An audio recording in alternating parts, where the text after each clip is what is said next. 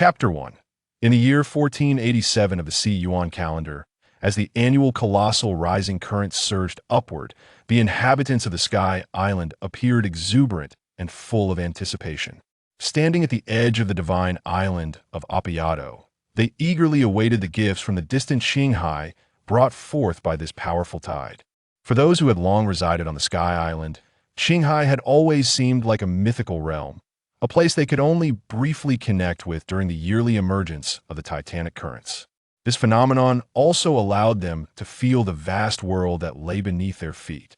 Meanwhile, on the lesser-known side, the Shandians gazed with fury and resentment at the divine island of Appiato, which they believed rightfully belonged to them, plotting ways to defeat the Sky Island's deity, Ganfuer, and reclaim their homeland.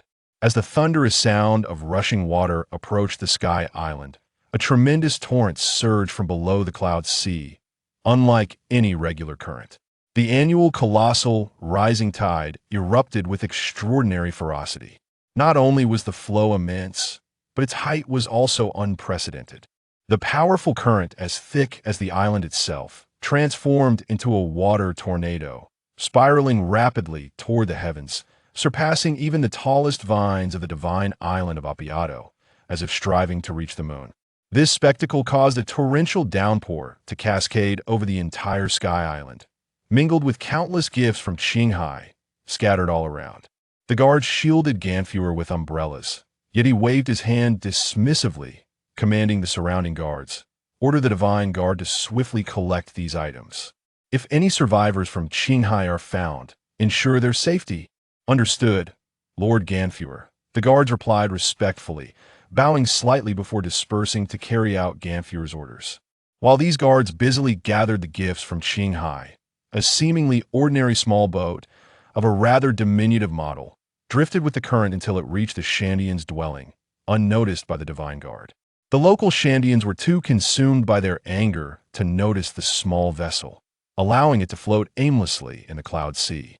In a secluded part of the Sky Island's cloud sea, after several meandering drifts, the boat finally lodged itself against the shore, floating silently without a sound, the surrounding forest cooperating by remaining utterly still. Before long, a creaking sound echoed through the jungle, and a child, approximately 6 years old, emerged cautiously from the thicket. The child appeared exceedingly wary, glancing around to ensure no one was watching before joyfully sneaking over to the boat. With scarred hands, he climbed aboard through a breach in the hull. His footsteps were light as he treaded carefully on the deck, seemingly afraid of disturbing anything inside the vessel.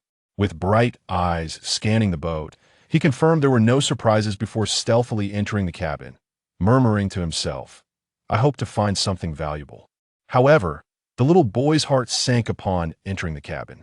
The terrifying rising current had wreaked havoc on the interior, leaving several large holes, and he had no idea where the contents had washed away to. Just as disappointment washed over him and he prepared to exit, a strange noise startled him, causing him to shrink back instinctively. Turning slowly, he was pleasantly surprised to discover a barrel lodged in the corner of the cabin, stuck at one of the openings. "Fantastic!" the boy exclaimed, clenching his fists in delight.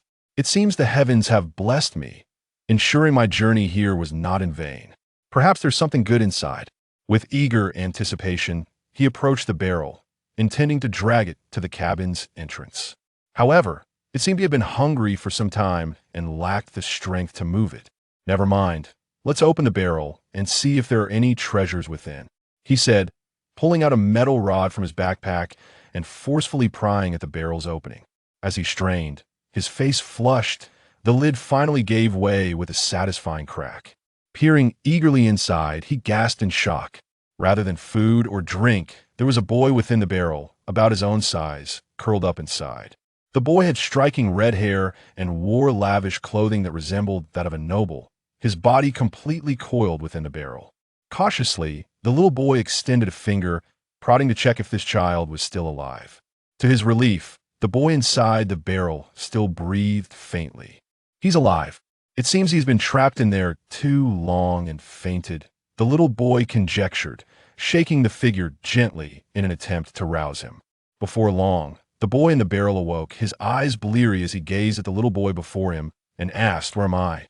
Yimu felt utterly exhausted, an overwhelming fatigue enveloping him, leaving him unable to muster the strength to open his eyes, accompanied by a wave of nausea. It was only when he felt someone shaking him that he instinctively opened his eyes. After adjusting to the blinding sunlight, he found himself staring at a curious little boy, approximately 5 or 6 years old. This bewildered him. Where is this? Yimu distinctly remembered sleeping at home. How had he ended up here? And who was this little boy? Why was he in his home? However, as he acclimated to the light and surveyed his surroundings, he quickly dismissed that notion.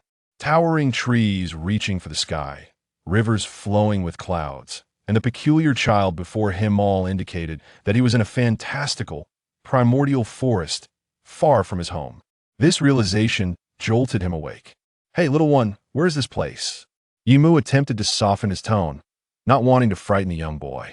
After all, this child might be the only one who understood his current predicament. Yet, as the words left his mouth, he sensed something amiss. Yimu was intimately familiar with his own voice, but the sound that escaped him was utterly foreign, not his own at all. He then glanced down at his body.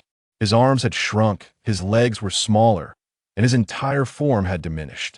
He was clad in extravagant garments akin to those of European nobility, adorned with a large ruby embedded on his chest. What in the world? What is happening? Yimu shook his head in disbelief at the surreal situation.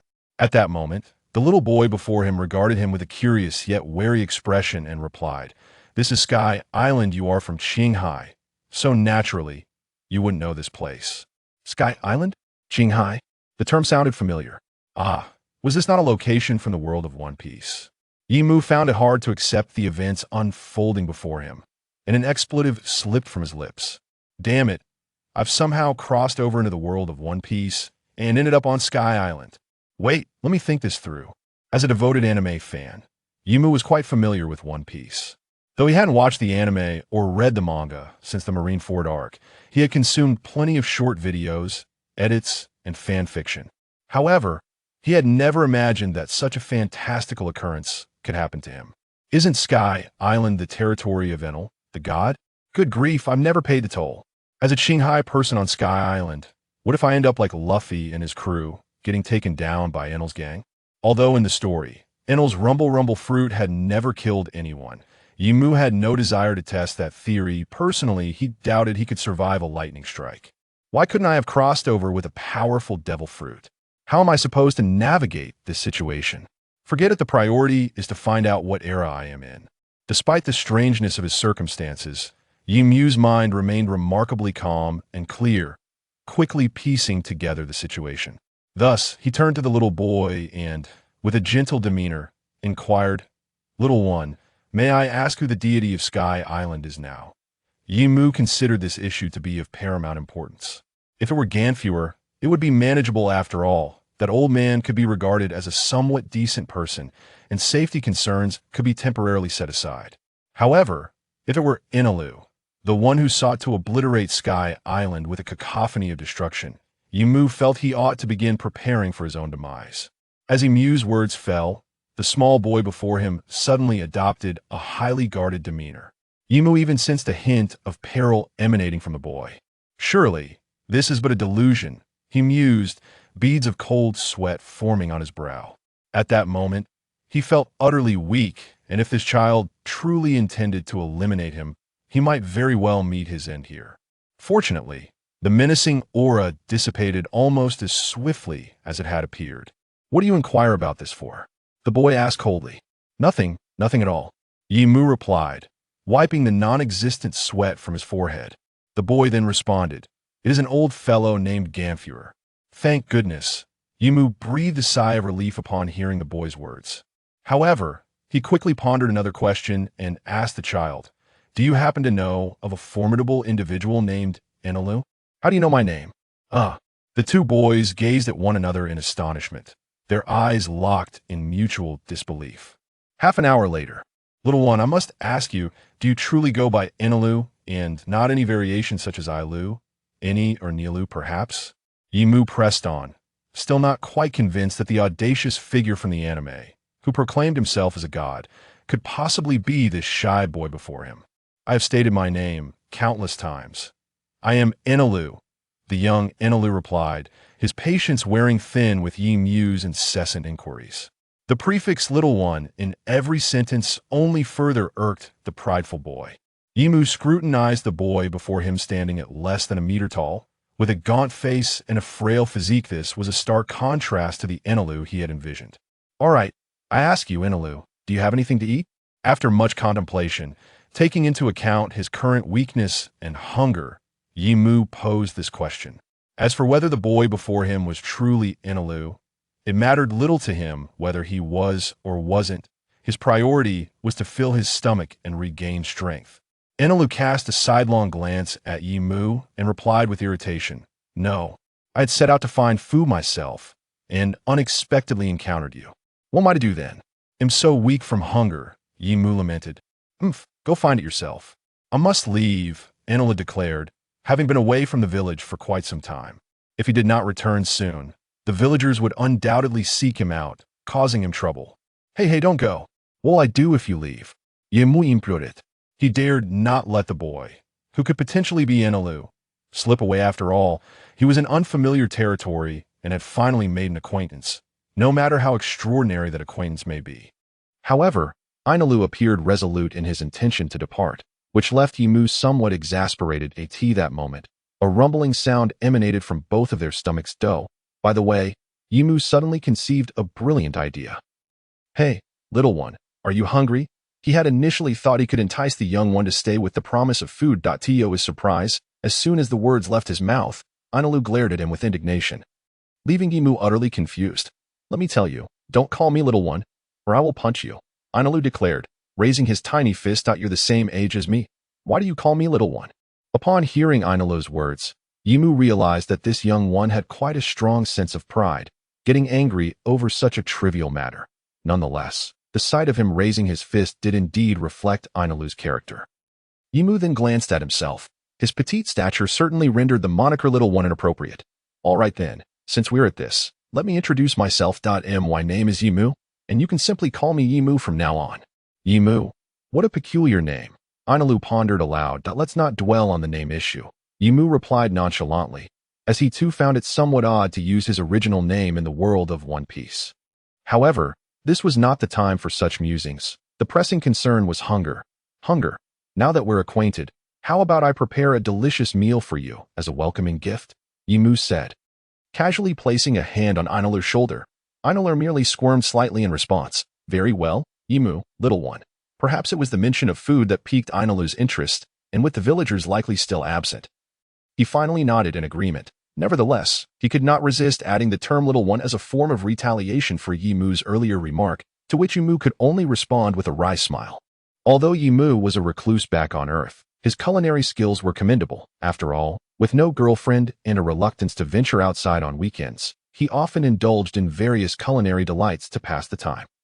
Time flew by, and with Yi Mu's delectable cooking and the assortment of tools at Ainelu's disposal, they adeptly prepared a variety of ingredients. It was evident that Ainelu had been living on his own for quite some time, as his pack contained a comprehensive array of cooking utensils, which spared Yi Mu a great deal of trouble. Despite the fantastical nature of the world of One Piece and Skypiea, the ingredients were relatively similar. The Cloud Sea offered an abundance of culinary treasures. Yi Mu simply selected crabs, fish, and shrimp. Naturally, the task of catching them fell to Ainelu. Ultimately, although the lack of seasoning rendered the flavors somewhat pedestrian, their prolonged hunger made anything taste exquisite. After relishing a delightful seafood feast, the two reclined comfortably on the clouds, exhaling in contentment. After a brief respite, Yi Mu's energy began to rejuvenate. It was then that he contemplated his circumstances. It appeared that the young one beside him was indeed Ainelu, as the narrative suggested that Ainelu was slightly older than Luffy. If Ainelu was still a child, it likely indicated that the era of pirates had just commenced around the time of the Grand Line. As for Yi Mu, it seemed he had somehow inhabited the body of a native in this world, his age being comparable to Ainelu's. However, judging by his attire and that resplendent red gemstone, the original owner must have been either affluent or of noble lineage. Regrettably, he possessed no memories of the original owner. Yet, this was of little consequence. With that thought, he turned to observe the equally contented Ainelu. Now alone, he needed a reliable companion for survival in the future, especially for venturing into the blue sea below and exploring the world.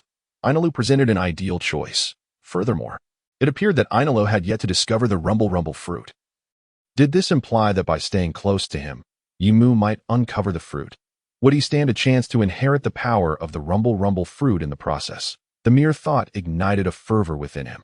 After all, it was the most formidable fruit within the nature category. Consuming it would undoubtedly pave the way for a remarkable future in this world. Resolute, he decided to bind himself to Ainalu, vowing never to let him go. Thus, he boldly inquired, "So, how is the food?" Humph.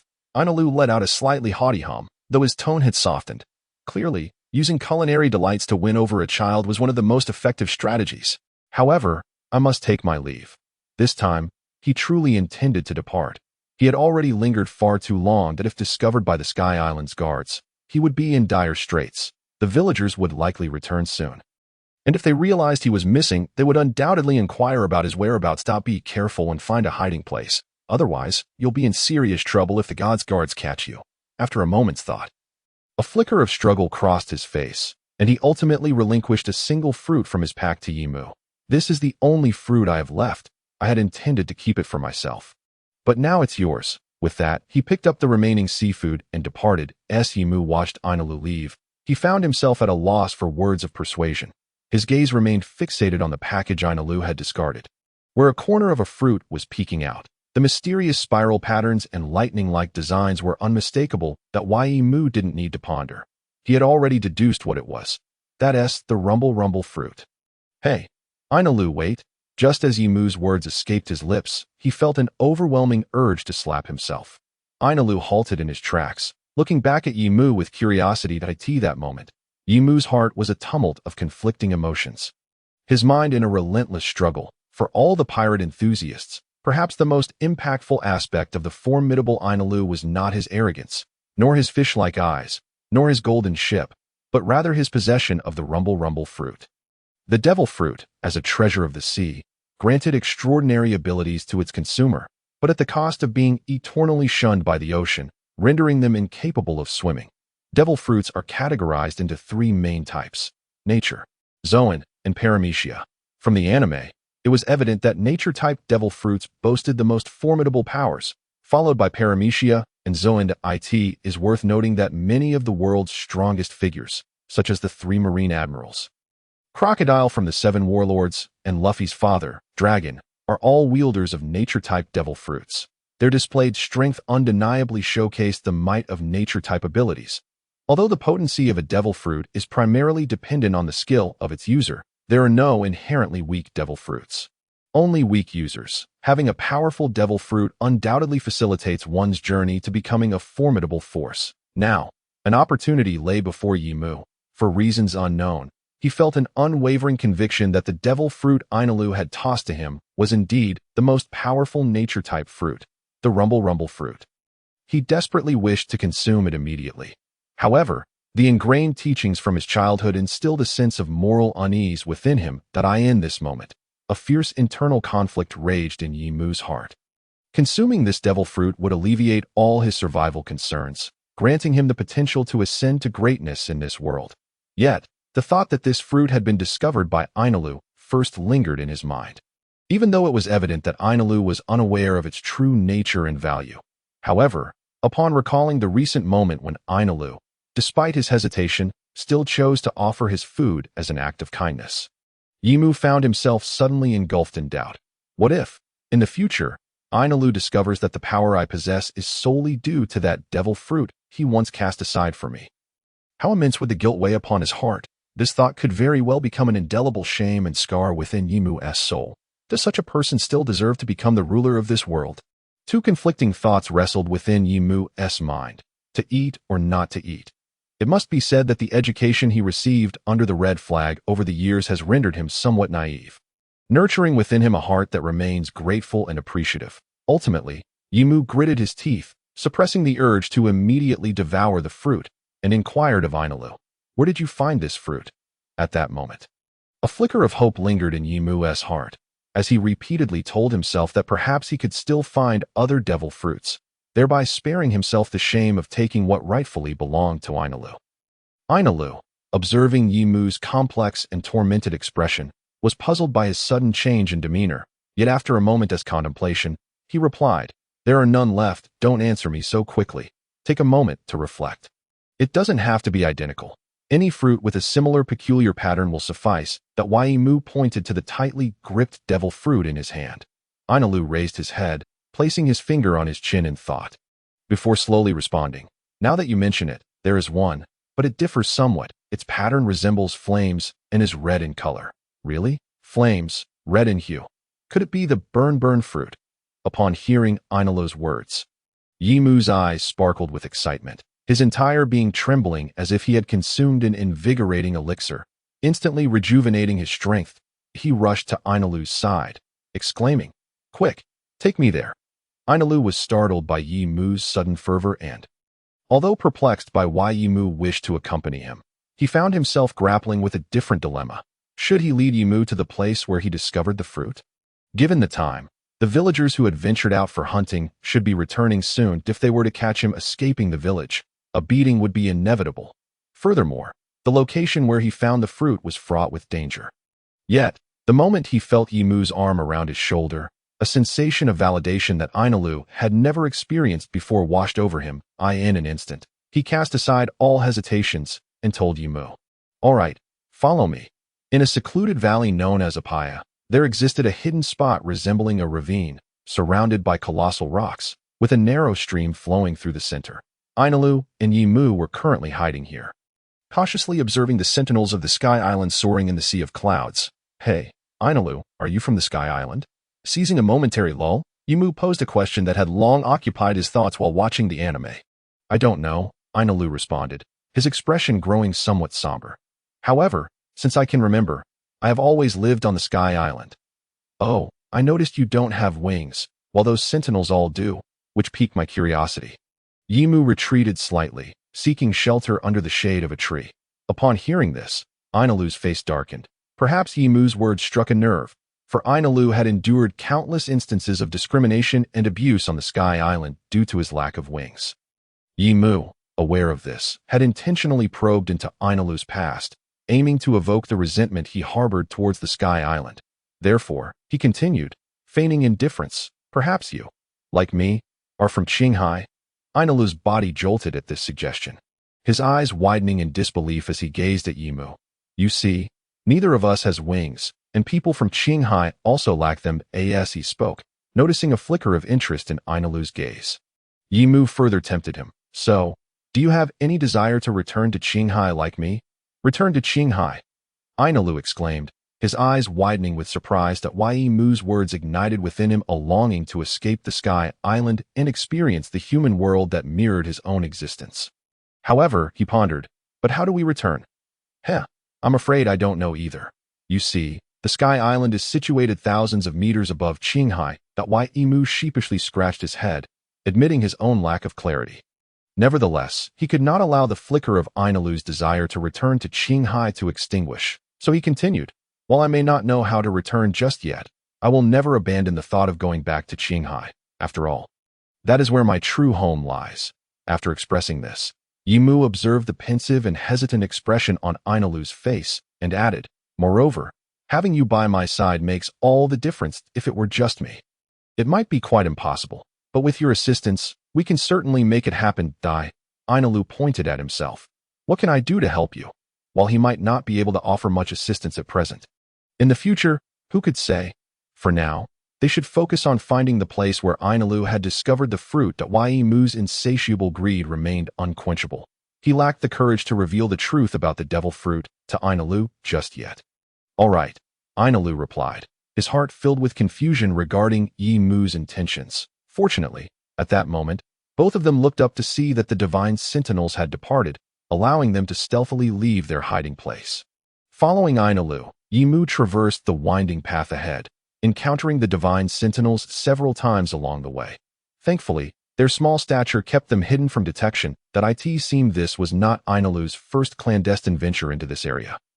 As he navigated with ease, encountering no significant peril, after more than an hour, Ainalu finally led Yimu to a site resembling ancient ruins.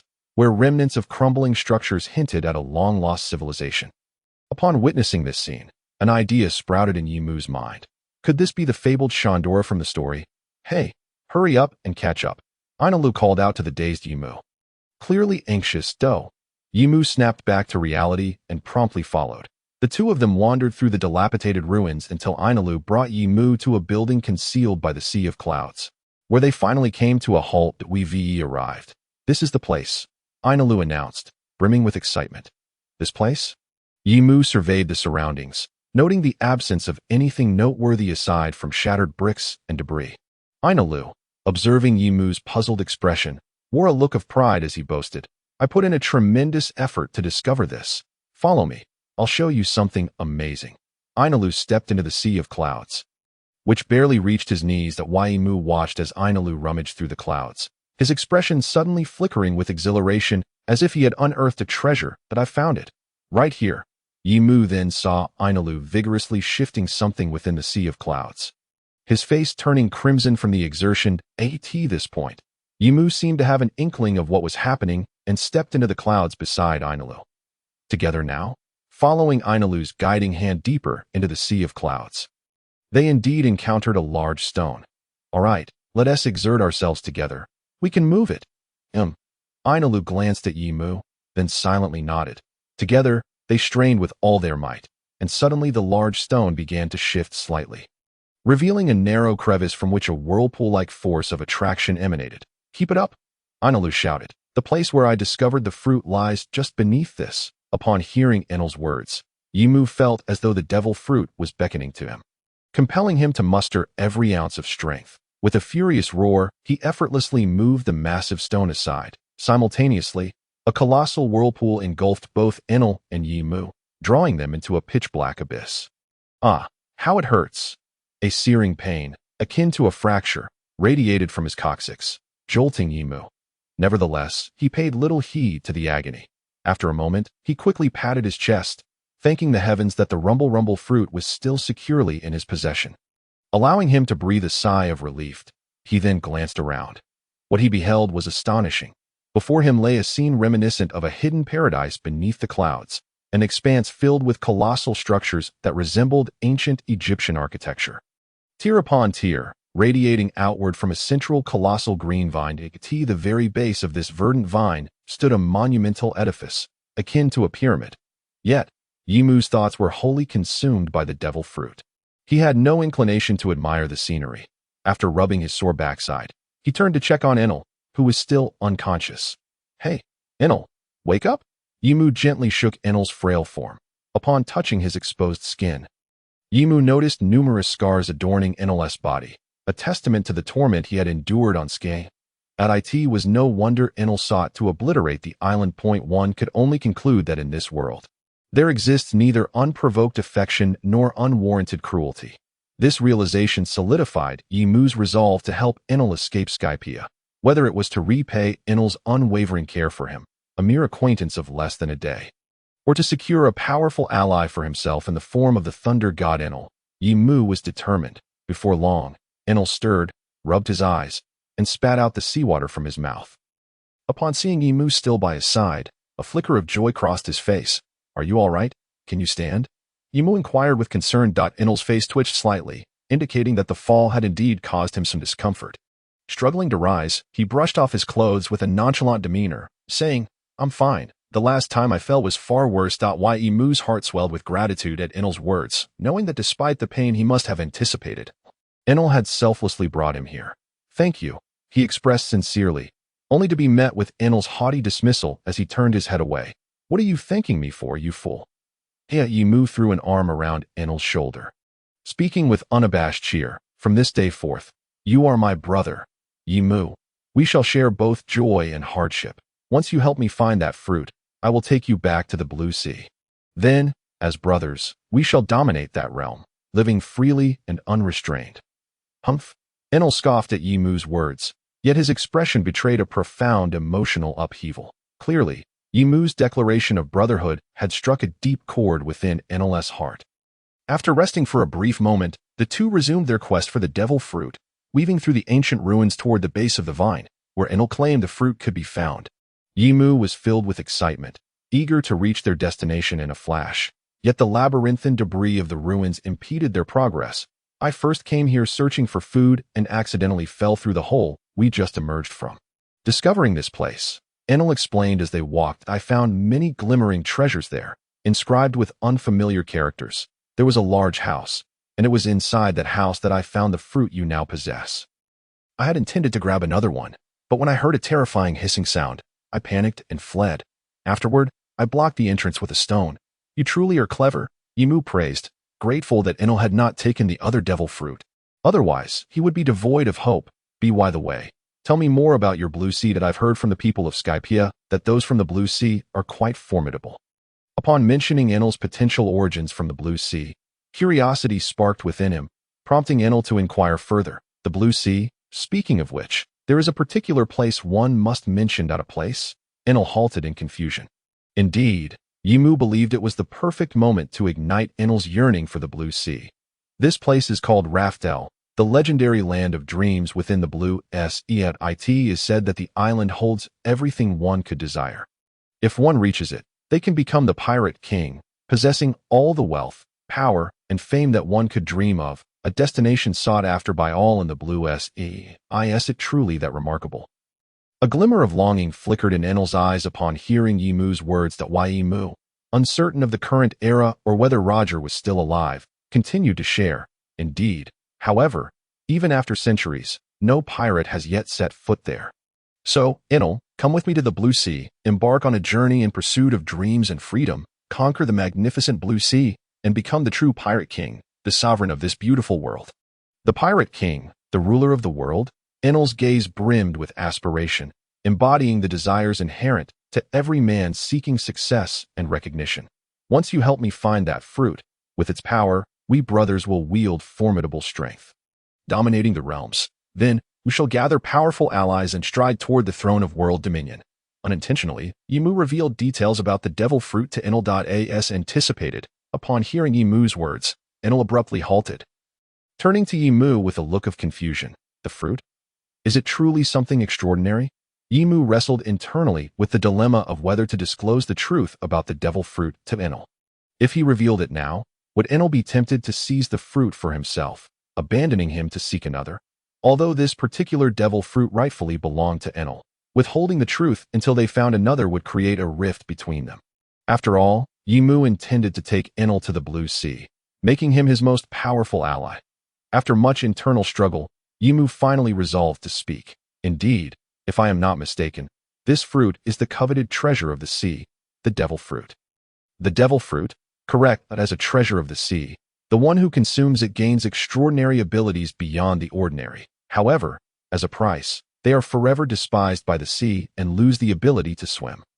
In essence, consuming the devil fruit grants one immense power that instills fear in all. Yimu deliberately withheld some details, sharing only the most fundamental aspects with Enel. So, the fruit I gave you is a devil fruit.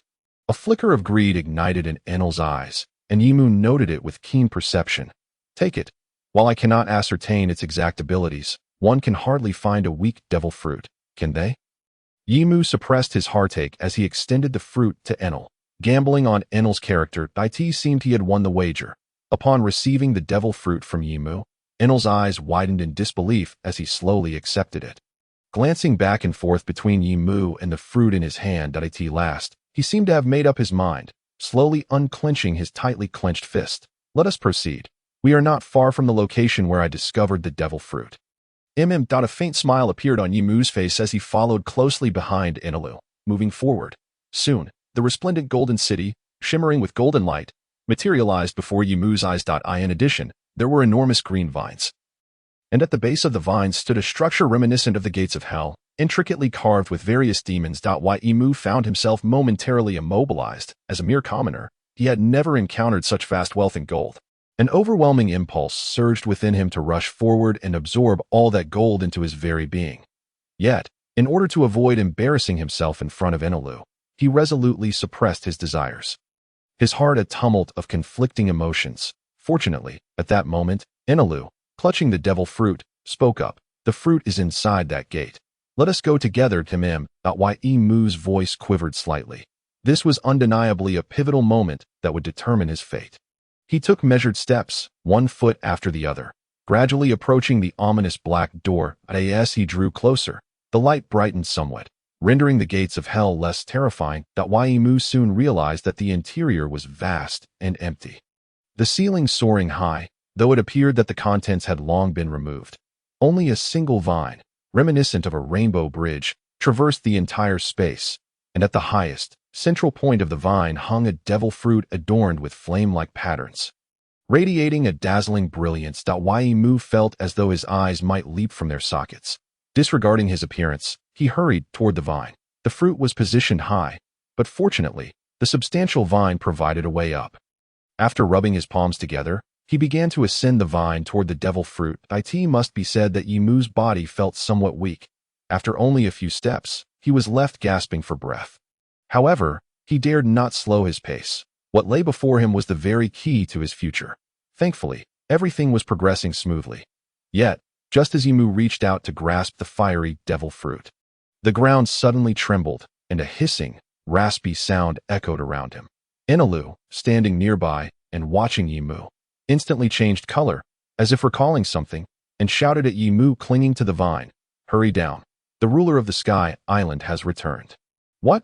Standing high above, Yimu could not quite comprehend Enelu's words, but it soon became clear he beheld a robust, vividly patterned figure flitting outside the windows of the building, its massive form collapsing countless ancient relics.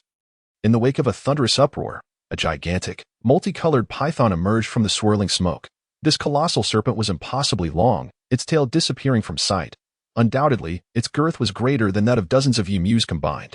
The serpent's two lantern-like eyes fixed intently on Yimu at the top of the vine, as if regarding a thief who had dared to steal its treasure, its forked tongue flickering ominously, as if poised to consume Yimu whole. Hey, what are you joking about? Yimu was now on the verge of tears. He finally understood what Enelu meant, the ruler of the Sky Island. The colossal serpent guarding the Golden Country. Yimu's gaze met the serpent's, and he discerned a warning in its eyes urging him to relinquish what he held, lest he be devoured. However, how could Yimu possibly let go? His future hinged entirely on that fruit. Resolute, he shouted toward the distant Enelu, "Hurry and consume the devil fruit you have, then flee in the direction we came from." "What about you?" Enelu, equally stunned, asked, bewildered. "Don't worry about me. You must escape first. I will never relinquish this devil fruit." With that, Yimu, noticing Enelu's lingering hesitation, roared, "Rest assured. I promise I will return alive. I am to go back to the Blue Sea and become the Pirate King. I will not die here. Now, go." Upon hearing Yimu's words, Enelu's mind raced with thoughts, but ultimately, he steeled himself and turned to flee in the direction indicated. "Remember, you must eat the devil fruit. Otherwise, you cannot escape." Yimu called after the retreating Enelu. After all, if the ruler of the Sky Island devoured him, it would surely pursue Enelu relentlessly. Once he had given his admonition, Yimu turned his attention to the massive serpent before him. However, the ruler of the Sky Island appeared utterly disinterested in Enelu's flight. Its gaze remained fixed on Yimu. Damn it, what the hell? Yimu summoned his courage, refusing to cower before the ruler of the Sky Island. Regardless, he would never relinquish the devil fruit in his possession. With determination, he grasped the fruit, plucking it from its perch, and slid down the vine. Thud, Yimu's body struck the ground with a resounding impact, as if he might shatter into 1,000 pieces. Yet, he had no time to dwell on his aches and pains. The ruler of the Sky Island, witnessing Yimu's audacious act of taking its long-guarded treasure, was instantly consumed by rage, shaking its massive head and barreling toward Yimu, demolishing the building's roof in the process. Yimu struggled to rise, narrowly evading the serpent's onslaught. Nevertheless, the residual force sent him hurtling through the air, intensifying the pain coursing through his already battered body. The serpent, infuriated that such a diminutive creature had eluded its attack, lunged forward, its gaping maw aimed directly at Yimu, intent on swallowing him whole. Yimu gazed into the serpent's cavernous mouth, which resembled that of a massive truck, and he was utterly powerless to resist as he was engulfed in one swift motion, with a single gulp. He slid down the serpent's throat and into its belly. Yimu felt as if he had tumbled into a washing machine, tossed and turned, colliding with the surrounding matter, the pain so intense that he felt as though he might perish. Ugh! After what felt like an eternity, the dizzying sensation finally subsided, and he landed firmly on the ground. However, Yimu could no longer contain himself. He collapsed, retching violently, expelling the seafood he had recently consumed along with a bellyful of bitterness. Fortunately, even in this state, he remained alive. Though every inch of his body ached, his miraculous form still allowed him to move. It seems this body possesses remarkable resilience, he thought, aware that in the world of pirates, the ability to withstand punishment was a crucial skill. After catching his breath, Yimu rose, anxiously patting his belly. Thankfully, he understood the significance of the devil fruit to him, and he had clung to it with all his might, unwilling to let it slip away. However, now, Yimu surveyed the dim environment, unable to discern his surroundings, but it felt akin to being inside a cavern. That I must be inside the belly of the ruler of the Sky Island. What should I do now? How can I escape from the belly of the serpent? Yimu's mind was a whirlwind of confusion, utterly at a loss for what to do next, feeling the devil fruit still nestled in his grasp. He made a decisive choice. Forget it. I will eat the devil fruit. It will not only stave off my hunger but also empower me. Perhaps it will provide a means of escape. Resolute, Yimu wasted no time. Feeling the texture of the devil fruit in the darkness, slowly peeling away its spiky skin like that of a pineapple. Then he stuffed it into his mouth and began to chew. Ugh, this is truly unpleasant. The moment it hit his tongue, he was overwhelmed by a sensation that nearly compelled him to spit it out. Yet, considering this is an invaluable devil fruit, coupled with the gnawing hunger in his belly, Yimu pinched his nose and ravenously devoured it. After swallowing it in one breath, Yimu exhaled deeply, as if liberated from some burden. He then dared not move again, slowly savoring the transformations occurring within his body. Strangely enough, he first noticed that all the pain had vanished. It was as if he had instantly consumed some elixir of immortality. Every ache and wound had miraculously healed. Subsequently, a stirring sensation arose within him, an exhilarating thrill that surged through his being with each swallow of the fruit, as if some potent force was radiating from his very core to every cell, building up to an impending eruption. Yimu did not resist this burgeoning desire. Boom! In an instant, his entire body ignited into a fierce blaze, illuminating the pitch-black cavern. Indeed, this was the fabled flame fruit once possessed by Ace, now astonishingly acquired by him. At that moment, Yimu was overwhelmed with excitement. Unable to articulate the thrill surging through him, he could distinctly feel that his body had transformed into flames, roaring with intensity, yet he experienced not a hint of heat. However, this fiery state did not endure for long. He could keenly sense his stamina waning rapidly as the flames consumed his energy. Realizing this, Yimu understood that the potency of a devil fruit's ability was undoubtedly tied to the host's vitality. No, he could not afford such reckless depletion of energy. The belly of the Sky Island's master was devoid of sustenance. If he exhausted his strength, how would he escape? Yimu began to attempt to control the flames engulfing his body. Although he felt as though the fire were an integral part of him, exerting control over it proved to be no easy feat. After struggling for 4 or 5 minutes, the flames finally extinguished, returning him to his human form. Thankfully, he had managed to regain control in time, but even so, the energy expended left him breathless. It took a considerable time for him to recover. No, he needed to leave this place first. After the exhilaration, Yimu quickly composed himself. Remaining inside the belly of the Sky Island's master would inevitably lead to his demise once his strength was entirely spent. Thus, he cautiously ignited a flame on his fingertip, casting a glance around. Unfortunately, the interior of the Sky Island master's belly was a chaotic mess, rendering him unable to discern direction. After some contemplation, Yimu chose to walk steadily in one direction along the creature's belly, all the while fervently praying, "Heaven help me. May I be heading towards the head and not the rear." The Sky Island master seemed to be resting, his body motionless, allowing Yimu to proceed steadily until he spotted a glimmer of light in the distance. Marvelous! Indeed, the heavens are watching over me.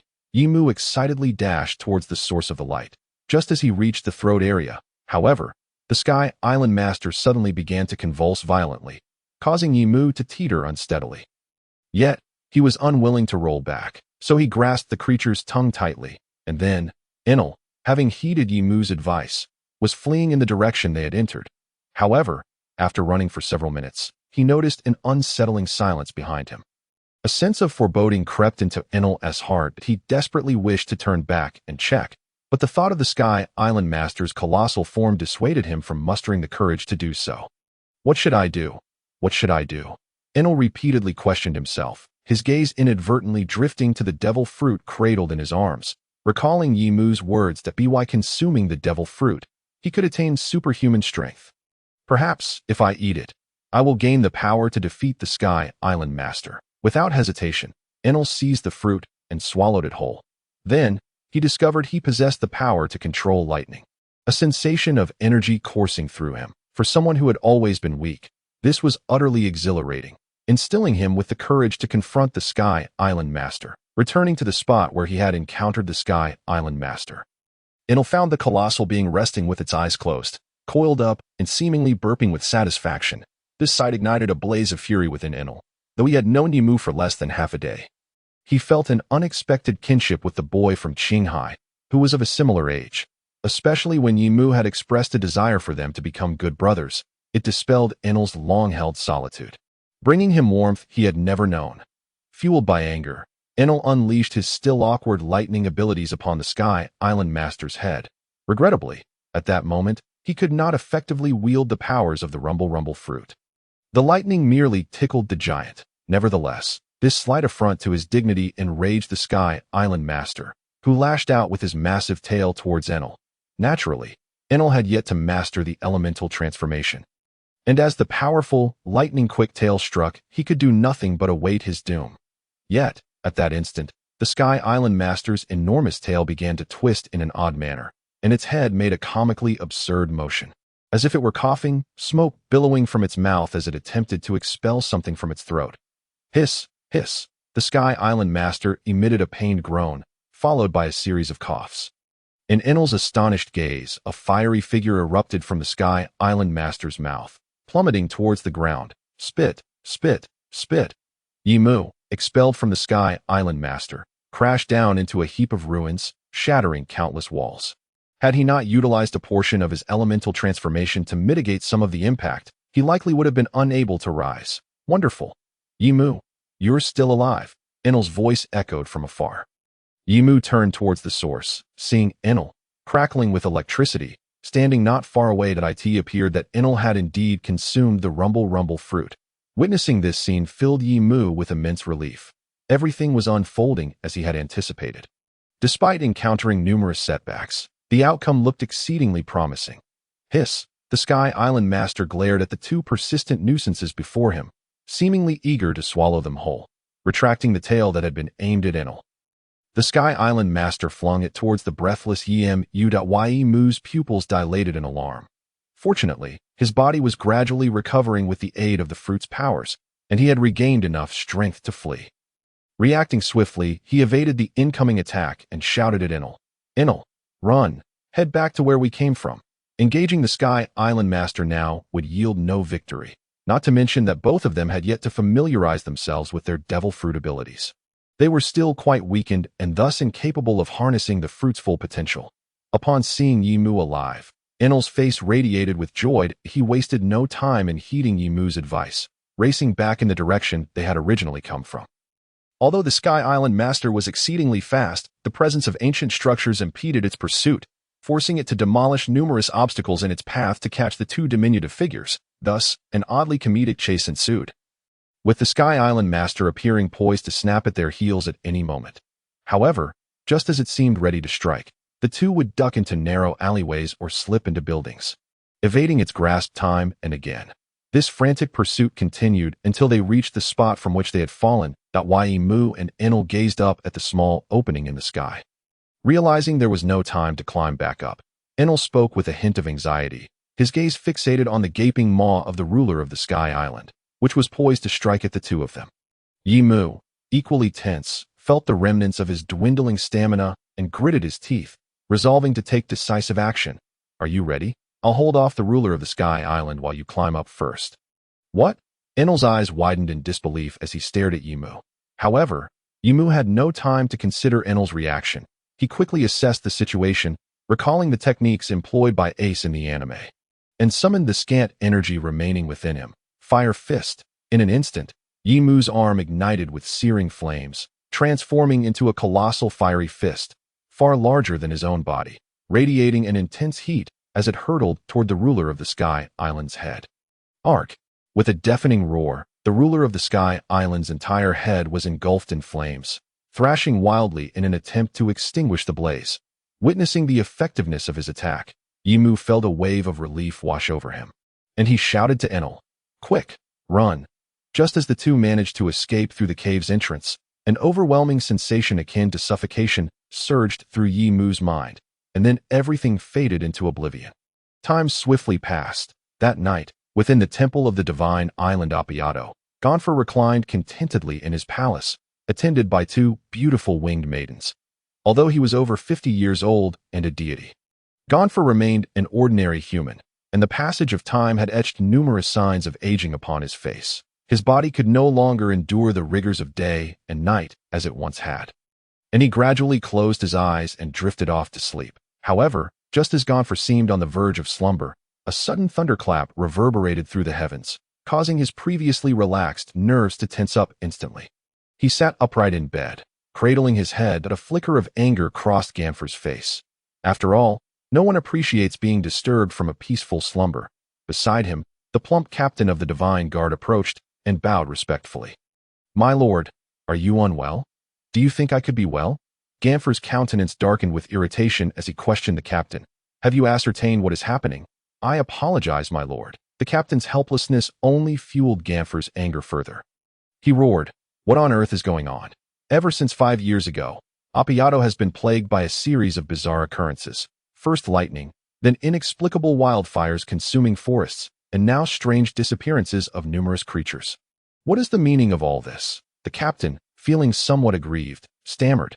I truly apologize, my lord. I have dispatched soldiers to investigate for quite some time, yet we have found no trace." Gonfer sighed in exasperation. This is truly a headache. He felt the weight of his responsibilities as a deity in this generation was overwhelming. He had dedicated himself to resolving the conflict between the Sky Islanders and the Shandians. However, a feud that had accumulated over centuries was not easily reconciled. After a lifetime of effort, he found himself in such a predicament, with the Shandians still harboring animosity, and he himself unable to part with Appiato. This island bestowed upon him by the divine. Very well, let us resolve this swiftly. By the way, I shall not attend the ceremony for the rising sea currents tomorrow. Make the arrangements and ensure nothing goes awry." Understood. Gonfer, having grown older, would have participated in the colossal annual celebration of the rising sea currents in years past, but now he deemed it best to abstain at your command, my lord, after the captain departed. Gonfer reclined back onto his bed. Fortunately, the night passed without any further disturbances, allowing him to peacefully slip into dreams.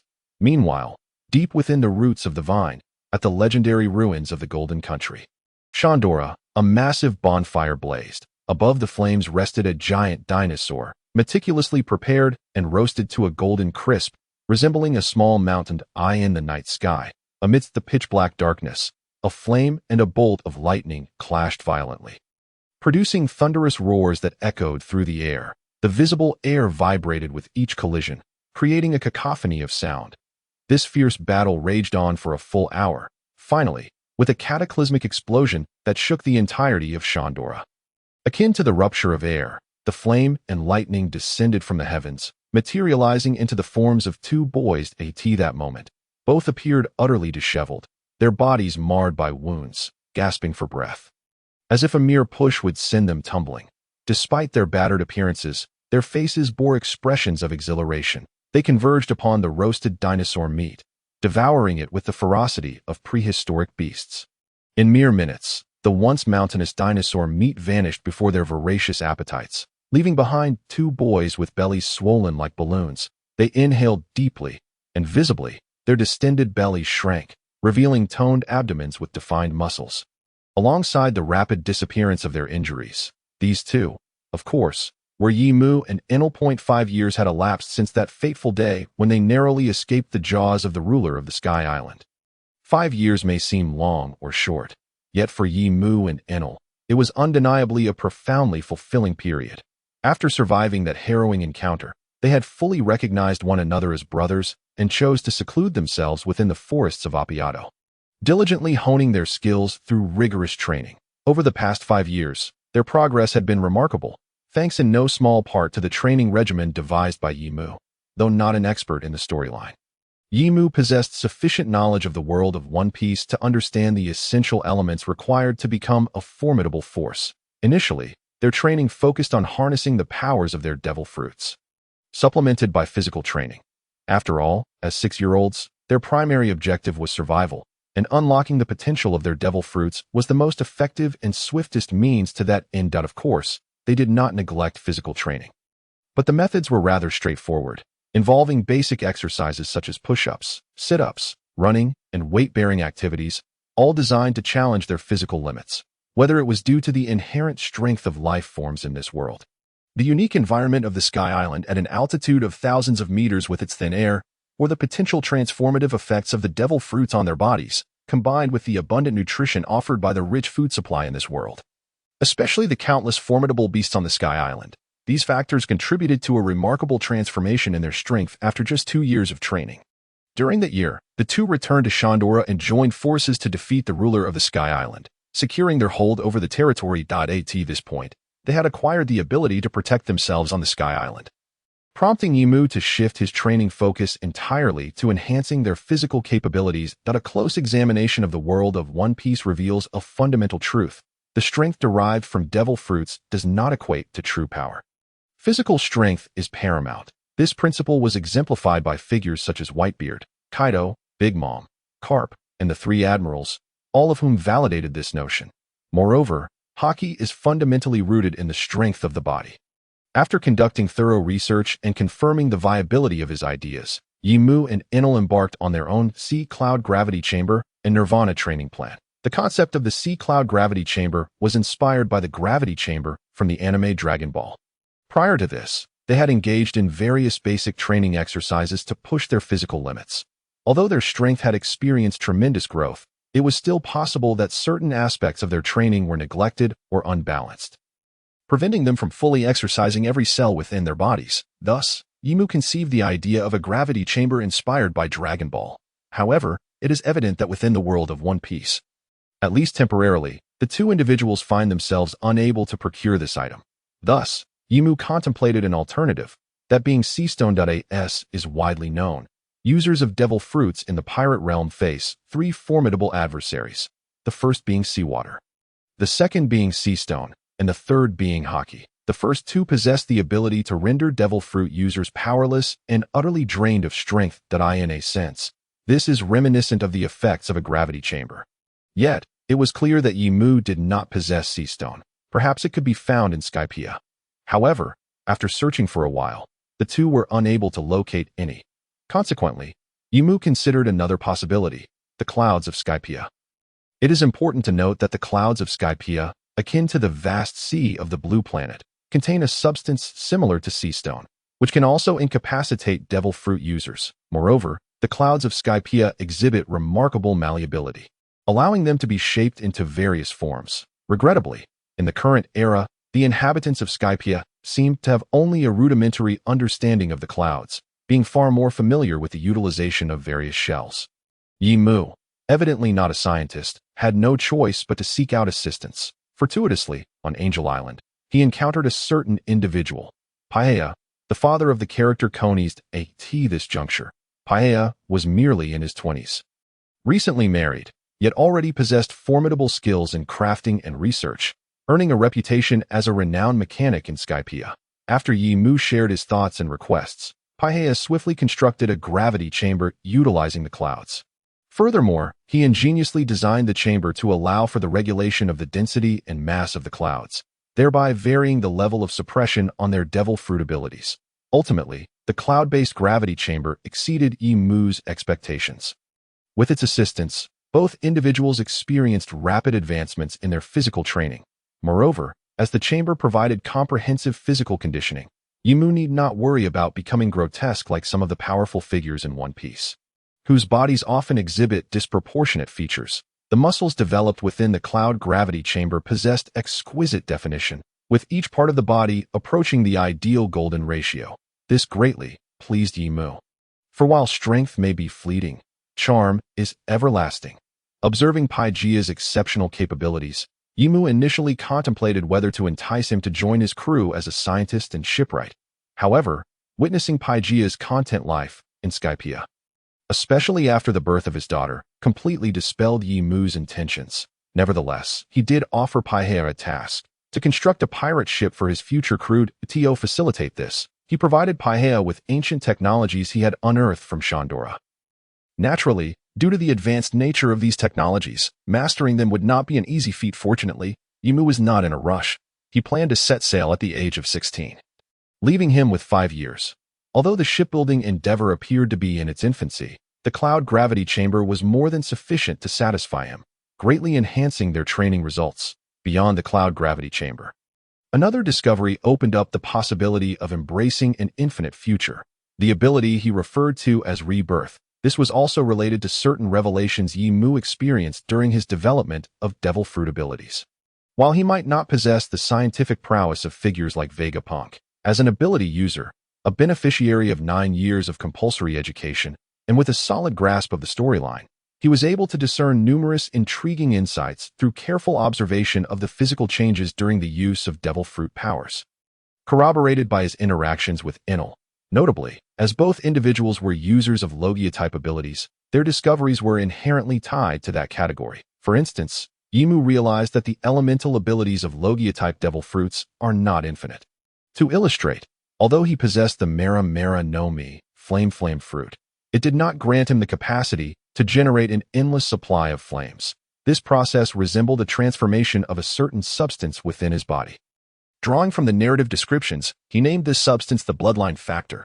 This bloodline factor could convert the physical energy within his body into flames. The more flames produced, the greater the energy consumed.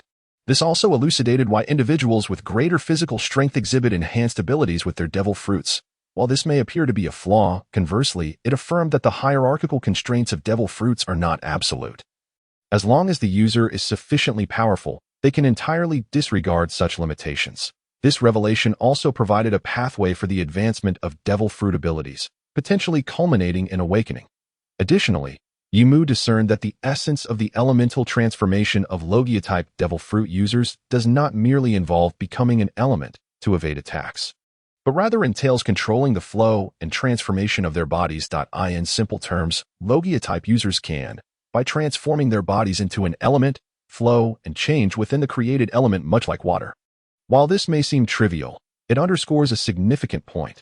During the process of elementalization, Logia-type devil fruit users are not devoid of a physical form. Instead, akin to water, they conceal their bodies within the element, rendering them impervious to physical attacks. This also clarifies why Haki can inflict damage upon Logia users. Haki users can utilize Kenbunshika Haki to locate the physical presence of the devil fruit user during their elementalization and then employ Busashoka Haki to strike them. This may also explain why certain Logia users show no fear of Busashoka Haki. If the user's physical form cannot be detected, even with Busashoku, they cannot capture the true body of a Logia user. As for how Busashoka Haki users can seize those who flow like water during their elementalization, Yimu, having yet to awaken Busashoka Haki himself, remains uncertain. Nonetheless, he harbors a conjecture: to catch water, one must either freeze it or use water to grasp water.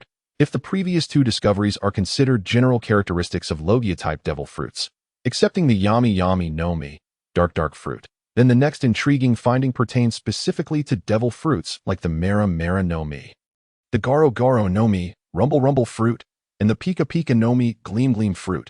These three fruits share a common trait: the elements they produce during elementalization, such as flames, lightning, and lasers, are pure energy. Unlike other known fruits, such as ice, magma, sand, and smoke, which possess tangible, physical forms, this characteristic renders users of these three fruits more challenging to capture with Haki. Concurrently, it sparked a new idea in Yimu's mind. This notion was also connected to his desire to experiment with the 6 powers of the Navy. Having entered the world of One Piece, it would be advantageous to master such a practical martial art as early as possible, especially considering the rumor that the 6 powers serve as a foundational version of Haki.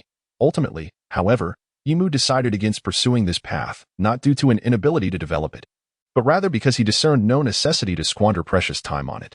Upon reflection, he realized that the 6 powers might be somewhat redundant for him. The 6 powers consist of Suru, shave, Tekai, iron body, Jep, moonwalk, Shurgan, finger gun, Rankyaku, tempest kick, and Rokushiki, 6 powers. However, upon careful consideration, he found that aside from Soru, which provides instantaneous movement, the other 5 techniques were redundant, as his devil fruit already encompassed their effects. Tekai and Shurgan lacked the utility of elementalization, while Rankyaku and Shurgan could be replicated through his devil fruit. As for Jep, he could soar using the Mera Mera no Mi. Regarding Enel, there was no need to elaborate. No matter how swift Sara may be, it cannot rival the speed of lightning. In certain respects, Enel's Goro Goro no Mi is even more versatile than Yimu's Mera Mera no Mi. Thus, rather than investing significant time in somewhat superfluous martial arts, it would be more prudent to dedicate that time to the development of his abilities and the enhancement of his physical prowess. Once he reaches the blue planet, it would be far easier to seize techniques from CP9. However, although the Navy's 6th style is no longer under development, when Yimu contemplated it, he was reminded of another exceedingly intriguing technique. Life Return. Life Return first emerged from CP9 on Judicial Island, wielded by a figure resembling a lion. This individual could, through the ability of Life Return, manipulate any organ of his body at will, including hair, internal organs, limbs, and muscles. Moreover, as the narrative unfolded, Life Return demonstrated additional effects such as rapid food digestion, stamina recovery, energy storage, and accelerated wound healing. Consequently, Yimu conceived the idea of whether he could utilize the power of Life Return to augment his own physique, thus making himself progressively stronger. Despite having significantly enhanced his physical form through rigorous training, Yimu understood that he still fell short in comparison to these monstrous beings. However, a dilemma arose. He did not possess Life Return, nor did he know how to learn and master it. Yet, he did have the Flame fruit. This explains why earlier references to the Flame fruit, the Thunder fruit, and the Light fruit were made. They all possessed the ability to transform their bodies into pure energy, albeit expressed in different manners. Thus, he pondered whether he could slightly modify this ability and transform it into a variant of Life Return. After all, for a natural-type devil fruit user, although it has yet to be confirmed whether they can alter external substances and convert them into elements, they can certainly control their own bodies, which naturally includes the food they consume.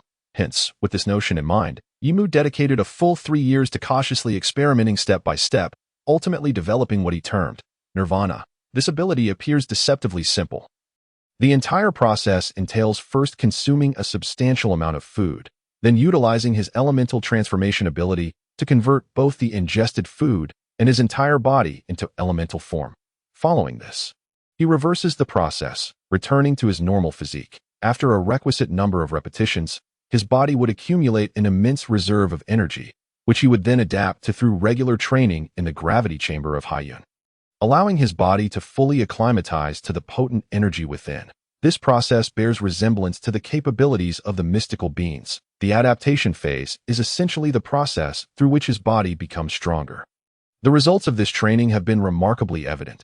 To date, Yimu's physical strength and power have been increasing at an exponential rate. With Yimu's assistance, Enel swiftly developed a similar ability.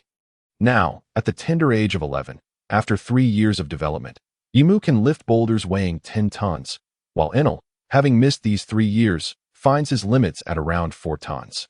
Nevertheless, Enel's devil fruit abilities have reached an astonishing level. At merely 11 years of age, he has already awakened the observation Haki.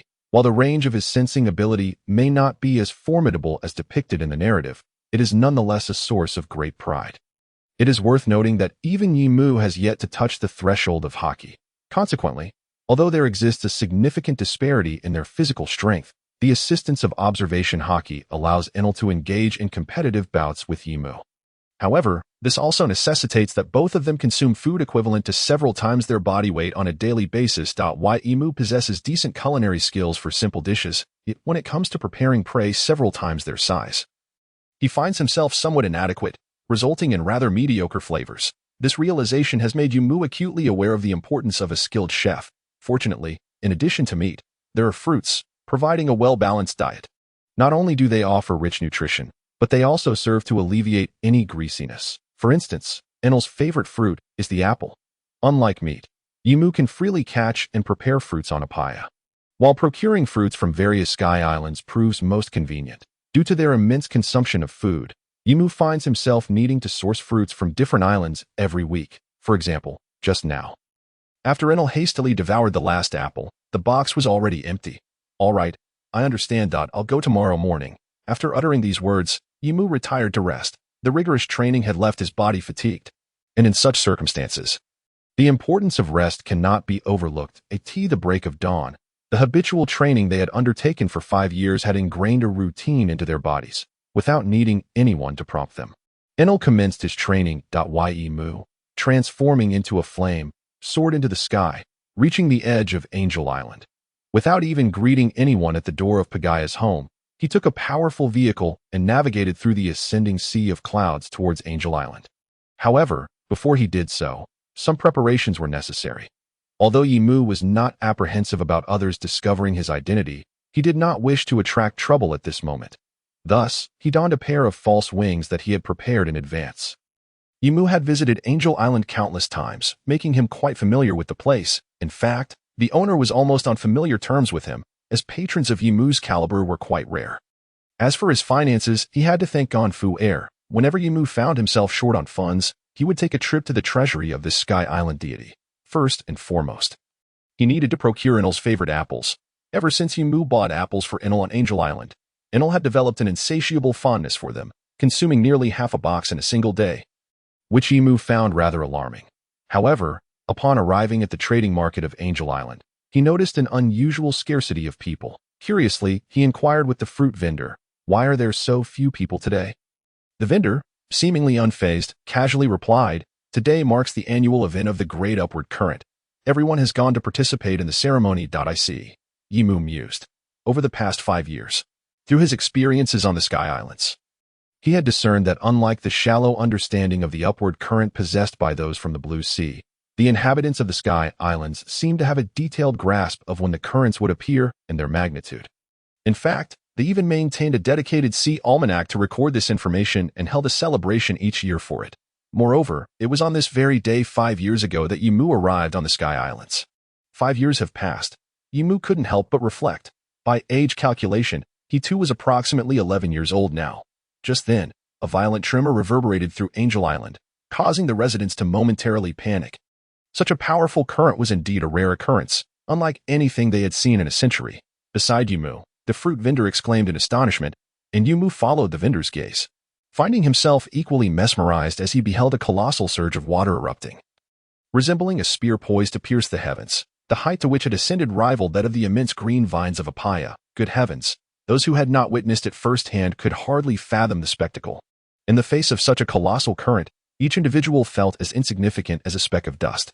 The entirety of Angel Island resembled little more than a large ant. Yimu even doubted whether even the peak of Akiji's power could freeze such a tremendous flow.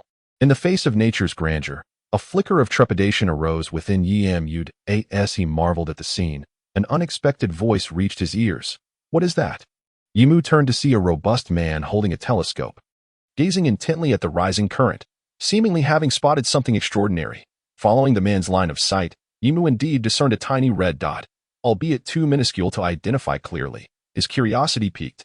Yimu asked the man, "Excuse me, may I take a look at that?" The man graciously handed the telescope to Yimu, who lifted it and aimed it towards the direction of the red dot, scrutinizing it closely.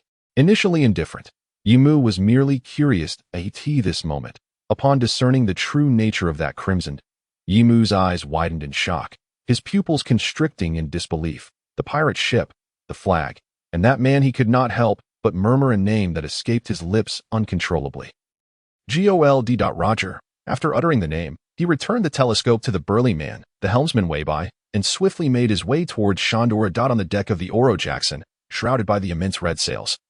The terrifying updraft caused the ship to sway perilously, as if it might shatter at any moment. Yet, this did not seem to faze certain individuals aboard, such as Captain Gold. Roger, Vice Captain Silvers Rayleigh, Navigator Spack Jabba, the Demon Air Douglas Bullet, and Swordsman Kazuki Odin. Conversely, some were reduced to tears, like the clown Buggy, who clung desperately to the mast as though it were his lifeline.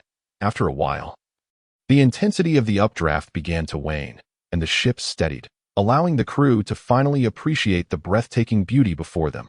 Despite being members of Roger's crew, all of whom hailed from extraordinary backgrounds and had traveled the world alongside Roger, they were nonetheless awestruck by the ethereal splendor of the Sky Island that lay before them. "Who would have thought that Sky Islands truly exist?"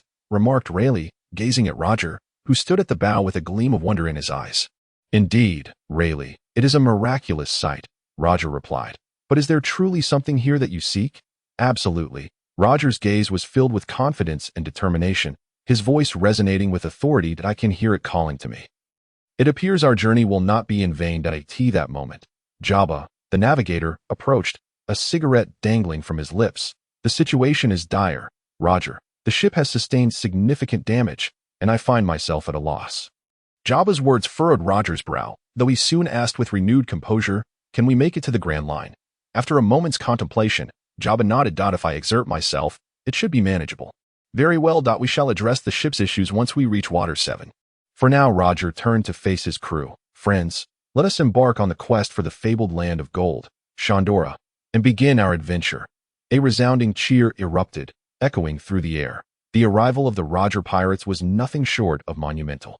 As the Oro Jackson gently approached the shore, the divine guards of the Sky Island immediately took notice, as did countless residents of Angel Island. "Are those angels? This place is nothing short of paradise," exclaimed one. "Ah, my heart has been captured." Upon seeing the graceful angelic maidens adorned with wings, the crew of the Roger pirates erupted in excited shouts. Even the young Shanks and treasure-obsessed Buggy felt a blush creeping onto their cheeks. "Greetings, esteemed guests from the Blue Sea. May I inquire as to your purpose here?" As the ship docked, the captain of the Divine Guards approached, his tone unusually polite. No wonder he had become so meek. Merely standing before these formidable figures filled him with trepidation, let alone engaging in conversation. "Ha ha!" Roger laughed heartily, leaping from the ship to stand before the guard captain. "I am Joel Roger, captain of the Roger Pirates. We have come to the Sky Island in search of something and will not disturb your peace." The captain hesitated, aware that, as the leader of the Divine Guards, he was meant to oversee and monitor all visitors to the Sky Island. Yet, in the presence of this man, he found himself unable to utter those words, instead asking, "What is it that you seek?" "Why, the legendary land of gold, Shandora," Roger declared boldly, leaving no room for ambiguity.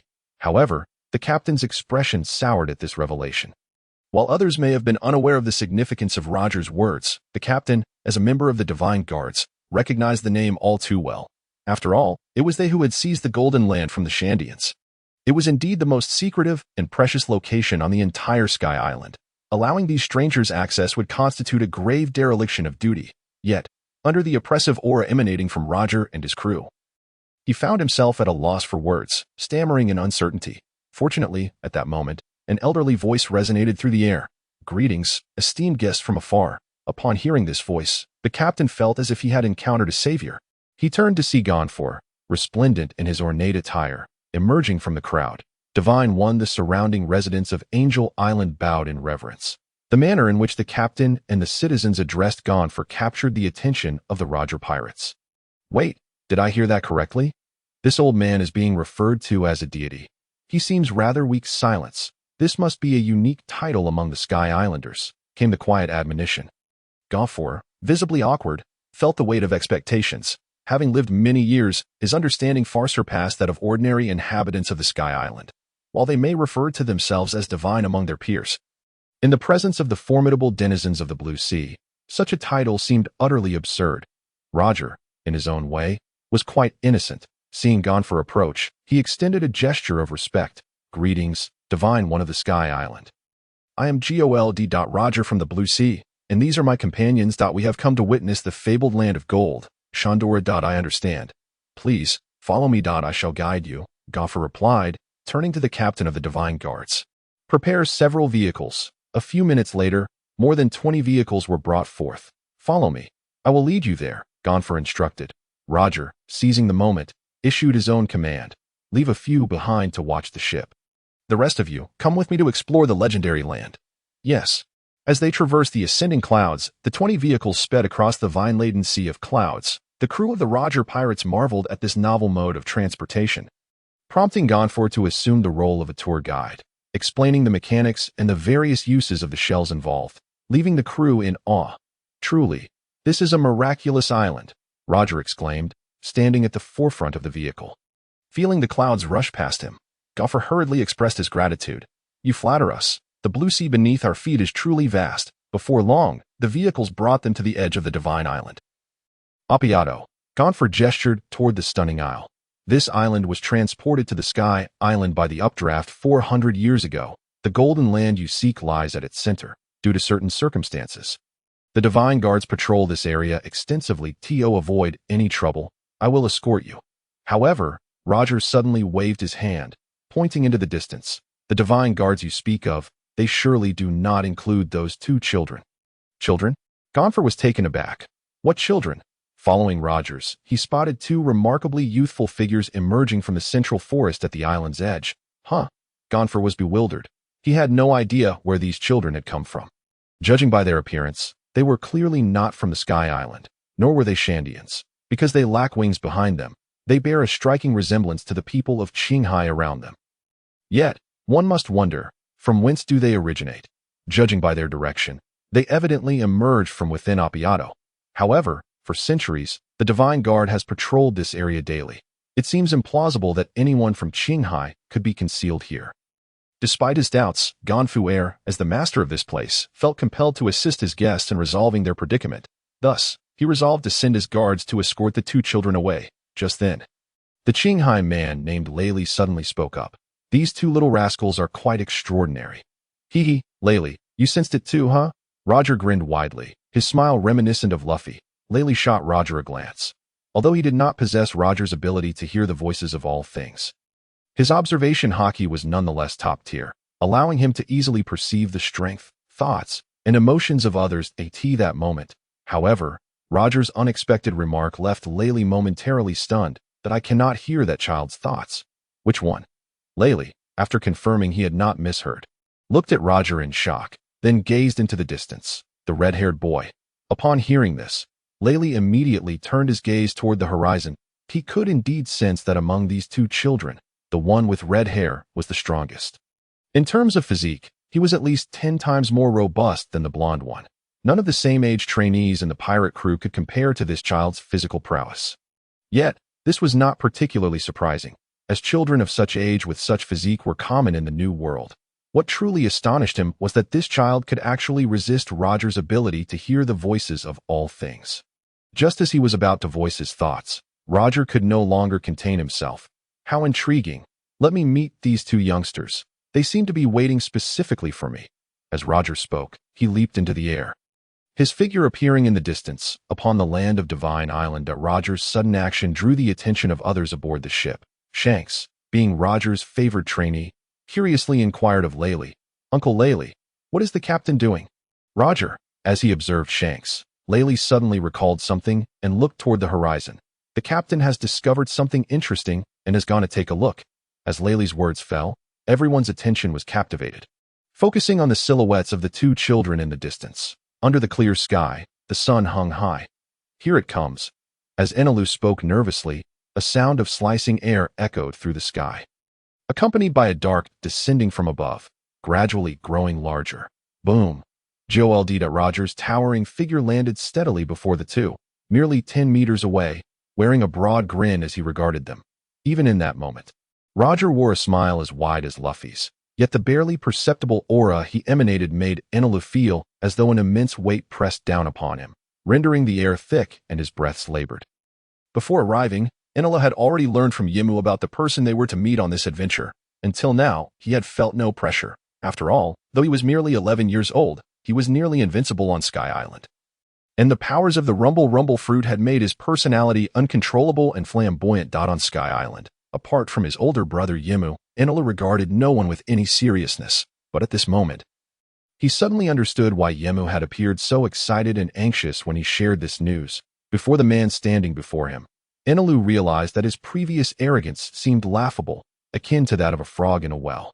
All his strength felt drained by the overwhelming authority radiating from Roger, leaving him powerless even to lift a finger, let alone resist. In that instant, it felt as though a mere breeze could topple him.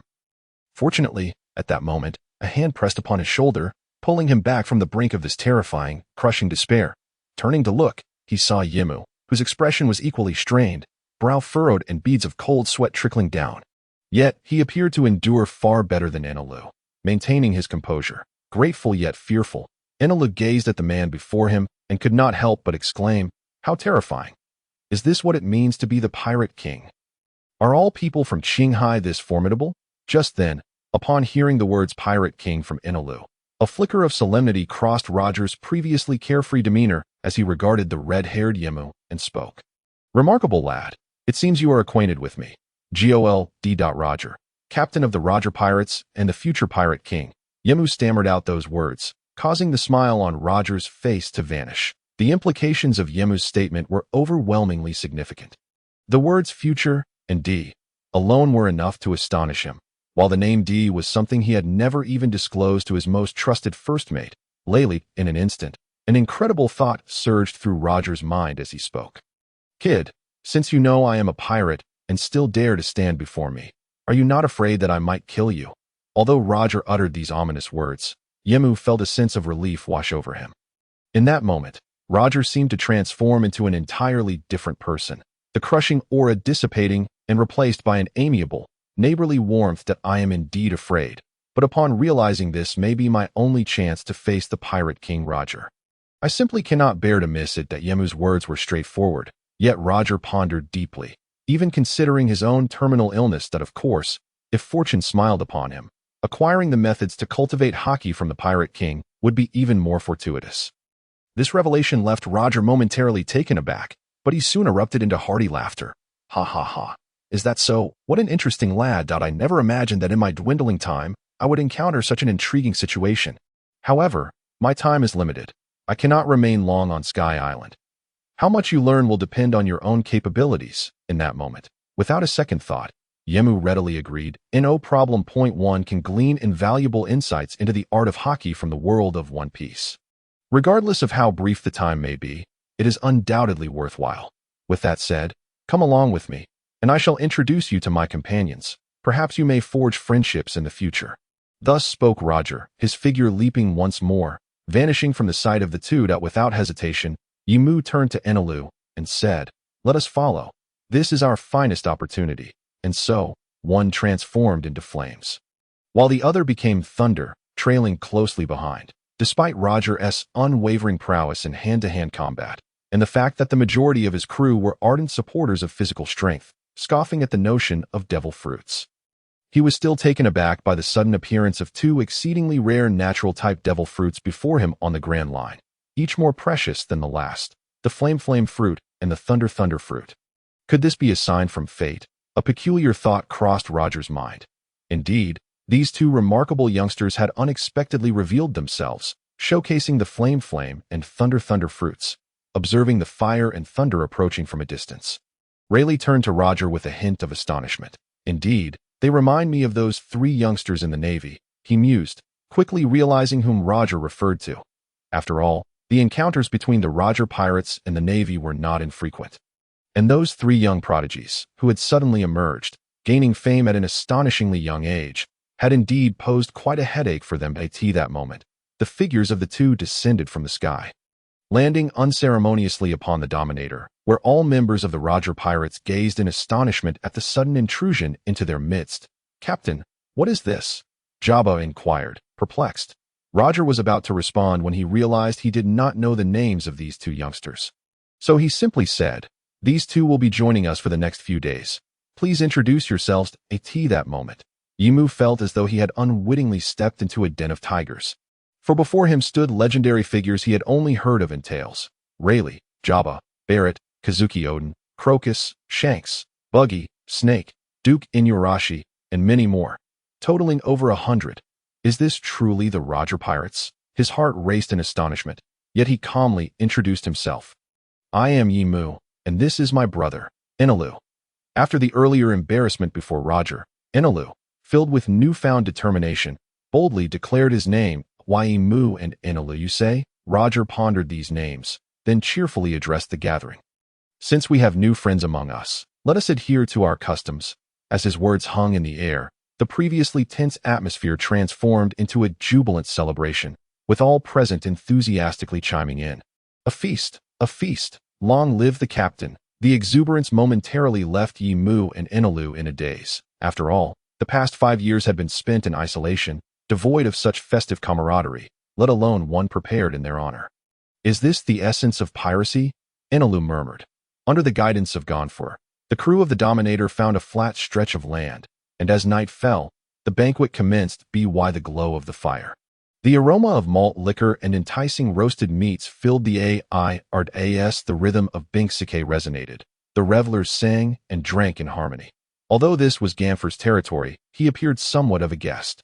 While the Roger pirates embodied the hosts, reveling in song and dance, initially reserved, Inalu soon succumbed to the hospitality of the boisterous crew, becoming inebriated and showcasing his thunder fruit abilities with crackling sparks and flashes. The onlookers responded with enthusiastic admiration, their eyes sparkling with delight. Meanwhile, Yimu found himself somewhat apart, sipping juice and savoring the delectable food as he observed the festivities. Not far off, Roger and Rayleigh sat together, their gazes fixed on Yimu. After finishing a drink, Roger turned to Rayleigh and inquired, "What do you think of these two children?" Reflecting for a moment, Rayleigh replied, "The child named Inalu bears no difference from Shanks and the others.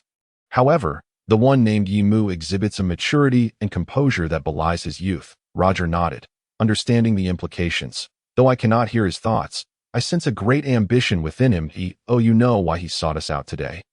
Rayleigh shook his head, and Roger, not one to keep secrets, downed his drink and declared, "He wishes for me to teach him Haki." While this may seem ordinary, for an 11-year-old to approach the famed Roger pirates with such a singular request speaks volumes of his desire for strength. Haki, a child so young, already seeks to learn such a skill, despite possessing such formidable devil fruit powers. Roger mused. Indeed, this child is extraordinary. I wonder what I was contemplating at his age. Ha. Yet Rayleigh understood that Roger's joviality and willingness to accommodate the children's requests stemmed from deeper motivations. "You know, when I first encountered this boy, do you know what he called me?" Rayleigh was taken aback, and Roger's subsequent revelation left him astounded. The future Pirate King. Rayleigh's astonishment was far from over as Roger continued. Chuckling, he addressed me as the Pirate King, yet his eyes held no trace of surprise, as if I were merely an ordinary man. Moreover, it seems he is aware of my impending demise. Roger laughed heartily. Of course, this is merely speculation. Perhaps I am overthinking it. After all, who can truly foretell the future? However, Rayleigh could not dismiss the gravity of the situation. His expression grew serious, and after a moment of contemplation, he abruptly stood and made his way toward Yimu. Roger, startled, called after him, "Hey, Rayleigh, what are you doing? Wait." "Ah, young man, greetings." Rayleigh approached Yimu, drink in hand, with Roger trailing anxiously behind. Thankfully, Rayleigh's next words eased Roger's tension. "Everyone is indulging in alcohol. Why do you prefer juice?"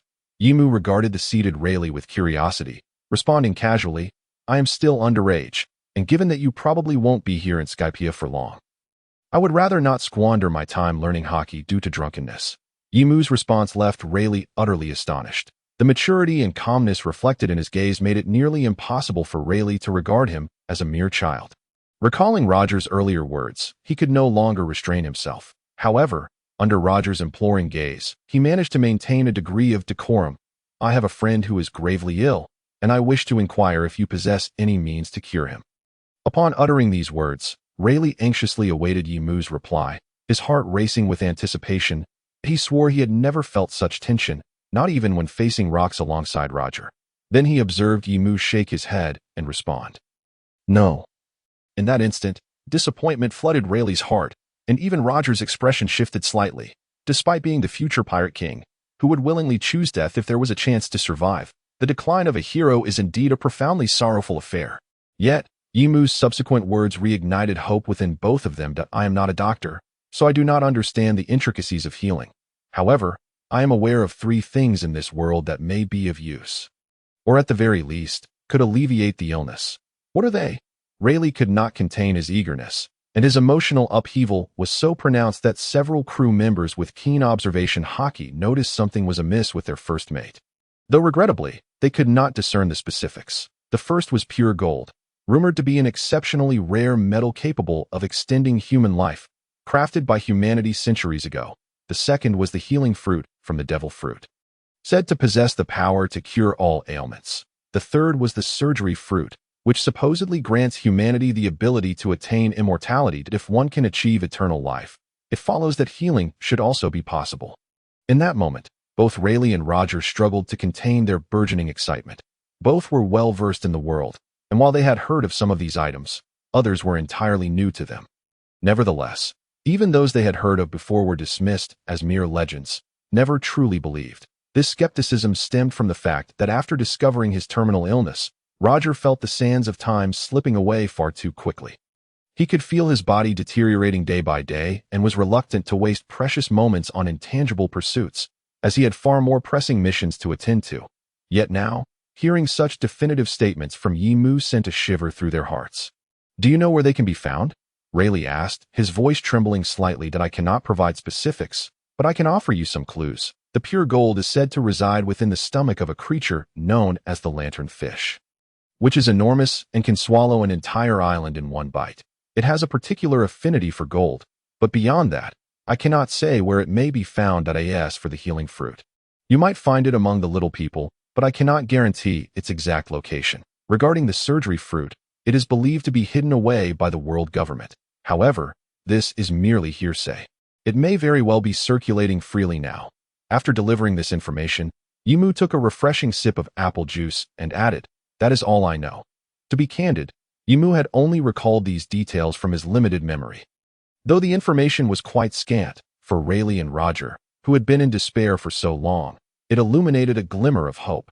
Yet, they refrained from elaborating further, for the matter of Roger's illness was something that must remain shrouded in secrecy. "I will ensure that it stays discreet." Roger might have been indifferent to the world, but Rayleigh, as the first mate, could not afford such laxity. He had resolved to exhaust every avenue in search of those 3 items. "Thank you, Rayleigh. However, there is no need to be overly concerned. As the saying goes, to gain is my fortune, to lose is my fate. We currently have more pressing missions at hand."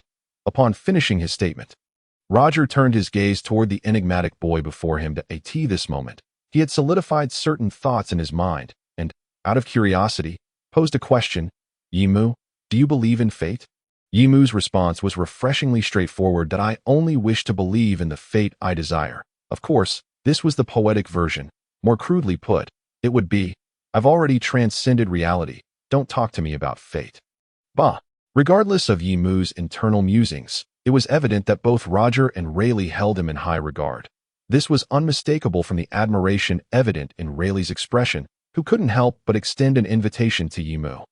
No matter how Yimu had come by this information, bringing him aboard would surely enhance their chances of locating those 3 treasures. Why Yimu? Would you be interested in joining us in the Roger Pirates? Yimu naturally shook his head, prompting Rayleigh to inquire, "Why not, Yimu? Are you not intrigued by Raftel?" "Not at all. I simply find greater enjoyment in exploring on my own." Huh! This answer did not surprise either man, and it only deepened their appreciation for Yimu, leading to further conversation. Roger then asked, "I noticed that you and Enel don't seem to be from Skypiea." "Indeed, I, like you, was brought to this island by the upward current 5 years ago. As for Enel, he has lived on this island since childhood, perhaps just a bit longer than I have. I see. Have you ever sought to find your family?" Yimu shook his head. "I have forgotten all my previous memories. All that remains are a piece of clothing and a ruby. Even if I wanted to search, I wouldn't know where to begin." At this revelation, both Roger and Rayleigh were taken aback. Not having anticipated such a background for Yimu, Roger pondered for a moment and said, "Could I see the clothing and ruby you mentioned? Perhaps I've encountered them before." "Certainly, but to be honest, I am not particularly interested in my past. My current focus lies in the cultivation of Haki." The topic shifted back to Haki. Both Roger and Rayleigh chuckled with J.O.Y.at that moment. Rayleigh noticed that the banquet was drawing to a close, and after some contemplation, he stood up and announced, "In that case, shall we begin now? Roger, you won't mind if I take your teacher's place, will you?" Roger erupted into laughter. "Of course not." Then, concerned that Yimu might have other intentions, he added, "Though I am the captain, Rayleigh is far more suited to teach Haki. I am truly inadequate in that role." Yimu readily agreed, for after all, The future Pirate King's mastery of Haki would be imparted by Rayleigh. Seeing Yimu nod in agreement, Rayleigh was pleased and said, "Follow me.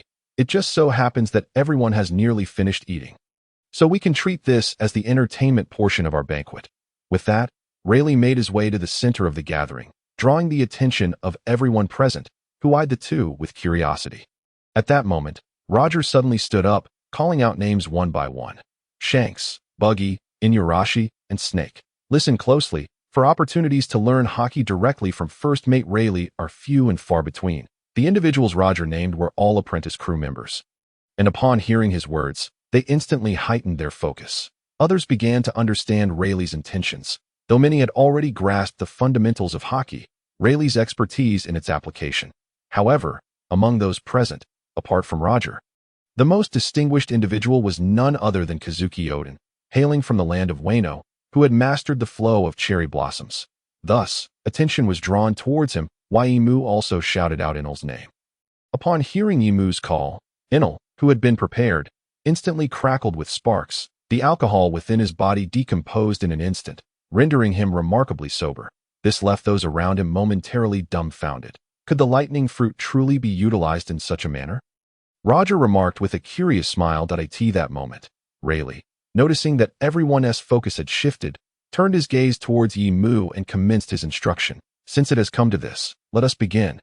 Young Yimu, before we proceed, I must clarify that, to be frank, given your current age, mastering Haki may be somewhat premature for you. However, since you have made your request and Roger has acquiesced, I shall impart to you as much knowledge as I possess. Nevertheless, whether you can harness this power in the future will depend solely on your own efforts that I understand," Yimu replied, fully grasping this principle. Rayleigh continued, "Haki is a power that every individual in this world possesses.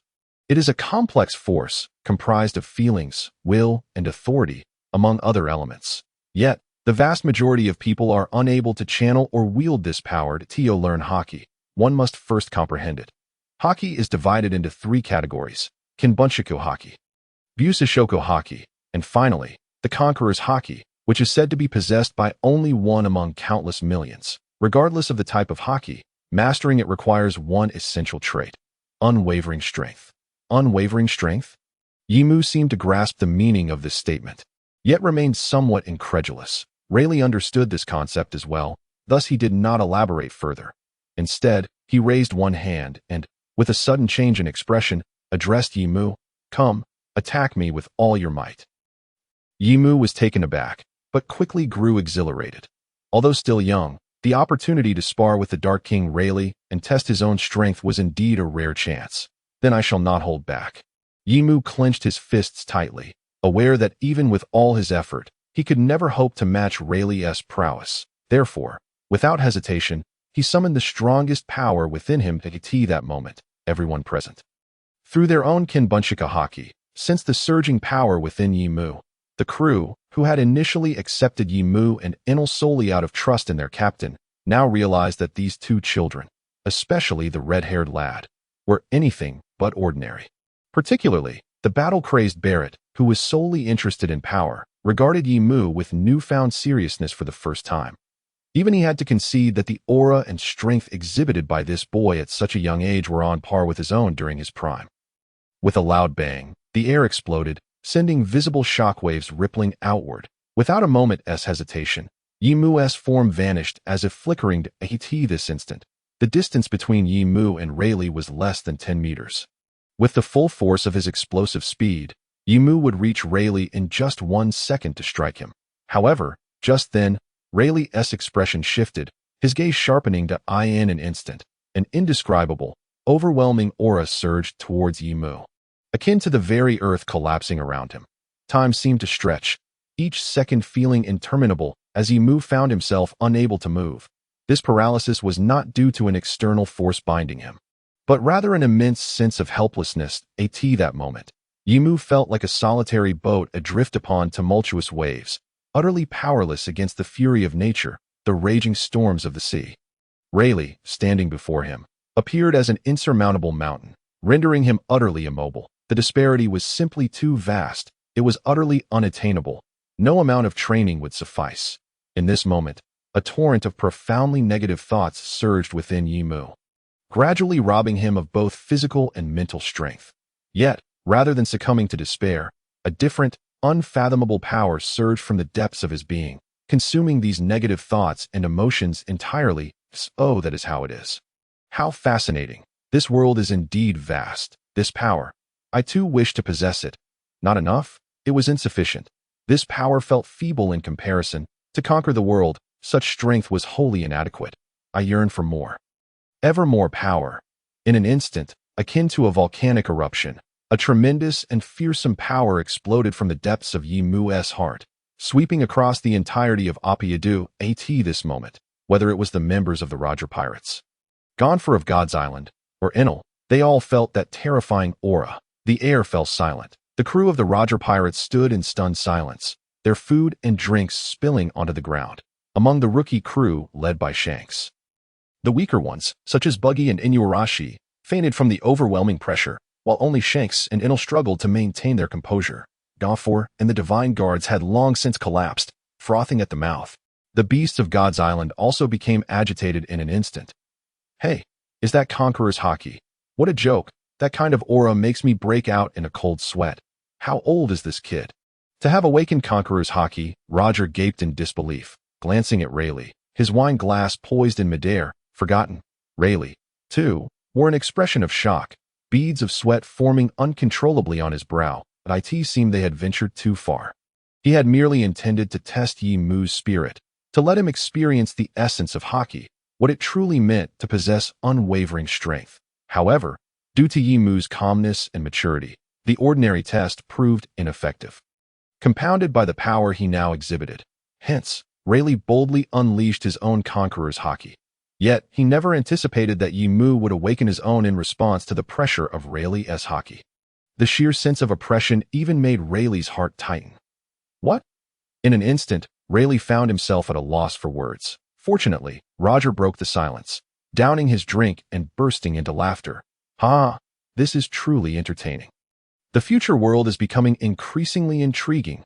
Come, everyone, let us raise our glasses in celebration of Yimu's Conqueror's Haki. Cheers. Under Roger's exuberance, the members of the Roger Pirates joined in laughter, raising their glasses high. Meanwhile, the protagonist of the banquet, Yimu, had already lost consciousness, oblivious to the festivities around him. 3 days later, the Roger Pirates discovered what they had sought. Amidst the farewell of the crowd, they departed from the Sky Island.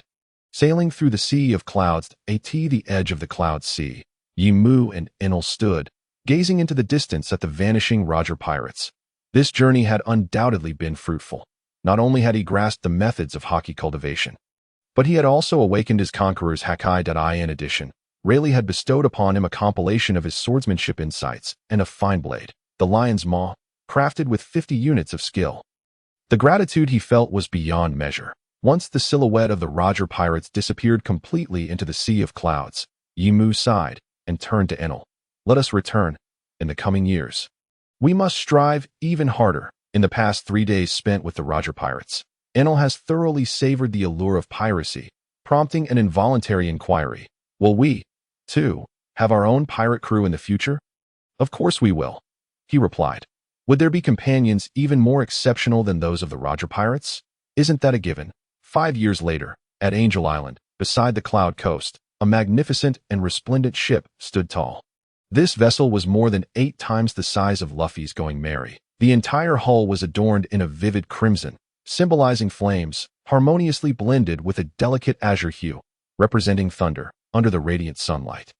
It was strikingly brilliant. The sail bore a colossal white skull, with flames and lightning intertwined behind the bow. 2 golden angels, back to back and adorned with wings, stood, as if in prayer. Resembling twin goddesses with their hands clasped together on the deck stood 3 individuals, Yimu, Enel, and Pegia. In just 6 days, it would mark a decade since Yimu arrived in this world. Over the span of 10 years, Yimu had transformed from a diminutive figure upon his arrival at Skypiea into a tall young man nearing 2.5 meters. He exuded a gentle aura, with bright eyes and a sculpted physique, complemented by a mane of fiery red hair. Enel, slightly shorter, yet still over 2 meters tall, sported golden locks and eyes that radiated disdain. embodying an untamed spirit. Their attire bore striking similarities. Both donned loose-fitting harem pants. Their bare feet grounded on the deck, while their upper bodies were draped in specially tailored cloaks, subtly concealing their appealing forms. After much contemplation, Yimu had ultimately chosen a design reminiscent of the Akatsuki cloaks from Naruto, albeit shortened and less constricting, for they were aspiring pirates yearning for freedom. Although the Akatsuki robes had been worn by many time travelers before, their aesthetic appeal remained undeniable. Yimu had commissioned multiple sets, catering to the seasons, thus establishing a uniform for their future pirate crew. Beyond this, Yimu allowed for individuality in their other garments and accessories. As personal tastes varied, Yimu favored a striking combination of red and black, while Enel preferred blue and yellow. Additionally, Yimu adorned his waist with a long blade, its hilt shimmering like a lion's mane, and around his neck hung a massive ruby that in contrast. Enel wielded a gleaming golden staff and sported blue earrings shaped like 3 comma-like swirls. On the deck, Enel resembled an excited child, observing his surroundings with wonder, exclaiming, "It's truly beautiful. This is the culmination of over 8 years of my labor, so of course it's beautiful." Pagaya, the shipwright, now 30 years old and transformed from the youthful figure Yimu first encountered, wore a hearty smile. Yet, the spark in his eyes revealed his immense pride. This ship embodies the collective craftsmanship of all Skypians, alongside the advanced technologies you provided, Yimu. The hull and keel were forged from a unique alloy of gold, iron, carbon, and pyrobroin particles, surpassing ordinary metals in hardness and density. The ship's robustness was unquestionable, though its weight necessitated the placement of a layer of sea clouds at its base to enhance buoyancy. Consequently, the hull contained a significant quantity of pyrobroin particles, granting it a sea stone-like effect that rendered it inconspicuous to sea kings. Coupled with its propulsion system, the vessel could navigate even in windless zones. For propulsion, I employed a hybrid technology of wind, flame, and impact shells, converting stored energies into kinetic force. Under full throttle, it could reach speeds of 300 km/h on the water for an hour, and achieve 100 km/h in flight for 10 minutes, requiring half an hour for recharging and 2 hours for cooldown post-usage.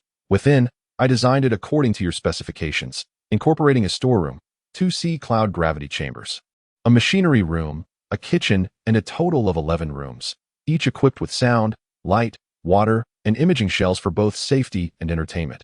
Lastly, I installed 5 Waiba boats and 3 smaller vessels, each modified to possess similar capabilities as the main ship. There are other minor details. I've prepared a manual for you to peruse at your leisure. Pagaya recounted the technological marvels of the ship, leaving Yimu in awe. The capabilities of his vessel were undoubtedly among the most formidable in the world of One Piece, providing him with the confidence to act boldly on the Grand Line. Pagaya was truly a genius. Though not on the terrifying level of Vegapunk, he was undeniably a remarkable practical talent. If not for Yimu's reluctance to disrupt his content family life, he would have been tempted to take Pagaya with him. However, remaining on Skypiea was also advantageous, as he had long envisioned it as his logistical base for the future. By the way, have you decided on the ship's name? Pagaya suddenly inquired. Yimu nodded, having already contemplated the name in his mind. Let's call it the Twin Goddess. This name had come to him during the ship's construction, as every pirate vessel in One Piece possessed unique characteristics, most notably the figurehead. Yimu intended to create a golden skull to serve as the pirate flag's symbol, yet both Enel and Pagaya firmly rejected this notion, deeming it too commonplace for such a ship. Amidst his uncertainty, Yimu caught sight of Pagaya's daughter, Cornus. Although young, she resembled a small angel, and Yimu had taken a liking to her, which sparked inspiration. Additionally, he recalled a beloved manga from his time on Earth called Berserk. Thus, the ship's figurehead took its current form. All 3, Yimu, Enel, and Pagaya, were enamored with the new design. Yimu viewed it as a final homage to another world, while Enel appreciated its luxurious and divine appearance. Fitting for his godly status, Pagaya, naturally, felt a deep connection, given that it was inspired by his daughter. It's a beautiful name. Now, who will inscribe it? Allow me, Yimu volunteered. Such matters are best left to the captain. Without hesitation, he accepted the paint Pagaya offered. Soaring to the ship's bow, boldly etching the name, he then looked up at this vessel, which would soon belong to him, feeling an indescribable sensation and instinctively bowing in respect. From now on, We shall embark together, battling across the Grand Line and the New World. I look forward to our journey. Enel, observing Yemu's peculiar gesture, burst into laughter at I say, Yemu, this ship cannot comprehend your words. Gaia beamed with joy as he gazed at Yemu, who was so passionately enamored with his ship. After all, this vessel was a creation of his own craftsmanship. At that moment, Yemu had already soared back onto the deck. Inhaling deeply, and his entire demeanor transformed as he declared, now begins the era of the Sky Pirate crew. We have arrived at the Grand Line. Above, the immense twin goddess ship plummeted rapidly under the force of gravity. The fortune of the two was rather lacking. Their descent had been smooth and steady until a colossal upward current unexpectedly surged before them. Although the 5 years of training had awakened their Kinbunchika Haki, Analu's perception, augmented by the powers of the rumble fruit, far exceeded that of Yemu. Yet, the might of nature was overwhelmingly fearsome, from the moment they sensed the anomaly to the appearance of the upward current. Merely a handful of breaths had passed. Even though the two navigators reacted swiftly, the terrifying extent of the updraft still affected the twin goddess ship, sending it careening off its intended course. While the octopus balloon was lost from sight, nonetheless, this did not dampen the spirits of the two standing on the deck beside the helm. In fact, their excitement only grew as they hurtled downward. Feeling the wind whistle past their ears, they burst into laughter. Ha! This is exhilarating. This is what adventure truly feels like. Of course, their enthusiasm was not due to foolishness. Rather, it stemmed from their unwavering belief in the capabilities of the twin goddess ship. Furthermore, whether it was Yemu's flame fruit bestowing flight or the instantaneous movement granted by the rumble fruit, they remained undaunted by the rapid descent. Soon, after piercing through layers of clouds, the vast blue ocean unveiled itself before them. The breathtaking expanse of azure, reminiscent of the Milky Way, left both of them awestruck, unable to suppress their admiration. Is this the East Blue? It is truly beautiful. A world like this is worth conquering. Ha ha! While they marveled, their hands did not slow. Sensing the right moment, Yemu pressed the switch for the propulsion system. With a resounding crack, approximately 20 cannon-like devices emerged from the lower torso of the twin goddess ship, and 2 pairs of wooden wings sprouted from the sides. The visible blue shockwave erupted, and the powerful counterforce abruptly halted the ship's descent. With the assistance of the wings, the vessel glided through the air, tracing a graceful arc before it landed steadily upon the ocean's surface. How magnificent! Before Analu lay a spectacle he had never witnessed, a boundless sea that made one forget all worries, allowing him to truly feel the allure of the East Blue. Yemu felt similarly. Having rarely ventured far from his original world, his travels had been confined to inland cities, never having encountered such a stunning ocean. Just then, Analu posed a question that caused Yemu's expression to shift slightly. Where shall we go next? Analu exclaimed with fervor, as if he could hardly wait to conquer this world. Yemu hesitated. Not because he was unsure of their location, he had anticipated this, but rather because he suddenly realized he had forgotten something of utmost importance. The log posed that it must be noted that in the Grand Line, the magnetic fields, celestial phenomena, ocean currents, and winds were in utter chaos, rendering it exceedingly difficult to ascertain one's position, let alone search for islands. Only the log pose and permanent compass could aid navigators in reaching the correct destination.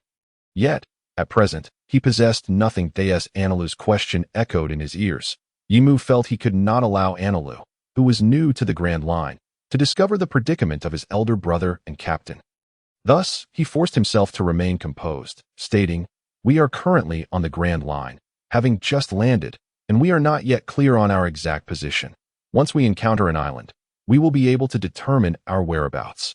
After speaking, Yemu gazed into the distance at the Cerulean Sea, his mind occupied with another thought. It seemed that acquiring a navigator was of utmost urgency. Otherwise, with Yemu's negligible skills, he might succumb to the ocean before ever facing an enemy.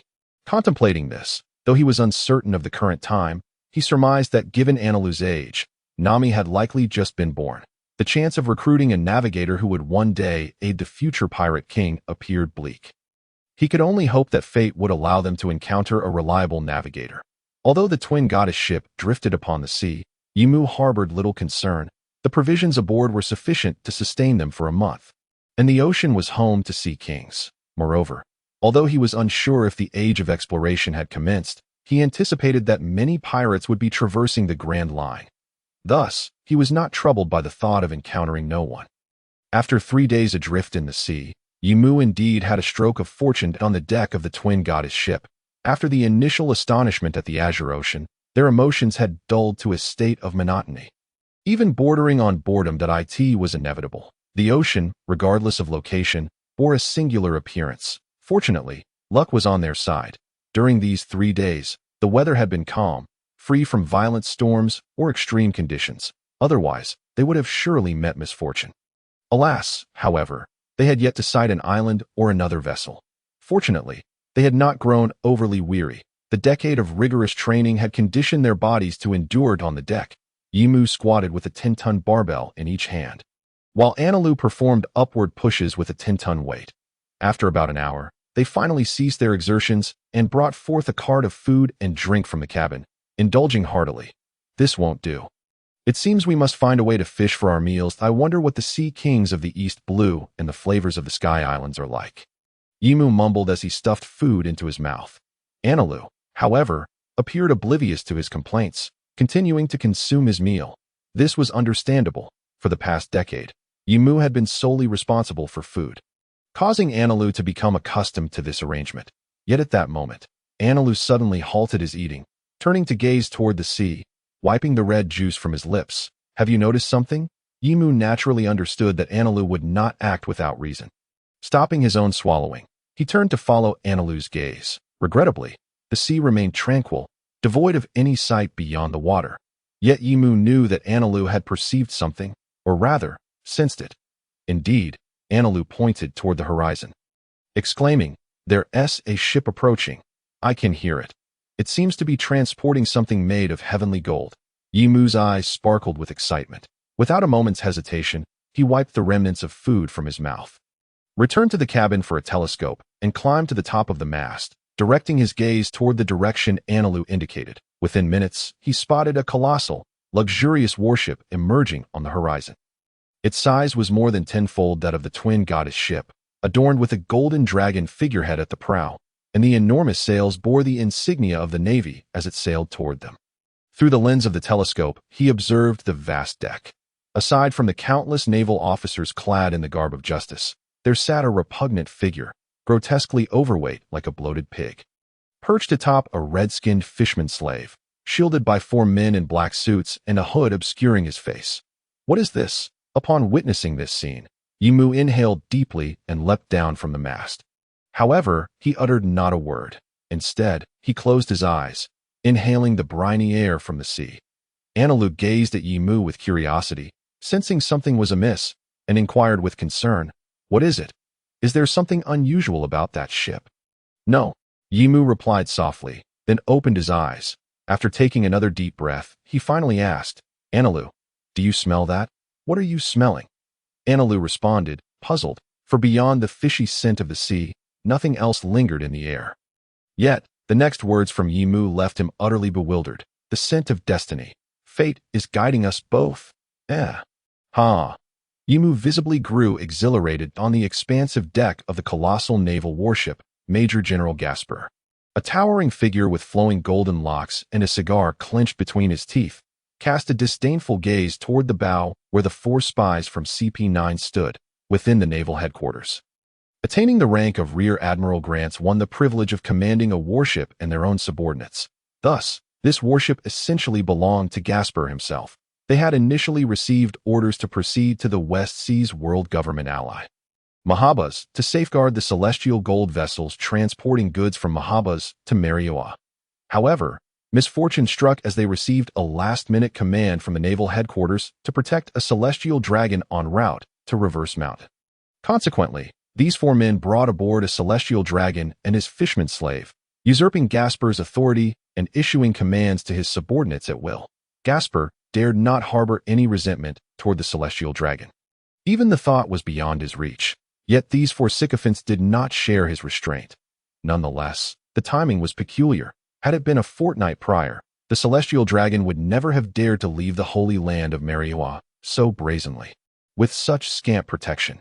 Even if he had ventured out, At least a vice admiral would have accompanied him.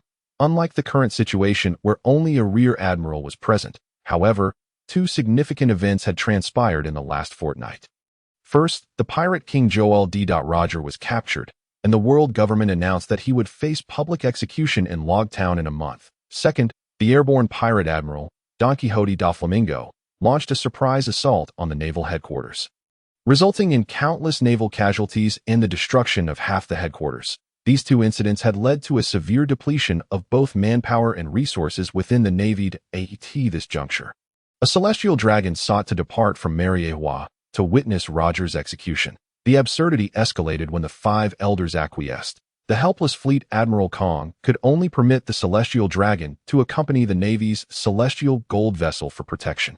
Fortunately, their task was merely to transport this celestial dragon to Reverse Mountain, where another warship would rendezvous. If they maintained full speed, they would reach their destination in approximately 5 days, while Gasper was lost in thought. A nervous naval officer approached quietly, his voice low. "Major General Gasper." "What is it?" Gasper inquired. "That a pirate ship has just appeared within our observation range. However, it vanished quickly. Should we raise our alert?" It was no wonder this naval officer was anxious. A celestial dragon was on board. Should anything go awry, each one of them would face dire consequences. Which pirate crew was it?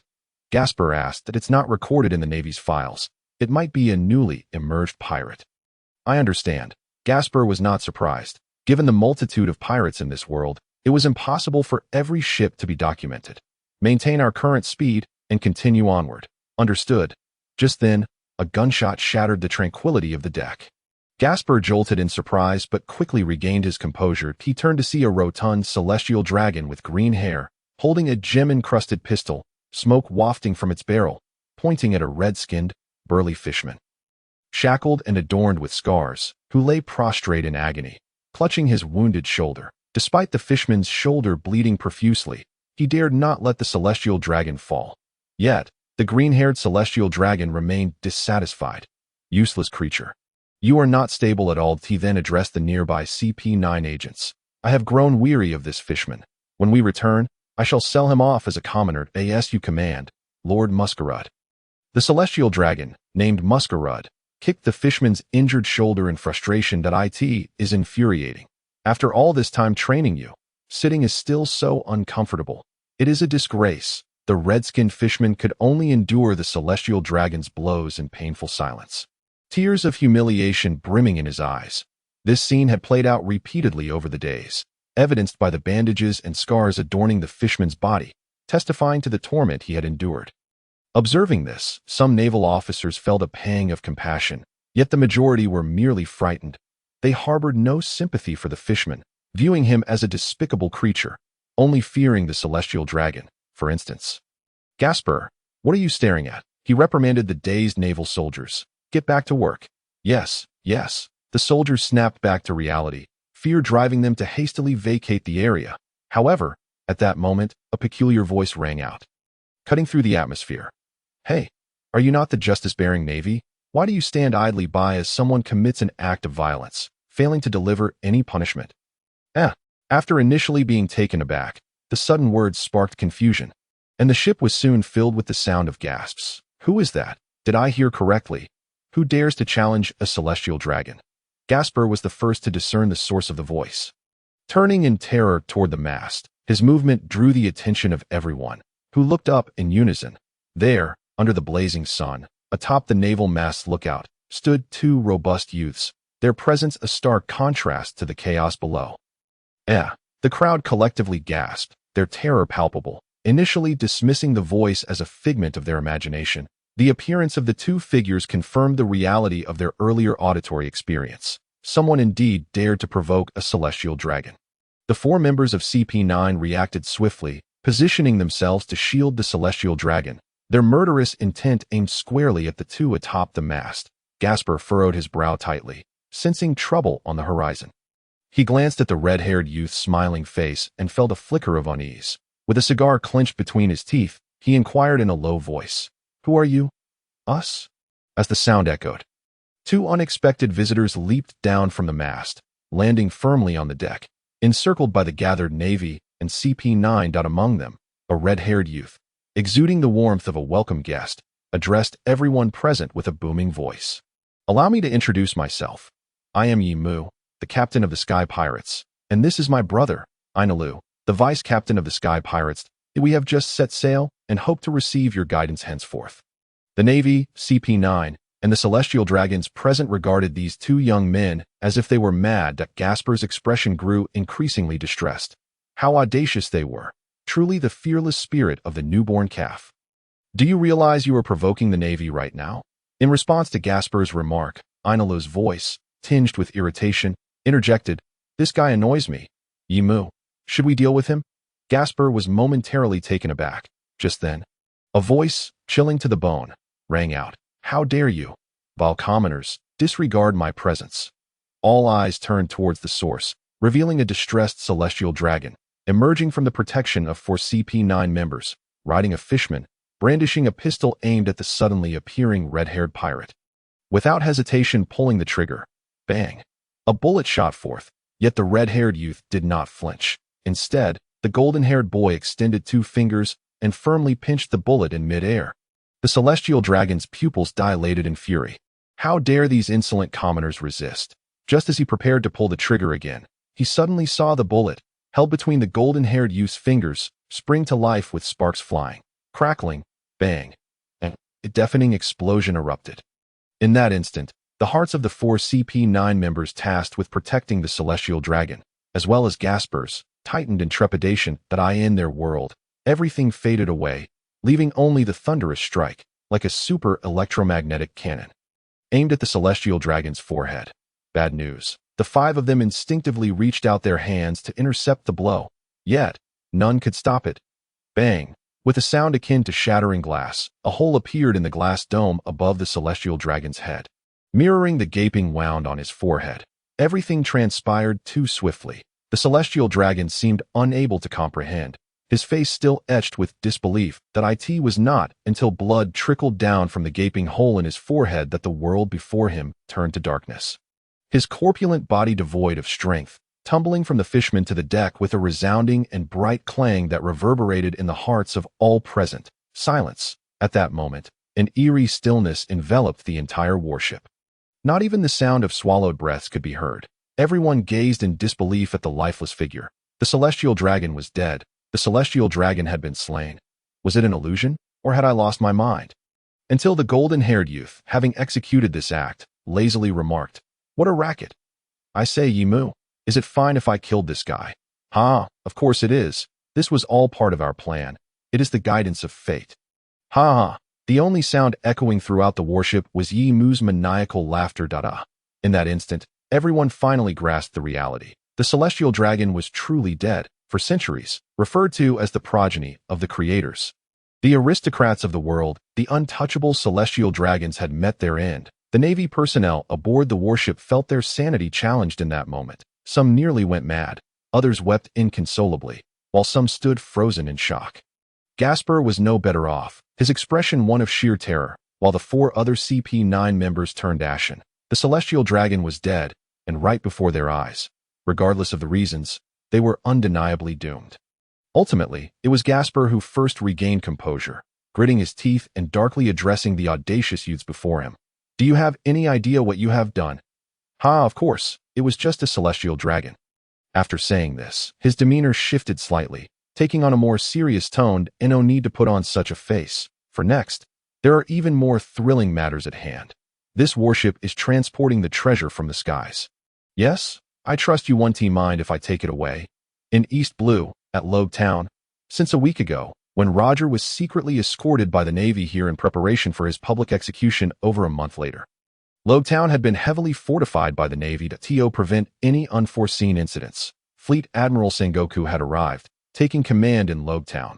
Navy hero Garp, along with the future admirals, Akiji, Kizaru, and dozens of rear admirals, were all present. Not to mention other Navy personnel. Had it not been for the need to suppress the current turmoil in the New World, it was likely that Fleet Admiral Kong, Zephyr, and Akainu would also have appeared. Apart from the Navy, many pirates had hidden their identities here, preparing to witness the execution of the Pirate King. Additionally, The world governments, espionage organizations, and media tycoons were also present to broadcast the entire execution event live. It was safe to say that, at this moment, Loguetown had become the epicenter of the entire Pirate King world. Within the Loguetown Navy headquarters, Sengoku, Garp, Kizuru, and Aokiji sat together. Their expressions varied. While the world government claimed that Roger had been captured by the Navy, only those present knew the truth. Roger had surrendered. Although the evidence suggested that Roger's surrender was due to a terminal illness, an unsettling feeling lingered in the hearts of the onlookers, sensing something was amiss with Roger.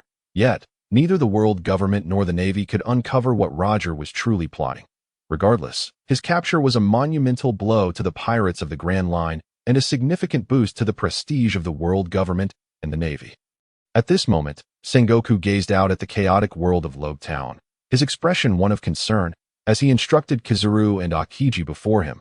In the coming half-month, you must remain vigilant and cannot afford any negligence. Especially regarding the location where Roger is held, we must prevent anyone from attempting a rescue. At this point, Aokiji and Kizuru were not yet admirals, so Sengoku's words still commanded their attention. Everything had been arranged. The laid-back Aokiji had no choice but to take the execution of the Pirate King seriously. Kizuru, however, retained his nonchalant demeanor, saying, "There have been many frightening creatures appearing in Loguetown lately. Should we apprehend them in advance?" Sengoku shook his head. "Everything must focus on Roger's public execution. We will deal with those pirates after his execution concludes." "That I understand," Aokiji replied. Meanwhile, Sengoku observed Garp, who seemed lost in thought, concern etched on his face. Since Roger's surrender half a month ago and their meeting, Garp had changed remarkably. However, Sengoku dismissed the thought, believing it merely a bond of mutual respect between rivals. Just then, the silence of the building was shattered by the sound of a transponder snail. Sengoku's expression shifted, for this was no ordinary transponder snail, but the unique means of communication belonging to Fleet Admiral Kong. An unsettling feeling washed over Sengoku. Why, at such a critical moment, would the Admiral contact him? The others present were also aware of the significance of this particular transponder snail. Thus, all eyes turned towards them, and even Garp's expression suddenly became grave. Sengoku answered the phone, and under the gaze of the crowd, the usually composed and sagacious Buddha Sengoku suddenly revealed a look of sheer panic and unease, appearing almost frozen in place. "What is it, Admiral Sengoku? What has happened?" Aokiji inquired. Puzzled, Sengoku's response caused the faces of everyone present to change dramatically. "The celestial dragon has been killed." Hiss! Those who comprehended the implications gasped in shock, and before they could inquire further, Sengoku swiftly commanded, "Kizuru, take the transponder snail and head to the Grand Line immediately. Ensure you capture those two pirates." "Understood." Even Kizuru, typically indifferent to the death of a celestial dragon, now had to take the matter seriously. After receiving the golden transponder snail, he transformed into a beam of light and vanished from sight. "So, what about us?" Seeing Kizuru depart, Aokiji couldn't help but asked. Sengoku's reply was resolute. "The Gorosei have spoken. No matter the circumstances, we must not allow the execution of Pirate King Roger to be affected. The world government will find a way to suppress this news." "I see." Aokiji did not press further, while Sengoku, having organized everything, was left with a headache, rubbing his temples as he sank onto the sofa. Truly, what on earth is happening in this world? One calamity after another. Meanwhile, Garp had completely relaxed, laughing heartily without a hint of disguise. "What is going on? Who is this madman daring enough to kill a celestial dragon?" After rocks, such madness has been rare indeed. Sengoku shot a glance at his old friend. Unlike others, he understood that Garp had never held the celestial dragons in high regard. The celestial dragons, and even the Gorosei, would not dare to confront him, so he candidly stated, "We don't know much about the specifics yet. We've lost contact with the warship. The deceased celestial dragon is Don Quixote Massard, and he was killed by two rookie pirates known as the Sky Pirates." "The Sky Pirates, you say? That brings to mind that fellow Shiki. I wonder how he is faring in Impel Down." Garp mused, straying from the topic with a smile. "That his old rival."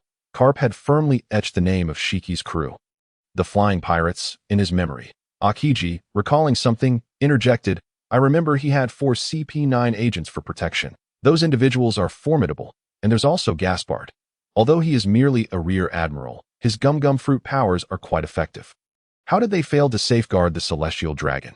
Akiji's remarks momentarily stunned Sengoku, but then his expression darkened. However, he quickly regained composure. Kizaru should be fine.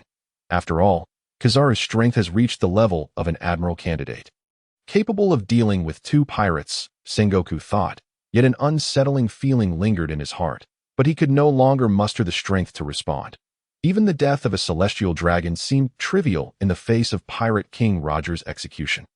Truly, a time of turmoil. Kizaru's departure did not go unnoticed, and many were aware, yet their means of obtaining information were limited. Thus, many remained oblivious to the unfolding events. Yet, some were different, in a certain tavern. The Queen of the Dark World, Stussy, and the President of the World Economic Journal, Morgans, stood in confrontation.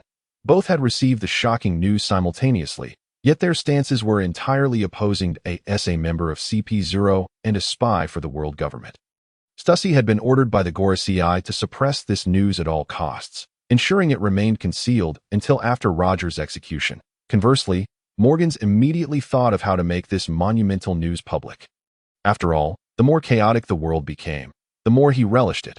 Ultimately, their confrontation concluded with Stussy's victory, for even the president of the world's foremost newspaper could not escape the world government's grasp.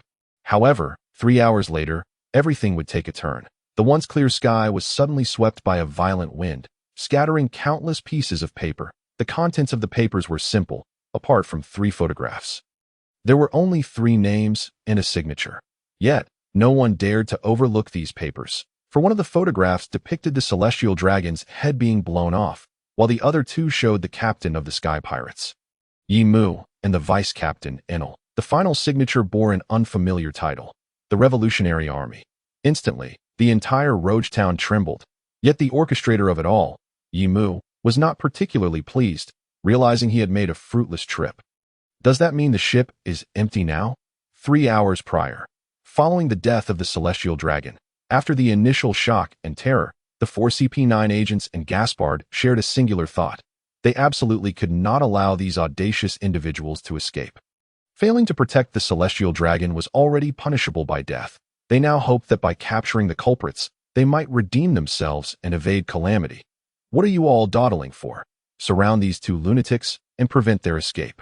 Gaspard snarled, his hatred for the 2 madmen surging to new heights. From this moment onward, his future in the Navy was irreparably tarnished. Hearing their superior's command, the Navy personnel snapped into action. An overwhelming number of soldiers brandished their weapons as they rushed from the ship's hold. Their expressions tense, surrounding Yi Mu and Enel with unwavering determination. We cannot let these 2 get away, Gaspard shouted again, this time addressing the 4 CP9 members. Among the 4, the leader, a plump man with goat-like whiskers, a bald head, and ruddy skin, wore a grim expression, his face as dark as coal. The other 3 were not faring much better. Capture them both. As soon as he finished speaking, without hesitation, he activated his devil fruit ability, the goat fruit, transforming into a ram. His entire body was soon covered in pink wool, his size doubled, limbs morphing into sturdy hooves, and sharp horns sprouting from his head. The remaining 3 surrounded Yi Mu and Enel from different angles. One possessed the gear fruit, able to transform any part of his body into gears for high-speed attacks, while the other 2 were pure martial artists. Witnessing this, Enel's eyes lit up as he turned to Yi Mu, saying, "Leave these guys to me. No problem, but remember not to kill them.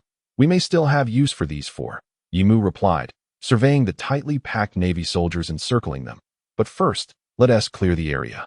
Upon hearing Yi Mu's words, Ainalu immediately grasped something, and his expression turned sour. That scoundrel, Gaspar, and the 4 members of CP9, listening to these 2 lunatics before them, felt their countenances darken even further.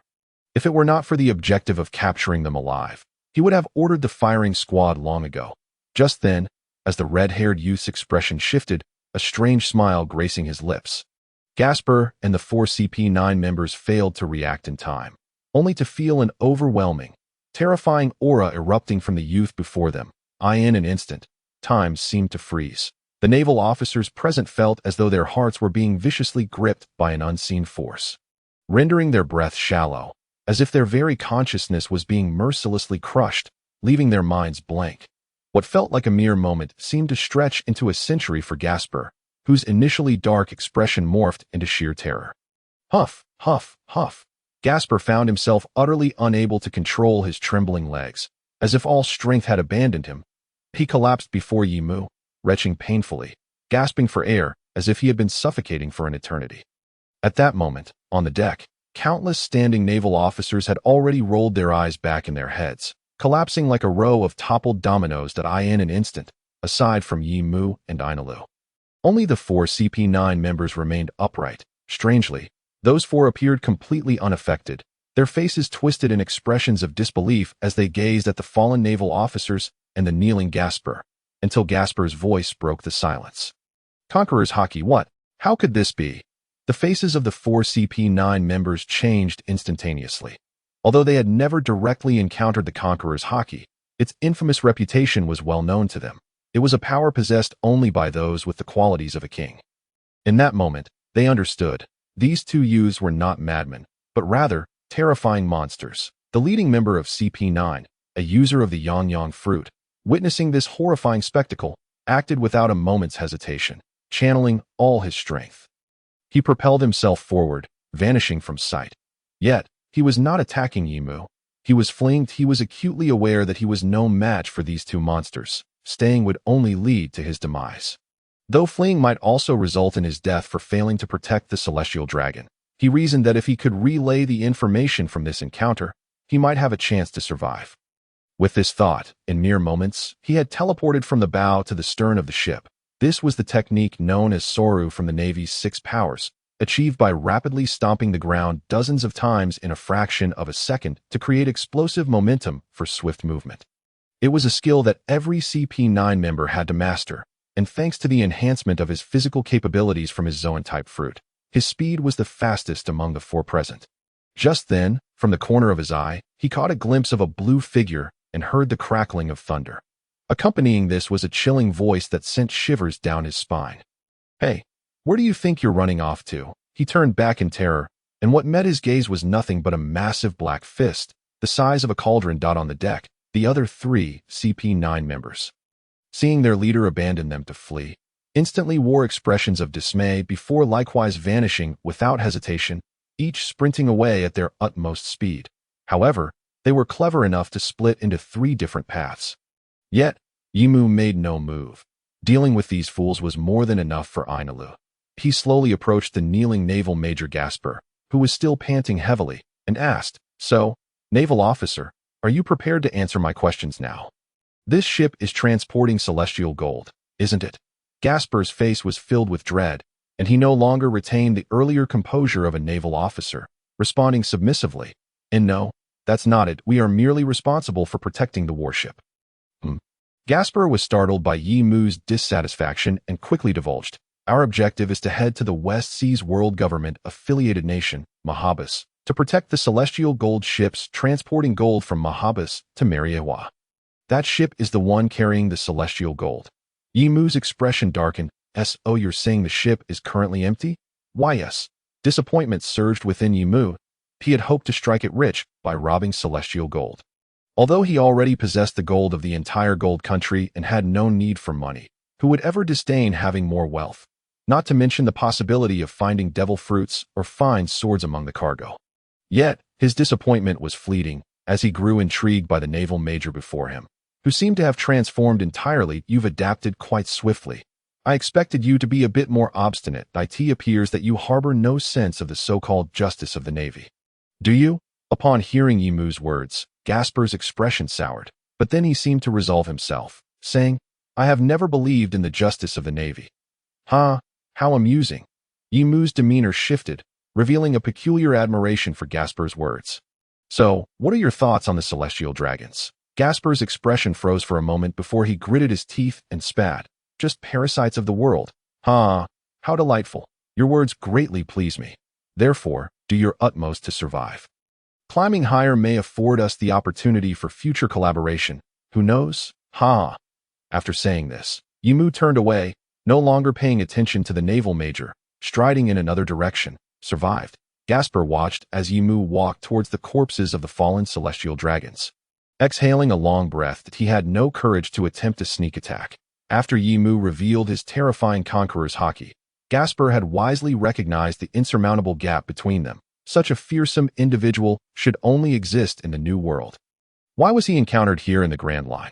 Reflecting on the initial self-introductions of these two newly emerged pirates, he lamented his misfortune in encountering such madness. What did that statement mean?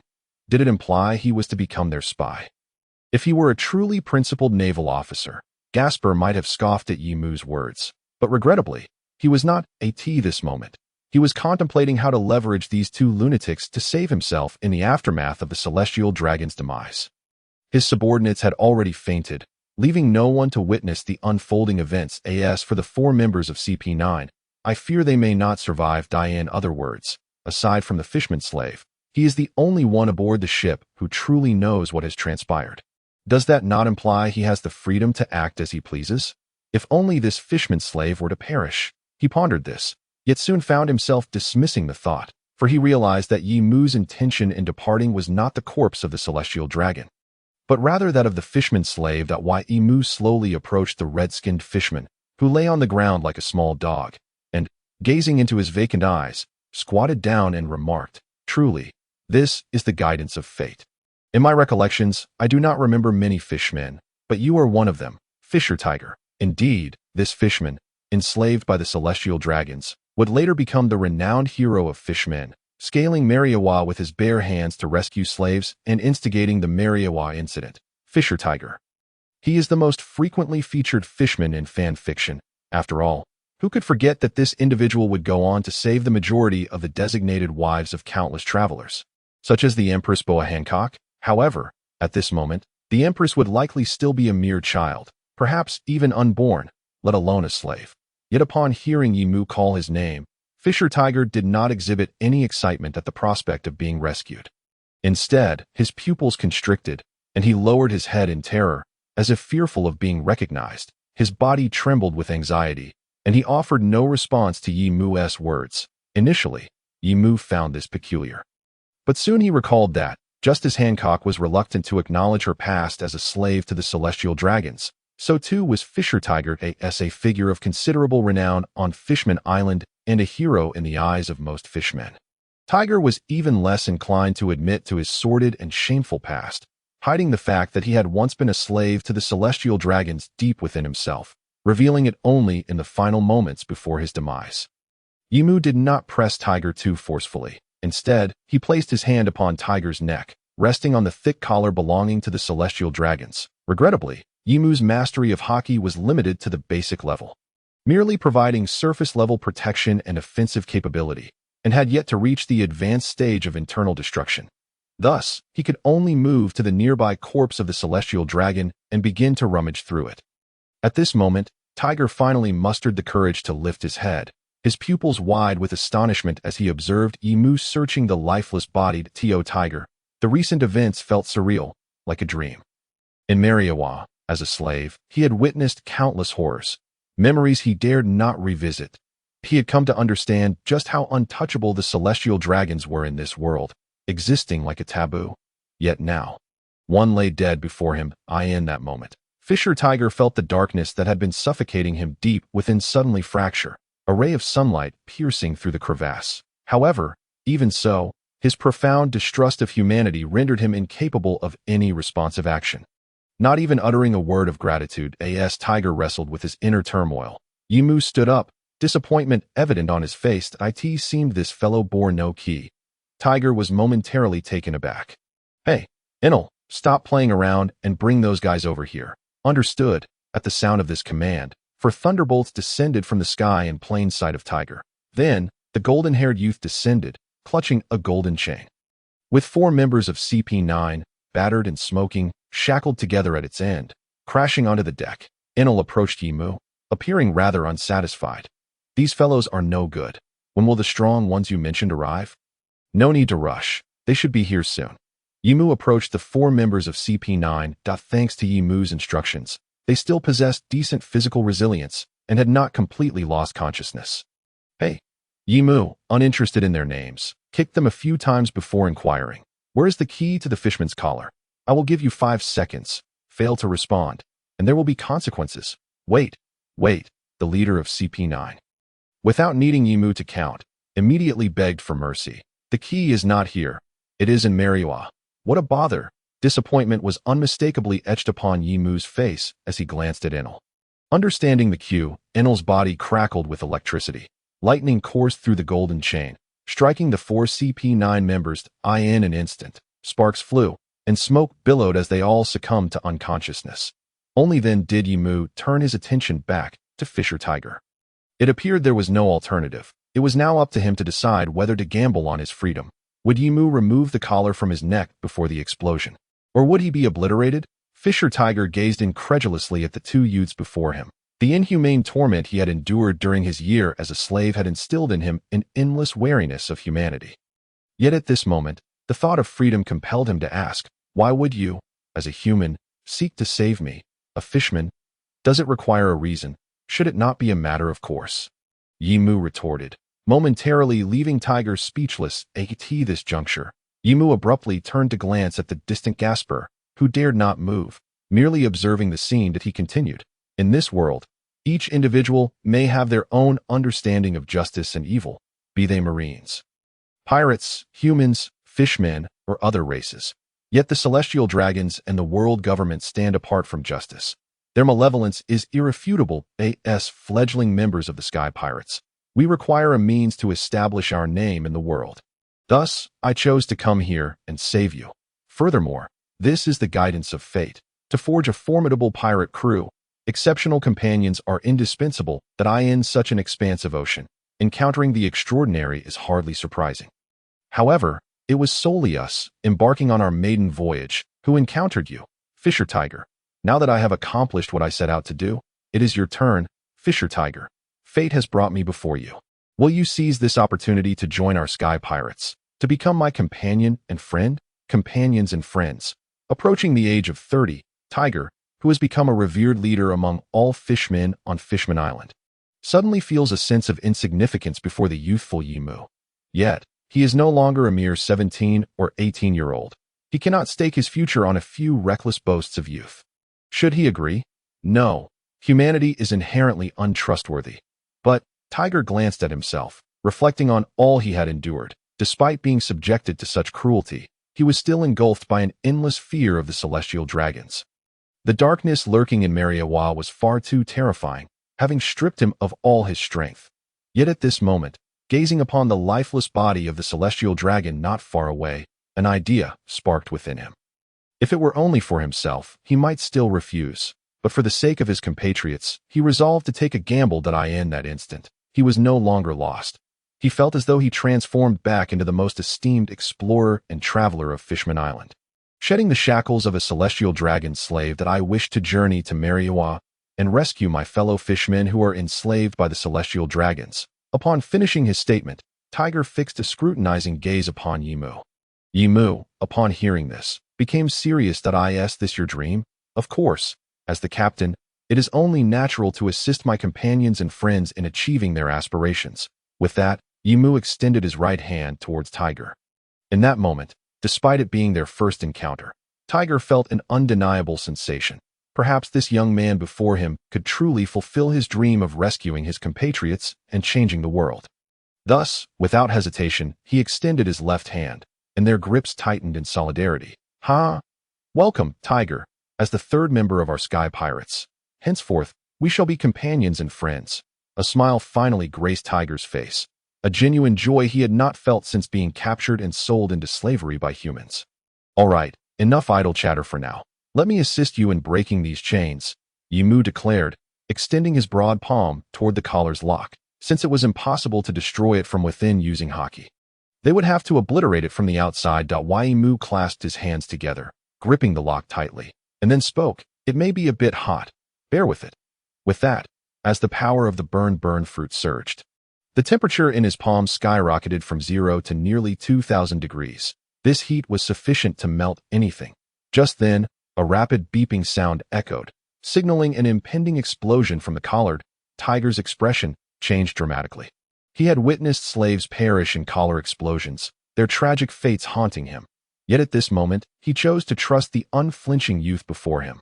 Thus, as the ticking ceased, a deafening explosion erupted, but the blast did not occur at Tiger's neck. Instead, it resonated above them in the sky. The tremendous explosion was accompanied by a terrifying blaze, its blinding light illuminating the eyes of all present. How terrifying! Not only is the explosive force so immense, but it also seems to have been enhanced by something flammable. Yimu mused, gazing at the flames above. Meanwhile, Tiger, incredulously moving his neck, felt the weightlessness of his freedom at this moment. He could no longer contain his tears. The memories of his enslaved life had finally come to an end. Tears streamed like rain from his eyes that Yimu had not intended to interrupt Tiger's emotional release, but time was indeed of the essence. For Enel, gazing into the distance, suddenly spoke. Someone is coming, moving swiftly. It must be the light fruit user you mentioned. Tiger immediately ceased his weeping, lifting his head, for he understood who Enel referred to. Yimu handed the chains binding the 4 CP9 members to Tiger and pointed toward the horizon, saying, "Take these. Our ship lies in that direction. Remember, do not let these 4 die. They still serve a purpose." Tiger was momentarily taken aback. "Captain, aren't you leaving?" "No hurry. I wish to witness the pinnacle of power in this world." Yimu replied, observing the concern in Tiger's eyes. "Rest assured, even if we cannot defeat him, he cannot detain both of us." "Well then, Captain, we shall meet again shortly." Tiger nodded. Since the captain had spoken, he wasted no time. Gripping the chains and, now free, leaped into the sea with the 4 CP9 members. Returning to the sea, Tiger felt an astonishing swimming speed, and Yimu felt a sense of relief. He then approached Gasper. This startled Gasper. "Do not be afraid. Do you have your own din mushi? Hand it over to me." Without hesitation, Gasper produced a din mushi resembling him and passed it to Yimu, who tucked it away in his pocket. "Excellent. You are a clever man. You should understand that I will contact you later regarding what I said earlier. Now, to prevent you from being suspected, allow me to assist you."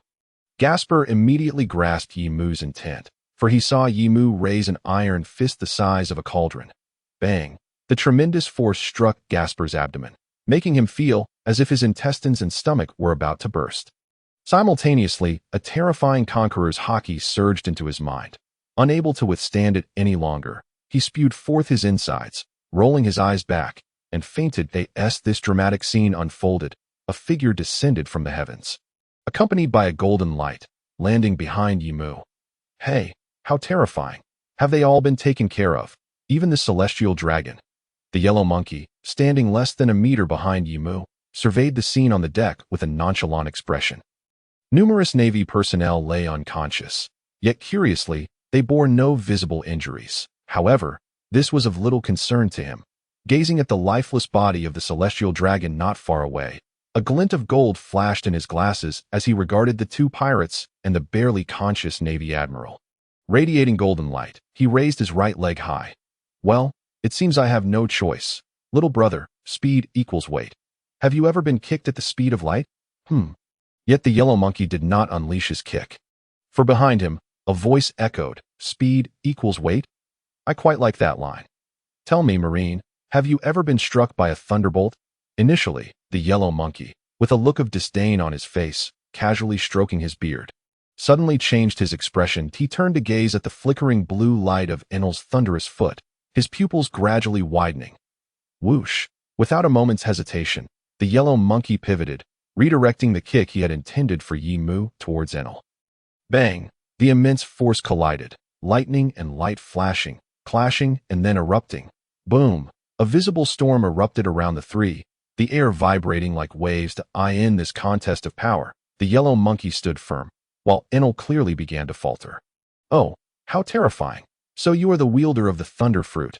No wonder you are so audacious." At this point, the yellow monkey still had the composure to glance at Yimu beside him, his eyes reflecting not just disdain but a profound wariness, as he inquired, "Then, as captain, what abilities do you possess?" Yimu let out a hearty laugh, casually discarding the unconscious body of Gasper, drawing forth his renowned blade. "Lion's Maw. I would certainly not disappoint you. What is this?" To the naked eye, a scorching crimson light appeared upon the yellow monkey's golden glasses. Flames surged, clinging to the blade, aiming for the yellow monkey's neck. Oh! Without a hint of hesitation, the yellow monkey extended a hand, golden light coalescing into a golden long sword. Amaterasu, clang. The fiery blade clashed violently with the blade of light, sending ripples through the air. As fire and light exploded, cascading outward like waves of clouds at that moment, the naval ship itself seemed unable to withstand the combined might of the three, the deck rapidly cracking, visible fissures radiating from the center of their confrontation. Crack, crack. In that instant, beads of cold sweat finally appeared on the yellow monkey's forehead, and in that fleeting moment, Mu and Enel unleashed their powers, breaking free from their standoff with the yellow monkey. Turning their bodies for another strike, one blade, one kick, surged forth towards the yellow monkey. Swiftly, the yellow monkey grasped Amaterasu with both hands, positioning it defensively before his chest. Bang! The yellow monkey's form was visibly propelled like a cannonball, penetrating the ship's deck, deeply driven into the bowels of the naval vessel.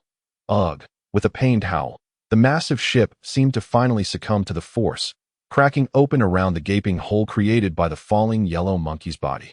On the deck, Mu and Enel, having executed their strike, gazed calmly into the depths of the ship's hold, where darkness reigned. How does it feel, Enel? Mu waved his lion's maw, extinguishing the flames atop it. Although lion's maw was a fine blade of extraordinary craftsmanship, it was still somewhat lacking in material, unable to endure prolonged exposure to intense heat. Upon hearing Mu's inquiry, Enel, though slightly displeased, replied earnestly.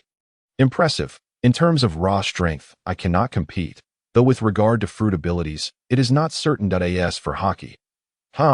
That's what makes it interesting. Otherwise, if it were too easy, this world would be dreadfully dull. Mu chuckled, and Enel's expression brightened with excitement. Just then, a series of clicking sounds echoed from the dark hold of the ship. Hey, yellow monkey, have you apprehended those two heinous individuals? I'm afraid this mission may end in failure. Admiral Akayo. What do you mean, yellow monkey? There's no choice. These two youths are as fearsome as monsters. One wields the Mera Mera no Mi, and the other the Goro Goro no Mi. A prolonged silence ensued. And then, within the pitch-black hold, golden light emerged, shooting forth and converging on the deck, forming the silhouette of the yellow monkey, who held a den mushy, appearing quite distressed. How long can you hold out? I'll have Zifa bring reinforcements immediately. As for that, I'm uncertain. I can only attempt to hold on. With that, the yellow monkey ended the call, turning his gaze towards Mu and Enel. Apologies for the delay caused by the call. No worries. If you feel it's insufficient, I can certainly grant you a bit more time. Mu responded with a grin at this moment. Despite being adversaries, the atmosphere was remarkably peculiar, resembling that of old friends engaged in conversation. The yellow monkey gazed at Mu in astonishment. Interesting. No wonder you dare to slay a celestial dragon. It seems my suspicions were correct. You intentionally awaited my arrival here. Otherwise, with your fruit abilities, you should have escaped long ago. Indeed. In truth, Mu's original plan was not as such. His initial target was merely Gold Roger and Fisher Tiger. However, upon reaching the deck and witnessing the capture of the Pirate King, alongside the news of the Golden Lion's rampage at Marine headquarters, with Roger's public execution scheduled in a fortnight at Loguetown, his intentions shifted. With Roger's capture, the world was thrown into chaos, and soon. Following Roger's initiation of the Great Pirate Era, both the Marines and the world government would find it challenging to allocate substantial forces in such circumstances. What would it matter to eliminate one or two celestial dragons? Though Mu was audacious, he was not foolish as for fate. It was as Mu had once told Roger, I only wish to believe in the destiny I desire. And now, Mu looked at the yellow monkey, laughing as he said, it's a matter of necessity. As a fledgling pirate, in order to discern my own strength and establish my position within this world's hierarchy, I must resort to some unconventional methods. Oh, so you chose to slay the celestial dragons? How truly terrifying. At that moment, a newfound gravity settled upon the yellow monkey's visage, for he had discerned an unprecedented ambition within Mu's words. Then, another statement emerged, leaving him momentarily speechless. Though it seems improbable, before the next battle commences, I still wish to ask, Marine, would you be interested in joining my pirate crew? I am in dire need of reliable companions right now. At this moment, even the notoriously unpredictable Kazuru found himself unable to conceal his astonishment at Mu's inquiry. Conversely, Inaru appeared rather unconcerned, glancing at the distant Kizaru and remarking, "He truly enjoys causing chaos." However, this fellow's power undoubtedly befits our sky pirates. Regaining his composure, Kizaru adopted a serious demeanor that's truly unfortunate. "I'm utterly disinterested in pirates, yet I find myself quite intrigued by the prospect of capturing the two of you." As he spoke, a golden gleam emanated from his hand, and the Ama no Murakumo no Tsurugi materialized once more. "What a pity," Yemu responded, brandishing his Shizumaru and addressing Eneru beside him, "but I'll handle this one." Eneru's expression soured slightly, but he understood that, in a one-on-one confrontation, he was no match for the Navy officer before him. Their earlier clash had already made that abundantly clear to AS for Yemu's capabilities. "Perhaps they held promise," agreed. "But next time, it's my turn to no problem. Just remember to stay vigilant and ensure no one interrupts my imminent battle. Rest assured." With those words, Eneru vanished from the battlefield. Watching this unfold, Kizaru muttered under his breath, his tone tinged with irritation, "Oh, a one-on-one match. It seems I have been underestimated." Yemu, having caught his words, held the Shizumaru before him, his eyes narrowing slightly as his aura began to surge. "No, this isn't underestimation. It is a mark of respect towards my opponent Do." Kizaru's gaze sharpened, sensing the rising pressure emanating from Yemu, and he too adopted a more serious stance that in that case, I shall also approach this with greater earnestness. With that, Kizaru's figure vanished in a flash, transforming into a streak of golden light. Almost simultaneously, Yemu, catching a glimpse from his peripheral vision, looked up to see Kizaru hovering above him, swinging the Ama no Murakumo no Tsurugi downwards. In response to this strike, Yemu met it with equal fervor, such terrifying speed. "However, that will not be enough to strike me down." The clash of the black blade Shizumaru and the golden sword sent sparks flying, igniting flames and illuminating the deck with a myriad of holes, further compromising the already fragile warship. "How truly fearsome. At such a young age, you possess such power to withstand my blow," Kizaru remarked. Astonished, "You Navy certainly have a penchant for deception. Your strength is not at all inferior to mine, to be more precise." Yemu sensed that Kizaru's current power surpassed his own. Yet, this was to be expected. Not only was Kizaru nearly a decade older than Yemu, but he had also encountered far more battles, accumulating experience and strength. If Yemu could easily surpass him, then the future of the Navy's admirals would be rather unimpressive. Nevertheless, the gap between them had yet to reach a point where Kizaru could decisively defeat Yemu purely through strength. Thus, after a tentative exchange, neither combatant ceased their onslaught, both gripping their blades tightly and engaging in a fierce duel. Instantly, the deck of the ship was illuminated by intertwining flames of crimson and golden light, creating shockwaves that shattered the vessel further, even causing the surrounding waves to churn violently. While Kizaru could afford to squander time testing their endurance, Yemu could not. His intention was to gauge his own current strength through this battle with Kizaru, to ascertain his standing in this world. Consequently, he abandoned the swordplay, seizing the moment of their engagement to unleash a torrent of flames. "Yasakani no Magatama." As Yemu uttered these words, flames rapidly coalesced, forming a chain adorned with 5 massive crimson Magatama, akin to a meteor hammer, hurtling towards Kizaru. This technique, inspired by a move from Naruto, was Yemu's favorite. Aside from its controllability, it could bind his enemies like a chain.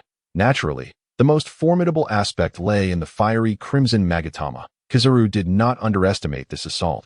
He could sense the heat and intensity contained within the Magatama. If it were to detonate, even his elemental transformation would not render him unscathed. Thus, he leaped into the air, attempting to evade the oncoming strike, only to discover that the flaming Magatama pursued him relentlessly. Interesting, in an instant he clasped his hands together, and blinding golden light erupted from his body, transforming into countless radiant orbs. Yasakani no Magatama. Numerous dazzling light projectiles relentlessly struck the flaming Magatama. Boom! A deafening explosion resonated through the skies, unleashing a powerful gust of wind. Countless golden rays pierced through the billowing black smoke, targeting Yemu on the deck. Unlike during the Marineford War, where Kizaru's attacks were merely outlines, the precision of his current strikes was nothing short of lethal. A torrential barrage of luminous spheres descended upon Yemu, none veering off course to harm the unconscious Navy personnel. "And they say there's no fatigue," Yemu silently lamented, yet his feet remained swift. regardless of Inaru's rumble rumble fruit or Kizaru's glint glint fruit.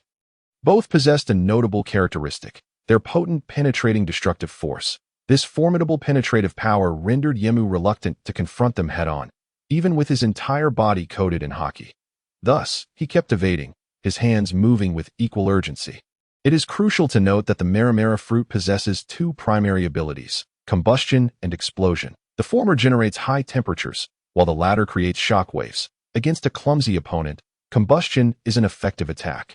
However, to strike a nimble adversary like Kizaru, detonation becomes the only viable option.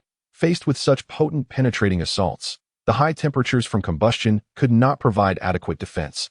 Thus, explosion remained the sole recourse.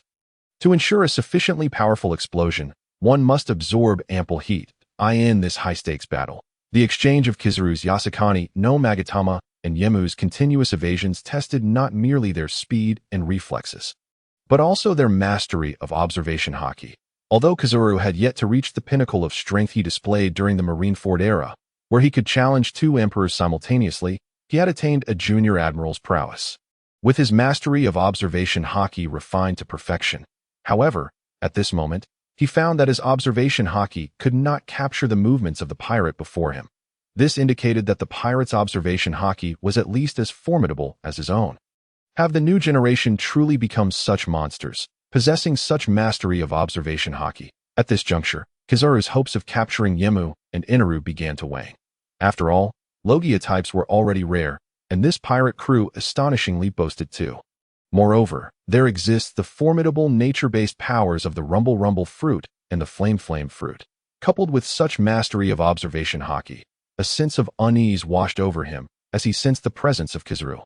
Following the direction of his perception, he beheld Yemu, astonishingly traversing the relentless deluge of luminous orbs, propelled towards him with the aid of the Flame Flame fruit. At that moment, he held in his grasp a fireball.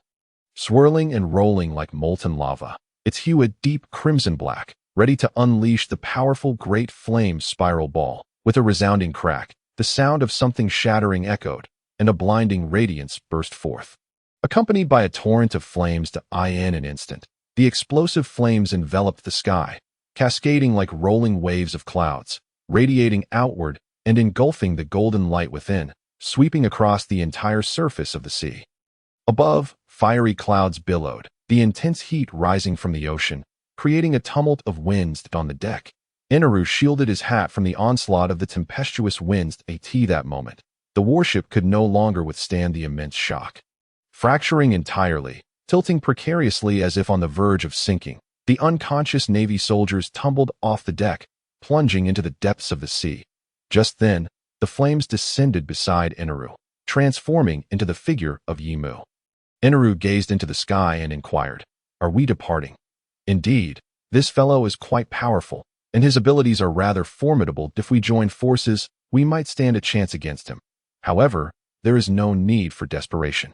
Our objectives have been achieved, so let us take our leave. Understood. Inaru complied readily with Yemu's words. Thus, one transformed into lightning and the other into flames, soaring away from the scene. Approximately 5 or 6 seconds later, as the fiery clouds in the air gradually dissipated, the golden light converged once more, cascading down upon the deck, casting their gaze into the distance. Such a terrifying technique. The ever-composed Kizaru was devoid of his earlier calm demeanor. His expression grave, and his attire stained with the residue of the explosion. The elemental transformation of a Logia fruit is not truly invincible, a technique akin to an explosion, if its coverage is sufficiently expansive, can still inflict harm upon the user's corporeal form. In the moment of the explosion, Kizaru had swiftly relocated to the periphery of the blast, narrowly avoiding the onslaught. Yet, despite his physical safety, the disheveled state he found himself in was a sensation he had not experienced in quite some time. It appeared that those individuals had caused him some distress. However, what concern was it of his? Kizaru refrained from pursuing the departing duo, instead opting to assist the fallen Navy personnel. When Yemu and Inaru reappeared, they were already nearly 100 nautical miles away on the sea. Prior to taking any action, they had anchored their ship, the Twin Goddess, in this location as a precautionary measure for their escape route. "Let us descend," they declared as they returned to the vessel. On the deck, Fisher Tiger exhaled in relief upon witnessing their safe return. Captain, are you both unharmed? Tiger seemed somewhat disoriented, addressing these two youths, who were a decade younger than him. As captain, observing this, Yimu smiled gently. From now on, we shall be comrades and friends. You may call me Yimu, and this is Inaru. Thank you, Captain Yimu, and Vice Captain Inaru. Tiger finally settled on a title that conveyed both familiarity and respect. Though he still felt somewhat awkward, Yimu remained patient, allowing time for adjustment. Inaru, please escort these 4 individuals to the training room and procure the items we require. I understand. You're referring to the 6 powers. Correct? Yimu had previously conveyed the purpose of these 4 individuals to Inaru. Yet, there was one detail he had not mentioned. Remember to leave 1 life intact for these 2 devil fruit users. You may deal with the other 2 as you see fit. Understood. After watching Inaru carry away the unconscious CP9 members, Yimu turned his attention to Fisher Tiger. Tiger, you should possess knowledge of navigation. Correct? Indeed, as a renowned explorer and adventurer of Fishman Island, Tiger's nautical expertise was extensive. If all is well, from this moment forth, you shall serve as the navigator of our sky pirate crew. I entrust the twin goddess to you. Please familiarize yourself with our ship and guide us to a safer location. We wouldn't want to be pursued by the Navy. By the way, there's a rather awkward issue. We currently lack a log pose. Do you have any alternative methods? Tiger did not resist Yimu's arrangements. Regarding the log pose dilemma, he pondered briefly before responding. It should be manageable that I can communicate with sea beasts to ascertain the nearby island's conditions. Then there is no issue. Let us find a secure island to dock, and tonight we shall host a banquet in your honor. The starry sky over the ocean was breathtaking, with the vast expanse of the Milky Way on full display. Beneath the starlight, the twin goddess was anchored near a small island of similar size, where a bonfire illuminated the shore, accompanied by the sounds of toasting and the tantalizing aroma of roasted meat. Though there were only 3 individuals present, creating a sense of solitude, Tiger felt a sense of comfort akin to being at home. Inspired by the warmth of Yimu and Inaru, he deeply appreciated the egalitarian atmosphere that permeated their interactions. A genuine equality that was not feigned for the sake of politeness. Hey, Tiger, don't space out. Aren't you going to eat? If you don't, I want you hold back? Yimu jested. You need to fill your stomach to have the strength to carry on. Watching the 2 devour their meal as if in a competition, Tiger loosened up and began to feast heartily himself, relishing the freedom he hadn't experienced in a long while. After approximately an hour, the 3 of them lay comfortably on the sandy beach, belching contentedly, picking their teeth while gazing at the celestial canopy above. Though the night sky is the same, it feels as if the sky over the blue sea possesses a unique charm compared to that of the Sky Islands. What do you think, Yimu? Inaru inquired. Indeed, Yimu replied thoughtfully. Perhaps it is because the blue sea is at a lower altitude than the Sky Islands, coupled with the fewer clouds above the blue sea, making the stars appear more expansive, radiant, mysterious, and beautiful. The Sky Islands, situated thousands of meters above the blue sea, were perpetually shrouded in clouds. While one could still glimpse the night sky, it resembled gazing into deep space, predominantly filled with darkness. This moment, Tiger, having overheard their conversation, expressed his astonishment. Captain Yimu, Vice Captain Inaru, are you truly from the Sky Islands? They actually exist? Are you residents of the Sky Islands? Tiger, a celebrated explorer and adventurer, was brimming with curiosity about the unknown world. Indeed, this is precisely why our pirate crew is named the Sky Pirate Crew, Yimu replied, reminiscing before sitting up. Speaking of which, now that we are comrades, we should properly introduce ourselves. Inaru and Tiger sat up. The 3 of them formed a line on the beach. Yimu began. I am Yimu, a user of the flame fruit. I am currently 16 years old, and I indeed hail from the Sky Islands. However, I am not a native. I arrived at the age of 6, riding an upward current to the Sky Islands, where I met Inaru, and we became brothers. As for the Sky Islands we inhabit, Tiger, have you heard the tale of the great talker Rolando? Of course. Tiger nodded. Despite being a fishman, he held a profound longing for the human world and had perused numerous texts about it. Then you must have also heard the story of the island of Skypiea. Indeed, Rolando can be considered a precursor to our esteemed explorers and travelers. I have a profound admiration for his tales and even endeavored to seek out Gaia Island. But regrettably, I found nothing. Captain Yimu, You cannot be implying. Before he could finish, Captain Yemu interjected without hesitation. Indeed, as you surmised, Gaia Island does exist, and the stories of the grand storyteller Rolando are indeed true. However, for centuries ago, Gaia Island was swept into the skies by a tremendous upsurge of ocean currents, landing upon the Sky Island, which became the divine Isle of Apiato. This is where Enilu and I have resided for the past decade. Tager's mouth fell agape, his astonishment palpable as he grappled with the realization that the legendary tales he had read had materialized into reality. Haha, once we conclude our business, I shall take you to the Sky Island to witness the fabled land of gold. Captain Yemu declared with a smile, and Tager's face lit up with yearning at the prospect. That would be splendid. Following this, Enilu introduced himself, albeit briefly, as his situation bore similarities to that of Captain Yemu. But he was far more succinct. Nevertheless, Tager sensed Enilu's acceptance of him, prompting him to speak up. My name is Fisher Tager, 30 years of age, a merman of the snapper variety, born in Fisherman Street. And I am an adventurer and traveler. 6 years ago, I embarked on a globe-spanning journey, dedicating 5 years to fulfilling my dreams. However, just as I was preparing to return home, I encountered you. Tager's tone shifted as he recalled that period, clearly reluctant to dwell on it. Yet, the thought of his aspirations compelled him to continue. Albeit with a heavy heart, I have traversed countless locales and witnessed immense darkness. Yet, even the most nefarious places pale in comparison to the horrors I have witnessed, where I encountered many of my kin and the abhorrent treatment they endured. Thus, I understand. Rest assured, I shall fulfill the promise I made to you. At the very least, I will rescue your compatriots and the slaves imprisoned by the celestial dragons. Captain Yemu assured him, his words resonating deeply within Tager. However, a lingering question troubled Tager's mind. Forgive me, Captain Yemu, though I have posed this question before, I feel compelled to inquire again. Why are you willing to assist me? You dare to confront the celestial dragons, those scions of the Creator. I comprehend your sentiments and recognize your bewilderment regarding my audacity, or rather, why I would seek to slay the celestial dragons.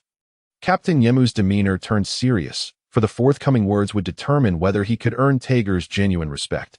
This was a sentiment he had never shared with anyone, not even Enilu. What I have shared with you about justice and evil is merely one facet of my motivations. The more profound reason resides in my desire to challenge this world. Tager found himself at a loss, yet the implications hidden within stirred a sense of astonishment within him. You may find it difficult to comprehend my specific reasons, yet from the moment I arrived in this world, I have felt the weight of my mission, or rather, the significance of my existence here. Though my words may seem somewhat mad, I believe I was born to upend this world. In that instant, Tager's eyes widened as he absorbed the ambition and confidence emanating from Captain Yemu's words. Leaving him feeling somewhat dazed, fate has granted me the power to disrupt this world, first by introducing me to Enilu, and then by allowing us both to consume the rare Loguetown devil fruits. The Mera Mera know me and the Goro Goro know me. Furthermore, we encountered the Roger pirates, led by the pirate king Joel D. Roger, where I not only awakened my conqueror's Haki, but also acquired the training methods for the dual Haki. And now, I have come across you. As Captain Yemu spoke, he turned his gaze towards Tager, who was equally astonished by the extraordinary nature of Captain Yemu's experiences. Roger, you have met the pirate king Roger. Indeed, 5 years ago, he graced the Sky Island with his presence, and we spent 3 days together, during which I learned the methods of Haki training. Given such a fortuitous beginning, if I do not embrace a degree of madness and adopt the challenge of this world as my goal, it would feel like a disservice to myself. Ha ha ha. In that moment, Tager found himself believing in Captain Yemu, his captain, realizing that the words spoken were not the ravings of a madman but a genuine aspiration. Regardless of the grand line, Raftel, the Navy, the Celestial Dragons, or the world government, these are the entities we, the Sky Pirates, intend to conquer. Tager, are you prepared? Our forthcoming journey promises to be both exhilarating and perilous. Without hesitation, Tager felt a surge of determination, envisioning more than just rescuing his comrades. He aspired to alter the fate of Fishman Island itself. I am ready, Captain. Splendid. Now, let us discuss our upcoming plans. Captain Yemu shifted the conversation back to business, and both Enilu and Tager listened intently. Our first order of business in the remaining 15 days of our voyage is to master the 6 powers of the Navy. After all, this world ultimately reveres strength. We may be deemed madmen, but we are not fools. Enelu has obtained the training methods for the 6 powers from the mouths of the 4 CP9 members. Given our physical prowess, mastering them should not prove difficult. While the 6 powers may not significantly enhance our strength, the techniques are certainly intriguing. At this point, Captain Yemu suddenly recalled something and turned to Tager. Tager, do you know how to use Haki? Tager shook his head. Then you must learn it next, whether it be observation Haki or armament Haki. With your physique, mastering armament Haki should be manageable, and observation Haki should not take long either. Understood. Tager nodded. His capabilities were undoubtedly formidable, as evidenced by his success in completing a global journey alone, proving his worth. Not to mention, fishmen inherently possess greater physical strength than humans to in the next 15 days. We shall enhance our skills in both the Navy's 6 powers and Haki as much as possible. After 15 days, we will arrive punctually at Loguetown. After bidding farewell to Roger, we will commence our expedition towards Skypiea Archipelago, where we may linger for a time to meet a friend from whom I need to learn advanced techniques for utilizing armament Haki. Once I have acquired that knowledge, we will set our sights on the new world. To alleviate Tager's concerns, Captain Yemu added, our current strength is still insufficient. Even if we rescue your compatriots, we will be unable to protect them. Therefore, we must carve out a realm for the sky pirates in the new world, establishing a sanctuary to accommodate them. Only then can we claim to have truly rescued them. In the East Blue, Loguetown, the Navy headquarters, as the day of the public execution of the Pirate King Roger approached, the influx of pirates into Loguetown surged, including many notorious figures from the Grand Line. Both the Navy and the world government grew increasingly tensed at this juncture. The Navy was holding its final meeting, and the atmosphere in the conference room was peculiar. Due to the unusual circumstances, the meeting was attended not only by Navy personnel, but also by members of the world government. The two factions sat clearly delineated on opposite sides. As the current highest authority in Loguetown, Sengoku presided over the meeting, providing a brief overview of the Navy's preparations before concluding with a summary. Loguetown and the surrounding area of Reverse Mountain have been thoroughly encircled by our Navy. This time, we shall ensure these pirates have no means of escape. However, some appeared unconcerned by this. That is of no consequence to us, Admiral Sengoku. The 5 elders summoned us not to assist your Navy, but to address the matter regarding the assassination of Don Quixote Mugen. The speaker was a man with black hair, clad in a suit, burly in stature, with a menacing expression and a crooked smile. His name was Spandam, the current highest-ranking officer of CP9 and a member of CP0. Sengoku offered no response. Speaking from the Navy's side was Vice Admiral Tsuru, who had not been required to come to Loguetown. However, following the incident involving the Celestial Dragon's death, she had been specially reassigned there. Hasn't the Navy already submitted the relevant reports concerning the death of Don Quixote Mugen? The report has been delivered to us, yet the individuals involved are absent. We require the interrogation of the pertinent personnel to procure further intelligence. Spandam remarked, his gaze fleetingly sweeping over Vice Admiral Kazu, who seemed utterly oblivious to the scrutiny, contentedly sipping hot tea and occasionally smacking his lips. The only one who could rival Kazu was Vice Admiral Garp, seated in the higher echelon, who was nonchalantly picking his nose with his pinky finger, then rolling it between his fingers that as for Akiji. He too appeared to be in a state of languor. Witnessing this scene, Tsuru sighed deeply. Realizing this was precisely why the Air Force had dispatched her here. The individuals present were far too unreliable. Thus, she stepped forward to defend her comrades, asserting, there is no need for concern. The report states clearly that the pirate known as Yi Mu possesses Conqueror's Haki, which rendered the ordinary Navy personnel unconscious, leaving them utterly unaware that as for Gasper, he is still hospitalized and has disclosed all he knows. And I have questioned him. There are no lingering doubts. Regarding Kizuru, the inability to capture those 2 pirates cannot be laid at his feet. Their devil fruit powers, the flame fruit and the rumble fruit, are exceedingly troublesome, and I need not elaborate further. You all understand. Moreover, according to Kizuru's description, they also wield observation Haki that is on par with his OWAS for armament Haki, although it has not been demonstrated. It stands to reason that someone capable of unleashing Conqueror's Haki would not be devoid of mastery over armament Haki. Such formidable adversaries would be difficult to apprehend, even with the deployment of an admiral. Tsuru's words were assertive, leaving Spandam at a loss for words. However, he would not yield so easily, for he had the backing of the world government. Regardless, if we fail to protect the celestial dragons, Gasper will be held accountable, and he must be brought back, he insisted. Humph.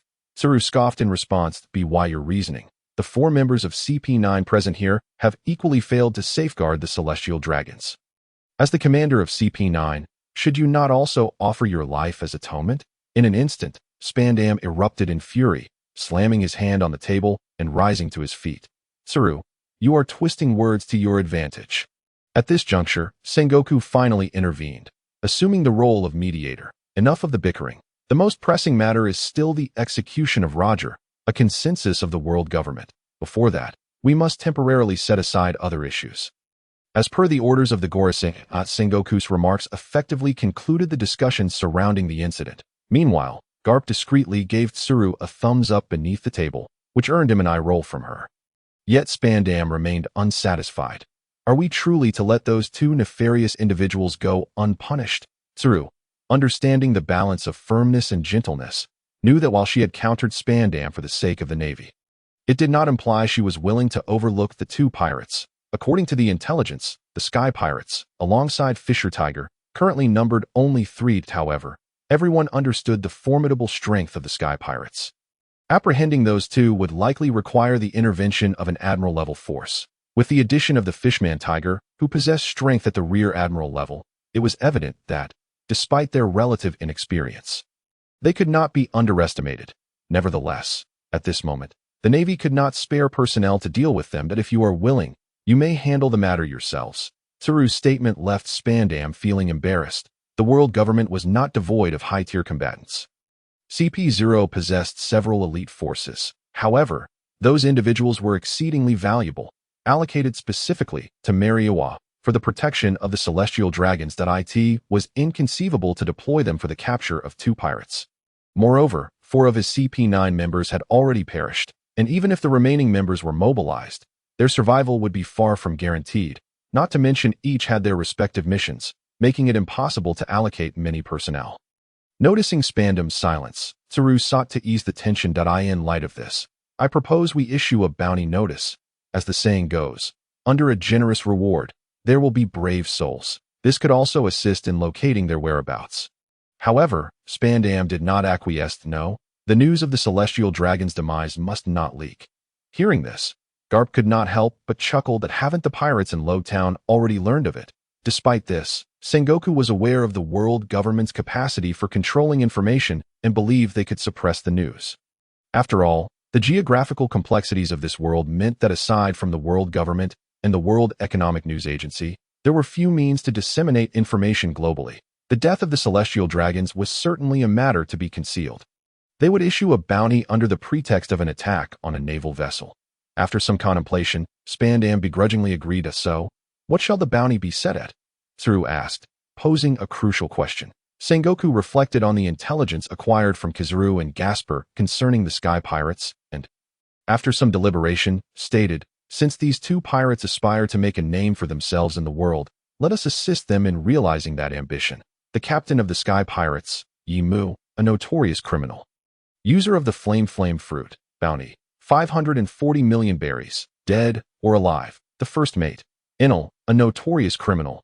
User of the Rumble fruit, bounty, 500 million berries, dead or alive.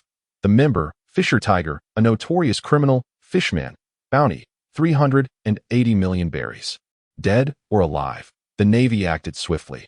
Within just 3 days, the bounty notices for the Sky Pirates circulated throughout the globe. Prior to the issuance of the bounty, the name of the Sky Pirates had only been whispered in the vicinity of Loguetown. But post-announcement, their reputation had swiftly spread worldwide. In the East Blue, aboard a small vessel en route to Loguetown, Buggy exclaimed, Shanks, come look. Shanks burst in, shouting excitedly, startling Buggy, who was engrossed in studying a treasure map and nearly spilling ink all over it. What on earth is wrong with you, you fool? Why are you yelling? Forget that. Look at this. Shanks presented the freshly obtained bounty notice. Buggy took it and glanced over it. This looks familiar. 550 million berries. You idiot. That's not the point. Don't you remember? Sky Island. We met these two guys there with the captain. Ah. Buggy suddenly recalled everything, his eyes wide with astonishment. In a tavern in Loguetown, Doflamingo scrutinized the bounty notice in his hand. His fingers clenched tightly, veins bulging on his forehead. His subordinates, Secco, Treble, and Diamante, exchanged worried glances with their king. Since the appearance of this bounty notice today, Doflamingo's demeanor had been unusual. Are you all right, Doflamingo? Treble asked, his voice trembling. I'm fine. I'm just too exhilarated. Notorious criminals, users of the flame fruit and the rumble fruit, wielding conquerors Haki. Truly monstrous. No wonder they dared to slay Masquerade, that fool. Are the celestial dragons finally set to fall from grace? As he spoke, Doflamingo activated his powers, tearing the bounty notice to shreds before turning to Treble. Send a message to Virgo. I need to know the specifics about these two. Understood. In the Skypiea archipelago. Area 13, 6 months prior, a bar named Shaki's emerged, infamous for its extortion. Alongside it appeared a strikingly beautiful woman and a handsome man with golden hair. This golden-haired man was none other than Silver's Rayleigh. Since the dissolution of the Roger Pirates, Rayleigh had disembarked from the New World and settled in the Skypiea archipelago under the alias Old Ray, leading a life filled with gambling and drinking. He was among the first to learn about Roger's intention to surrender. Although tinged with a hint of melancholy, he still wholeheartedly supported Roger's decision. However, as the day of the public execution drew ever closer, Rayleigh could not help but feel increasingly perturbed, leading him to consume more and more alcohol. That on this particular day, after completing his coding work, he returned home. It seemed that business had not been thriving these past few days. Observing the desolate tavern, Rayleigh couldn't help but reflect. Yet, whether his lament stemmed from the tavern's lack of patrons or from thoughts of Roger remained a mystery. Behind the bar stood Shaki, who appeared unfazed. However, instead of retrieving a drink for Rayleigh, she produced 3 wanted posters. These just came in today. You might find them intriguing. Rayleigh's gaze swept over the posters, and upon seeing the images, his expression shifted to one of surprise, quickly followed by nostalgia. Taking the wanted posters in hand, he remarked with a hint of joy, 5 years have passed, and I never imagined that both Brother Yamado and Brother Enel have already set sail. But isn't this bounty rather excessive? I believe it's the highest reward for newcomers in the first half of the Grand Line in over a decade. This revelation took Shaki aback. You actually know those two? Rayleigh nodded. I met them 5 years ago in Skypiea. I see. Shaki did not press further, but directly continued. Those two are incredibly audacious. You know why their first bounty made history and earned them the Navy's title of Most Wanted? Rayleigh shook his head. Because they killed a celestial dragon. Deep beneath Mariawa, at a depth of 10,000 meters, lies Fishman Island, known as the Underwater Paradise. Although referred to as Fishman Island, the inhabitants are divided into 2 races, the Fishmen and the Merfolk. Unlike the Merfolk, who strive for peaceful coexistence with humans, the Fishmen generally harbor deep-seated animosity towards humanity. Residing in Fishman Street a decade ago, this place was synonymous with chaos and darkness, so much so that even the Merfolk would not venture there lightly. It was not until 12 years ago that a fishman named Fisher Tiger emerged, unifying the chaotic factions of Fishman Street through sheer strength, becoming the leader of all fishmen, leading to a semblance of order and gradually fostering acceptance of other Merfolk and humans. However, 1 year ago, the situation in Fishman Street began to deteriorate once more, primarily due to the sudden disappearance of their leader, Fisher Tiger. Although Fisher Tiger had departed Fishman Street 6 years prior to embark on his journey of exploration, he would occasionally check in with friends via transponder snail to assure them of his safety. Yet, a year ago, all communication ceased, plunging Fishman Street into turmoil. Those fishmen who nursed grievances against humans began to stir, even spreading rumors that Tiger had been captured by humans. After Tiger's departure, Jinbi, the whale shark fishman, took on the mantle of leadership in his absence. Though Jinbi possessed the strength to lead, he could not compare to Tiger in terms of reputation. While Tiger was still around, Jinbi could wield Tiger's name to maintain control over Fishman Street. But now, regardless, Jinbi was determined not to allow his elder brother's hard-earned Fishman Street to revert to its former state. Thus, he patrolled the streets daily with a few fishmen, warning those with nefarious intentions that on this particular day, while patrolling, Jinbi suddenly heard a loud shout. Brother Jinbi, news about Boss Tiger. Boss Tiger has been found. This announcement not only invigorated Jinbe, but also sent waves of excitement throughout Fishman Street. Fisher Tiger was a legend among all fishmen, and even Fishman Island as the crowd turned to see. A merfolk swiftly approached, propelling herself through the water with her tail. Recognizing her figure, Jinbe felt his excitement mount. Aladdin, news about Boss Tiger? Aladdin wasted no time, presenting the wanted poster he held, and exclaimed, Boss Tiger has become a pirate, and his first bounty is 380 million berries. Instantly, the expressions of Jinbe, the fishmen, the merfolk, and even the humans in Fishman Street turned to shock.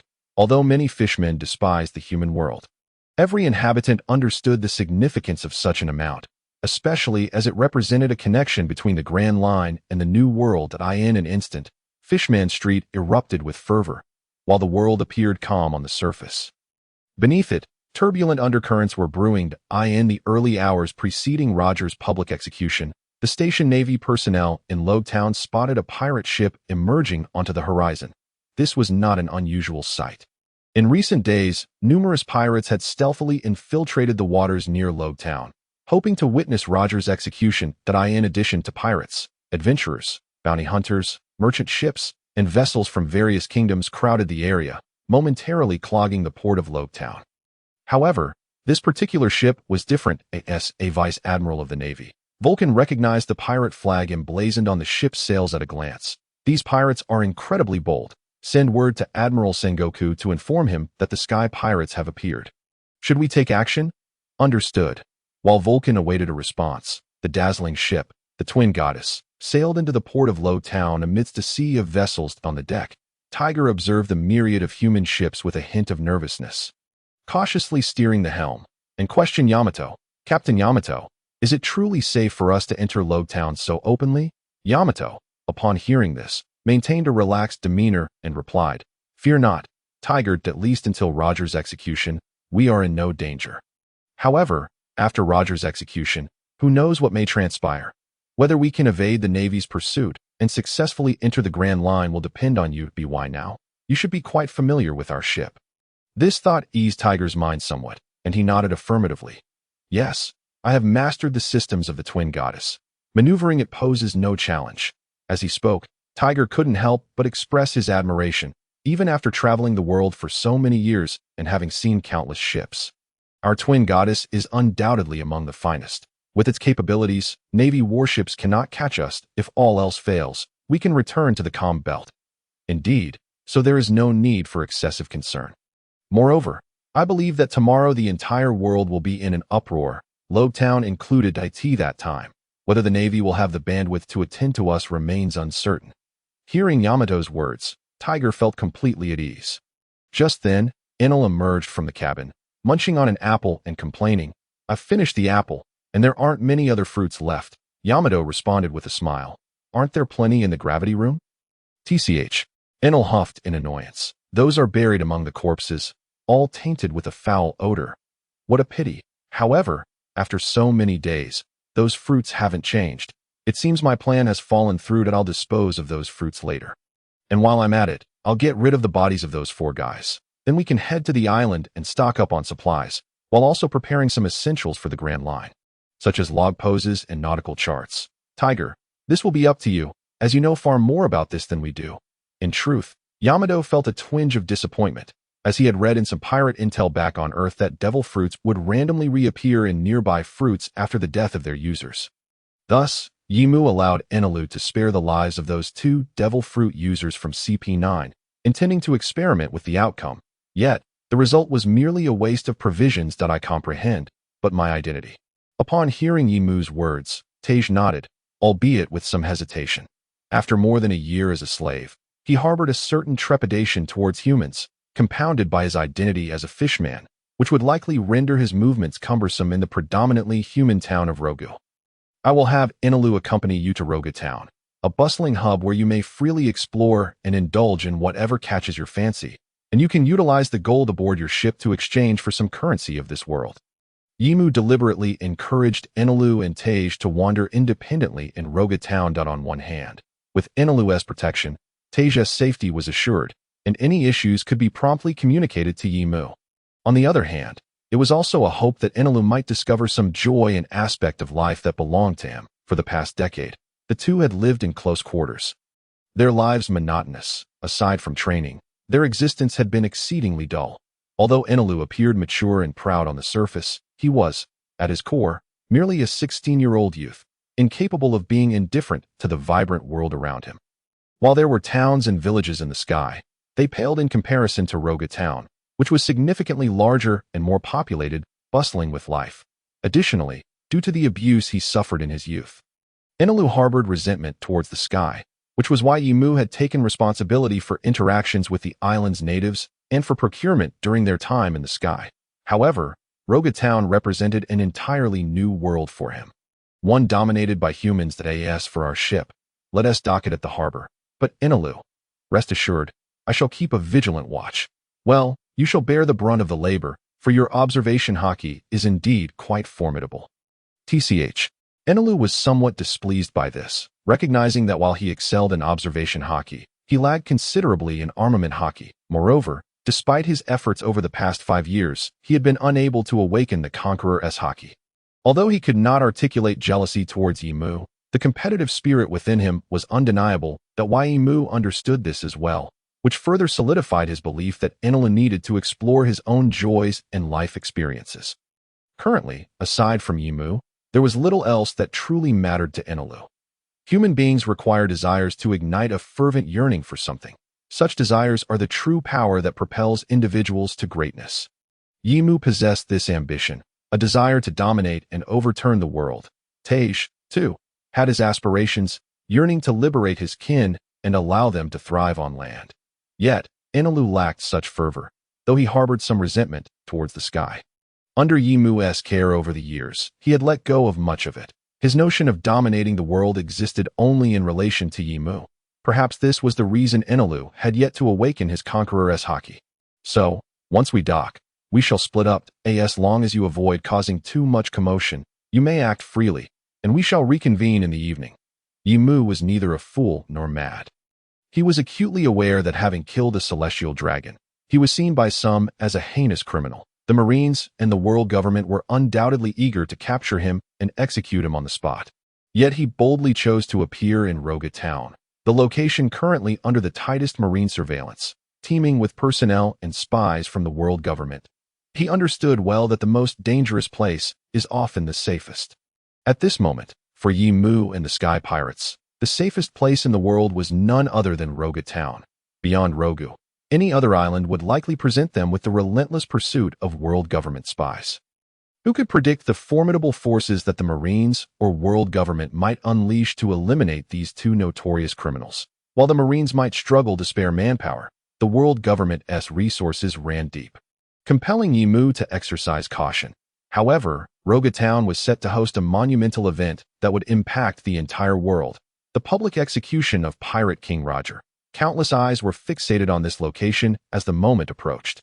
Prior to Roger's execution, neither the Marines nor the world government would wish to provoke any disturbances in Loguetown, for they would certainly strive to ensure the execution proceeded smoothly. After all, whether it be Yimu's flame fruit or Enelu's rumble fruit, should a confrontation arise, it would not be a simple matter of submission for what would transpire post-execution. Yimu had little to fear. With Roger's initiation of the Great Pirate Era, it was likely that even if the Marines and the world government still sought him out, they would struggle to muster significant force. This was evidenced by the establishment of the 7 Warlords of the Sea, wherein the Marines were compelled to recruit pirates to manage other pirates, indicating a loss of control over the Grand Line. Furthermore, Tej's ascent to the Red Line and the liberation of slaves held by the Celestial Dragons further demonstrated that the world government and the 5 elders had lost their grip on global affairs. The latter half of the Grand Line might still pose some danger, but once they entered the New World, the sky would be their limit and the sea their playground. Additionally, as a momentous event that would shape the pirate world, the dawn of the Great Pirate Era necessitated Yimu's presence in Loguetown to witness the commencement of this new age firsthand. Lastly, there was a matter Yimu had entrusted to Tej. Being a traveler from another world, his understanding of this realm was superficial, especially when navigating the seas that in the Grand Line. Any misstep could be fatal. Fortunately, Tej was a seasoned professional, having accomplished a solo circumnavigation of the globe. Thus, the logistics of their journey were best entrusted to him. Of course, beyond the aforementioned reasons, Yimu harbored a particularly trivial motivation. He distinctly remembered that Loguetown was home to two exceptional swords. These were the very blades that Zoro would later procure in Loguetown. The Snowwalk, a fine blade of the 50 fine swords, akin to his own lioness roar, and the legendary blade, Sandai Kitetsu. Although with his current strength, he did not particularly require these swords, nor was he a master swordsman. As a pirate, he could hardly overlook the opportunity to acquire such treasures, even if they served no purpose now. They could be preserved for future companions. Yet, he remained uncertain whether the passage of nearly 2 decades had altered the fate of those two swords, or if the weapon shop still existed. Nevertheless, Yimu did not press the matter. After parting ways with Inalu and Tej, he donned a simple disguise, cloaked in a trench coat and hood, and strolled leisurely through the streets of Loguetown. Clearly, his disguise served only to render him indistinguishable from an ordinary person. Since his arrival in Loguetown, countless eyes had followed him, yet Yimu paid them no mind. He ambled through the island-esque weapon shop as if he were merely shopping. In the conference room of the Navy headquarters in Loguetown, Sengoku addressed those present, inquiring about the current situation. Have the 3 members of the Sky Pirates been closely monitored? We have dispatched personnel. And CP9 has also mobilized. Are we preparing to take action, Admiral Sengoku? Sengoku shook his head, echoing Yimu's thoughts at this moment. Unless they could swiftly resolve and apprehend Yimu, or if Yimu were to deliberately provoke them, they could do nothing until after Roger's execution. It is not feasible at the moment. However, such a ruthless criminal must not be allowed to leave Loguetown tomorrow. Inform Kazan and Vice Admiral Kazuru that once Roger's execution concludes, their primary objective will be to jointly apprehend the Sky Pirates. At your command. With his subordinates departing, Sengoku finally let out a long sigh. His gaze sternly fixed upon the bounty notices of the 3 members of the Sky Pirates laid out on the table. Heaven has a path you refuse to tread, while hell has no gate you dare to breach. If that is the case, then this time, I shall ensure you remain here for good. Unfortunately, Sengoku was unaware that tomorrow, the world would be irrevocably transformed by a single utterance from Roger, rendering the Navy powerless, even if they had the intent to act, due to the fog of memory, compounded by the passage of 2 decades. Yimu could no longer recall which establishment harbored the Snow Walk and the Sandai Kitetsu. However, Yimu had his own methods. At every weapon shop he visited, he would produce a pouch from his waist, placing it upon the counter, allowing the gleaming gold within to spill forth. Without fail, the eyes of each proprietor would instantly light up with greed as they eagerly inquired, "Welcome, esteemed guest. What can I assist you with today? Bring forth your finest and most expensive blades." Of course, please hold on a moment. Yet, alas, the best Yimu encountered were merely classified as excellent quality, belonging to a tier far below the esteemed blades of 50 craftsmen. While the swords were indeed of good quality, they were too numerous to be considered precious, rendering them unworthy of collection. Thus, Yimu continued his perambulation through the various weapon shops. Fortunately, while Loguetown was expansive, the number of weapon shops was not overwhelming. Upon reaching the 5th establishment, as he stepped inside, he noticed the proprietor's rather unique appearance and demeanor, causing a flicker of recognition to stir within his memory. It seemed this was the place he sought. However, before Yimu could utter a word, the shopkeeper, spotting the Shirshiramuru at Yimu's waist, widened his eyes in shock and exclaimed, "You are the captain of the Sky Pirates. The infamous villain Yimu." Infamous villain? Yimu paused, but quickly regained his composure. Noticing the shopkeeper's flustered demeanor, he stepped inside and said, "It appears the Navy has bestowed upon me some peculiar titles. Could you enlighten me, good sir?" This took the shopkeeper aback, yet he hurriedly retrieved 3 bounty notices from behind the counter. A smile of servility plastered across his face as he said, "Please take a look. Esteemed guest, these are the bounty notices issued by the Navy 10 days ago for you and your companions." Oh, Yimu expressed surprise as he gazed at the notices, which indeed featured his likeness alongside that of Enel and Tiger. With a commendable bounty amount, the photographs were well captured, and the sum of 500 million was quite respectable. As for the title of infamous villain, it was rather pedestrian, but I shall take these 3 bounty notices. You have no objections, I trust? Of course, of course. The shopkeeper rubbed his hands together, smiling broadly, and then eagerly inquired, Might I ask what brings Captain Yimu to our humble establishment? Naturally, I am here to purchase a sword. Yimu followed his usual routine, producing the gold once more. Bring forth your finest and most expensive blade. Certainly, certainly. The proprietor turned with enthusiasm, disappearing into the storeroom behind the counter in search of something. Meanwhile, Yimu cast his gaze upon the nearby sword rack. If his memory served him correctly, the Sandai Kitetsu should be nearby. Although he was not a professional swordsman, he could still discern a good sword from a mediocre one. Found it. With a swift motion of his arm, Yimu retrieved a long sword sheathed in crimson from the rack. Customer. At that moment, the shopkeeper's demeanor shifted dramatically. He rushed over, exclaiming, "That sword is not for sale." Oh. Yimu turned to see the shopkeeper approaching with several blades clutched in his arms. Is it due to the cursed blade's nature? Ah, esteemed guest, do you know? Yimu paid him no mind.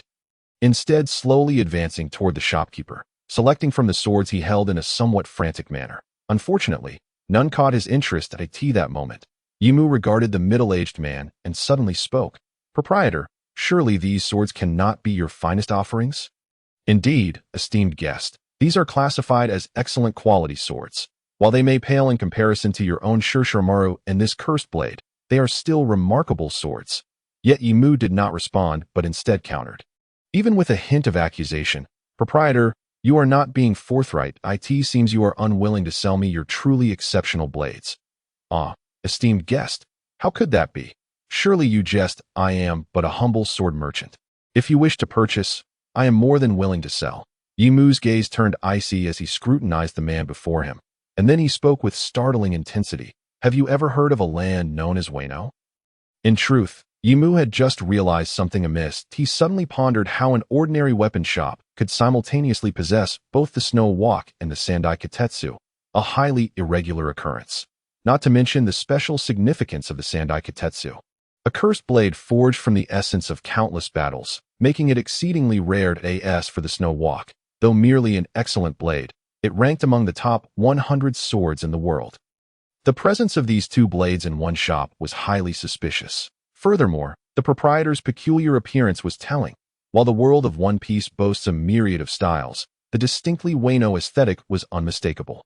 "Ah, esteemed guest, what do you mean by Wano? What kind of place is that?" Indeed, upon hearing the name Wano, although the proprietor masked his surprise well, the fleeting change in his expression did not escape Yimu's keen observation, enhanced by his observation Haki. Moreover, the aura he exuded was that of a swordsman. Humph. Yimu chose not to press further. If he was unaware, then so be it. However, since you claim to possess a deep understanding of swords, I would like to pose a few inquiries to that moment. Beads of cold sweat visibly formed on the shopkeeper's forehead, yet he maintained a strained smile, rubbing his hands nervously. "What would you like to ask?" "Esteemed guest, I shall certainly share all I know. My first question, among the swords you know of, are there any that are impervious to high temperatures and flames, or perhaps capable of absorbing flames?" "Well, it seems there are none. All swords, regardless of their might, are forged from high temperatures. It merely depends on how intense the flames are. As for absorbing flames, I have never heard of such a thing. Though there are swords that can absorb Haki, I see. Then for my second question, if I wish to forge such a sword, do you have any renowned blacksmiths to recommend?" "Well, the shopkeeper hesitated for some time without a response. Observing this, Yimu decided to up the ante, stating, "I have encountered Kazuki Oden aboard the ship of pirate King Roger." "Ah." Finally, as if deflated, he turned his head away and said, I know. Currently, there are 3 renowned swordsmiths I am aware of.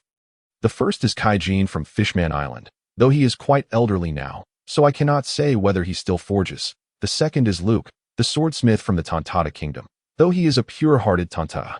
He is exceptionally skilled at crafting cursed blades. As for the last one, it is Tenguiyama Hitetsu from Wano, a descendant of the legendary swordsmith Kuchi, and the very creator of your Sandai Kitetsu. "Ah, I understand now. Thank you for your insights." Yimu replied, tossing the pouch of gold he had at his waist toward the shopkeeper. "Consider this your reward for the information and the Sandai Kitetsu.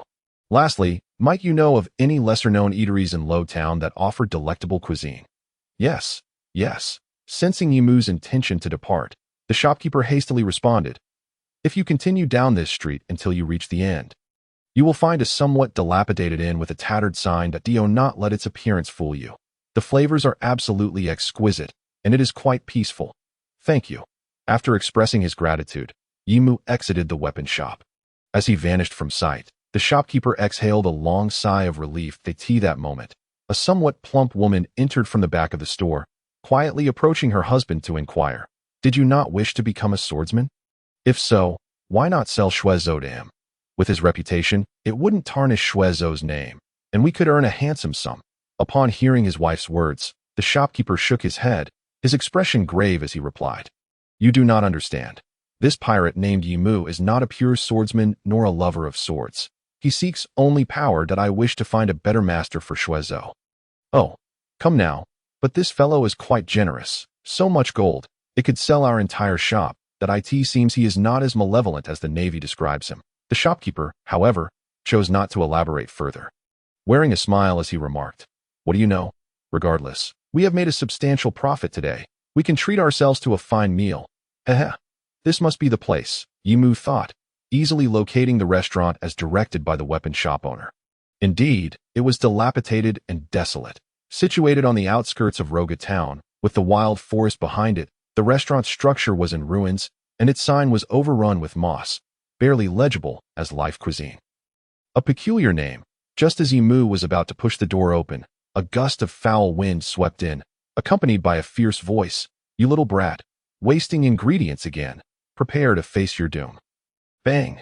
In an instant, the decrepit wooden door splintered under the strain, and a figure flew out from the restaurant, hurtling directly toward Yimu. Yet, rather than dodging, Yimu extended his arms and caught the figure, cradling her in his embrace. The reason was simple. Not only did the soft, fleshy sensation in his arms stir a sense of excitement, but the fragrant aroma of the girl enveloped him, causing his heart to race. Moreover, as his hands grazed her long, supple legs, the delightful bounce was undeniable, complemented by her voluptuous figure in a white chef's outfit. An irresistible allure, indeed. Looking down, her expression was cold and unwelcoming, exuding a do not approach aura. However, her striking features were undeniably captivating, embodying the archetype of a temptress, evoking a desire for conquest, as if to match her formidable appearance. The girl's voice was equally frosty. "How long do you intend to hold me?" Yimu, unfazed, retorted, "As long as you wish. I could hold you indefinitely." Smack. The girl raised her hand to strike Yimu's face, yet her aim faltered, and as he loosened his grip, she tumbled to the ground. Oomph. Undeterred, the girl merely brushed off her backside, shot Yimu a cold glare, and hurried back into the restaurant. Interesting. Yimu followed her inside. Contrary to the dilapidation outside, the interior of the restaurant was pristine. Resembling a vast Mongolian yurt, the space was expansive, with over 20 tables capable of accommodating nearly 100 patrons. Sunlight flooded in, creating a comfortable atmosphere, and various small flowers adorned the windowsills, indicating that the owner possessed a certain affection for aesthetics. However, the establishment appeared rather desolate at the moment, devoid of any customers, save for bang. Another loud crash echoed as the earlier girl slammed her fist against the fragile bar, confronting a burly man behind the counter. Clad in an apron adorned with lace and arms crossed defensively. "You old fool. Did you not teach me that to create the most exquisite dishes, one must use the finest ingredients?" The man, visibly irate, retorted, "You wretched girl. I said suitable. That does not justify your wastefulness. But those meats are utterly substandard." "What do you mean substandard? You simply lack the dedication to cook properly. Stop spouting those cliché lies. Ordinary ingredients remain ordinary, no matter how well you prepare them. They cannot transform into gourmet delicacies. You insufferable brat. The culinary art of our life cuisine is to create the most delectable dishes from the cheapest ingredients. Have you forgotten everything I taught you?" Puffed. "I barely remember. If not for your coercion, I would never wish to be a chef or learn about cooking." "Fool. You were born to be a chef, destined for the culinary arts. If you do not take up this mantle, who will inherit this establishment when I am gone? When you die, I shall burn this place down and go on an adventure around the world." The owner, clearly furious, had veins bulging on his forehead, as if ready to explode, his face flushed with anger. "You ungrateful girl. This shop is the result of hard work between your mother and me. How dare you contemplate destroying it? The girl regarded her father with disdain, muttering something under her breath, yet ultimately refraining from uttering any harsh words at that moment. The shopkeeper noticed Yimu's presence. Shooting a menacing glance at the girl as he declared, "I shall deal with you later, you wretched child." With that, he approached Yimu, menu in hand, wearing a smile as he eagerly asked, "What would you like to order?" Esteemed guest, however, before he could finish, he suddenly appeared to have encountered something terrifying, his smile vanishing as he paled, trembling and rendered speechless. You are." The girl instantly detected her father's unease. Realizing the situation, she dashed forward. Positioning herself between her father and Yimu's astonished gaze, she transformed one hand into a knife and the other into a frying pan, glaring fiercely at Yimu while addressing her father. "Hey, old man, are you all right? Who is this guy?" The shopkeeper finally regained his composure, rushing to stand in front of the girl, blocking her path as he stammered, "No, Freya, please do not act hastily. It's a misunderstanding. Apologies." "Dear guest, I was merely..." Observing her father's disjointed words, Freya was momentarily dazed, while Yimu, intrigued, took a seat and inquired, "It seems you recognize me. Am I truly that fearsome?" The shopkeeper wore a smile that resembled a grimace as he replied, "Of course not. It is an honor to welcome you, Captain Yimu of the Sky Pirates, to our humble establishment." Freya, standing behind her father, suddenly recalled something, understanding now why her father had reacted so fearfully. The thought of having nearly struck such a formidable man sent chills down her spine, her previously cold demeanor now paling in color. Having grown up in Loguetown in the East Sea, Freya did not possess extensive knowledge about the celestial dragons, nor could she fully comprehend the significance of killing one. However, after her first voyage, with a personal bounty of 540 million berries and a total crew bounty of 142 billion berries, she grasped the implications, having encountered numerous pirates. Even among the bounties she had seen in her years living in Loguetown, none had ever reached such heights. Over the past month, the talk of the town had been dominated by this very topic. Aside from the soon-to-be executed pirate king Joel D. Roger, there exists the Sky Pirates, a band of lunatics who dare to slay the celestial dragons. However, as she gazed at the man before her, somewhat dashing yet seemingly unremarkable, Freya found it difficult to associate him with the notorious and ruthless pirates she had encountered in Loguetown, who were universally despised. He appeared rather ordinary. Freya mused to herself why Yimu, indifferent to the father-daughter duo, had merely come to dine and no need for surprise. "It was the owner of the weapon shop who recommended me here. Claiming your cuisine is quite exceptional." The owner instantly recognized who he was referring to, his expression darkening as he involuntarily voiced his thoughts. "That bastard, buying a knife, actually lured such a terrifying figure to my establishment." After speaking, he swiftly covered his mouth in horror, trembling as he looked at Yimu. Fortunately, he did not perceive the dreadful, cold-blooded gaze that other pirates possessed within Yimu's eyes. "Enough with the chatter. I am here to eat. Bring out your signature dishes. You need not worry about my payment or whether you wish to conduct business with a pirate like me. Of course not. Please wait a moment. I shall prepare it right away," the owner replied, turning his back to firmly grasp his disobedient daughter, dragging her into the kitchen, disappearing from view amidst her astonished expression, although they were no longer visible. Their hushed conversation was still distinctly audible to Yimu. "Father, what should we do now?" "Do not fear. We are in Loguetown, where the formidable navy is present. That man would not dare to cause trouble. We will be fine once he has eaten and departed. Leave it to me." "You fool. What do you mean leave it to you? I am the one here." "You, father. How long has it been since you last cooked? Besides, I am the head chef of this establishment." "You insolent girl, are you doubting your father's abilities? That is what you said yourself. Moreover, I am the head chef. I call the shots in the kitchen. Now, get out. You brat. I am the owner here. This place will belong to me in the future.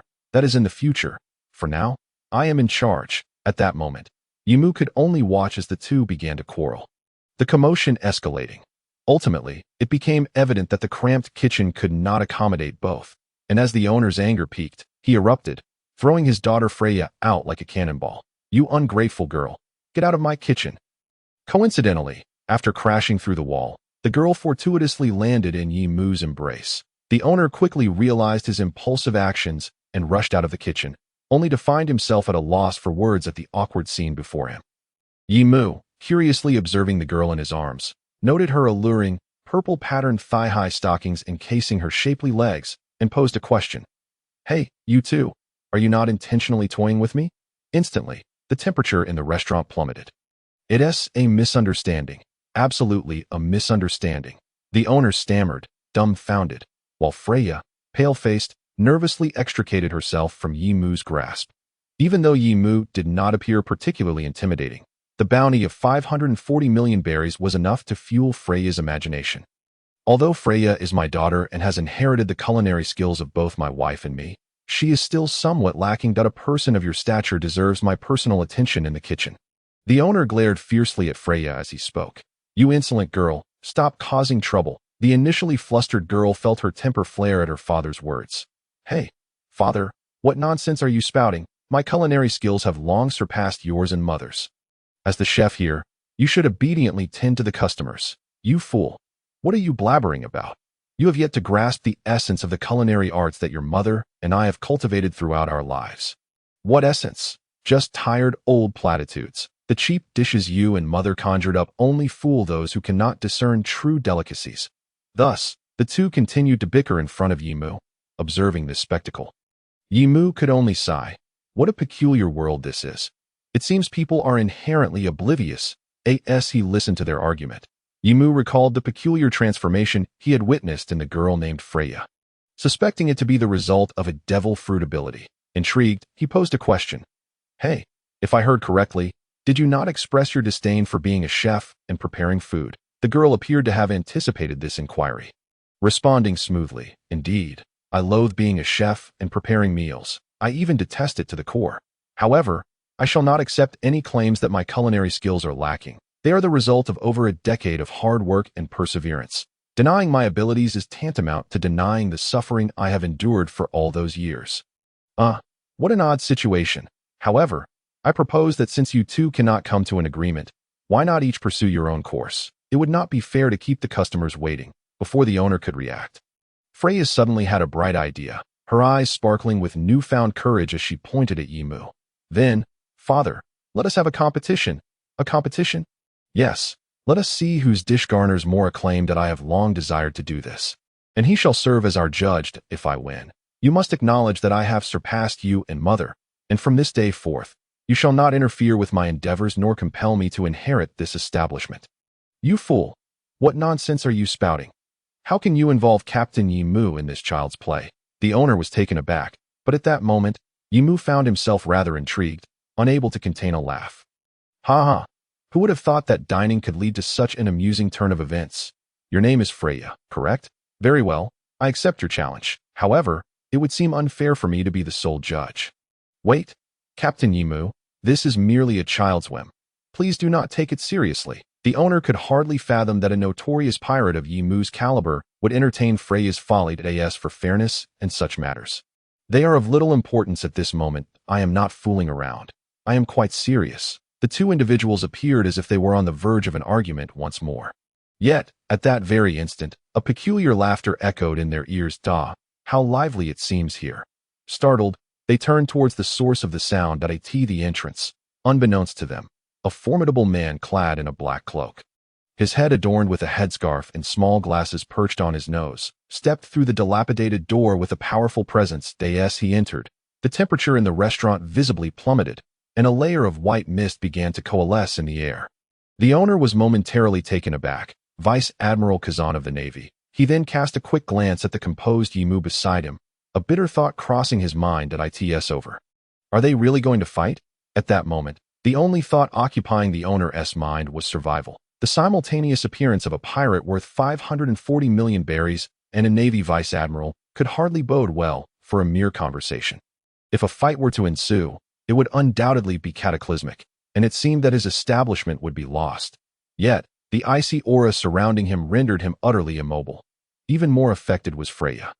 In that moment, she genuinely comprehended why her father had become so anxious and fearful from the very beginning. How terrifying! The Navy officer, merely by the menacing aura he exuded, felt as imposing as a mountain. Pressing down upon her, causing her to feel as though she might collapse, the bone-chilling cold seemingly intent on freezing her in place. If this Navy officer was so formidable, it was evident that the pirate could not be far behind in prowess. She had been dancing on the edge of a blade just moments ago, just as Freya felt herself wavering. A sudden warmth enveloped her like an embrace, instantly dispelling the cold that had gripped her, replaced by a sensation akin to basking in sunlight. Before she could fully process this change, a voice pierced through the tranquility. "Hey, Navy, if you're not here to fight, then there's no need to adopt such a fearsome demeanor." As the words fell, a contrasting wave of warmth surged forth from Yimu, countering the pervasive chill throughout the room. Rushing towards the Navy officer at the door, with a resounding crash, the two opposing currents collided, creating a whirlwind within the cramped space. However, Freya was too preoccupied to notice that in that moment. She suddenly realized that the warmth she had felt earlier was, in fact, this pirate coming to her aid. A pirate is actually protecting me. This revelation somewhat shattered her worldview. Throughout her years, her perception of pirates, shaped by her experiences and the Navy's portrayal, had been that they were unequivocally malevolent beings. The pirates she had encountered in Loguetown had only reinforced this notion, displaying a vicious appearance and engaging in acts of pillage and slaughter. Yet, these wicked individuals had never commanded bounties exceeding 100 million. Thus, one could only imagine how terrifying a pirate valued at 540 million berries would be. In the Navy's words, he would indeed be a truly vile person. But now, just as Freya struggled to comprehend, a soft tick echoed in her ears, accompanied by a sudden chill on her arm. Looking down, she was astonished to see a droplet of water on her fair skin. Before she could react, she heard her father's panicked shout, "This is outrageous." Turning back, she saw her father gazing up in terror. She followed his gaze and was equally startled to find a thick layer of dark clouds had formed above the restaurant's roof. Accompanied by the rhythmic patter of raindrops, this extraordinary sight left Freya momentarily speechless. How is this even possible? Her father, however, quickly grasped the situation, exclaiming in astonishment, "Could the powers of the Magu Magu fruit and the High fruit truly cause such phenomena? Is this the might of a Logia-type devil fruit, capable of manifesting weather? Indeed, he is a pirate with a bounty of 540 million berries. This Navy officer is indeed formidable." The notion of the devil fruit struck Freya, prompting her to quietly inquire, "Is it something akin to the abilities I possess, father?" Yet her father was too flustered to respond, for at that moment, the icy voice of the Navy officer rang out, "Who told you I'm not here to fight? A pirate as wicked as you is precisely the target we in the Navy seek to apprehend." The atmosphere grew tense once more, and the confrontation between the two powers escalated, with lightning flashing ominously within the dark clouds above, as if a storm was imminent. Yet, Yimu seemed entirely unfazed. Chuckling as he spoke, "If your Navy truly intended to capture me, you would hardly have come alone." Following his words, a chilling silence fell between the two, a standoff of sorts. Then, as if a bubble had been suddenly burst, the dark clouds dissipated and the tense atmosphere vanished, restoring the restaurant to its sunny disposition, as if everything that had transpired was but a dream. Under the astonished gazes of the owner and Freya, the Navy officer appeared transformed, the menacing aura having evaporated, leaving him in a relaxed demeanor as he scratched his head and said, "It seems there's no helping it. I can't easily subdue you alone." He then entered unceremoniously, retrieving his wallet and addressing Freya and the owner, "I apologize. It seems I may have frightened you a bit. Here's some compensation for you." The owner, however, dared not accept that. No, it's fine. No harm was done. He waved his hands, wearing a sincere smile, utterly unwilling to accept the Navy's money. This left the Navy officer looking quite distressed. Just then, Yimu chimed in with a smile. In that case, Navy, why not join me and serve as a judge for this cooking contest, as compensation for this father-daughter duo?" Upon hearing Yimu's suggestion, the Navy officer's expression turned peculiar, a hint of frustration flickering in his eyes. "Just as I thought, you pirates are indeed audacious, so you wouldn't be willing?" The officer shook his head, lazily replying, "Admiral Sengoku's orders were to capture you, but if that proves impossible, then I am to monitor you. As long as I can keep an eye on you and prevent any chaos, I doubt he would fault me for sitting down with a pirate. Besides, I'm actually quite hungry right now." Yimu burst out laughing, his eyes gleaming with intrigue. "Ha, you're far more entertaining than Kazu. Now, allow me to reintroduce myself. I am Yimu, captain of the Sky Pirates. The Navy officer glanced at Yimu, reciprocating with his own introduction. I am Vice Admiral Kazan. With that, he unceremoniously took a seat beside Yimu. Seeing this, Yimu's smile widened. How delightfully lively. So Freya, is it? The future pirate king and a Navy Vice Admiral serving as judges for your cooking competition. Such an opportunity is truly rare and may never come again. Will you accept him? At that moment, as if sensing something, Yimu suddenly turned around and gazed towards the entrance, then smiled gently and remarked, "Today truly is lively. It seems we are about to welcome another guest." As his words fell, indeed, a refreshing breeze swept in, and the dilapidated door of the restaurant was pushed open once more. A man clad in a dark green coat stepped inside. Upon seeing this man, Kazan frowned slightly, and, feeling somewhat awkward, called out his name. "Dorag, I didn't expect you to be here too." The man named Dorag broke into a hearty smile and replied, "It has been a while, Kazan, to witness such a significant event as the public execution of the Pirate King. If I hadn't been there in person, I would have regretted it for life." After speaking, Dorag turned his gaze towards Yimu, who was seated beside Kazan, and with keen interest in his eyes, exclaimed, "At last, I meet you, the captain of the Sky Pirates, the infamous Emu." Yimu responded with a smile. "I didn't realize I had gained such notoriety. Now, Dorag, would you be interested in becoming the third judge for the upcoming culinary competition?" Dorag removed his green hood, laughing heartily. "It would be my utmost honor." In that moment, Yimu, Kazan, and Dorag sat side by side. This scene, akin to a world-renowned painting, would influence the course of the future for the entire world. Observing the three eminent figures who had appeared in his establishment and who were to judge for his daughter, the proprietor, Freya's father, wore a face of despair, quickly forcing a smile and saying, "Surely this isn't necessary. The culinary competition was merely a jest for my daughter, wasn't it, Freya?" As he spoke, he tugged at Freya, signaling her to abandon the idea. The presence of Yimu, the captain of the Sky Pirates, Kazan, the Vice Admiral of the Navy, and Dorag, the Navy defector, in his establishment transcended the issue of a culinary competition. It was a matter of trouble knocking at his door. Each of these individuals was far beyond the capacity of his modest establishment to accommodate. If word of this spread, his little shop would surely never know peace again. Though the proprietor was in the business of welcoming guests, this did not mean he welcomed trouble. Freya, however, seemed less fearful and more curious, inquiring, "Who is this guy?" "Be quiet, you troublesome girl," her father scolded, though he proceeded to explain softly. "His name is Dorag.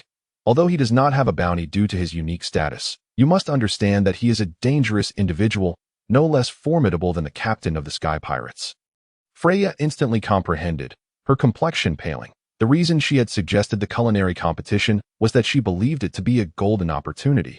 She had long felt she had surpassed her father and mother, having been the chef of the establishment for several years. Yet her father always claimed she was unworthy, lacking the true spirit of culinary art, and never granted her a chance.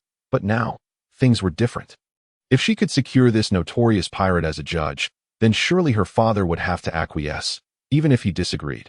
Yet, the unfolding events seemed to be spiraling beyond her expectations. Not only had a vice admiral from the Navy arrived, but now another formidable figure had appeared. Although Freya yearned to prove herself to her father, she was not entirely oblivious to the gravity of the situation. Logically, she should have acquiesced to her father's wishes and refused the competition. However, Freya's thoughts were more complex. Though it was not entirely intentional, Yimu had indeed been neglected for quite some time since his arrival at their establishment.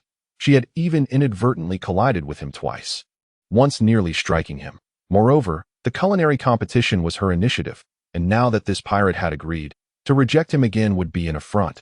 Repeatedly neglecting a normal guest would surely incite anger, let alone a notorious pirate. In such a scenario, even with the Navy present, it was evident that the three were not allied. If a conflict arose, would she and her father be able to preserve their lives? After all, pirates were notoriously unpredictable and reckless. Just as Freya found herself in a state of confusion, uncertain of what to do, Yimu, seated between the two, seemed to have read her thoughts and spoke up. "What is this? Are you beginning to waver?" Freya's face turned somewhat grim. "Do not be afraid. If your concern lies with these two gentlemen, there is no need to worry. They are not here for you." After all, he chuckled, Looking at Kazan and Dorak, Kazan lazily replied, "Ah, I'm merely here to keep an eye on you and enjoy a meal." Dorak added in a deep voice, "I simply wanted to meet the captain of the Sky Pirates, who has gained such renown in recent days." After they spoke, Yimu turned his attention to the young woman before him, smiling as he said, "As for me, there's even less for you to worry about. For I quite admire the confidence and pride you exhibited earlier in that moment." Upon hearing Yimu's words, Freya felt a wave of relief wash over her as she looked at the three formidable figures before her. After all, the capricious nature of a pirate like Yimu meant there was no need for deception. With that in mind, she was determined not to let this opportunity slip away. Thus, under the watchful eyes of her increasingly anxious father, Freya expressed her true feelings. "I want to go through with it. I want to prove that my culinary skills have long surpassed yours and Mother's." In that instant, seeing the determination in his daughter's eyes, Freya's father wore an expression of resignation, rubbing his head and saying, "I understand that in that case, I shall not hold back. I will show you, my dear, that without grasping the true essence of culinary art, you still have a long way to go before you can compare to your mother and me. Therefore, following the rules of our culinary establishment, for the next 3 hours, each participant must prepare an appetizer, soup, fish, meat, main course, salad, dessert, and beverage, 8 dishes in total, to determine the victor. Bring it on, old man." As the father and daughter duo busied themselves in the kitchen, preparing their dishes, an eerie silence descended upon the restaurant, transforming the atmosphere once more. A pirate, a navy officer, and a future revolutionary sat together, each bearing distinct expressions yet clearly observing one another. Ultimately, it was Dorag who broke the silence, commenting, "Before arriving here, I had many speculations about Captain Yimu's character. Yet I never anticipated he would be such an intriguing individual, though." Yimu's interest was piqued as he looked at Dorag and asked, "What kind of person did you think I was?" "A madman. That I can think of no other term for someone who sets their sights on the celestial dragons on their first voyage and manages to kill one," Dorag replied matter-of-factly. "And now, I believe I was mistaken. Captain Yimu is certainly not a madman. Rather, he may be someone like myself, a kindred spirit." "Ha!" Yimu simply laughed in response. But for Dorag, that was more than sufficient. He glanced at Kazan, who appeared to be pretending to nap, and remarked, "I wonder if Captain Yimu has some time to spare. Perhaps we could arrange a meeting to discuss matters further after tomorrow." At this moment, Kazan could no longer contain himself. "Hey, you two dangerous individuals, is it really appropriate to openly discuss private meetings in front of a Navy officer?" Yet, Yimu and Dorag paid him no heed. "It is still too early," Yimu replied. "Let us meet again once we have each established ourselves in our respective worlds. But before that, you might as well leave me your snail number. Perhaps there exists a prospect for mutual collaboration between us." "Hey, you two rascals, are you being excessively presumptuous?" Completely overlooked, Kazan regarded the duo with a wary expression, pondering if two perilous individuals had indeed allied. In contrast, Yimu appeared entirely unconcerned, instead directing his focus towards Kazan, erupting into hearty laughter. "So, Kazan, this question I have posed to Kazuru as well, and now, I wish to ask you afresh. Would you be interested in joining my pirate crew? I am in dire need of dependable comrades." Upon hearing these words, both Kazan and Drago exhibited expressions akin to the shock displayed by Kazuru earlier. However, Drago's response shifted from initial astonishment to admiration and respect.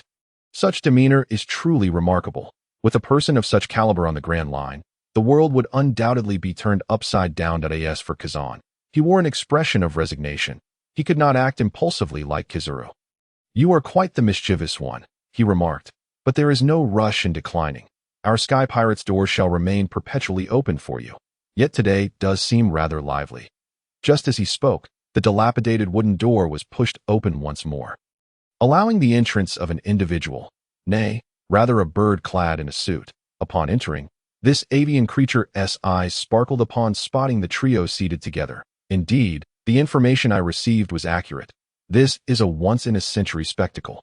A pirate, a Navy officer, and a traitor of the Navy sharing the same table. This is monumental news. That if you all would not mind, may I capture a photograph for posterity?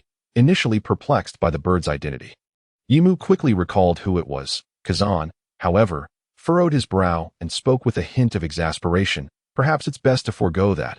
Morgan's if word of this gets out, Sengoku will likely have my head. What a pity. Morgan seemed genuinely reluctantly retracting the camera he had produced. Yet, his attention swiftly shifted back to the other two individuals. Navy Trader Drago, you appear to be orchestrating something quite dreadful lately. Might I have the honor of interviewing you? Drago seemed disinterested in the journalist's proposition, but I'm afraid this is not an opportune moment. What a shame. Then, Morgans turned his gaze to the final individual. Captain Yimu of the Sky Pirates, a notorious figure, daring enough to slay celestial dragons, a world criminal. Might you be interested in granting me an exclusive interview? Yimu, grinning, countered, I dare say. Would you have the audacity to publish it? Morgans momentarily froze, only to become exhilarated. He had caught the scent of a great story, his eyes gleaming with anticipation. It all depends on the magnitude of the news. I see. However, this venue is not suitable for an interview.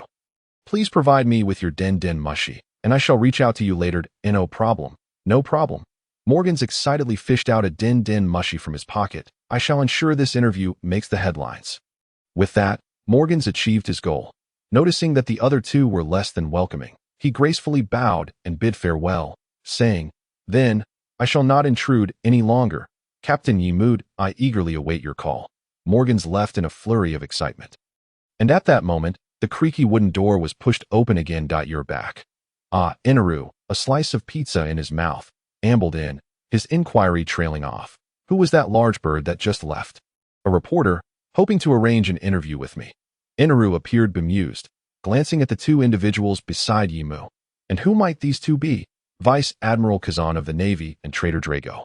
Oh, Inaru's eyes lit up as he swallowed his pizza whole. Is he the same Vice Admiral as that yellow monkey? He certainly seems formidable.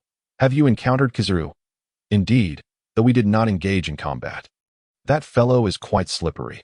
After stowing our belongings on the ship and dealing with a few pests, we came to find you. As Inaru spoke, he settled into a nearby seat. Just then, Tiger entered as well. But curiously, at his feet was a small girl, no larger than a bean, with short black hair and dressed in tattered clothing. Upon entering, the initially tense girl, upon seeing Inaru, abandoned Tiger and excitedly rushed to his side, joyfully clinging to his leg and exclaiming, Lord Inaru, I'm so happy to see you again. Hey, what's the deal with you, little girl? I told you not to cling to me like that. In an instant, the typically aloof Inaru revealed an expression of fluster, one that even Yimu had never witnessed before. Could someone explain to me what is going on here? Yimu was bewildered. From where had this little girl come? Why did she seem so attached to Inaru? As soon as Tiger entered and spotted Kazan and Drago, he recognized them and felt a bit anxious. However, upon sensing that the atmosphere did not seem hostile, he relaxed slightly and approached, whispering, This child is one I rescued from slavers alongside Vice Captain Inaru's slavers? The mere mention of this caused not only Yimu but also Kazan and Drago to furrow their brows. Tiger glanced at the two men beside him before explaining, After we procured our supplies, we were heading back to the ship when Vice Captain Inaru noticed we were being followed, a group of slavers. They discovered my identity as a fishman, and Vice Captain Inaru apprehended them, extracting the location of their slave ship. After dealing with those scoundrels, we freed the slaves, but this particular child seems to have taken to Vice Captain Inaru as if he were family. She refuses to leave. Furthermore, I noticed this child possesses a unique quality, so I thought it best to bring her to you for your opinion. In what manner is she unique? Tiger whispered, This child is a devil fruit user. I have heard of this particular fruit. It is quite formidable, known as the weapon fruit. The weapon fruit. Yimu was taken aback, suddenly reminded of the little girl who, despite Inaru's attempts to dislodge her, clung to his legs with a look of sheer delight. What a coincidence. I see that Yimu quickly formulated an idea, beckoning to the little girl before inquiring, Hey little one, what is your name? However, the girl seemed disinclined to acknowledge Yimu, her gaze solely fixed on Inaru. Sensing this, Inaru commanded, Stop clinging to me and answer Captain Yimu's question. The little girl finally nodded enthusiastically, still clinging to Inaru's leg, and replied, I listened to Lord Inaru. I don't have a name. Oh, in that case, may I give you a name? From today onward, you shall be the dedicated maid of Vice Captain Inaru. The girl's eyes sparkled with excitement, while Inaru panicked, exclaiming, Hey, Yimu, don't take the liberty of deciding that. I am the captain and your elder brother. This time, you shall heed my words." After Yimu spoke, he disregarded Anaru, focusing instead on the gleaming-eyed little girl. "You are the 5th member of our sky pirates, and since you are just a child, let us name you Baby 5, shall we?" MHM, MHM, MHM. The young girl, brimming with excitement, nodded vigorously. Observing this, Yimu took the opportunity to issue a precautionary statement. "Very well. You are indeed a well-behaved child. From this day forth, not only will you serve as the exclusive maid to Vice Captain Enelu, but you shall also hold the esteemed position of head maid within our sky pirate crew. Henceforth, you are to heed only the commands of Vice Captain Enelu and the members of our crew. Disregard all others, understood?" The little girl, now affectionately dubbed Baby 5, sparkled with delight, tightening her grip around Enelu's leg. At that moment, witnessing Yimu's acceptance of the child, Tiger felt a sense of relief but continued, "However, Captain Yimu, there is a predicament." "What do you mean?" "As we dealt with those slave traders, they informed us that they belonged to a slave ship under the Don Quixote family pirates that I took a look at their leader, a fellow named Don Quixote da Flamingo, who has a bounty of 140 million berries. Furthermore, his surname." Tiger glanced furtively at Kazan and Dragon, standing nearby. Yimu understood Tiger's concerns and waved his hand dismissively. "There is no need for alarm that we fear no celestial dragons. Why should we be wary of someone who has lost their celestial dragon status? Besides, do we not have the Marines on our side? I trust they will not overlook a pirate engaged in human trafficking. Wouldn't you agree, Rear Admiral Kazan?" Kazan wore an expression of resignation and sighed. "It seems you also have the heart of a pirate." "Indeed," Yimu replied nonchalantly at that moment, noticing that Baby 5, who had been named by Yimu and had now become a member of the pirate crew, clung tightly to Enelu's leg. The latter ceased his struggle. "Tiger, I have long said there is no need for worry. Yimu does not concern himself with such scoundrels." Tiger nodded. When it came to the loathing of slave traders, Tiger surpassed all present. Yet, this did not mean he was willing to let his personal feelings jeopardize the crew at that juncture. Enelu posed another question. "Speaking of which, our ship has only 4 members, including this clingy little girl. Who is the 5th person you mentioned?" "The chef, Freya, will be the future head chef of our sky pirate crew." Upon hearing this, both Kazan and Dragon were momentarily taken aback before they grasped the situation. "I see. No wonder Captain Yimu would spend so much time in such a modest eatery. He was searching for a chef for his pirate crew." Meanwhile, in the kitchen, Freya and her father, who had been eavesdropping since Morgans entered, were taken aback that Freya's father suddenly appeared anxious and urgently said to his daughter, "This is bad. It turns out his target is that girl. You must run. Don't worry. I will hold them off for you." "Dad, you..." Freya felt a surge of tension, looking at her concerned father, deeply touched. Should she flee? No, she couldn't abandon her father to that moment. Freya resolved to stand her ground. "Hey, you little girl, what are you doing?" her father exclaimed in alarm, unable to stop her as she rushed out to face Yimu, frowning and coldly declaring, "I will not become a pirate." She had expected her declaration to incite Yimu's fury. Yet to her surprise, he displayed no such reaction. Instead, he merely glanced at her and replied, "Do not misunderstand. While I do value you, your worthiness to become the Sky Pirate Crew's chef is not solely for you to decide. You have yet to earn my approval. The position of chef in our crew is not for just anyone. Therefore, you must prove your worth in the upcoming cooking competition to earn the right to refuse me. Do you understand? You are still far from qualifying." Freya was taken aback by this unexpected response, which struck a chord with her stubborn nature. At least she was no longer afraid, and her father sighed in relief. "You rascal." At that moment, Enelu observed the pretty girl who had emerged and tilted his head, comparing her height with his hand, further provoking Yimu by asking, "Is that her? She seems so small. How could she possibly be a good cook?" Freya stood at around 1.7 meters, quite diminutive compared to the 2 towering figures of approximately 2.5 meters. Freya's forehead twitched with rising indignation, seizing the opportunity.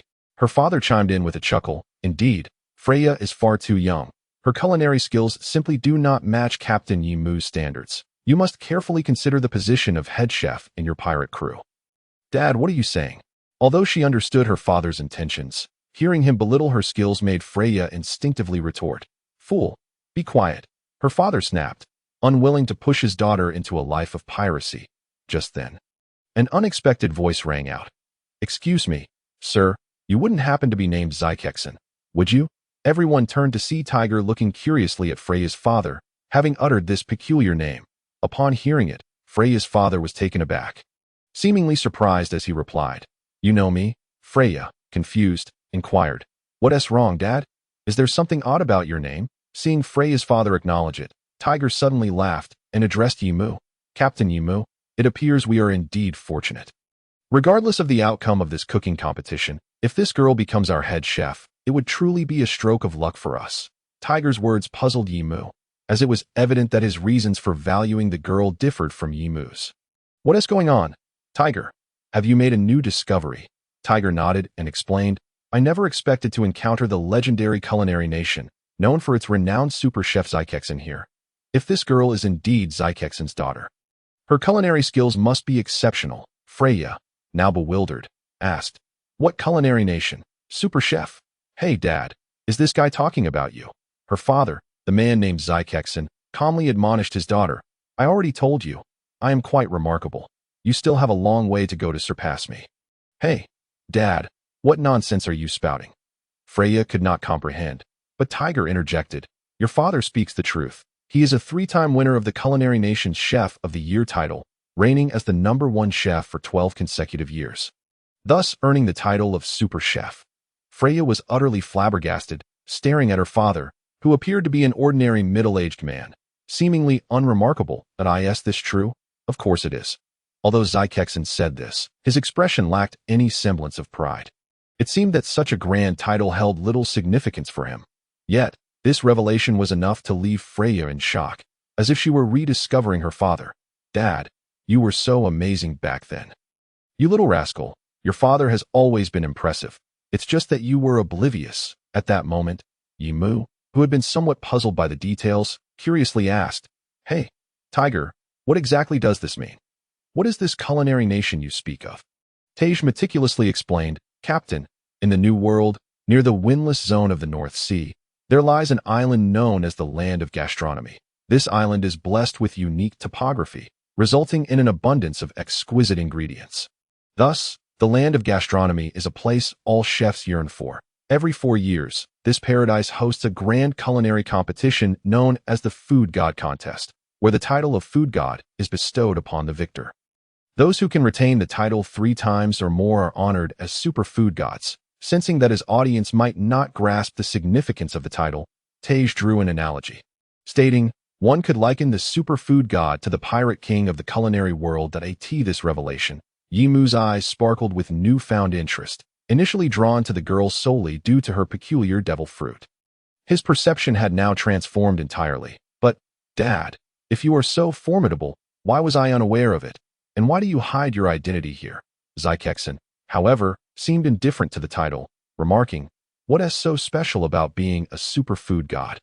They merely cooks preparing meals for patrons." Kakik, Freya pondered deeply, yet found herself at a loss for words to express her astonishment, and she could only continue to inquire, "Then why did you leave the Land of Gastronomy to come here?"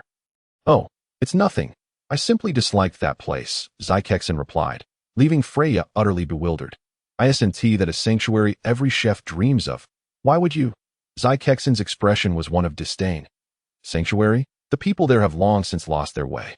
"What do you mean by that, Dad?" Sighing heavily, Zykexen contemplated, glancing at his curious daughter and then at the distinguished individuals before him, particularly Yimu. Suddenly, as if resolute in his decision, he addressed the assembly. "Though this may be somewhat presumptuous, I wish to pose a question to you all. What do you consider to be the most delectable dish in the world?" This unexpected inquiry took everyone by surprise. Despite its abruptness, they were eager to show respect to this man who once stood at the pinnacle of culinary mastery. Alas, I am not well versed in cuisine, so I regret to say I do not know the answer to that question. "I apologize. I am not particularly picky about food, as long as it isn't prepared by Yimu," came another response. "Though I have traveled extensively, the thing I miss most is the barbecue and wine from Fishman Street. Cuisine? If Lord Enel enjoys it, then I relish it too." Each answer varied, yet none seemed to align with what the proprietor sought. Ultimately, he turned to Yimu. hoping to extract a definitive response from him. At this juncture, Freya, bewildered by her father's behavior, questioned, "Old man, what are you doing? Why are you asking this question?" The proprietor shook his head, replying, "I merely seek an answer, Emu," reflecting on all that had transpired since entering this culinary establishment. Inquired, "Is this answer truly significant?" "Indeed, it is of great importance. If I am unsatisfied with your answer, I shall not permit you to take Freya with you." "What are you saying, old man? I have no desire to become a pirate." Freya protested vehemently. Yet neither Emu nor the proprietor paid her any heed. In truth, Emu had contemplated numerous possibilities regarding this question, but ultimately, his mind arrived at a singular conclusion. His memories seemed to drift toward another world. And he articulated his answer, "If I must choose, the most delectable dish for me would be the meals prepared by my mother. Alas, I shall never taste them again." This unexpected revelation left everyone astounded. Yet it was a truth that none could refute once they processed it. Freya gazed at the young man before her in disbelief. This was a notion she had never considered, emerging from the lips of a notorious pirate. In that moment, Emu's image in her mind underwent a profound transformation, from that of a ruthless pirate to that of an ordinary boy. Mother. Freya's thoughts wandered back to her own mother.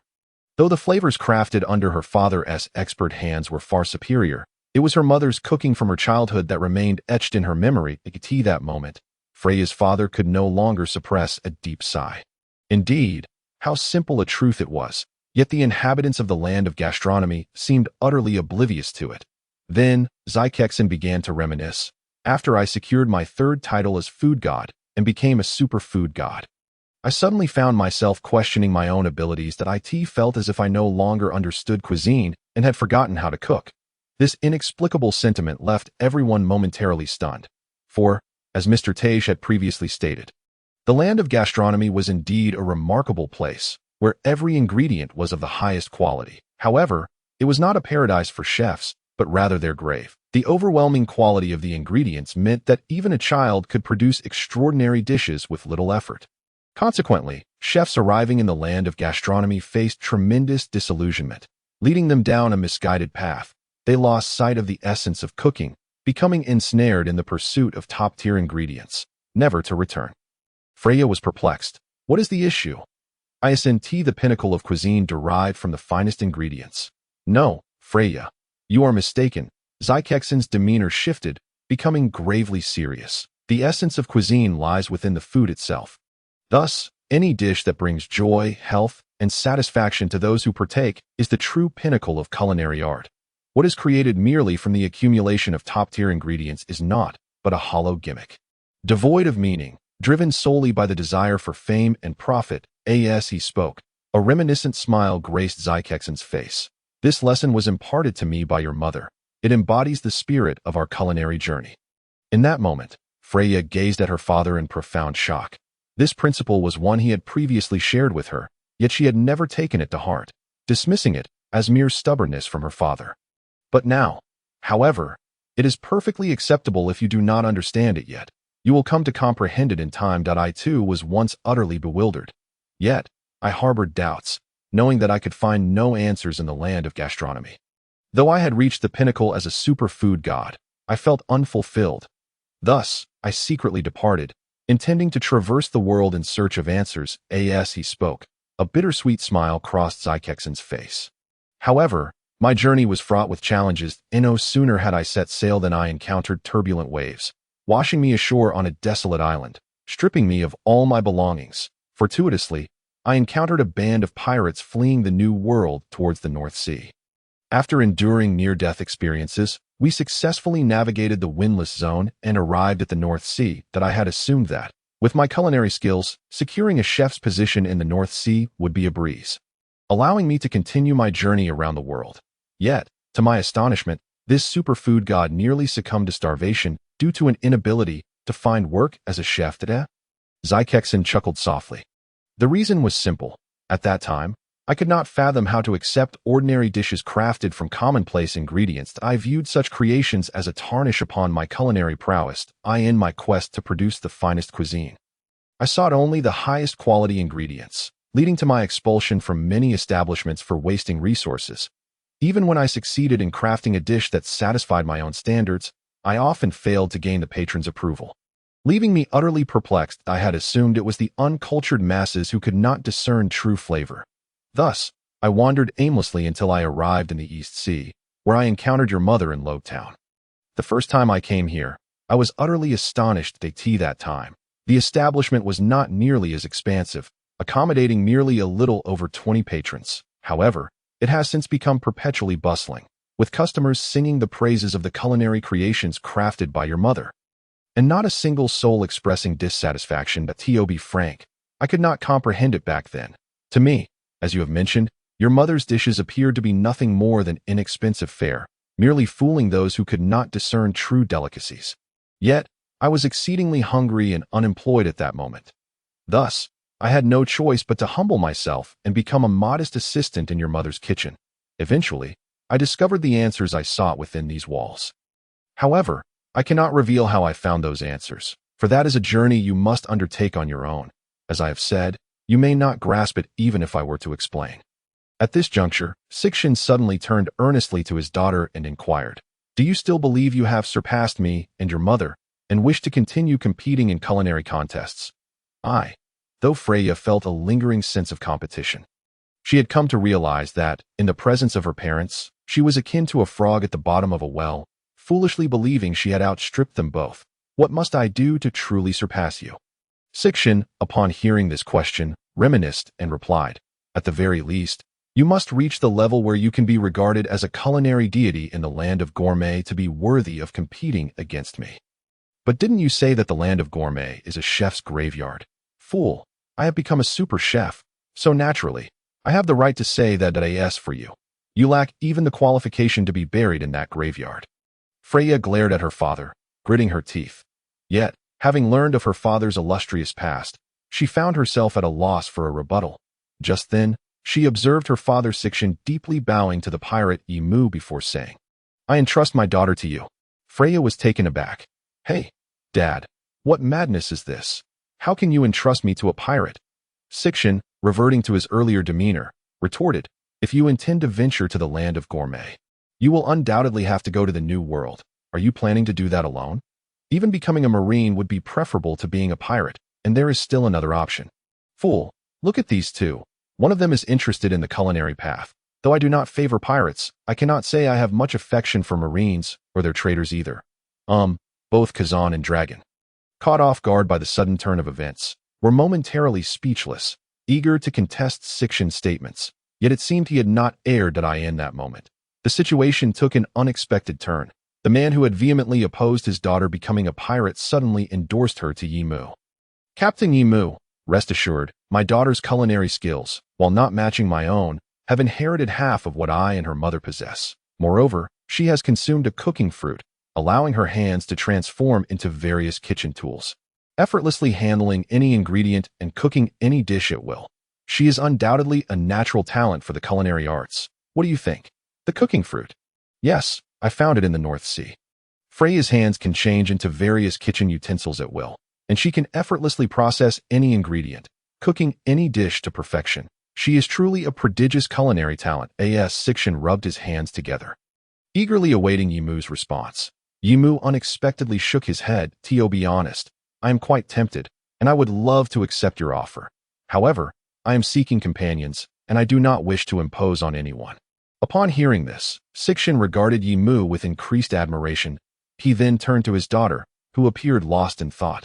"Captain Yimu, your words hold great wisdom. Freya, your father merely points out a path for you. But the journey you take is ultimately your own decision." In that moment, Freya faced the most pivotal choice of her life, to become a pirate. Although she felt some aversion to the idea, the individual before her made her reconsider. She recalled the 2 times he had held her in his arms, his willingness to indulge her whims, and the warmth he had provided during her moments of chilling despair. Surprisingly, she did not feel entirely resistant to the notion. Yet, Freya ultimately posed a serious question. "If I become your companion, will you help me realize my dreams?" Yimu shook his head. "No. Dreams are something one must strive to achieve on their own. However, as your captain, I will be your strongest support. So long as you are aboard my pirate ship as my companion, do not feel lost or hesitant. Simply charge forward toward your dreams. Even if you turn the world upside down. As long as I am alive, I will always stand behind you, lending you the strength to forge ahead. Today, Loguetown was particularly sweltering. The sun hung high in the sky, its brilliant rays illuminating every corner of the town, baking the damp, oppressive air. Yet this did not dampen the enthusiasm of Loguetown's residents.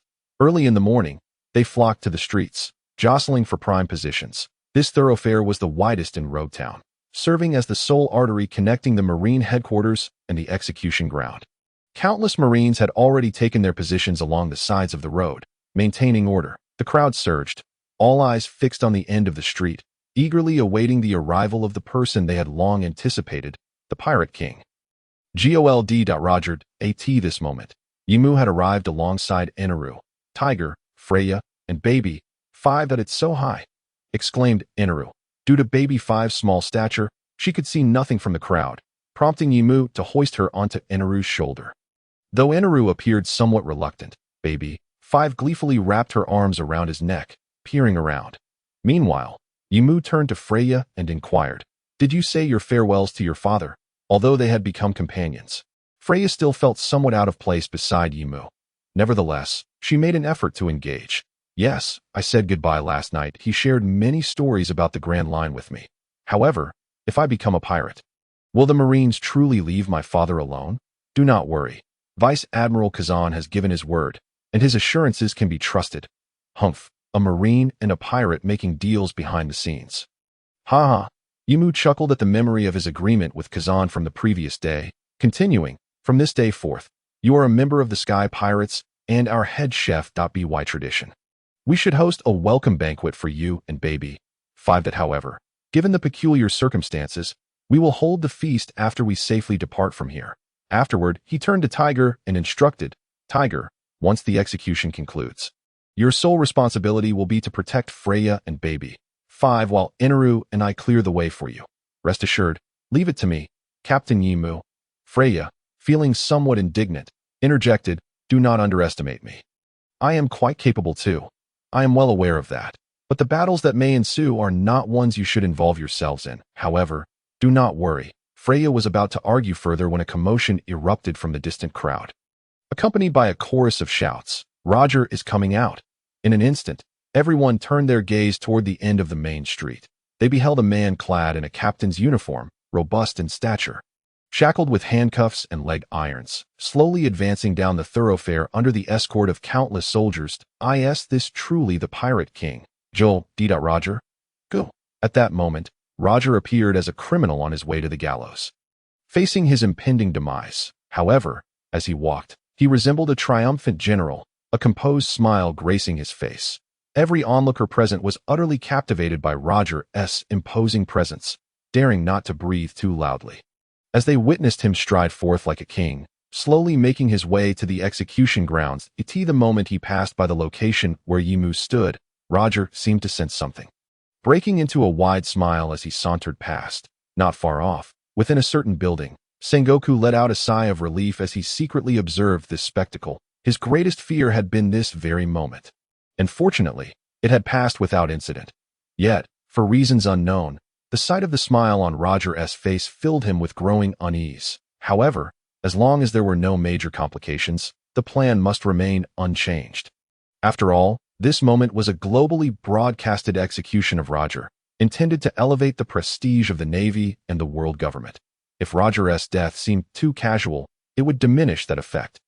Thus, he pondered for a moment before picking up the transponder snail in his hand. The plan must remain intact, and vigilance must be exercised. "Hey, Sengoku. At this point, what are you still worried about? Besides, Kazan and Borisolino nearby." Carp, seated on a nearby sofa while munching on a donut, appeared utterly indifferent. Yet Sengoku dared not relax. The closer they approached this moment, the more cautious he needed to be. Focus, and stop eating. Fortunately, the subsequent events unfolded smoothly. Without any unforeseen occurrences, Roger arrived at the execution site, escorted by soldiers, as he ascended the steps to the platform. Then, like an emperor, he took his seat, gazing down upon the gathered masses below. In that instant, the world fell silent, as all eyes fixated on the sovereign figure atop the execution platform. By this point, Sengoku had relaxed considerably, even beginning to contemplate other matters, issuing commands. Prepare the Navy, once Roger is executed. Under no circumstances must any of the members of the Roger Pirates or other nefarious pirates be allowed to escape this place. Understood, Admiral Sengoku. When will you make your appearance to announce the world proclamation regarding Roger's execution? I will do so shortly. But just then, an unexpectedly familiar voice rang out across the quiet square, startling Sengoku, Kazan, Borisolino, and even Drag. Hey, Pirate King, where have you hidden all the treasures you've found? Is it really in the Grand Line? You must have obtained that legendary treasure, that one-of-a-kind treasure. It's one piece. I see it. Sengoku's expression shifted dramatically, and as realization dawned upon him, he abandoned all pretense, urgently grabbing the transponder snail to shout. This is bad. Right now, don't wait any longer. Proceed with the execution. But the time hasn't come yet. Yet it was evidently too late. Roger erupted into joyous laughter upon the execution platform. Genuinely elated that moment, under the gaze of all, he finally uttered the grand declaration that would ignite the era of the great pirate AGENMY treasure. If you want it, you can have it all. Go find it. I've hidden all my treasures there. In that instant, the entire square, no, every location tuned into this live execution, erupted into a cacophony of noise as people began shouting that the great treasure is mine. Sengoku's face darkened completely, his grip on the transponder snail tightening. Damn it, Roger, so this was your plan. The Sky Pirates, Yimu, cannot be allowed to escape this time. At that moment, Enel, Tiger, Freya, and Baby, 5 gazed at their captain in shock. Hey, Yimu, that line you just said, you and Roger didn't plan this, did you? Enel asked, astonished. Of course not. I simply believe I am more suited to lay the groundwork for this new era. Yimu exclaimed, a sense of exhilaration and joy surging within him. Suddenly, he shouted to capture the attention of all present in the square. Members of the Sky Pirates, now, let us set sail for the Pirate King's great treasure. Our adventure begins. Yimu's proclamation not only illuminated the eyes of his crew, awakening them to the destiny that had befallen their era, but also resonated with the multitude gathered in the square. All ears tuned to his words. Instantly, realization struck, and a chorus of voices erupted into the air. Without hesitation, they surged forth toward the SEAI in their hearts. They all shared a singular thought. The Pirate King's great treasure is mine. Shut down the broadcast. All Navy personnel, mobilize. We absolutely cannot allow these ruffians to escape Loguetown, especially that scoundrel Yimu from the Sky Pirates. At this moment, Sengoku felt a rush of blood to his head, his face turning crimson. Fortunately, after the initial panic, he quickly regained his composure and issued a series of commands. Yet, he soon realized that the situation was deteriorating far too swiftly for him to intervene effectively. A throng of people, visible to the naked eye, surged toward the port like a tidal wave. A new era is dawning. Our time has come. Little ones, we cannot fall behind. Charge forward. Wahaha, the era of pirates.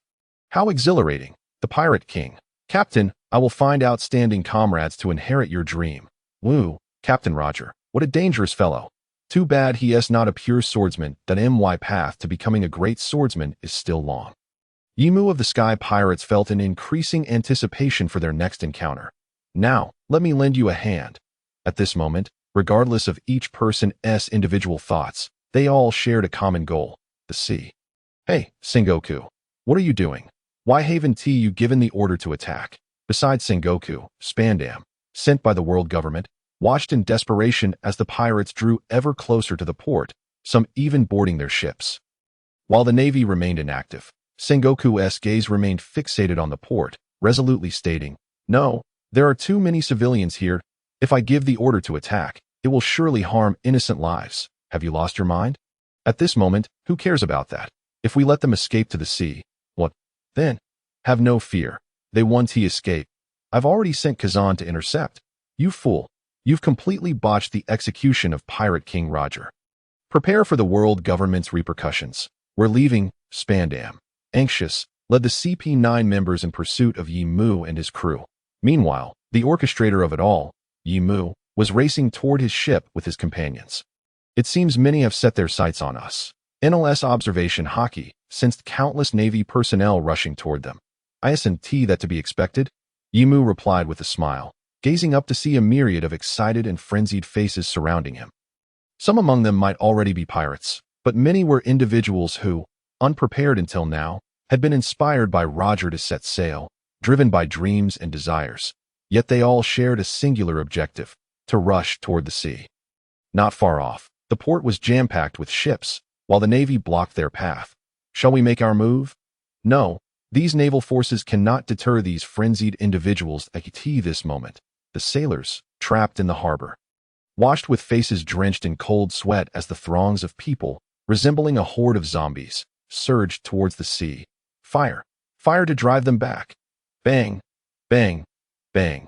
The relentless gunfire indeed startled the ordinary citizens at the forefront.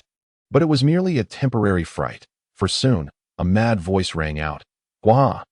Do not obstruct the men from setting sail, Navy scum.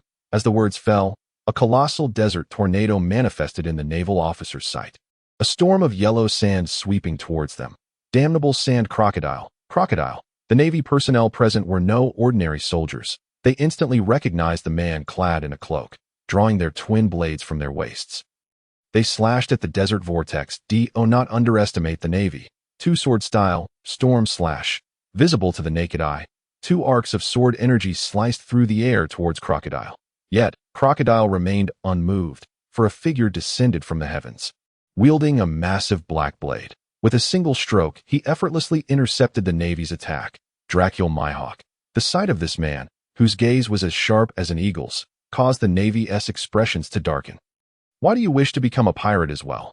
Mihawk shook his head in response. No, I simply found your beautiful/delightful and could not resist intervening. The Navy seethed with anger. Yet it was evidently futile.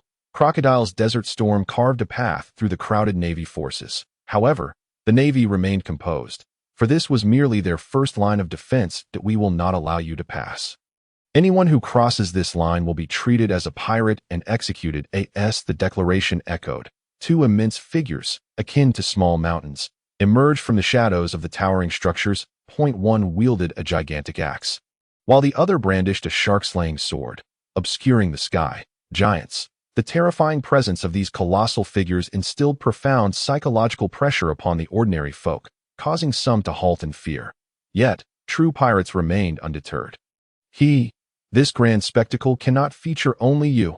As the words left his lips, a pirate resembling a bat, slender and armed with a long slashing sword, surged to the forefront, charging at the two giant warriors. Captain Gecko Moria of the thriller Bark Pirates, prepare to meet your demise. In an instant, the two giant Navy officers swung their weapons with tremendous force towards Moria, the gale they generated sending nearby individuals flying. However, Moria stood unfazed, his face alight with excitement. His black blade, enveloped in Haki, clashed against the gigantic axe and the shark-slaying sword. The immense force was capable of shattering mountains, yet it merely pushed Moria back half a step, further igniting his exhilaration. Is this the might of giants? His crew cheered in awe, witnessing their captain hold off two Navy vice admirals single-handedly. Initially intimidated by the giant's imposing stature, the pirates now rallied with renewed courage, their spirits soaring. The Navy is but a shadow. Once we board the ship, we shall fear them no longer. We are coming for the One Piece. Damn it. The two giant Navy officers exchanged alarmed glances as they registered the scene. Their strength surged as they attempted to force Moria back and block the pirates. But suddenly, they found themselves unable to move. What a lively scene. Is this truly the age of great pirates? Who?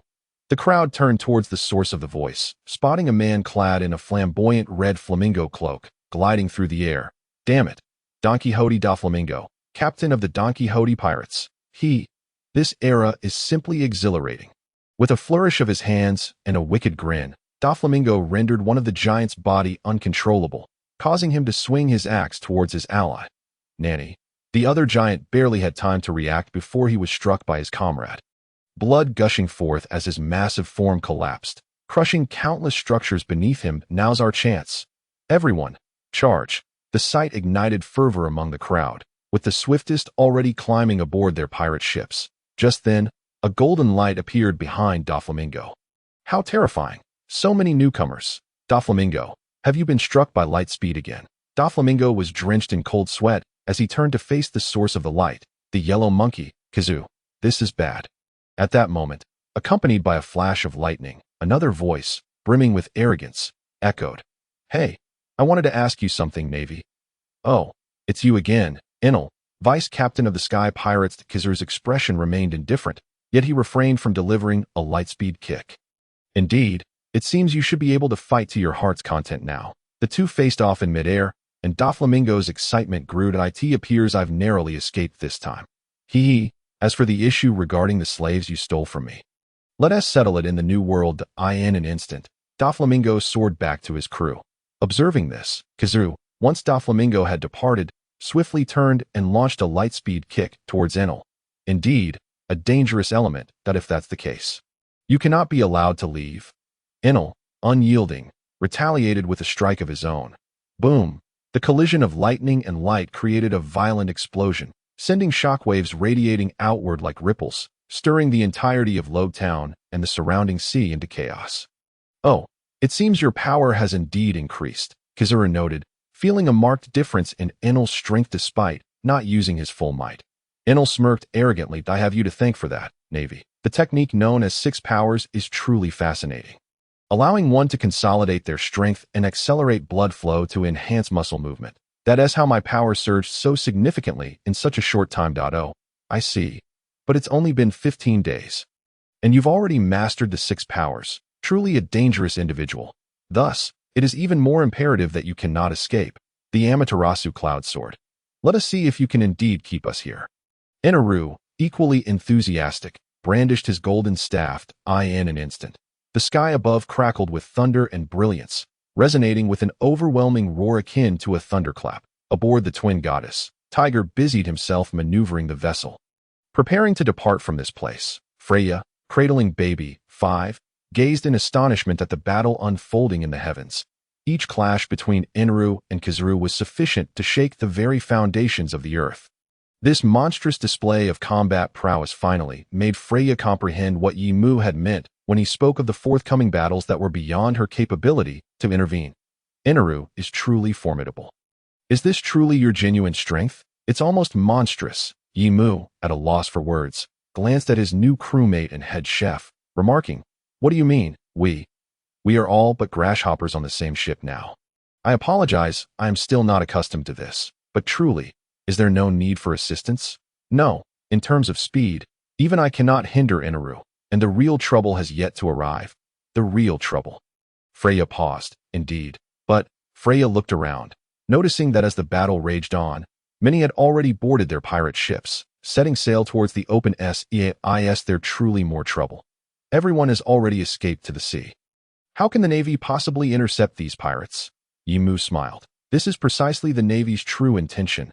They deliberately allowed us to reach the ocean to avoid collateral damage to civilians. After all, at this moment, merely setting sail implies becoming a pirate, permitting the Navy to openly hunt us down. But we have already escaped into the water, no matter how many men the Navy has. They cannot possibly have enough ships to pursue so many of us. Who told you they need ships? Just as Freya was about to inquire further, Yimu interjected, It is coming. Coming? What is coming? Before Freya could react, a somewhat familiar voice echoed in her ears. La la la la. It is about time. In that case, we can initiate the encirclement plan of Admiral Sengoku.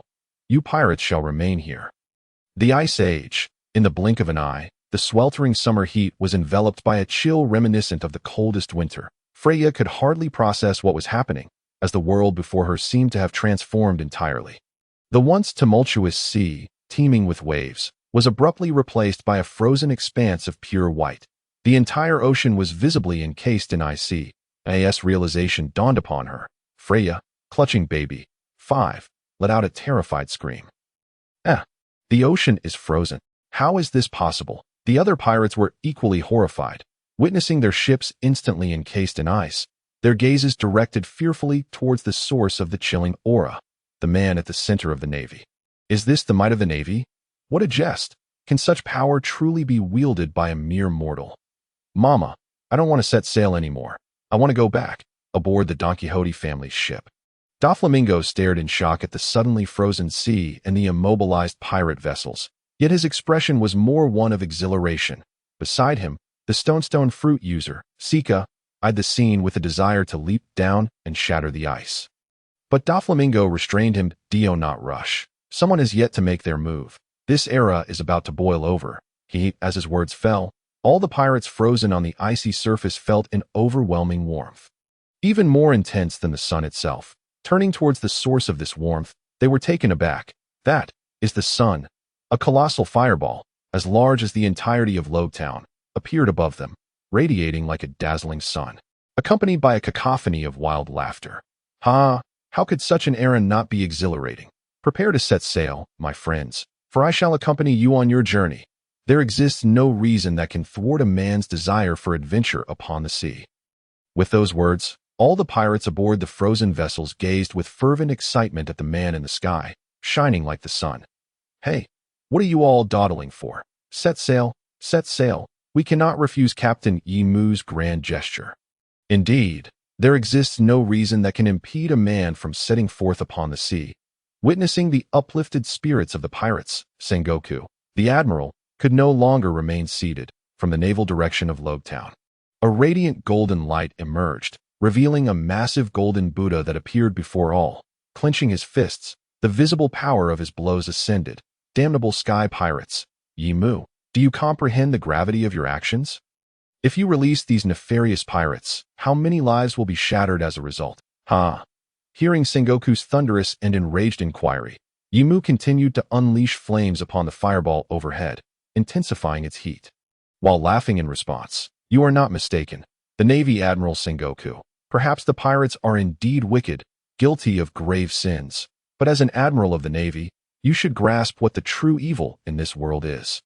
The utterance left Sengoku momentarily speechless, yet Yimu's subsequent words caused his expression to shift dramatically, even rendering him paralyzed with fear. "It is those exalted celestial dragons, the world government. While wicked pirates may destroy countless families, the celestial dragons and the world government obliterate entire nations. If this world truly desired the peace you espouse, then why are there so many pirates? Where do you believe these so-called wicked pirates originate?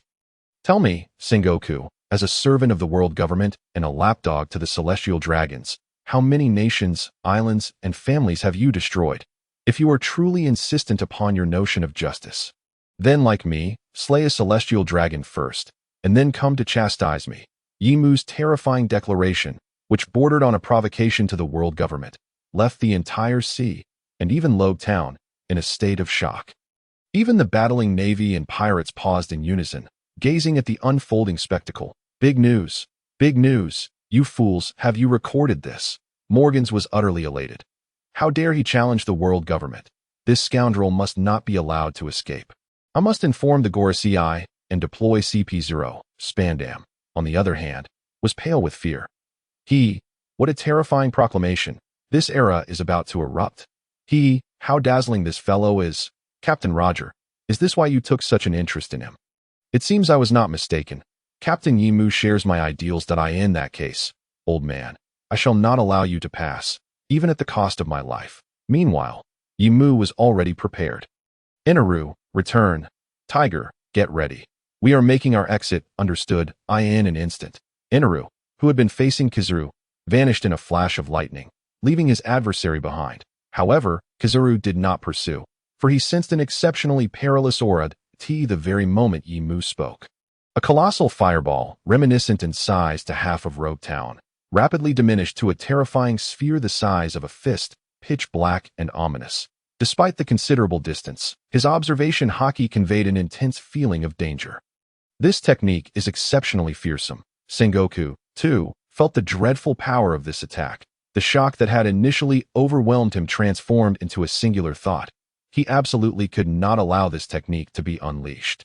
In an instant, golden light radiated from Sengoku. Invisible shockwaves coalesced in his hands as he transformed into a blur, soaring towards Yimu. "I will not permit you pirates to escape and threaten the world. This is my justice." Yet, as Sengoku approached, Yimu remained calm and composed. Too late. With the utterance of those words, The black energy sphere in Yimu's hand shot forth like a cannonball that moment.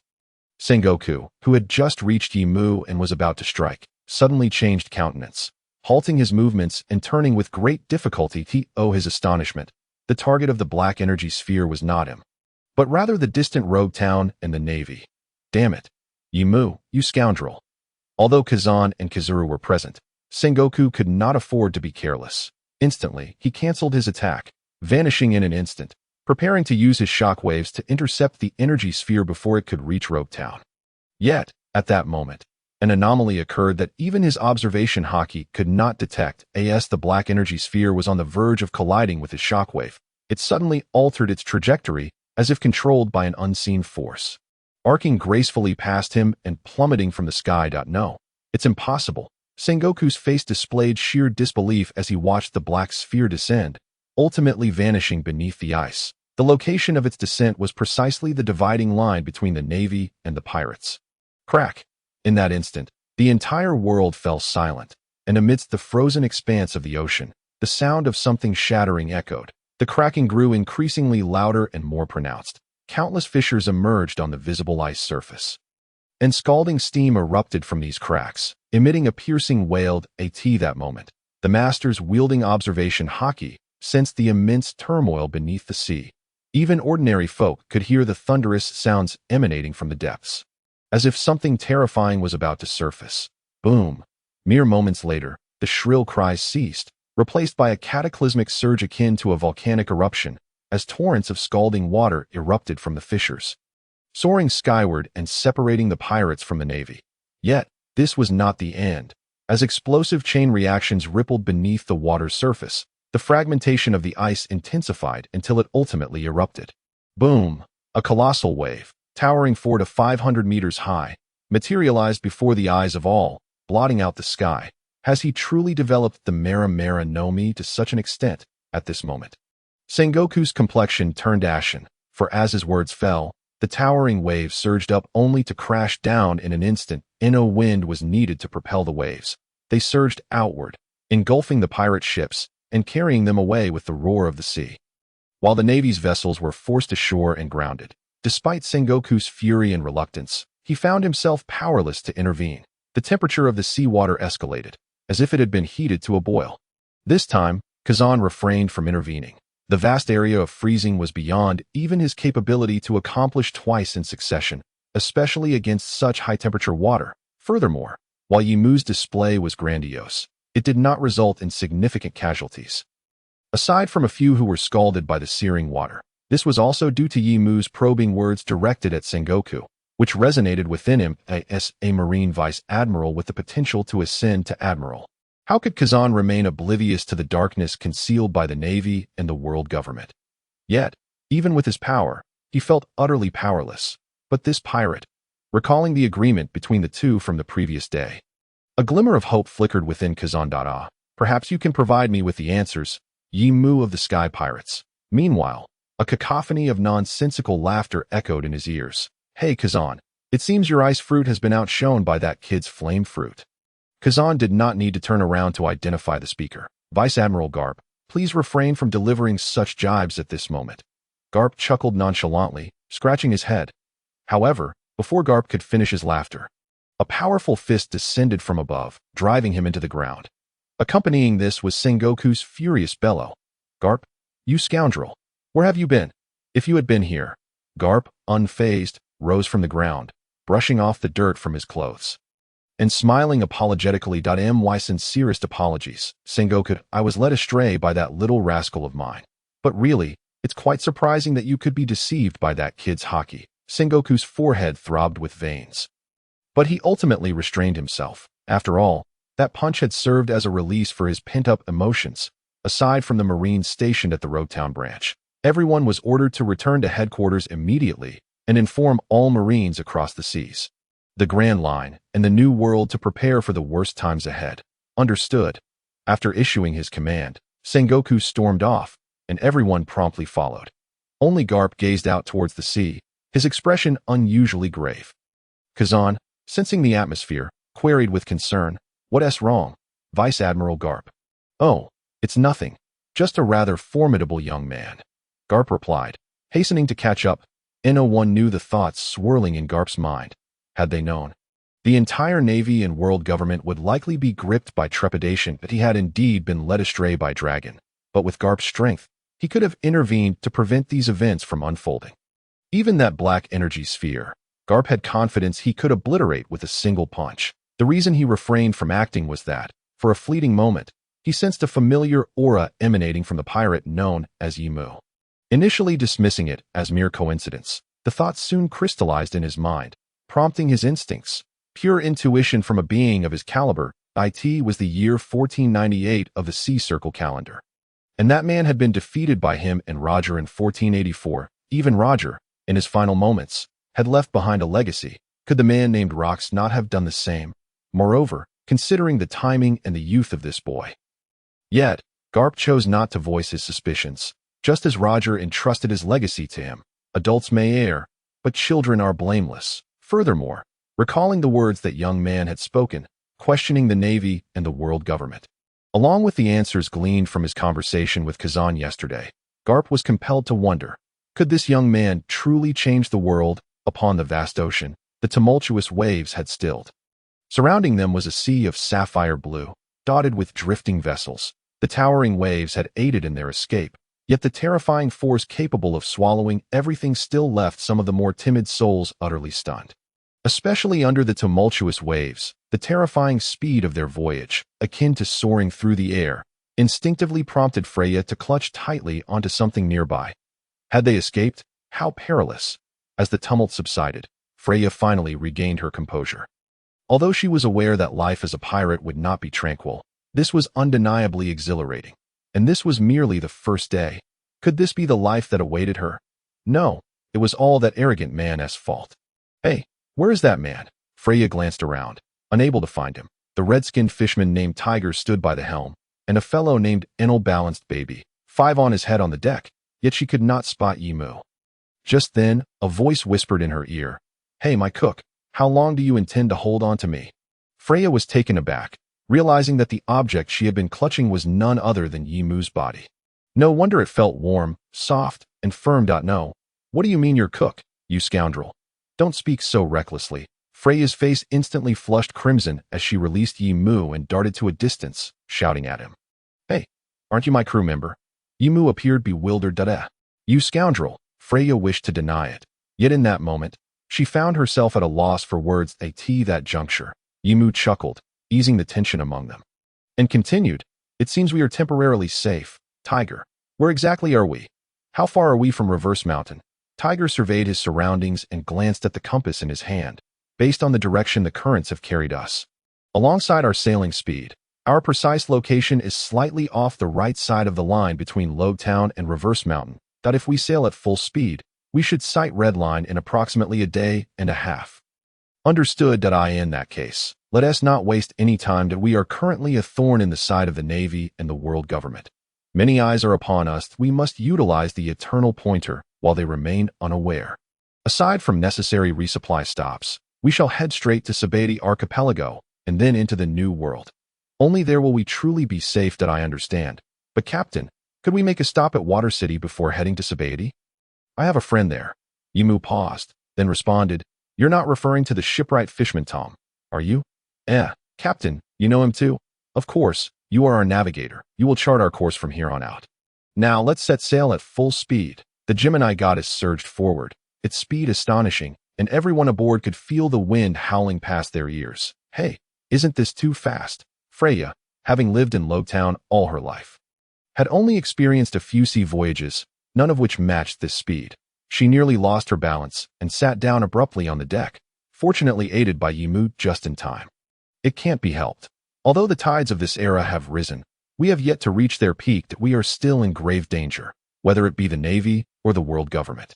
If they wish to deal with us, they can easily deploy troublesome individuals. Therefore, for our safety, we must advance at full speed. Our pirate ship, the Gemini goddess, possesses an incredible power system, one that even the Navy's warships cannot match. However, this is also because the Navy does not understand us. If they were to discover our capabilities, they would undoubtedly attempt to surround and intercept us.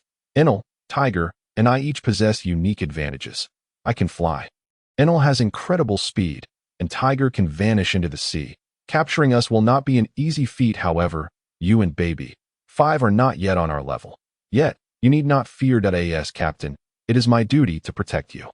Unless I perish, I will not allow you to be captured. Ha ha ha.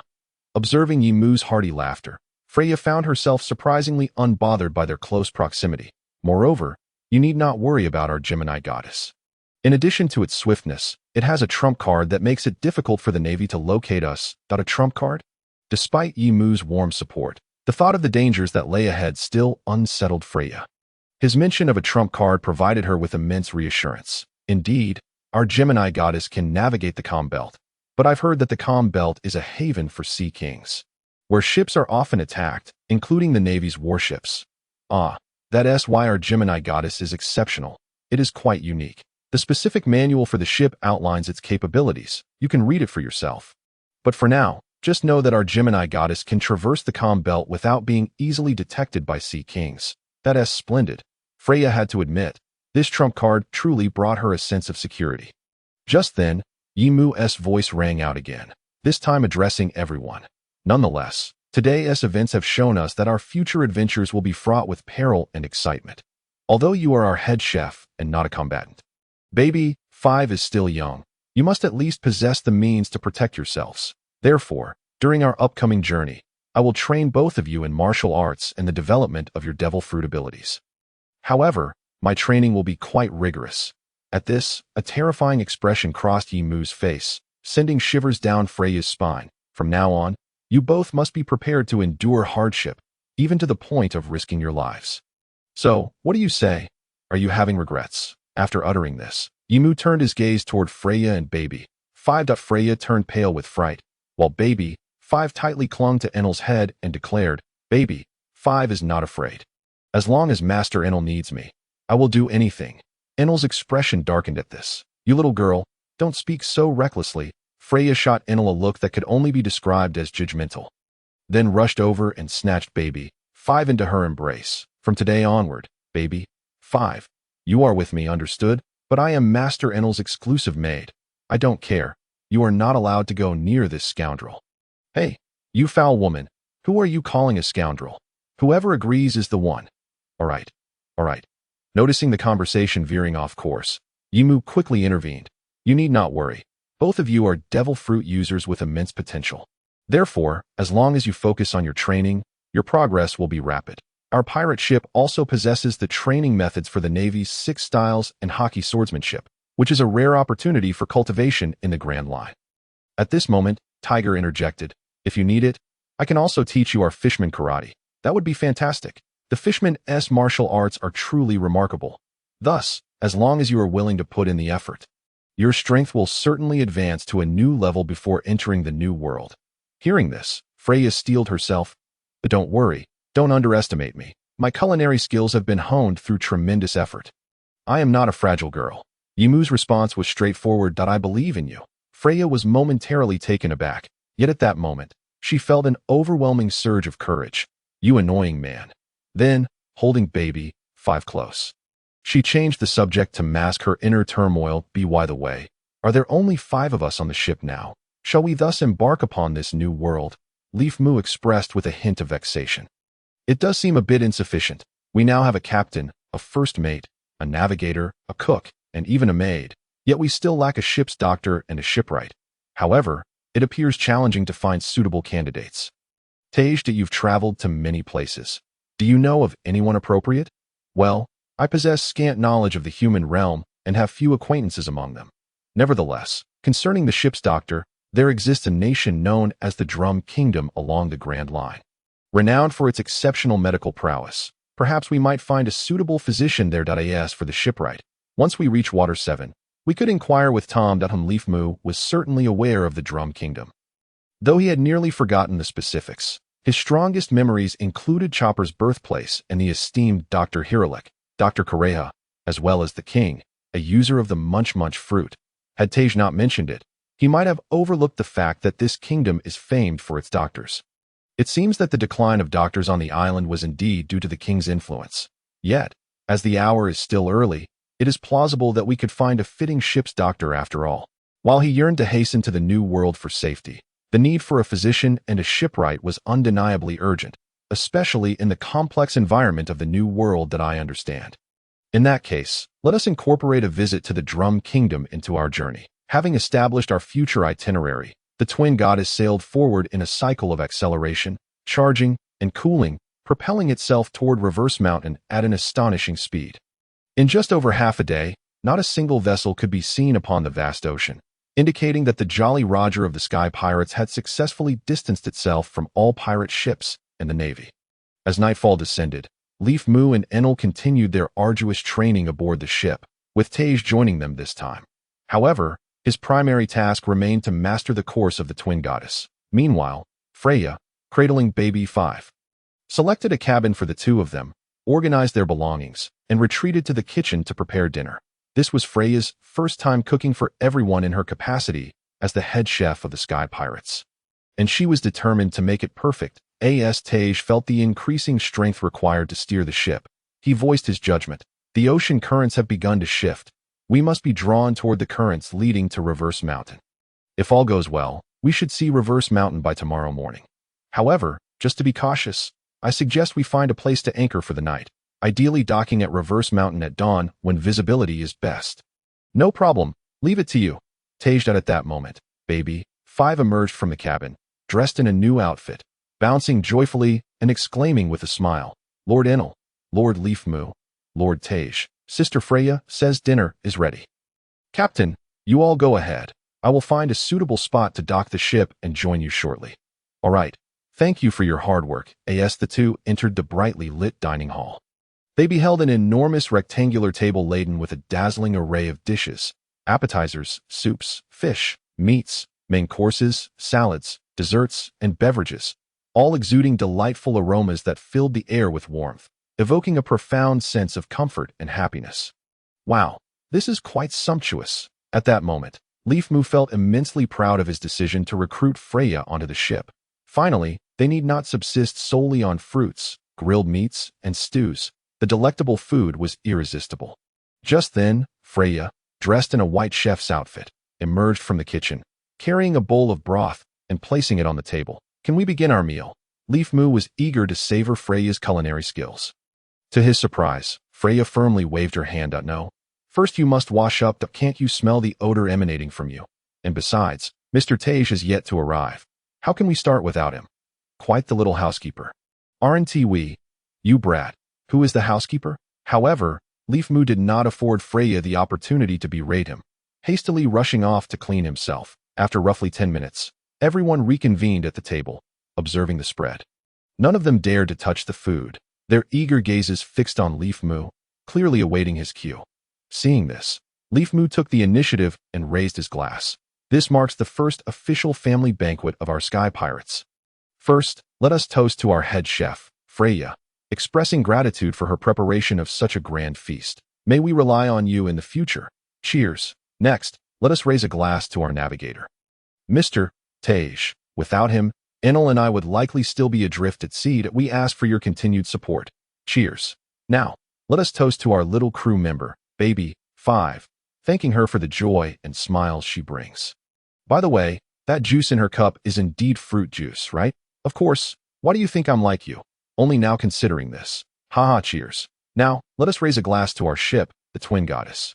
She is the strongest support of our pirate crew. For the Twin Goddess, cheers. Lastly, let us toast to our Sky Pirates family and to ourselves within this family. Starting tomorrow, we shall officially enter the Grand Line and commence our adventure. Prepare yourselves, for this world will be turned on its head by our presence. Cheers. All right, I declare the feast begun. Instantly, the banquet erupted into a joyous atmosphere. Leaf Moo and Enel led by example, shedding their identities as captain and first mate. And like children, with tears of happiness in their eyes, they began to devour the food. The others, quickly caught in the spirit, joined in. Wow, this is truly delicious. What on earth was I eating before? You brat. Do you have a problem with my cooking? Eating the same thing for 10 years would bore anyone, and besides, what you make pales in comparison to this. Our head chef is truly remarkable. Freya is the best. The revelry continued until midnight, gradually winding down. Everyone had consumed a fair amount, Yet only Freya and the sneakily drinking baby, 5, were truly intoxicated. Leaf Mu, Enel, and Tej remained quite sober. They took turns keeping watch, as they were set to depart for Reverse Mountain at dawn. When Freya awoke once more, the sun was already high in the sky. Blinking, her eyes opened to the unfamiliar surroundings. She was initially startled before realizing, that's right. I am now a pirate. Sister Freya, are you awake? Came Baby 5's voice. Turning her head, she saw the little girl in her pajamas, her large, beautiful eyes fixed on her. How adorable! But what time is it? Lord Leafmoo said we are nearing Reverse Mountain. If you are awake, let me be the one to call you. Freya quickly got out of bed, changed her clothes, and made her way to the deck. Instantly, the dazzling sunlight struck her eyes, causing her discomfort. I must brew some lady-specific wine. With this thought, Freya adjusted and walked over to Leafmoo. Gazing at the distant horizon and surroundings, haven't we arrived yet? Where is everything? Freya recalled her father's words, that Reverse Mountain towers amid the red line, dividing the entire continent in two. However, at this moment, not only could they not see the Red Earth continent, but even the mountains were nowhere in sight. Are you awake? Isn't the Red Earth continent right over there? Yimu pointed towards the distance, causing Freya to pause in surprise, rubbing her eyes and gazing intently. Yet, she still failed to discern any semblance of the Red Earth continent. All that lay ahead was a tumultuous expanse of dark clouds, merging the sky with the sea and cleaving the world in two. At this juncture, Freya also reacted, speaking up. Could the upside-down mountain be hidden within those clouds? Indeed. The one who nodded in affirmation was Tiger. Within those clouds resides the upside-down mountain. Due to the unique geography of the Red Earth continent, the surrounding air currents are obstructed, compounded by the peculiar ocean currents. Consequently, this area is frequently shrouded in such cloud cover. This is also why it is said that the upside-down mountain poses the first challenge for those venturing into the Grand Line. The climatic conditions within are exceedingly complicated, dim, and difficult to navigate. And coupled with the fierce ocean currents, vessels become nearly uncontrollable. As a result, nearly half of the pirate ships that approach this area meet their demise, concluding their journeys on the high seas. But what about us? Fear not, for Tiger is a seasoned navigator. Yimu's words echoed. Freya felt a sudden chill on her arm. Looking up, she saw the sky beginning to drizzle, the clouds above growing ever darker and thicker. At this moment, Tiger also exhibited a hint of tension, gripping the helm tightly as he spoke. Everyone, brace yourselves. The currents are about to accelerate. As his words fell, the ship's speed surged suddenly. Freya, caught off guard, instinctively clung tightly to Yimu. In what felt like merely a few breaths, the world before Freya underwent a complete transformation. The rain intensified, the dark clouds thickened, and visibility dwindled as everyone struggled to discern the path ahead. The howling winds threatened to topple them, and the ferocious ocean currents caused the twin goddess to pitch and roll upon the waves. Is this really all right? Can we find the entrance to the upside-down mountain? We won't crash into the Red Earth continent, will we? Freya's heart raced with anxiety as she inquired. There is a possibility. Yimu replied with a smile. Just as Freya was in a state of panic, Tiger interjected. Look, the Red Earth continent. Freya's attention was instantly captured as she gazed into the distance. Emerging from the mist and dark clouds was a colossal red mountain, towering like a pillar of the heavens. Coming into view for all to see, the immense landmass, solid as a mountain and reaching into the clouds, emanated an overwhelming sense of oppression. At that moment, Tiger's tone grew tense.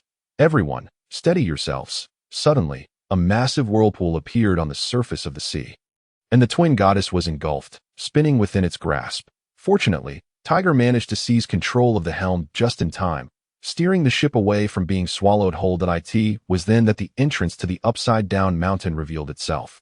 At the center of the landmass, it appeared as if a knife had cleaved a narrow passage, a canal of immense water flowing upward into the clouds. This passage is far too small.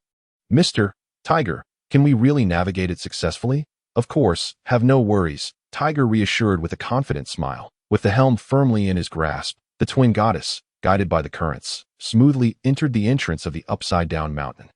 Ascending towards the sky. As the ship climbed, the rain lessened, the dark clouds gradually dispersed, and everything before them became clear.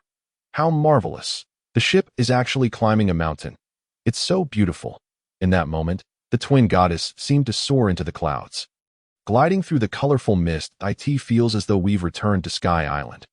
Analu remarked nostalgically. Ah, Sky Island, Freya exclaimed, eager to ask more, only to hear Tiger's voice ring out once again. Hold on tight. We are reaching the peak of the current. As his words echoed, the clouds parted, and the apex of the upside-down mountain emerged, distinctly triangular in shape. The twin goddess burst forth from the torrent.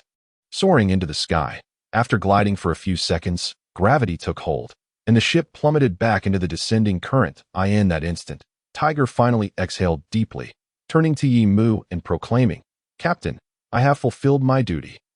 Ah, Tiger, you are truly remarkable. Now, it's time for me and Analu to take over. Freya, please hold on to baby. Five at huh? What do you mean? Although Freya was puzzled, she complied obediently. Taking advantage of the steady ship, she cradled baby, Five in her arms. Soon, she began to understand. As the twin goddess descended rapidly, the exit of the upside-down mountain came into view. Alongside it appeared a multitude of ships, completely blocking the exit.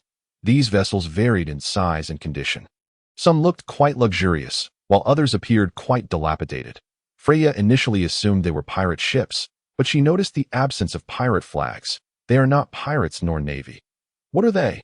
They are a group known as bounty hunters, claiming to seek our heads in exchange for rewards from the navy, Analu replied. His observation Haki was truly invaluable for eavesdropping. So there are even spies from the world government. At last, Freya comprehended. Staring in astonishment at Analu, you can actually hear their conversations from so far away.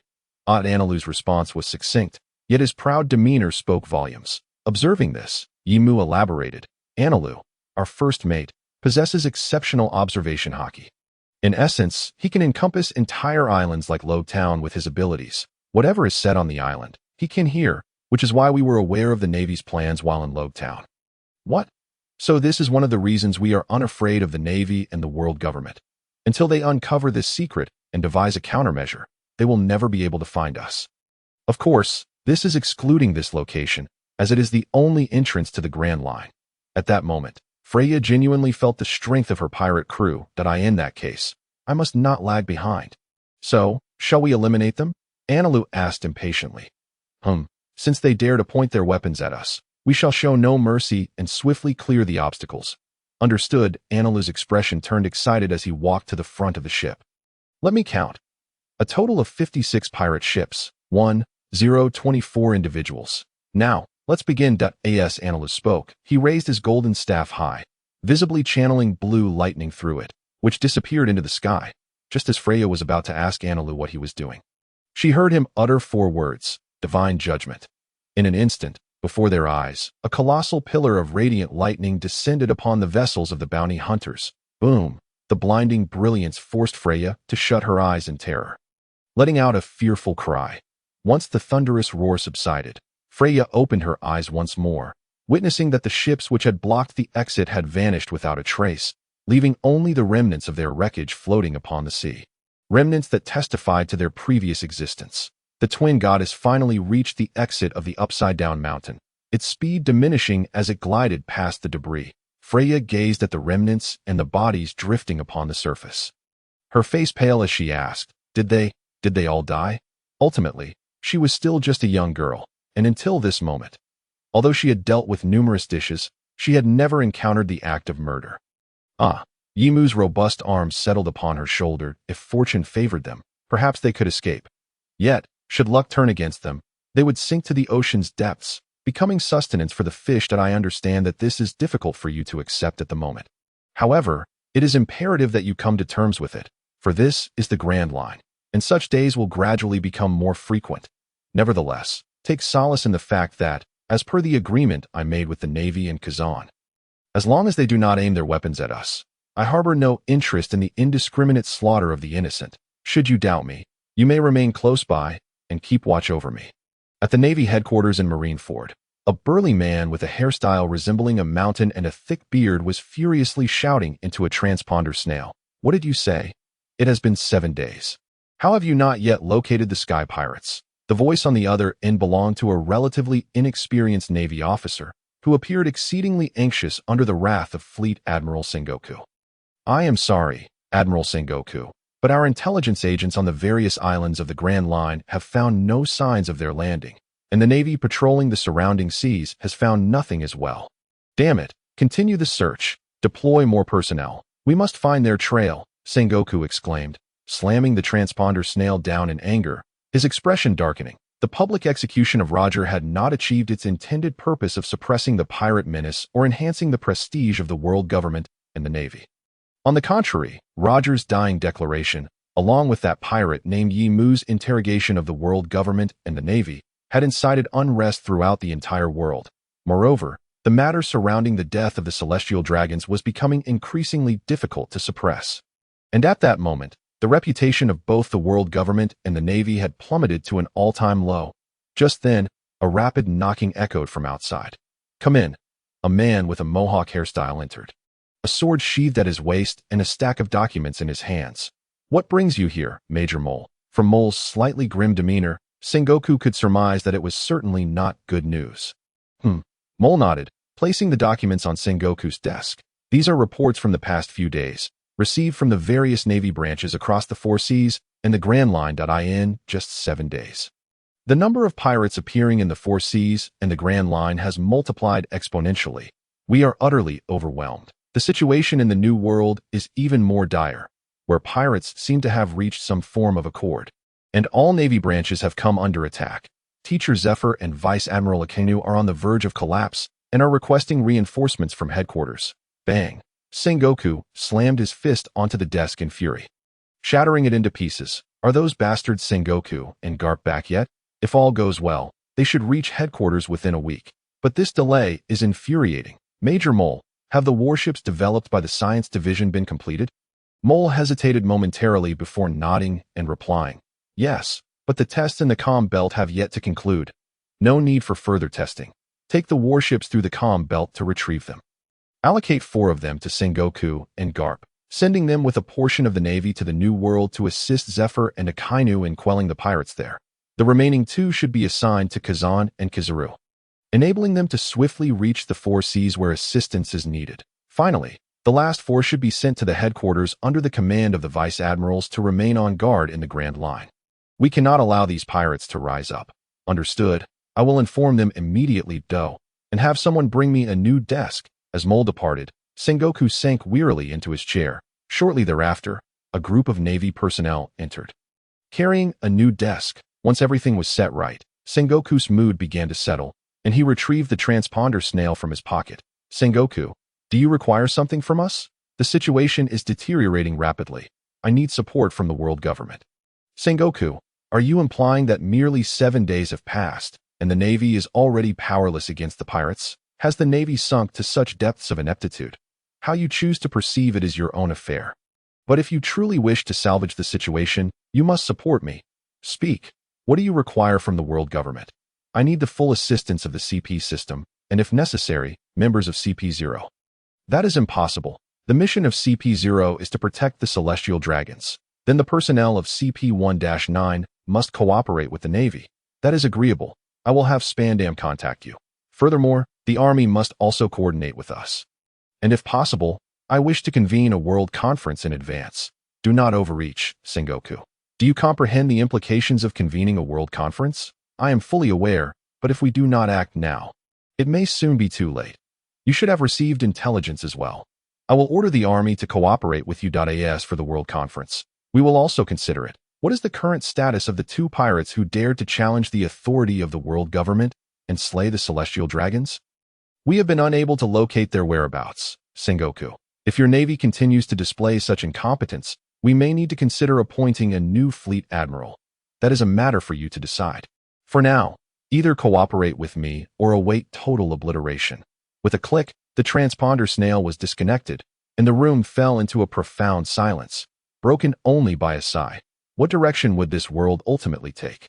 At that moment, the sun shone brightly upon the sea. On the deck of the twin goddess, Freya and Baby, 5 were diligently training under Yi Mu's guidance. After 7 days of observation, Yi Mu was pleasantly surprised to discover that while Freya and Baby, 5 were still far from being combat ready. Their foundational skills were unexpectedly solid.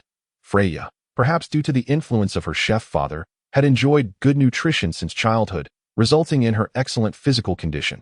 Additionally, the training involved in culinary arts demanded a degree of physical prowess, such as arm strength, wrist strength, and knife skills. Coupled with Freya's devil fruit, the cooking fruit, she exhibited considerable potential. Through his observations, Yimu recognized the unique qualities of Freya's cooking fruit. Overall, it bore resemblance to Baby Five's weapon fruit, albeit a lower-tier variant, capable of transforming her hands into any cooking tool. In recent days, Yimu had witnessed Freya transform her body into knives, hammers, pots, spatulas, and spoons. Though all were cold weapons, she was unable to transform them into hot weapons like Baby Five. Furthermore, the transformation was limited to her hands. However, intriguingly, perhaps due to the nature of the cooking fruit, Freya exhibited a certain resistance to flames. After thoroughly understanding her abilities, Yimu decided to guide Freya in developing a unique cooking martial art based on her devil fruit powers. Integrating the Navy's 6 styles, swordsmanship, and certain techniques from Fishman Karate for Baby Five, her frail physique might stem from childhood malnutrition. Fortunately, she was still young, and with proper nourishment, she could recover her strength. Moreover, perhaps due to past experiences, Baby Five has become remarkably sensible. Throughout the training, she has never once complained of fatigue and has diligently completed all the tasks assigned by Yimu. In this regard, Baby Five undoubtedly excels far beyond Freya. Given the unique weapon fruit possessed by Baby Five, Yimu has also steered her training towards the path of a shipboard sniper, focusing on this aspect throughout her regimen. Naturally, aside from Freya and Baby Five, the training of Yimu, Inalu, and Tiger has not faltered. While Yimu and Inalu maintained their usual training, they also acquired the techniques of Fishman Karate from Tiger. It must be said that the unique skills of the Fishman tribe are indeed impressive, rivaling even the Marine's 6 styles. Many of the techniques have greatly benefited the two, leading to a noticeable increase in their strength. Tiger has also begun to concentrate on the cultivation of Haki. And given his already excellent physical condition and strength, he has merely touched upon the threshold of armament Haki within just 7 days. It seems likely that he will master it soon. And the same goes for observation Haki. Thus, as everyone dedicated themselves to their training with a shared spirit, 2 weeks gradually passed, and they finally arrived at their first destination, Drum Island. As they approached Drum Island, a chill began to envelop them. The originally bright and sunny sky began to sprinkle with snowflakes. Anticipating their arrival at Drum Island, and enchanted by the beautiful snowy scenery, Yimu finally granted everyone a respite. "Ah, how beautiful!" Freya exclaimed. While she had seen snow in winter before, the snow upon the sea was entirely different from that on land. With no land to catch it, the snow fell directly into the ocean. The blue sea and the white snow-laden sky appeared to be divided, as if they had entered a fantastical realm. Clad in a thick coat, holding a warm cup of coffee, Freya stood atop the mast, gazing at the mesmerizing world ahead, a look of pure happiness upon her face. Compared to the arduous training of the past 2 weeks, these moments of leisure felt almost surreal, especially accompanied by such a stunning snowy landscape. The absence of training brought an unparalleled comfort. However, the sudden drop in temperature was rather peculiar, as it had felt summery just that morning, only to transform into a winter chill with snowfall. "That's because we are heading to a winter island," Tiger explained. "Fishmen, who dwell beneath the sea, seldom have the opportunity to witness snow, so Tiger held a unique fondness for it. Nonetheless, it appeared that fishmen are particularly sensitive to the cold." Despite his robust physique, Tiger was bundled up even more warmly than Freya. "A winter island? Isn't the climate of the islands in the Grand Line different?" Freya asked. "Indeed, the climate of the Grand Line is exceedingly complex and capricious. It is not uncommon for the weather to shift dramatically within mere hours, sunny one moment, stormy the next, and then snowfall shortly thereafter. However, the climate of the islands within the Grand Line is generally stable, divided into the 4 seasons. Therefore, when the weather suddenly stabilizes during travel, it indicates that we are nearing our destination. One cannot deny that Yimu's decision to enlist Tiger as his navigator was exceptionally wise. Not only is Tiger's navigation skill commendable, but his wisdom and insight are invaluable assets. Yimu, who has advanced only due to the unfolding narrative, cannot truly compare to Tiger. Freya said, enlightenment dawning upon her, though she soon found herself puzzled. "But the weather along our journey has been quite normal. To this," Tiger smiled, and Yimu elaborated. That is all thanks to Tiger, who foresaw the climatic changes and guided our vessel away from potential storms. How reliable, Freya exclaimed, her admiration evident. After all, I am the ship's navigator. It would be a disservice to the captain if I lacked such skills. At that moment, the cabin door swung open, and baby 5, bundled up like a dumpling, rushed out to join Freya, happily nudging her thigh. Sister Freya, let us build a snowman. Although baby 5 had only been aboard for a mere 14 days, she had grown increasingly fond of her new surroundings. The most evident change was her shift from reliance solely on Enelu to a more widespread affection for everyone, particularly as she now shared her days and nights with Freya, her dependence nearing that of Enelu's. Sure, Freya replied, equally delighted. The two joyfully set about constructing a snowman on the deck. Before long, a snowman, roughly the same size as baby 5, took shape. As they both gleefully adorned it, Enelu emerged from below deck. Seemingly unfazed by the cold, clad in a simple shirt and a coat. "Is this island before us our destination?" he inquired. "Dada," he exclaimed as a white island, crowned with 3 peaks resembling drums, emerged from the snowy mist, captivating all eyes. What a magnificent sight! Are we simply going to approach it directly? Drum Island is also one of the countries in the world government, and if we appear so openly, our presence may soon be divulged. Tiger remarked hesitantly, "Do not worry. Enelu, how is your research on the transponder snail coming along?" Yimu inquired. "Not a problem. I can now use radio waves to interfere with its communication function," Enelu replied. "Once we land, you may act freely while keeping an eye on things. Ensure that our presence remains undisclosed until we leave. That I will inform you if I discover anything of interest, and will proceed ahead." "Understood, Captain." With that, Yimu's figure vanished from sight. Not far from the port of Drum Island lay a small village, home to soldiers stationed to guard the kingdom's harbor and some warm-hearted villagers. This place had once been welcoming to outsiders, especially as a renowned medical nation along the Grand Line, attracting many seeking treatment and bringing substantial wealth to the kingdom. However, everything changed 2 years prior. This upheaval stemmed from the 2 princes of Drum Island, the eldest Prince Musharu and the younger Prince Walpo, aged 9 and 7 respectively, whose foolishness was evident. They imposed exorbitant entrance fees at the harbor, raised the medical costs within the kingdom to alarming levels, and levied hefty taxes. The islanders were left in despair, as the aging king of Drum Island would soon pass, leaving one of these 2 princes to assume the throne. Even the king himself was aware of his son's folly. However, the elderly father, having fathered children late in life, cannot bring himself to discipline his 2 sons. Consequently, the entire kingdom of Drum is spiraling further into chaos. Take, for instance, the current scene unfolding upon the white road connecting the port to the village. The eldest prince, Mzialu, and the second prince, Walbo, accompanied by their retinue, have encircled a large and a small figure, mercilessly beating them. "Bastard, without money, you dare to seek treatment? Dream on. The commoners would do well to just perish. 100 million berries. If you can produce that amount, I might just persuade my father's physician to treat your sister." Ha! The surrounding soldiers and villagers watch in horror as the blood-soaked youth clings desperately to his pale sister, shielding her from harm, yet none dare intervene. At that moment, a languid voice pierced the air. Though the specifics of the situation were unclear, the mention of 100 million berries caught everyone's attention. The sudden unfamiliar voice startled all in the port village. Who was that scoundrel? Mzialu and Walbo, their enjoyment interrupted, turned angrily toward the source of the voice, only to discover a stranger had mysteriously joined their ranks, a man draped in a black and red cloak, with flowing red hair. The guards were taken aback, swiftly raising their weapons to aim at the man. Yet he paid them no mind, his gaze fixed intently on the blood-stained snow below, where the large and small figures lay. The youth appeared to be slightly older than Yimu, around 17 or 18, while the girl, seemingly about 12, was likely his sister, as inferred from their earlier exchange. At this moment, the youth was resolutely shielding his sister beneath him, enduring the brutal blows dealt to him, his body a wreck, crimson blood trickling from his forehead and melting the snow beneath. The other figure, a white-haired girl, was in dire straits, from Yimu's observation through the observation Haki.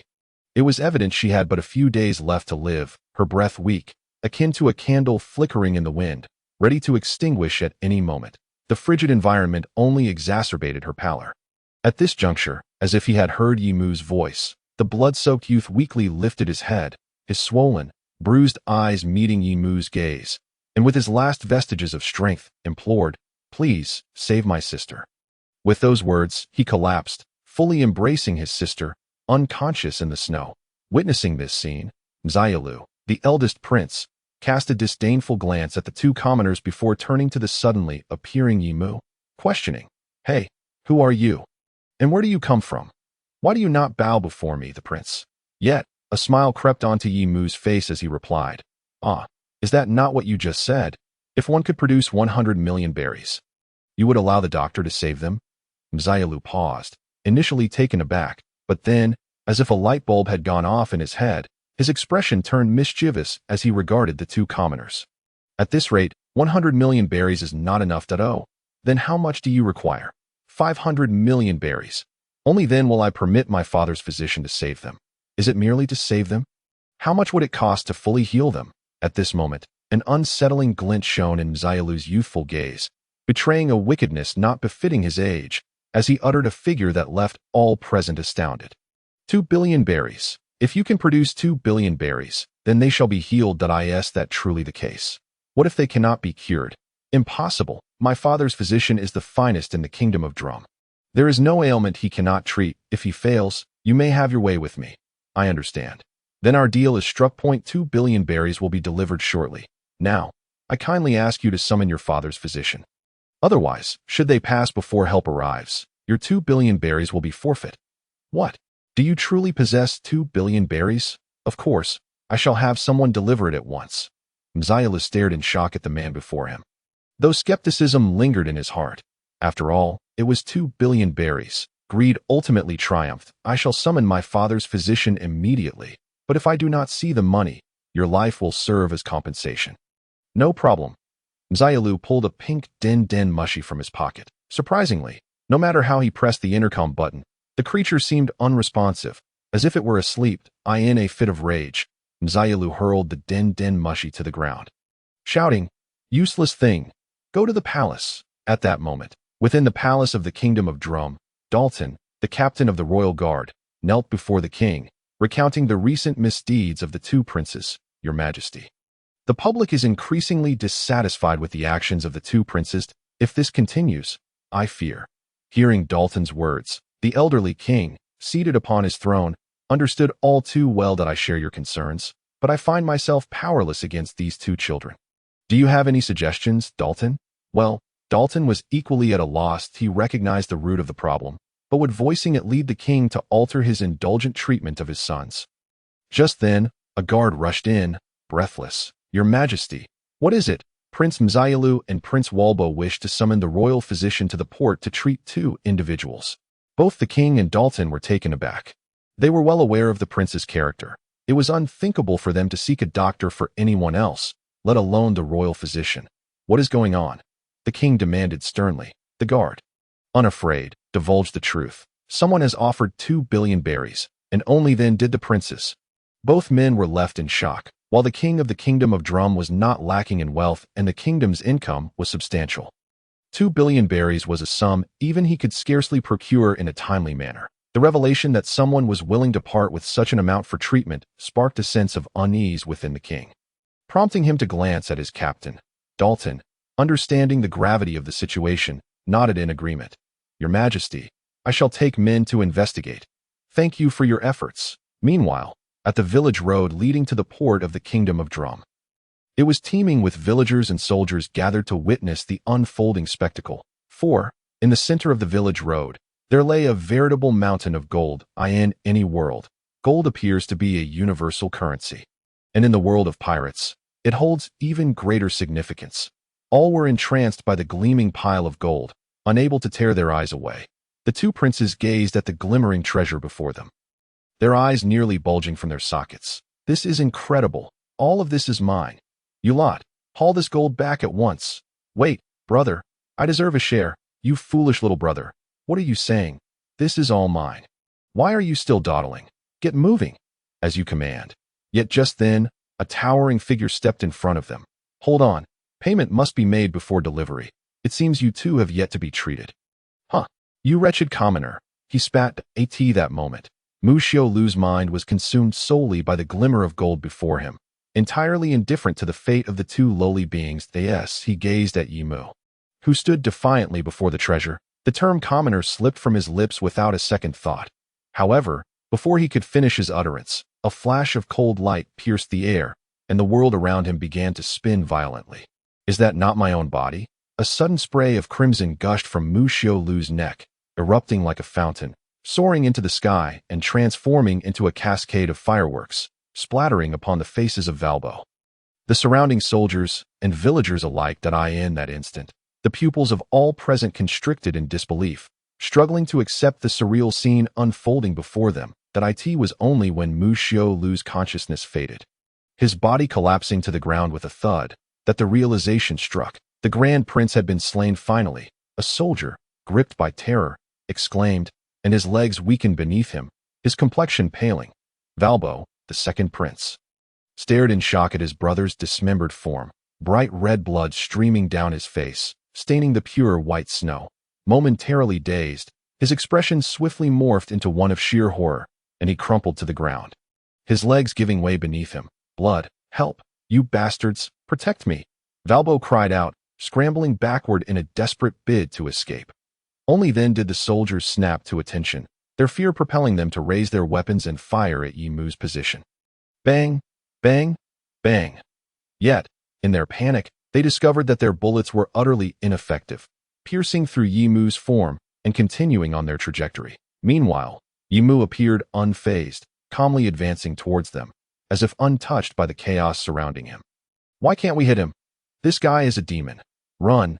Don't come any closer. Young Valbo, for the first time in his life, felt the icy grip of death's terror. Soldiers fled in every direction, some frozen in place, realizing that no one could shield him now.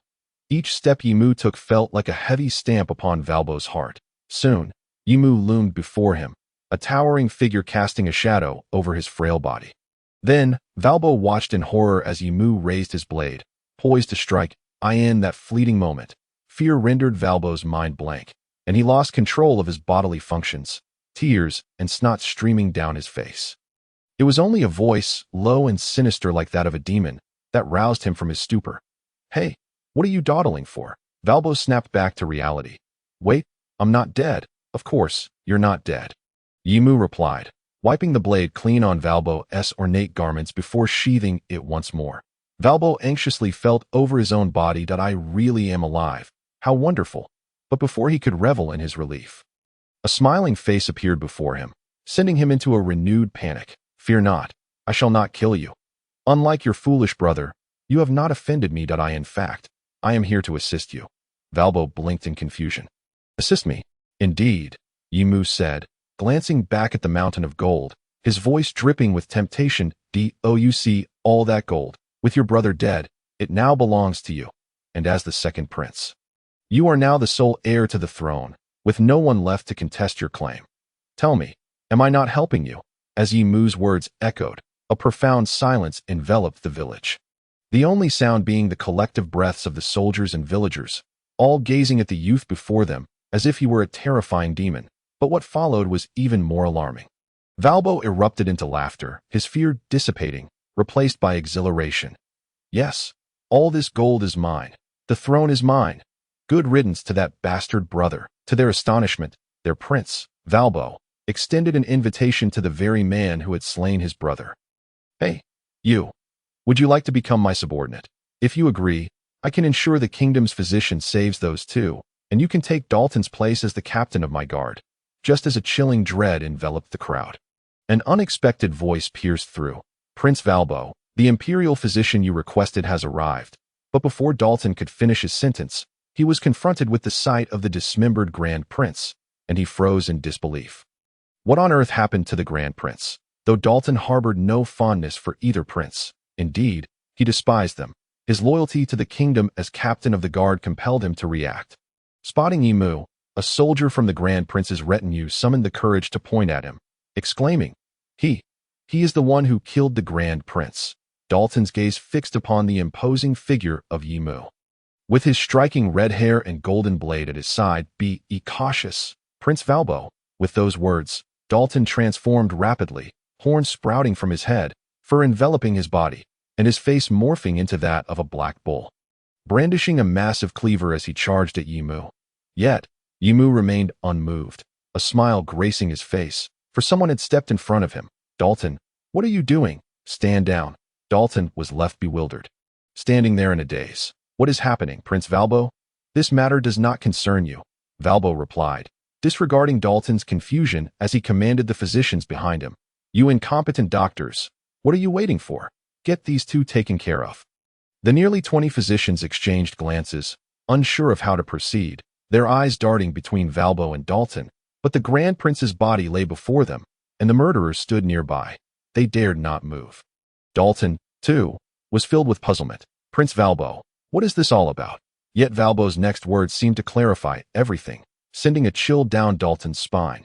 You fools, why are you still standing there, with my brother dead? I am now my father's only son that if you do not obey me, I will have your heads when I become king.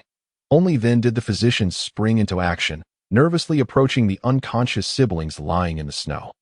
Beginning to assess their condition, both of them appear to be in dire straits, seemingly poisoned. There are no medical supplies nearby, only in the palace. What are you waiting for? You must treat them, otherwise my gold will be lost. If you can save them, then all this gold shall be mine. Of course. Excellent. You lot, guard this gold closely. No one is allowed to touch it. Valbo finished, casting a sycophantic smile at Yimu. Please, accompany me to the palace. Once your friend returns, I shall have someone escort them to you. Your kindness is greatly appreciated. It's no trouble at all. As the group departed, the village was left with only the onlookers. The towering mound of gold, and the dismembered-bodied is this truly the future king of the realm. Having witnessed all that transpired moments ago, Dalton felt as though the very belief he had been safeguarding was crumbling before his eyes. At that instant, he recalled the figure of the red-haired man he had just encountered. The visage seemed somewhat familiar. In the blink of an eye, recognition struck him, and his complexion turned ashen as he turned resolutely towards the palace. Sprinting forth, this is dire, uncertain of how long he had been ensconced in slumber, Eric awakened from his deep sleep. Where am I? Before him lay a long familiar, yet now somewhat alien brightness, a pearlescent ceiling, and an ambience exuding warmth akin to that of home. Am I dreaming?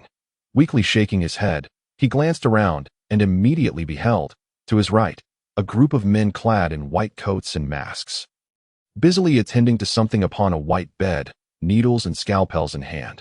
What is happening? In that fleeting moment, he caught sight of his beloved sister, her forehead glistening with cold sweat, her lips whispering faintly. Ayala. In an instant, he was fully alert, calling out his sister's name with fervor that he attempted to rise, only to be forcefully pressed back onto the bed by an overwhelming force, just as he was about to struggle. A foreign voice resonated in his ear. Please remain quiet.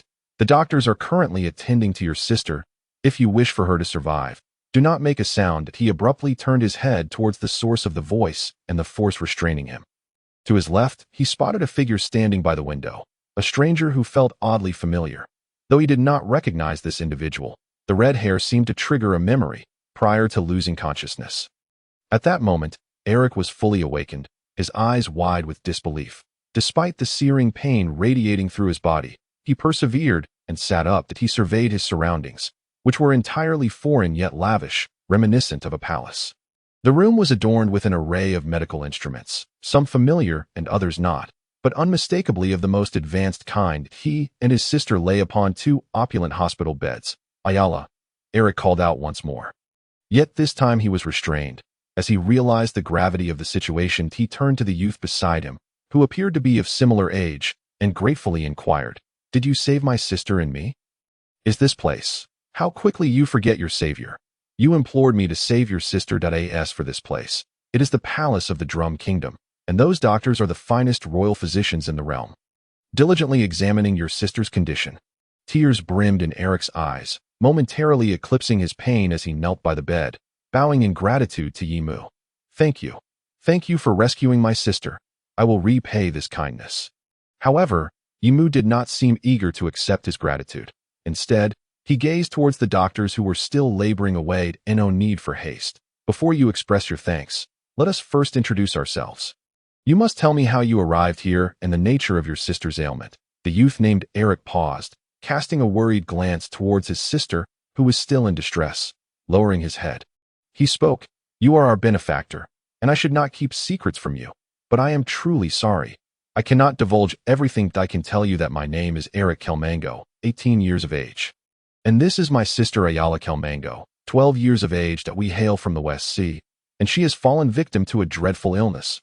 But rest assured, this affliction is not contagious. We have lived together for so long without any sign of infection." "Is that so? I understand." Waimu responded, refraining from further inquiries. "That so? You and your sister traveled all the way from the West Sea to the Grand Line. Indeed.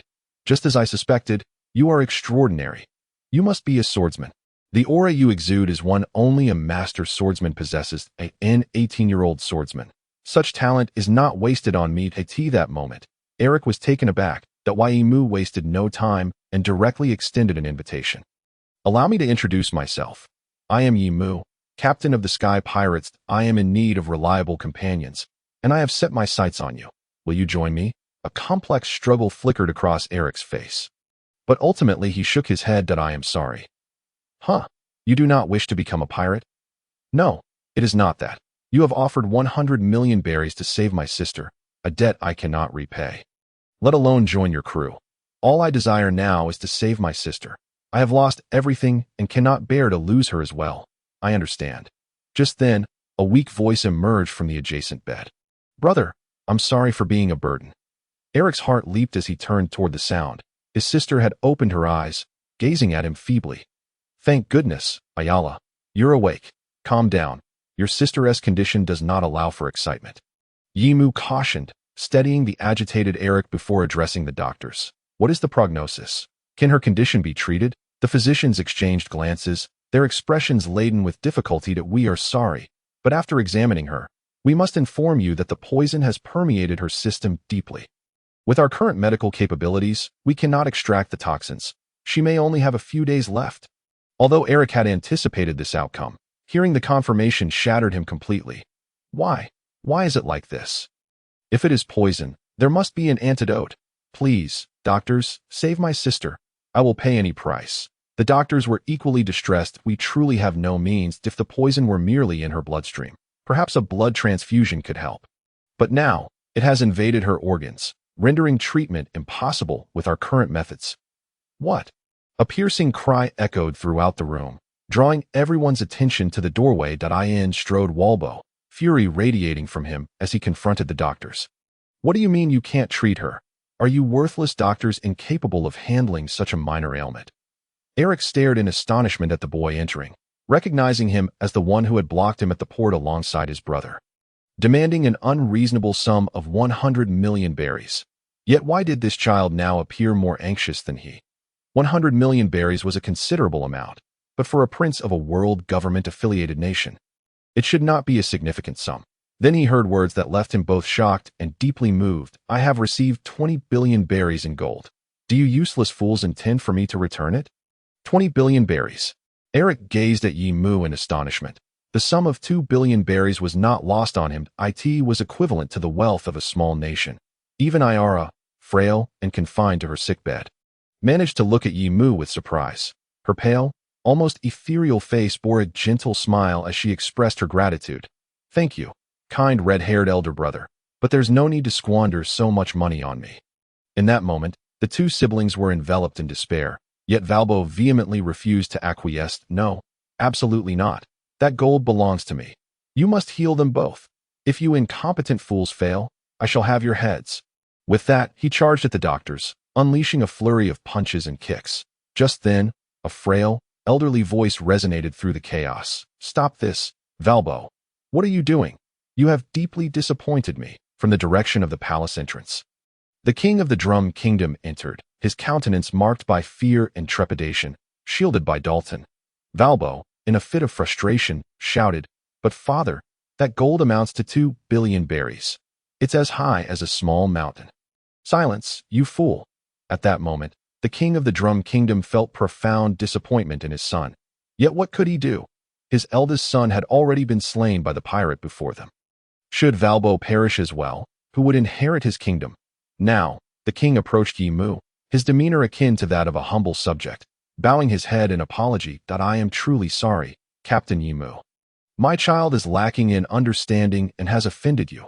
Please, take the gold back. This scene left the doctors in the palace and the siblings, Eric and Iara, utterly bewildered. A king of a world government allied nation groveling before a pirate was an astonishing sight. Dalton, witnessing this, felt a mix of humiliation and resentment. Yet there was nothing he could do to recognize that the one who had slain the crown prince was none other than the infamous Captain Yi Mu, who had recently sparked the great age of pirates alongside Joel D. Roger and had taken the life of a celestial dragon. This formidable pirate could easily obliterate their kingdom. They were not a force he could contend with. In fact, after Dalton had conveyed this news to the king, the monarch lacked the courage to even inform the world government or the navy, let alone seek vengeance, despite the death of his most beloved son. Their only hope now was to rid themselves of this pirate and his sky pirates. However, it appeared that this would not be an easy task, for Yi Mu had spoken up. You may keep the gold. Valbo's face lit up with joy, but the king and Dalton were horrified, drenched in cold sweat. There's no need for such fear. If you cannot cure these two siblings, then this gold cannot be given away freely. I wish to barter with you for something in return. Something? Both the king and Dalton were momentarily taken aback, but soon felt a sense of relief. It seemed their kingdom might not face destruction after all. What is it that you require? I wish to acquire all books and materials related to medicine in your kingdom. I want everything, as long as it is not a duplicate, though. Is that all? The king and Dalton were momentarily stunned, but Valbo was beside himself with joy. For to him, such items were of little value. Not just those, since the Drum Kingdom is one of the allied nations of the world government. I can imagine you possess quite a few valuable items. Oh, prepare 5 devil fruits and 5 fine swords for me, and I shall take my leave. How does that sound? This deal is quite fair. Is it not? The king of the Drum Kingdom lowered his head, deep in contemplation. To be honest, the trade proposed by Yi Mu was indeed fair. From a certain perspective, it was a lucrative deal for the Drum Kingdom. After all, a single devil fruit was worth several 100 million berries. 5 would amount to over 1 billion, while 5 good swords would cost significantly less, perhaps 300 to 400 million berries at most. The medical books were even less valuable. Altogether, they would only need around 1.5 billion berries, leaving them with a profit of 500 million. However, the king's expression revealed his hesitation. Captain Yi Mu, it's not that I am unwilling, but our kingdom only possesses 3 devil fruits in total. As for fine swords, we have only 2 of higher quality. There are many of lesser quality, though. Yi Mu frowned, causing Dalton and the king to break into a cold sweat. Let us proceed with that for now. We can discuss the rest later. Ensure everything is delivered to the port. Now, I have another question for you. No problem, please go ahead. Yi Mu seemed more accommodating than anticipated, allowing the king to breathe a sigh of relief and respond with utmost seriousness. I have heard that there is a highly skilled doctor in your Drum Kingdom. Can you summon her to treat these two? Upon hearing this, Eric, who had been engulfed in despair, suddenly lit up with hope, gazing eagerly at the king. The king quickly grasped Yi Mu's intention and inquired with curiosity, Captain Yi Mu, are you referring to Dr. Kureha? Ah, that is indeed her name. Well, Dr. Kureha might indeed be able to cure this illness. However, her personality is quite eccentric, and she is elusive. Even I have no means of locating her to request her presence. That is of no consequence. Please tell me where she resides, and I shall seek her out myself. Eric implored the king with urgency. I know, Dr. Kureha lives in the castle atop Drum Mountain, the highest peak in the Drum Kingdom. The king gestured towards the towering Drum Mountain visible through the window, connecting 6 ropes to the castle. That a mushroom-shaped cable car was slowly ascending, gliding upwards. The howling wind and snow swept through. Yet not a single flake settled upon the cable car, as if some barrier shielded it from the elements. Freya sat inside the cable car, observing with curiosity and tenderness the small girl, tightly wrapped in blankets, on the seat beside her, turning to Yi Mu and asking, what ailment does this child suffer from? Yi Mu shook his head, and Eric wore a look of difficulty in speaking. I apologize, dear benefactors. It is not that I wish to withhold information. It is simply that, as Tiger pedaled the bike, he furrowed his brow slightly and couldn't help but interject, Captain, what if it is a contagious disease? Yi Mu, seeing this, reassured his crew. Fear not, Tiger. This illness is not contagious. Tiger was taken aback, while Eric's eyes were filled with shock. "Do not look at me like that." It suddenly came to mind, although I cannot recall the exact name. It seems related to some mineral or metal. Eric was momentarily rendered speechless, trembling as he stammered. "Why, I apologize. Please believe me. This illness is truly not contagious. Rest assured, I certainly know it is not contagious." After more than 20 minutes, the group reached the summit of Drum Mountain. Amidst the howling wind and snow, a grand castle made of ice and snow loomed before them, resembling something out of a fantastical fairy tale. Freya marveled, "How splendid! But are there truly people living here?" "Of course," Yimu replied. Before he could finish, Eric, unable to contain himself, had already knelt before the castle, shouting, "Dr. Kareha, I am Eric. I have come to beseech you to save my sister. I will agree to any condition as long as you can cure her." Eric's voice echoed in the swirling snow, yet after a long wait, there was no response, not even the sound of footsteps. "Hey, Yimu, do you think that doctor has gone out?" Freya hesitated for a moment before inquiring. Eric, with a piercing gaze, was also fixated on Yimu. Yimu's response was unwavering. "Of course not. She is inside." Let us not forget that the king of this realm has remarked upon Dr. Kalea's rather eccentric disposition. Upon hearing this, Eric turned his attention back to the castle, continuing to shout, "Dr. Kaleha, I implore you, save my sister, please." After his plea went unanswered, he forcefully struck his forehead against the unforgiving ice, causing crimson droplets to seep forth. The onlookers felt a pang of sympathy, yet Dr. Kaleha within the castle appeared unmoved. Witnessing this, Yimu swiftly grasped Eric's arm. At that moment, Eric's visage was a disheveled tapestry of blood and tears, yet none perceived him as grotesque. Rather, they were profoundly shaken by his plight. "Leave it to me," Yimu proclaimed, furrowing his brow as he stepped forward and called out, "Dr. Kaleha, surely you have observed enough by now. You must sense his heartfelt plea. If you remain silent any longer, I, as captain, shall have no choice but to intrude uninvited."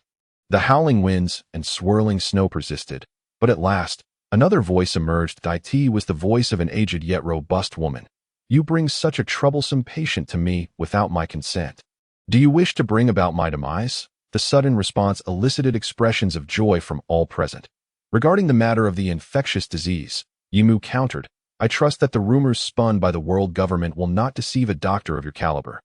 Since you are aware, you should understand that even if I could cure this ailment, it is simply not feasible. I have no desire to offend the world government. You claim you can heal." At this, not only did Yimu stand in shock, but Eric was also rendered speechless. Having faced despair countless times, Eric trembled with exhilaration, resuming his fervent headbutts against the ground while crying out, "I beg you, if you can save my sister, my life is of no consequence." The resounding thuds of his forehead striking the ice echoed through the blizzard. Suddenly, the creaking sound of a door opening within the ice castle broke the tension.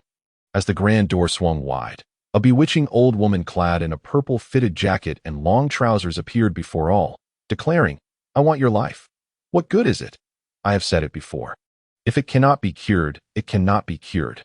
In response, Yimu, still incredulous, inquired, "Do you truly possess the ability to heal?" Dr. Kaleha, with an irritable glare, retorted, "What do you mean, you insolent boy? If you do not believe I can cure it, why have you come seeking my help?" No, that is not it. I am merely overwhelmed with surprise. But, do you truly know of this illness?" Dr. Kaleha scoffed. "It is merely lead poisoning. Countless individuals have sought my expertise regarding this malady over the past century. So, of course, I am well acquainted with it." Yimu's face lit up with joy as he shouted to Eric, "Why are you still kneeling? Hurry, bring your sister inside so Dr. Kaleha can treat her." As he spoke, Yimu confidently strode toward the door. "Hey, you insolent boy, I have not agreed to anything." Dr. Kaleha, flustered, intercepted him. Yimu, wearing a sheepish grin, replied, "Dr. Kaleha, I know you have already consented. Otherwise, you would not have opened the door. Would you? Despite the rumors of your eccentricity, I know you are a compassionate doctor who would never stand by and watch someone perish. Hey, you insolent boy, do not think that flattery will sway me." She retorted, I know. Let us enter and discuss matters further, shall we? You truly are shameless.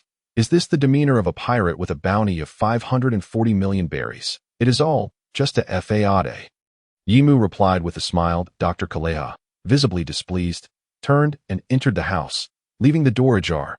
Eric remained in a daze, but Yimu quickly snapped him back to reality. Stop dawdling.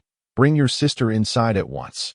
Inside the castle, the unconscious Ira was delicately placed onto a bed by the others. However, Dr. Kaleha showed no intention of commencing an examination or treatment, merely observing coldly from the sidelines.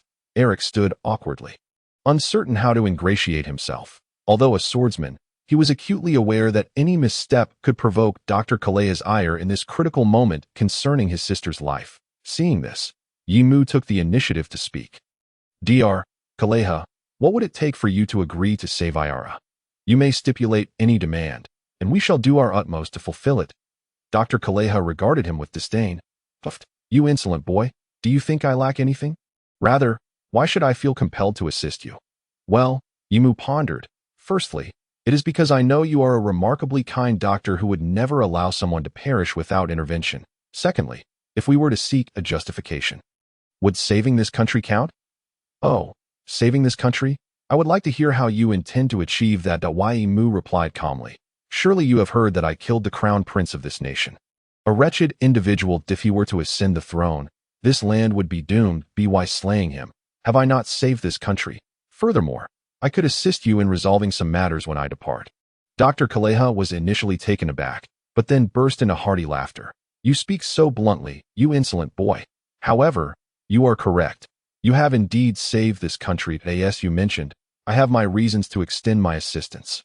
In an instant, joy illuminated Eric's face, though it was short-lived, as Dr. Kaleha continued. However, I must clarify. This illness can indeed be treated, but whether it can be cured is uncertain, and it is possible that some may not survive. What do you mean? Dr. Kaleha's demeanor became somewhat intimidating, especially when she mentioned the possibility of death, causing the expressions of those present to tighten with apprehension. The remedy for lead poisoning is rather straightforward. It involves a blood transfusion, replacing the patient's contaminated blood with fresh blood.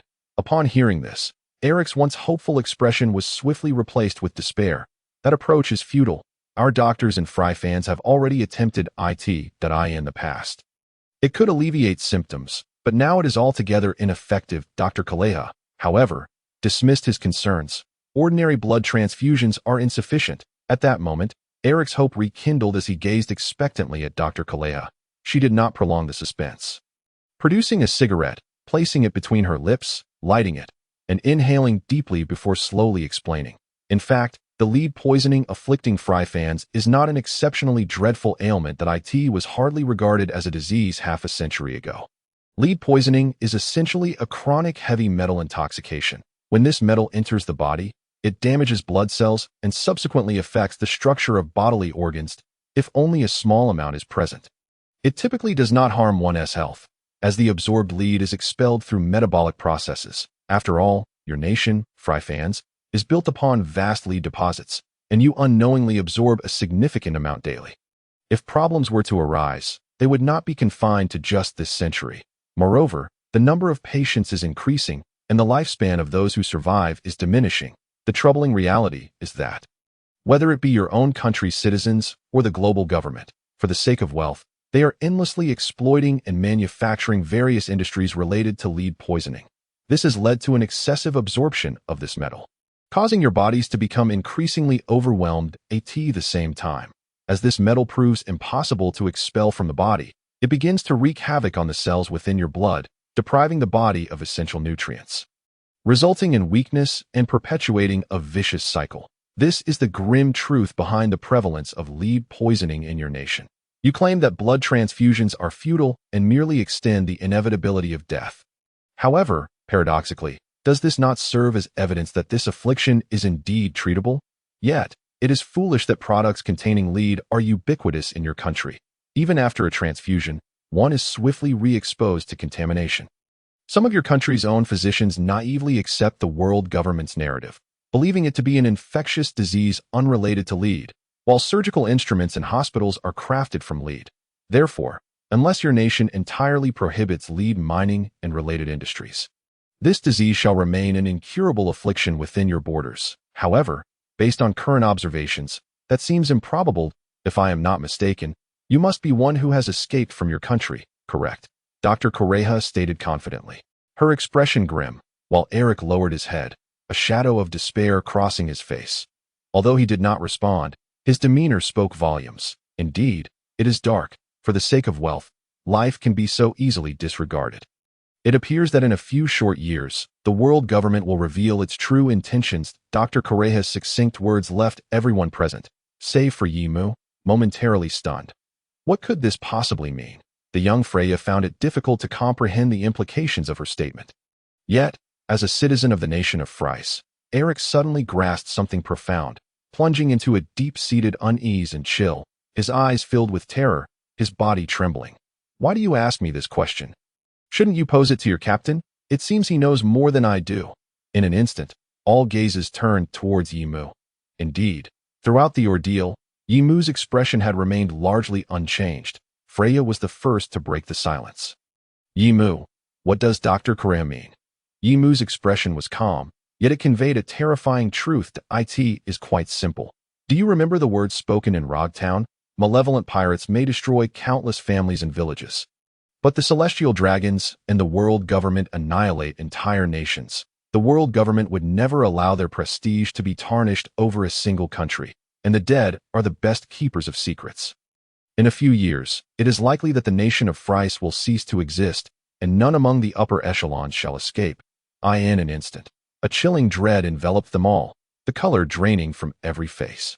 Freya, who had previously appeared quite composed, now stood frozen, her voice trembling as she uttered, "No, it cannot be. They are the citizens of a nation. How could the world government possibly?"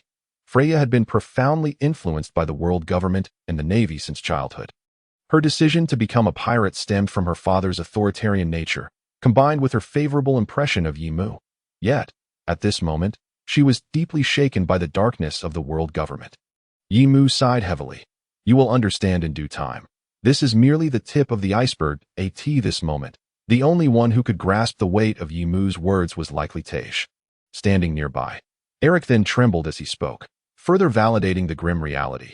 How infuriating. I should have guessed it long ago. Those bastards in the world government. No wonder they have consistently concealed the truth that this disease is not infectious.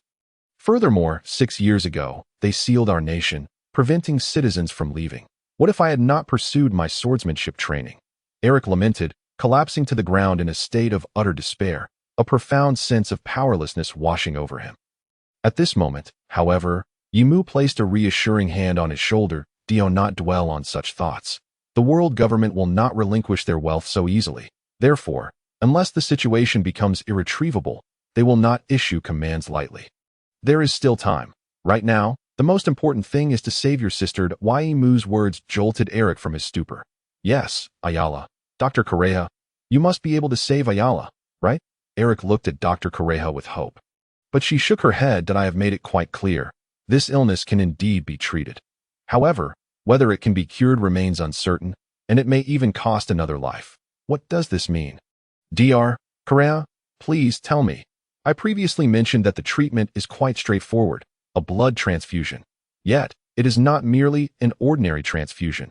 I will surgically remove the extensive dead tissue caused by lead from your sister's body while performing a complete blood transfusion. However, this approach presents 2 challenges. Dr. Correja raised 2 fingers as she spoke. That I can handle the surgery myself, but the blood presents a different issue. First and foremost, there is the matter of blood type. To perform a transfusion, it is imperative to find someone with the same blood type as your sister. Otherwise, it is utterly futile. Upon hearing this, Eric's excitement surged. That I can do it. My blood type is the same as Ayala's. I have previously used my blood to alleviate her symptoms. However, Dr. Correja shook her head once more. I am sorry, but even if your blood type matches your sister's, it cannot be used because your blood is not healthy enough. Not healthy enough? This explanation left everyone momentarily astonished. Literally, this statement is easily understood. Yet, my body is perfectly fine. Dr. Correja. Eric is a swordsman. Although he may feel somewhat weak at present, it seems difficult to accept that a swordsman's blood would be deemed unhealthy. You have misunderstood my meaning. When I say your blood is not healthy enough, I do not refer to the strength acquired through years of training, but rather to the innate constitution one is born with. I previously stated that lead poisoning is a form of chronic heavy metal poisoning, which the body can naturally metabolize and expel through its blood. This is, in essence, the principle behind blood transfusion therapy. However, the complication lies in the fact that your sister's body is already severely weakened. Her blood is entirely compromised, and her organs and tissues are similarly affected. Thus, even if healthy blood were transfused into her body, it would not yield significant results. It must be blood that is exceptionally healthy and possesses robust vitality to act as a rejuvenating agent, restoring your sister's bodily functions. Dr. Correa's gaze shifted to Tej nearby. Then to Yi Mu. For instance, this fishman before us possesses highly suitable conditions. Fishmen are inherently stronger than ordinary humans, and their blood naturally harbors greater vitality. The same applies to giants and certain unique bloodlines. Of course, your captain could also be considered. Acquiring the level of power he has suggests that his physical constitution is commendable as well. Both Yi Mu and Tej were taken aback. So, my bloodline, is that remarkable? I thought it was solely the result of my diligent training. Dr. Correa regarded him as if he were a simpleton that a snake, no matter how diligently it trains, cannot transform into a dragon if effort were truly effective. The world would not be in its current state. That makes sense, but I am unsure of my blood type or whether it would be compatible. Yi Mu. The captain, I am truly grateful. At this moment, tears streamed down Eric's face, while Tej appeared hesitant. Just then, Dr. Correa delivered a sobering reminder. Do not rush to agree. Even if your blood types fortuitously match, be prepared for the possibility of losing your life. What do you mean? It is quite simple. As I have previously mentioned, to completely cure his sister, a mere blood transfusion will prove ineffective. That a complete exchange of blood is imperative at this juncture. Dr. Correa slightly softened her tone. Even a minimum of over 90 must be replaced for her body to regain its vitality, allowing her to metabolize the residual lead in her tissues and organs.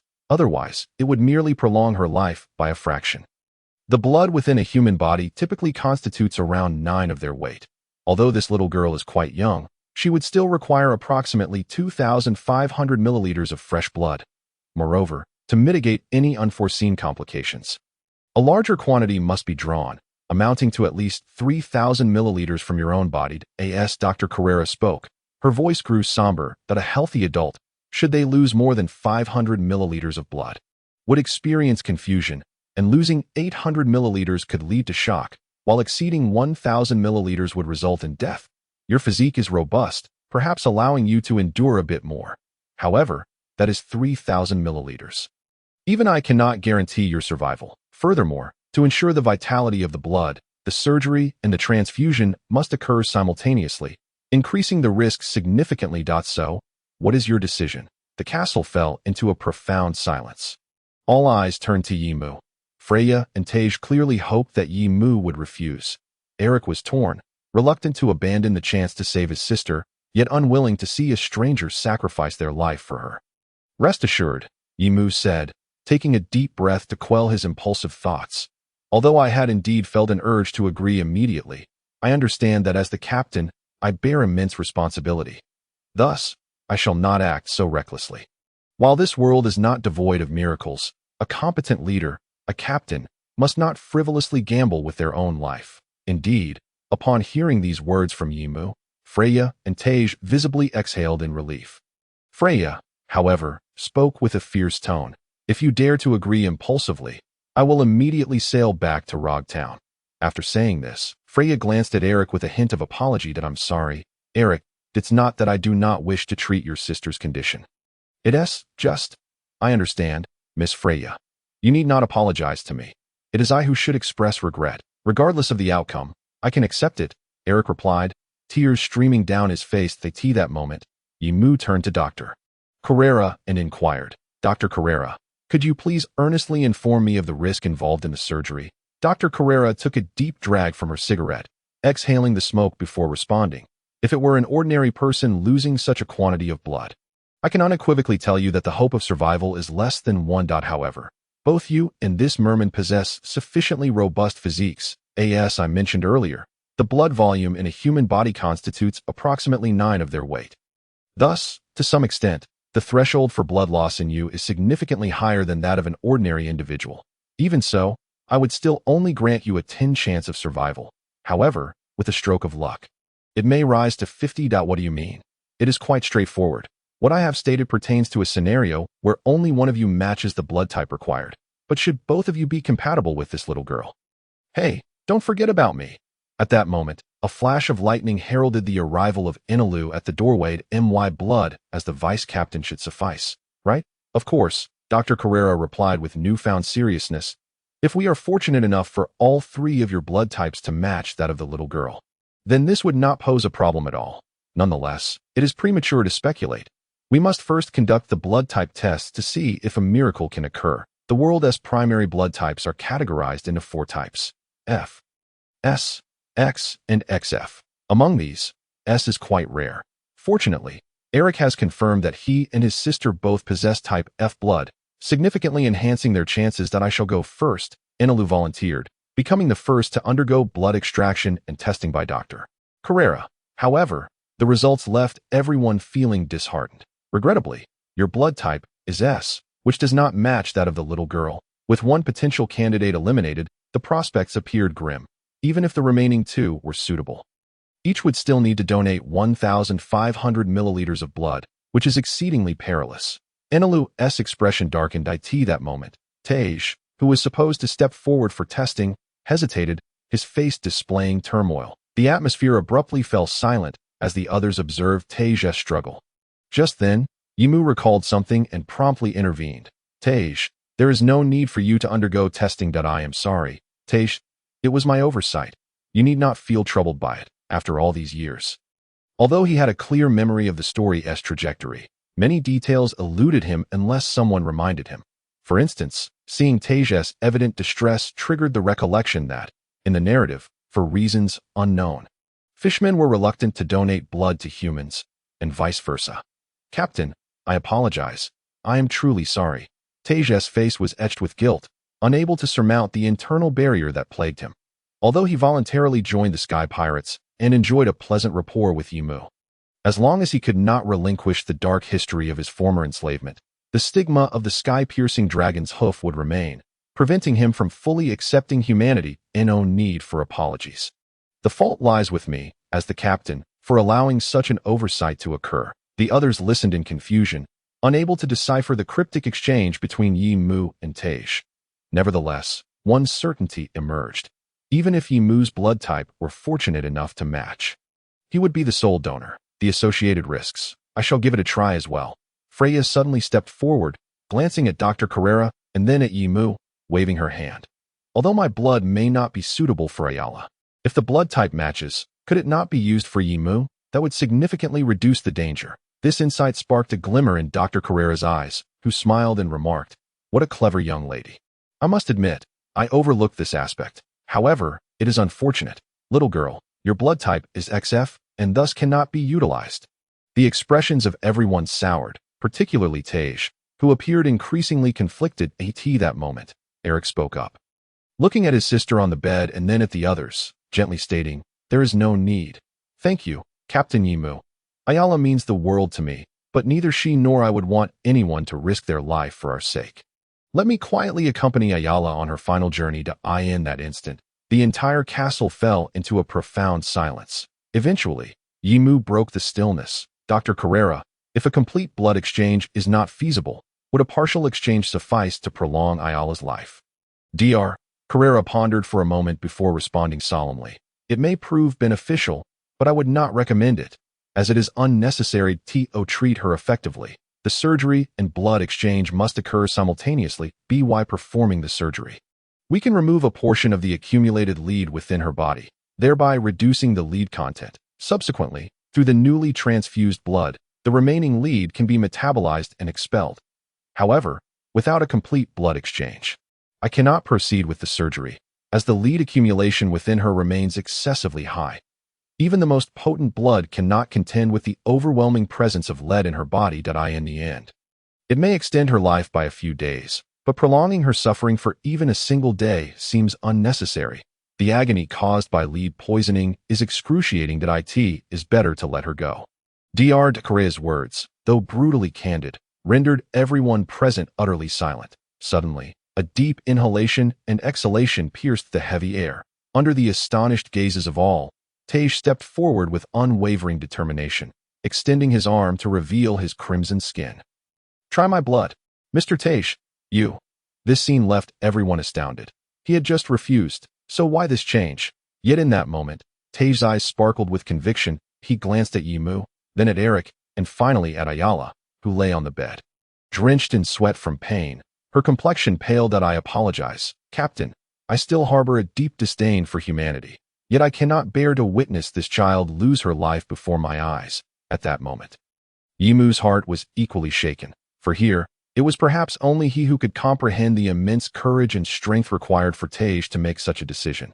Even so, he could not fully grasp the torment within Tej's heart. The others looked at Tej, oblivious to the underlying turmoil, yet smiles graced their faces. Eric, with tears glistening in his eyes, knelt before Tej and said, "Thank you so much, Mr. Tej. Do not mention it if my blood can save a child's life. I would be more than pleased."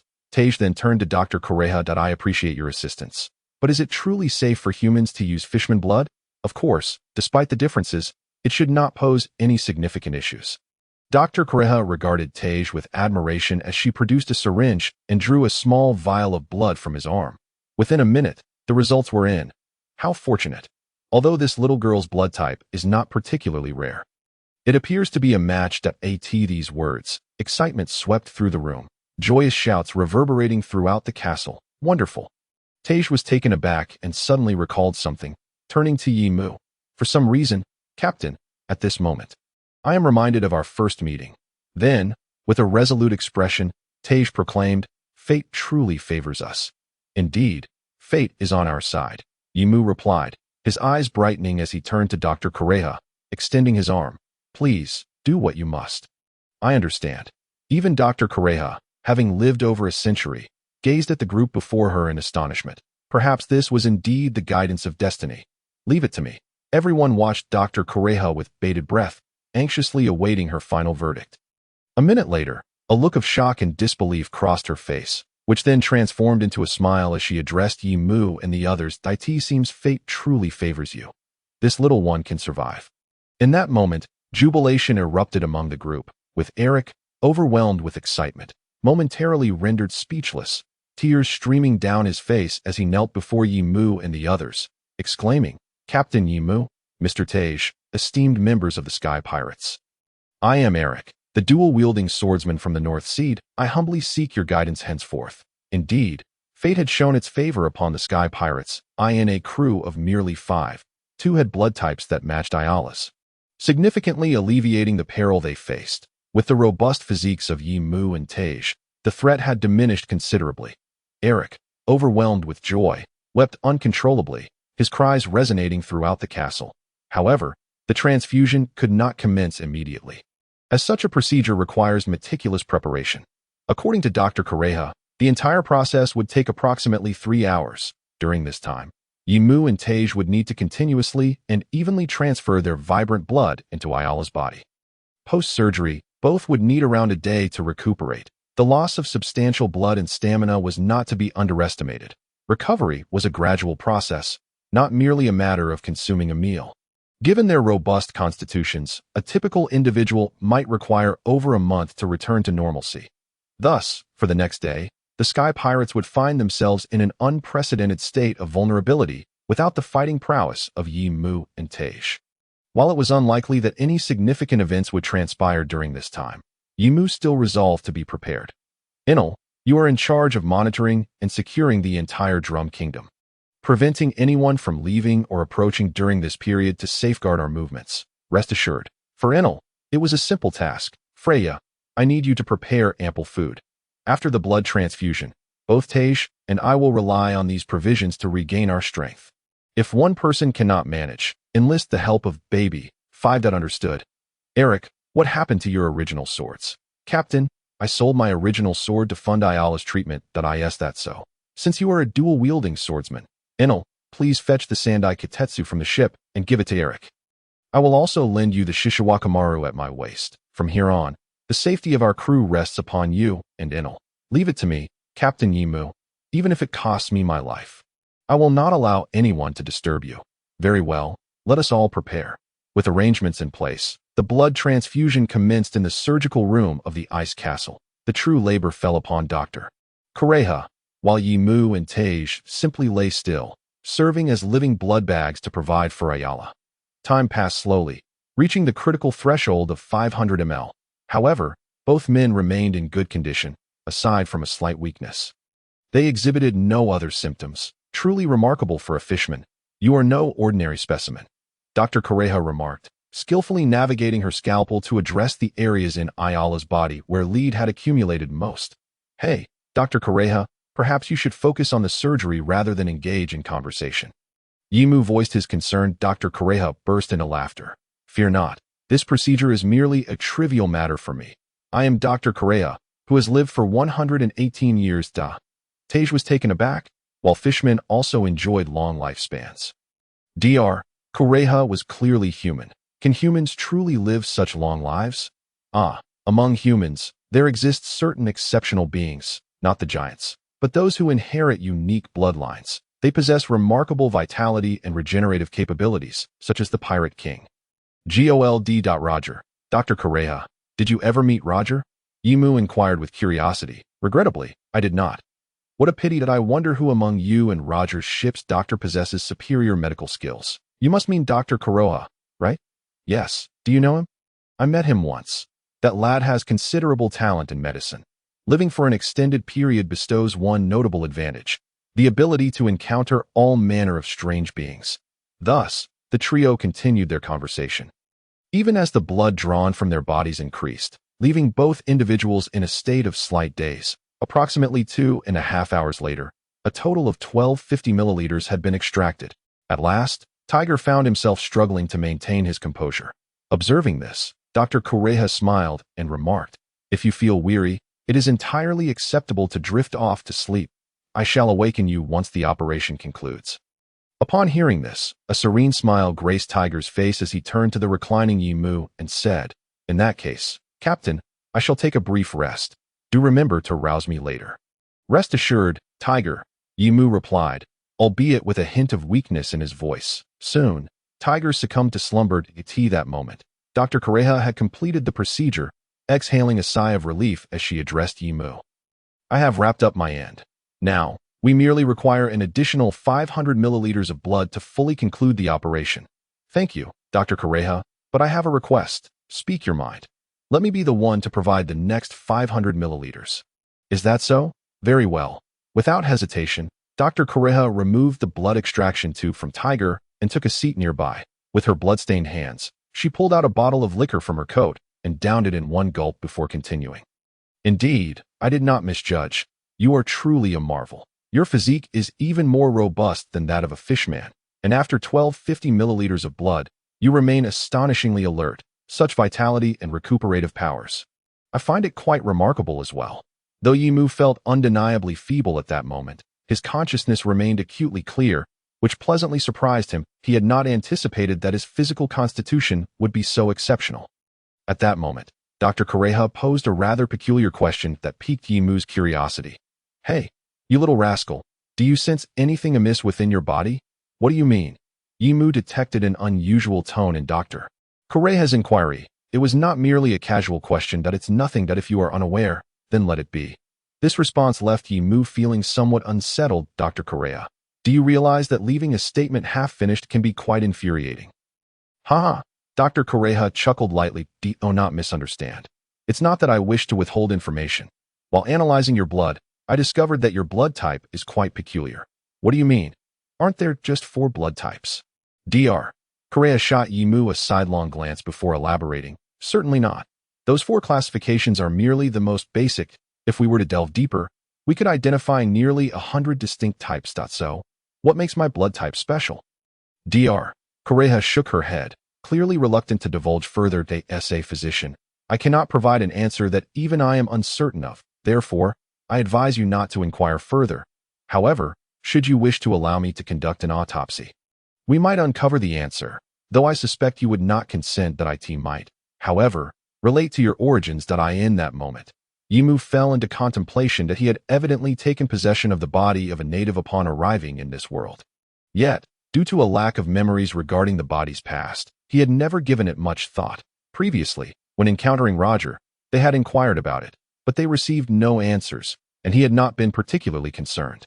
He felt that it was of little significance to him.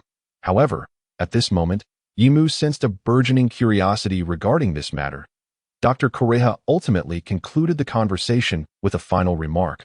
While I cannot ascertain the exact nature of your condition, I can assure you that your body harbors potential beyond your imagination. Within the Drum Kingdom, soldiers busily went from house to house, knocking on doors. The initially startled villagers, upon realizing that these fierce soldiers sought merely to inquire whether they possessed any medical texts or materials, gradually relaxed. Des, a prominent medical nation along the Grand Line, most households in the Drum Kingdom had some knowledge of medicine and kept a few medical resources.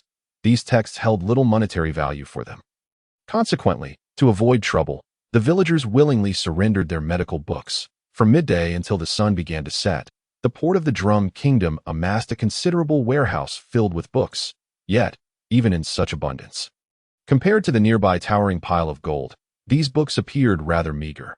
Following the pirates' instructions, the surrounding villagers were summoned to categorize the books and eliminate any duplicates. This was no trivial task. Yet the villagers approached it with enthusiasm. For one, it was far less laborious than traditional work, and secondly, the prospect of earning money provided them with ample motivation. Everyone worked diligently, save for one individual who grew increasingly anxious. The young Prince Walpo watched helplessly as the warehouse of books diminished under the villagers' sorting and removal of duplicates, sweat pouring down his face in distress. This cannot continue. My gold.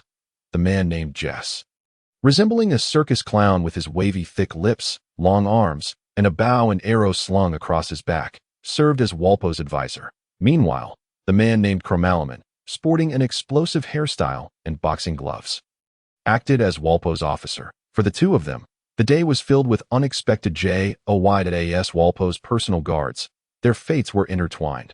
They either flourished together or suffered together. Initially, their prospects had appeared dim due to the presence of the eldest prince, Mshuru.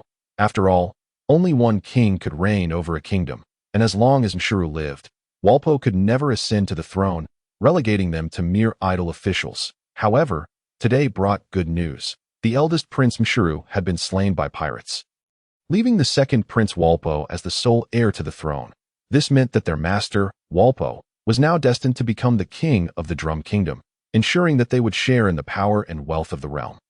Thus, upon receiving this news, they hurried from the palace to Walpo's side, eager to curry favor with him. Hearing his master's predicament, Jess anxiously reassured, "Do not worry, Prince Walpo. I shall have the soldiers devise every possible means to procure the items demanded by those pirates." Cromalaman, embodying the demeanor of a boxer, scoffed at this notion. What value do those worthless books hold? Even if amassed together, they would scarcely be worth 2 billion berries. What about the devil fruits and that renowned sword? Jess retorted sharply. Cromalaman, upon hearing this, wore a peculiar smile as he addressed Walpo. "Your Highness, do you truly intend to hand over the devil fruits to those pirates?" Walpo looked on, bewildered, and queried, "Cromalaman, what do you mean?" Cromalaman quickly clarified, "Those are devil fruits, Prince Walpo.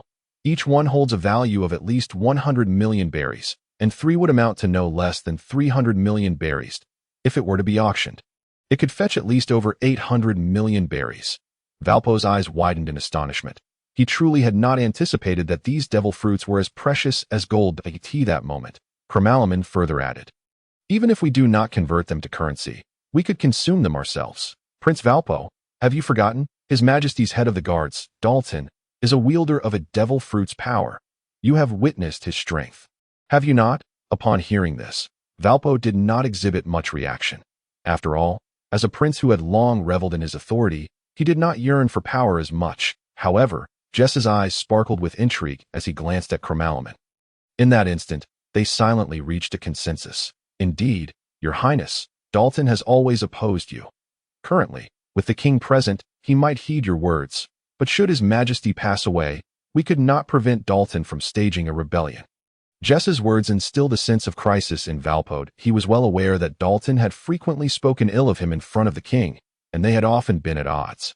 What shall we do? Valpo's expression turned distressed as he looked at Cromalaman. Finally, Cromalaman revealed his true intention, that we can consume the devil fruits ourselves. Your Highness, out of the 3 devil fruits, the strongest should naturally be yours to eat. The other 2 can be entrusted to us. Once we harness the power of the devil fruits, no one in the Drum Kingdom would dare oppose you. Upon hearing Cromalaman's proposal, Valpo was instantly elated, his joy evident in his exuberant gestures. Your reasoning is sound, Cromalaman. Yet, he quickly shifted to a frown. What about the gold? At this moment, Jess suddenly brightened and exclaimed, Prince Valpo, I have a plan that can secure you the gold without giving anything to that pirate. We might even earn over 1 billion berries. Valpo's eyes widened in excitement as he eagerly inquired, What plan? Tell me quickly. It's quite simple, Prince Valpo. They are pirates, and moreover, they are the very ones the world government and the Navy have placed bounties on. If we inform the world government and the Navy of their whereabouts, once they are captured, the gold will belong to you. Furthermore, their bounty stands at 1.4 billion berries, if we assist in capturing them. The world government and Navy would surely owe us a portion of the bounty. At that moment, Valpo's face was lit with sheer delight, his smile revealing creases of joy. Splendid. Jess, your idea is brilliant. However, the transponder snail to contact the world government is with my father, and he would never agree to it. No worries, Prince Valpo. Do not forget, the Navy's branch is located right next to our Drum Kingdom. As long as we find a way to inform them, it can be done. Yes. But do you have the transponder snail for the Navy branch? I do have one, but strangely, no matter how I call, it remains unresponsive. At this moment, Cromalaman, who had been silent, volunteered, Prince Valpo, I request to set sail and deliver this news to the surrounding Navy. Jess, eager as well, chimed in, I can do it too, Your Highness. Excellent. You both should depart immediately and inform the nearby Navy to capture them. And remember, negotiate the bounty beforehand. Rest assured, Prince Valpo, we will not let you down. Both of them wore expressions of happiness. After all, how could they resist claiming a portion of the bounty, a pirate crew with a bounty of 1.4 billion berries? If the Navy were to agree to give even half, that would still amount to 700 million berries. Thus, each could reasonably take home 100 million. Consequently, the 3 stealthily made their way to the soldiers' quarters at the harbor, where Valpo, in his princely authority, compelled the soldiers to deploy a warship as the sun set. Valpo excitedly watched the warship gradually sail away, his heart brimming with joy at the prospect of gold and bounty, his face alight with glee. Yet, just as he turned to return, a thunderous explosion resonated across the entire Drum Kingdom from the sea. The once joyful expression on Valpo's face transformed into one of shock and disbelief. He beheld the site where the warship had just been. It was now disintegrating amidst a violent explosion, flames soaring high into the sky. Within a minute, it had entirely sunk beneath the waves, vanishing without a trace. What on earth is happening? Jess, Cromalaman. Valpo instinctively shouted the names of his 2 subordinates, but upon realizing no one answered, he recalled that they were presumably aboard the ship. Did that mean? At that moment, one of the soldiers from the Drum Kingdom, using a telescope to survey the sea, cried out in terror, There's a ship. No, what is that monster on the sea? You fool, what nonsense are you spouting? Valpo, filled with rage at the incoherent ramblings, rushed over and pushed the soldier aside to peer closer. Instantaneously, he witnessed an astonishing sight at the very spot where the warship had exploded. A half-human, half-ship creature with red skin was rapidly advancing towards the Drum Kingdom with astounding speed. Its upper body belonged to a robust man with golden, wavy hair cascading down his back, clad in a black military uniform, complete with headphones. Yet, its lower half was a small boat, barely accommodating 1 person, with 2 wooden wheels spinning rapidly on either side, providing incredible propulsion and speed. It was evident that this hybrid creature had been the one to obliterate the warship. But what manner of monster is this? Just as Valpo shouted in panic, the half-human, half-ship creature seemed to notice him, a sinister grin curling at the corners of its mouth. Then, visibly, a purplish energy separated the man from the ship, revealing a towering giant standing atop the vessel. At that moment, a soldier finally recognized the man. However, all thoughts fled as the only instinct was to flee. Run, run. It's the monster with a bounty of 1.08 billion berries, the devil's descendant, Barrett. In an instant, the soldier's voice echoed throughout the military encampment. The surrounding soldiers initially froze in shock, but soon comprehension dawned upon them. Their eyes filled with dread. 1.08 billion berries. Some among them may not have heard of Barrett. But the mere mention of such a bounty was enough to strip away any courage they had to resist. Instinctively, everyone began to follow the fleeing soldier, shouting in terror as they hurried away. Valpo, too, had come to his senses. 1.08 billion berries. That was even more terrifying than the sky pirates. Valpo turned to flee, but as he did, a massive figure blocked his path. He felt as though he had collided with an iron wall. Sent sprawling backward. "Who the hell are you?" Valpo's words remained unspoken, for a colossal hand, akin to a vice, clamped around his neck, leaving him gasping for breath. That moment, an immense shadow enveloped Valpo entirely. It was in this instant that Valpo finally sensed something amiss. He lifted his head and gazed intently ahead, and in that fleeting moment, his nerves teetered on the brink of collapse. The demon stood before him, gripping his neck with an iron hold, and it was none other than the man he had just glimpsed upon the sea, Barrett. The man's face was alight with an exhilarating smile, his eyes glowing with a menacing red light.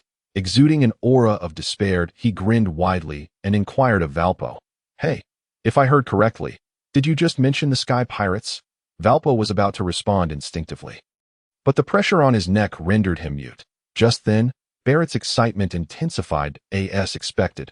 With a sharp crack, he carelessly discarded the lifeless body, which had slumped in his grasp, and turned to face the rear. "At long last, I have found you, sky pirates." Meanwhile, Enel glanced at the man before him, who resembled a madman and exuded an even greater pressure than the yellow monkey, furrowing his brow as he spoke. "Follow me. My captain is awaiting your arrival. Is it truly of no concern?" Within the castle of Drum Island, Freya nervously addressed Yimu, who was busily stuffing his mouth with food on the hospital bed. The surgery had long been completed, and both Yimu and Tiger began to recuperate swiftly through nourishment. Everything appeared to be proceeding smoothly. However, just moments ago, Enel had arrived with astonishing news. A familiar face had surfaced in the waters near Drum Kingdom. Through the ensuing dialogue between Yimu and Enel, it became evident who this familiar individual was. A former member of the Roger Pirates, nicknamed Devil's Heir, known as the successor of Oni, with a bounty reaching double that of Yimu, 1.08 billion berries, the terrifying Barrett. Moreover, through Enel's surveillance, it became apparent that this individual was coming for the Sky Pirates. This was clearly not good news, especially with Yimu currently in a weakened state. Yet rather than fear, Yimu, upon learning this, urged Enel to invite the man over. This caused a palpable tension among everyone present. That of course it is a matter of concern, but since he has already found us, escaping will not be so simple. Escape? The two words from Yimu captured the attention of all present. Eric, who was caring for his sister, was unaware of Yimu's past demeanor. However, both Tiger and Freya were well aware that their captain was a man of audacious spirit. Even when facing Admiral Sengoku, he had never uttered such despondent words of retreat. Yet now, was that man truly so formidable? Indeed, Yimu nodded. Although Barrett ultimately succumbed to defeat in the feature film, it was a downfall after facing numerous adversaries. In that battle, Barrett's opponents included not only the Straw Hat Pirates, who had dramatically increased in strength over the ensuing 2 years, but also the 7 warlords, the Navy, the Revolutionary Army, and other pirates. Even though he ultimately met defeat, the sheer magnitude of his strength was enough to illustrate his terrifying prowess. Presently, Barrett's might, though not as outrageous as it would be 20 years hence, was already being reported in the news as a being capable of matching the Pirate King's first mate, Rayleigh. Such a figure could not help but instill fear. However, does that not also evoke a sense of excitement? As soon as Yimu's words fell, everyone was taken aback, as if in response to Yimu's statement. The castle doors swung open, and amidst the howling winds and snow, a remarkably imposing figure emerged, radiating an aura reminiscent of a demon. Clack, clack, with the sound of powerful footsteps, Barrett, the most perilous adversary the Sky Pirates had encountered since their departure, finally stood before them. In that moment, all within the castle held their breath. Clearly overwhelmed by the despairing aura emanating from Barrett, it was as if he embodied a machine of death, devoid of any warmth of human emotion, cloaked solely in rage, destruction, and annihilation. Enel had already positioned himself beside Yimu. While Tiger, also reclining on the hospital bed, clenched his fists, Eric, tending to his sister, tightened his grip on his twin blades. Freya and Baby, Five held each other's hands tightly, and Dr. Correa's body was tense with apprehension. What a terrifying presence! Is this truly a human? When Douglas Barrett laid eyes on the bedridden Yimu, his brow furrowed deeply, emanating an unsettling frenzy, as he uttered a question akin to a devilish whisper.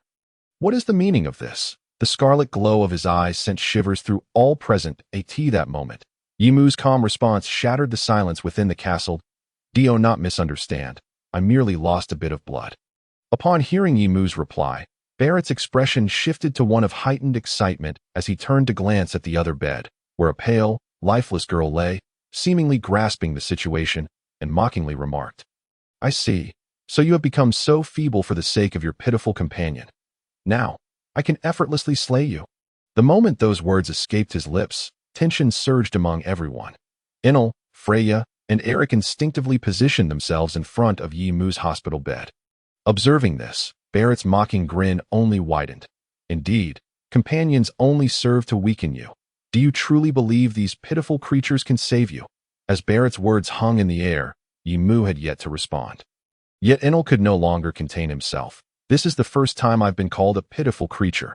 After all, I'm the vice-captain. To be so underestimated is quite infuriating. Clearly, I must prove myself." Barrett, lifting his chin, cast a sidelong glance at Enel, a sneer gracing his lips. "Just a fortunate fool who has eaten the rumble fruit."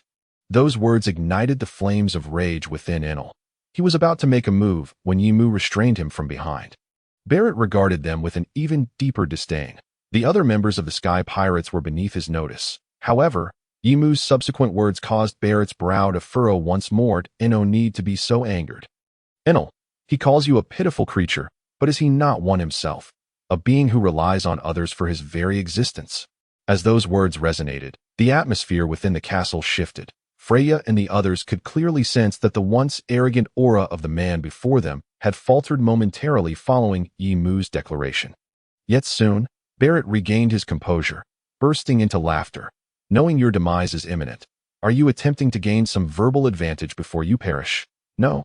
Yimu, still lying on the bed, shook his head slowly and continued. "I was initially perplexed. Although we have met, we do not seem overly familiar, nor do we harbor any deep-seated enmity that would compel you to hunt me down. Yet now, it dawns upon me. You must be seeking to affirm your own existence after Roger's death by killing me." As those words left his lips, not only did the gathered crowd fall silent, but Barrett's expression shifted dramatically as well. In that moment, they were all convinced that Yimu had struck a nerve deep within Barrett's psyche. However, was it truly wise to provoke such a man? Freya leaned back slightly and whispered a question to S. If responding to her concern, Barrett suddenly erupted into a fit of manic laughter. "Ha! Indeed, my choice was not in vain. Traversing the entire Grand Line, island by island, in search of your traces has proven worthwhile. Only a fiend like you holds the value of being slain by my hand. By eliminating you, I shall demonstrate to the world that I am indeed correct. Dreams, comrades, ambitions, and the legacy of will are utterly meaningless.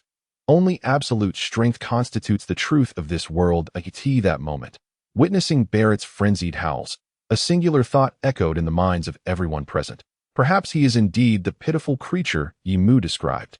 Yet, this did not detract from the fact that he was an exceedingly dangerous adversary. While the others pondered their escape route, Yimu suddenly spoke up. "So, have you chosen your grave?"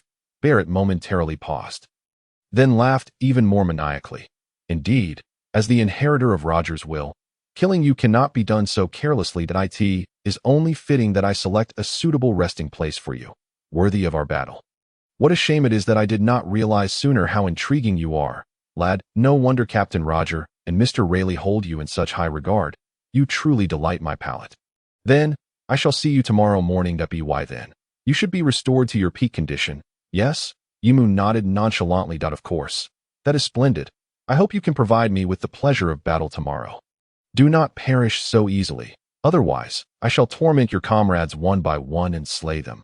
With those words, amidst his maniacal laughter, Barrett departed the castle, his figure vanishing into the swirling snow. As they watched Barrett's retreating silhouette, everyone finally breathed a sigh of relief. Freya anxiously inquired, "You aren't truly planning to fight him tomorrow, are you? We could still escape." Yet Yimu shook his head. "There is no escaping. Can you defeat him?" Yimu shook his head again. Though it felt somewhat disheartening to diminish others' spirits, he admitted, "My chances of victory against him are below 10%. His combat prowess is undoubtedly on par with the warlords." The others gasped in astonishment. The warlords were formidable generals, and a 10% chance is nearly equivalent to 0. What if we join forces? Enel proposed. Yimu shook his head once more, uttering words that left everyone bewildered. "I wish to face this battle alone." Freya could no longer contain herself. "What nonsense are you spouting? This is not the time for recklessness. Survival is of utmost importance. Rest assured, this is not mere folly, but the result of careful contemplation." Yimu declared, turning to address all his crew. "Our pirate crew requires this battle, as do I. I do not wish to confront such a terrifying predicament only after we enter the new world. For then, we might truly have no chance left. Besides, fleeing without a fight would be utterly disgraceful." "Huh? Fool. This is not a time for jest. You could at least team up with Enel against that man."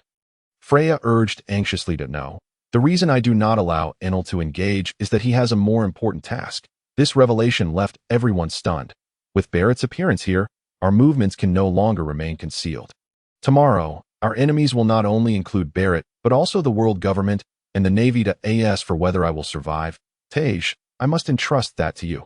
Grand Line, Long Ring, Long Island. This elongated ring-shaped island, typically submerged, only reveals a ring of small islands above the surface, resembling a string of interconnected bracelets from a distance. Rarely visited, even passing pirates would not linger here, as the island is devoid of human inhabitants and towns, offering no supplies that pirates might require, let alone treasures to plunder. However, of late, the island has been bustling with activity. The reason is straightforward. Long Ring Long Island's geographical position is exceptionally unique. The first half of the Grand Line is divided into 7 routes, originating from Reverse Mountain, each with its distinct characteristics and varying distances. Yet, Long Ring Long Island is the island closest on average to the other routes among all 7. In the past, this proximity held little significance, as the 7 routes operated independently. Once embarked, one could only traverse from start to finish without crossing over. But now, things have changed. A week prior, the Navy headquarters dispatched 4 warships equipped with independent propulsion systems, allowing them to navigate through the treacherous currents and monsoons of the Grand Line, facilitating their pursuit of pirates. Upon receiving these 4 warships, Vice Admiral Tsuru chose this very location as the base for combating pirates along the first half of the Grand Line. From this island, any Navy branch in the first half could swiftly respond to calls for aid at this moment. As the sun set, a warship gently docked at the shore, and a beautiful woman disembarked. Clad in a white navy coat over a pink dress, her figure was striking, with a beauty mark adorning her lips and a red sword at her waist. Behind her followed rows of Navy personnel, escorting bound pirates down the gangway, preparing to temporarily imprison them until they had enough to send directly to impel down. What a busy day, the woman mused as she gazed at the sun, which was quickly descending. Hearing her words, the young Navy men nearby were instantly filled with admiration, exclaiming in unison, "Thank you for your hard work, Major Guillaume." Indeed, this woman is Guillaume, the youngest major in Navy history, having achieved her rank at the tender age of 18. Upon hearing the enthusiastic cheers of the young men, a smile akin to her nickname, Peach Rabbit, graced Guillaume's face, and with an enchanting voice, she playfully remarked, "You two should take care to rest well. You cannot afford to be distracted during future battles." "Understood, Major Guillaume. We will protect you. Thank you." After bidding farewell to the Navy personnel, Guillaume made her way to the center of Long Ring Long Island.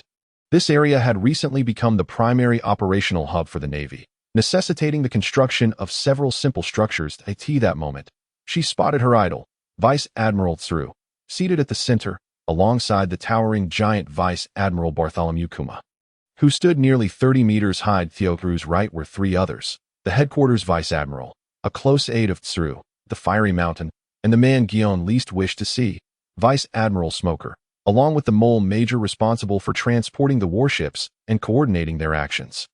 With 3 vice admirals, 2 majors for warships, and over 10,000 Navy personnel, their configuration rendered them unafraid of any pirate in the first half of the Grand Line. Saru glanced up from her newspaper and gently inquired of Gion. Have the pirates been dealt with?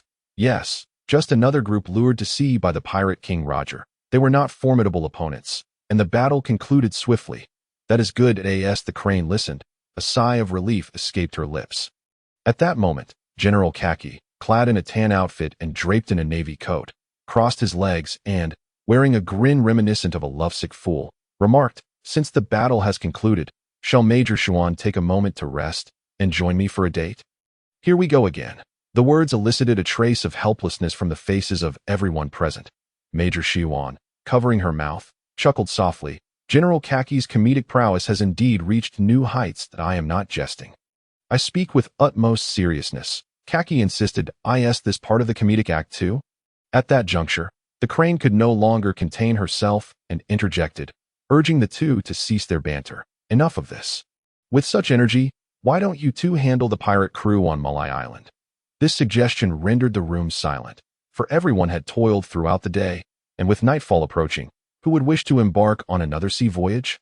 A cup of tea and a newspaper seemed far more appealing. Seeing this, the mole's expression turned slightly awkward as he cautiously interjected. I recall that the notorious 3-masted pirate crew is over there, led by the formidable Captain Moonlight Moria. Such a terrifying figure should be left to the headquarters to deal with. This was not merely the mole's personal opinion, but rather a directive from the headquarters. The recent allure of Roger had led to an overwhelming surge of pirates setting sail, making it impossible for the Navy to manage alone.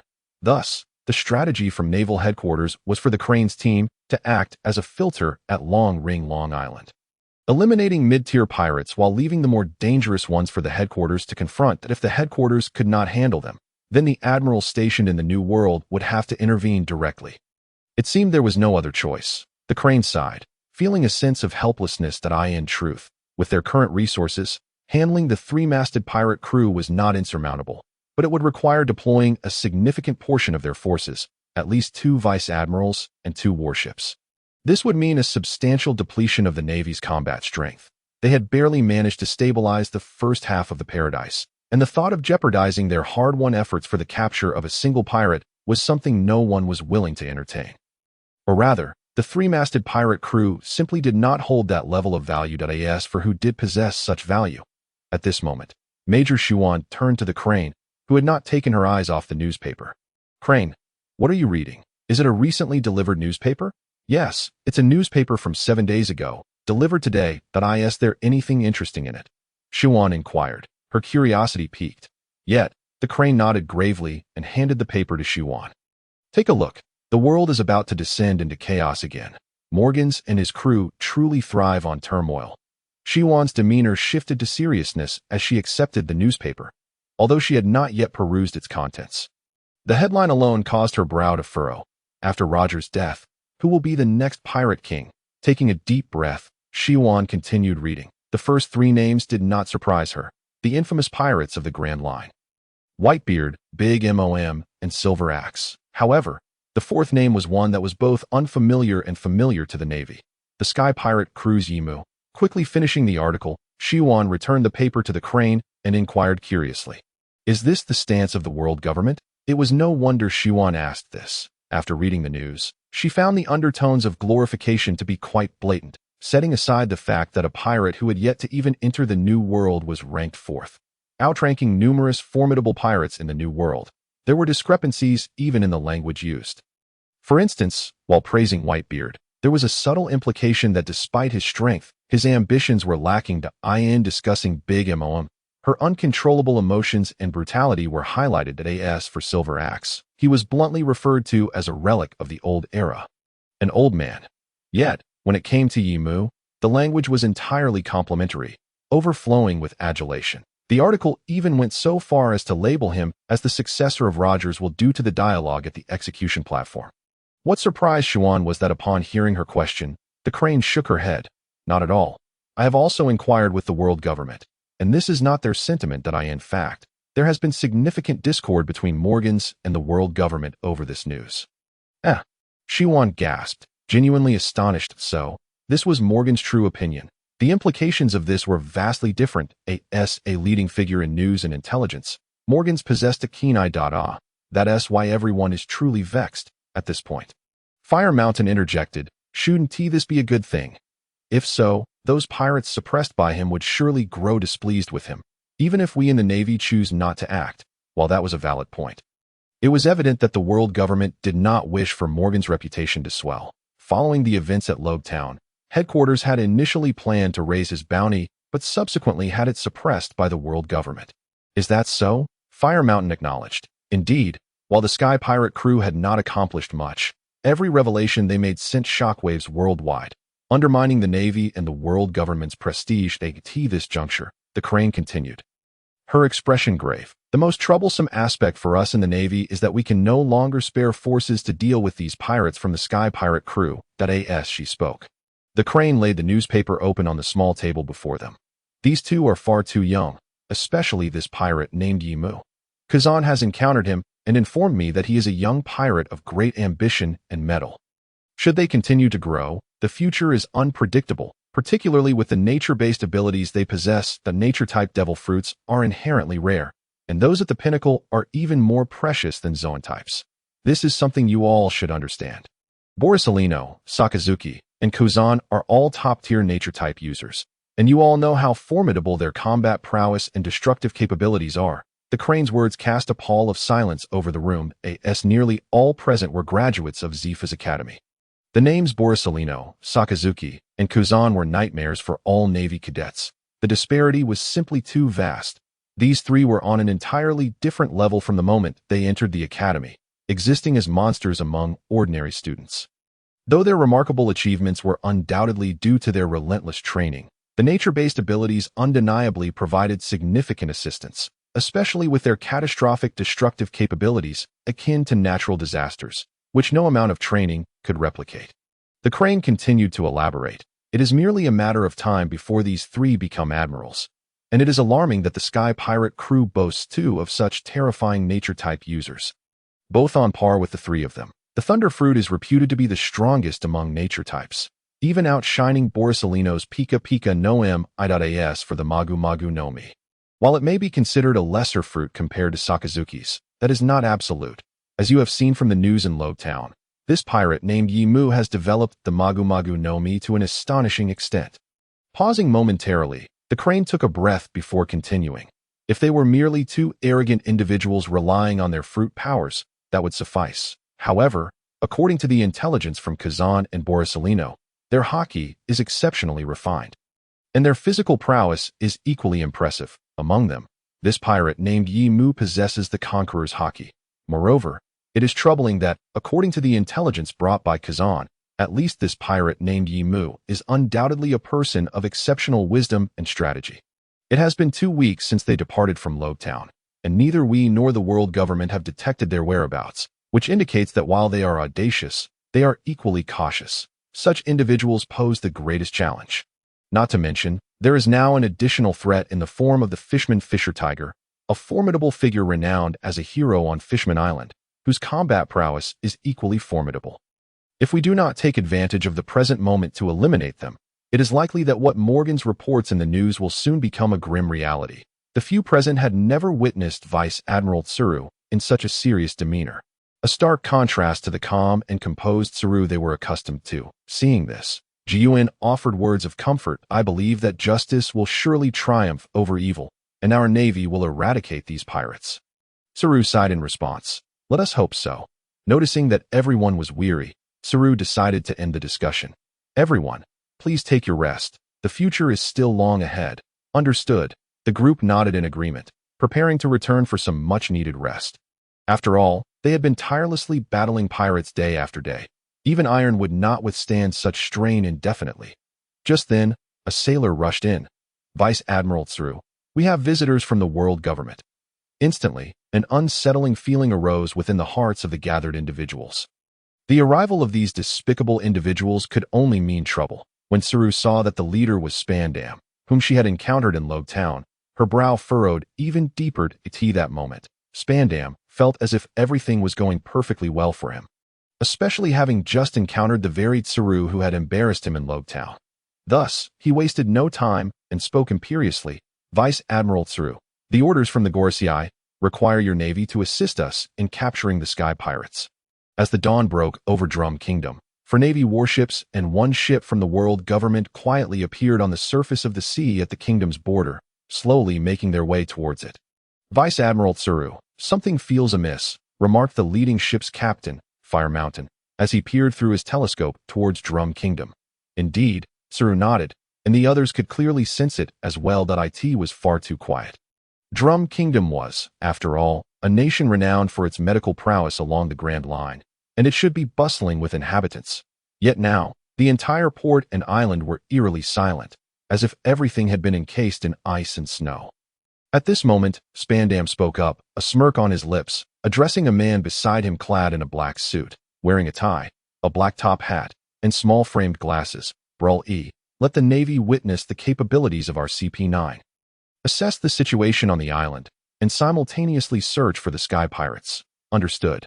The man named Brul E, with a gentlemanly demeanor, adjusted his black attire and lifted his head. The small glasses on his face displayed rippling purple patterns, expanding and contracting continuously.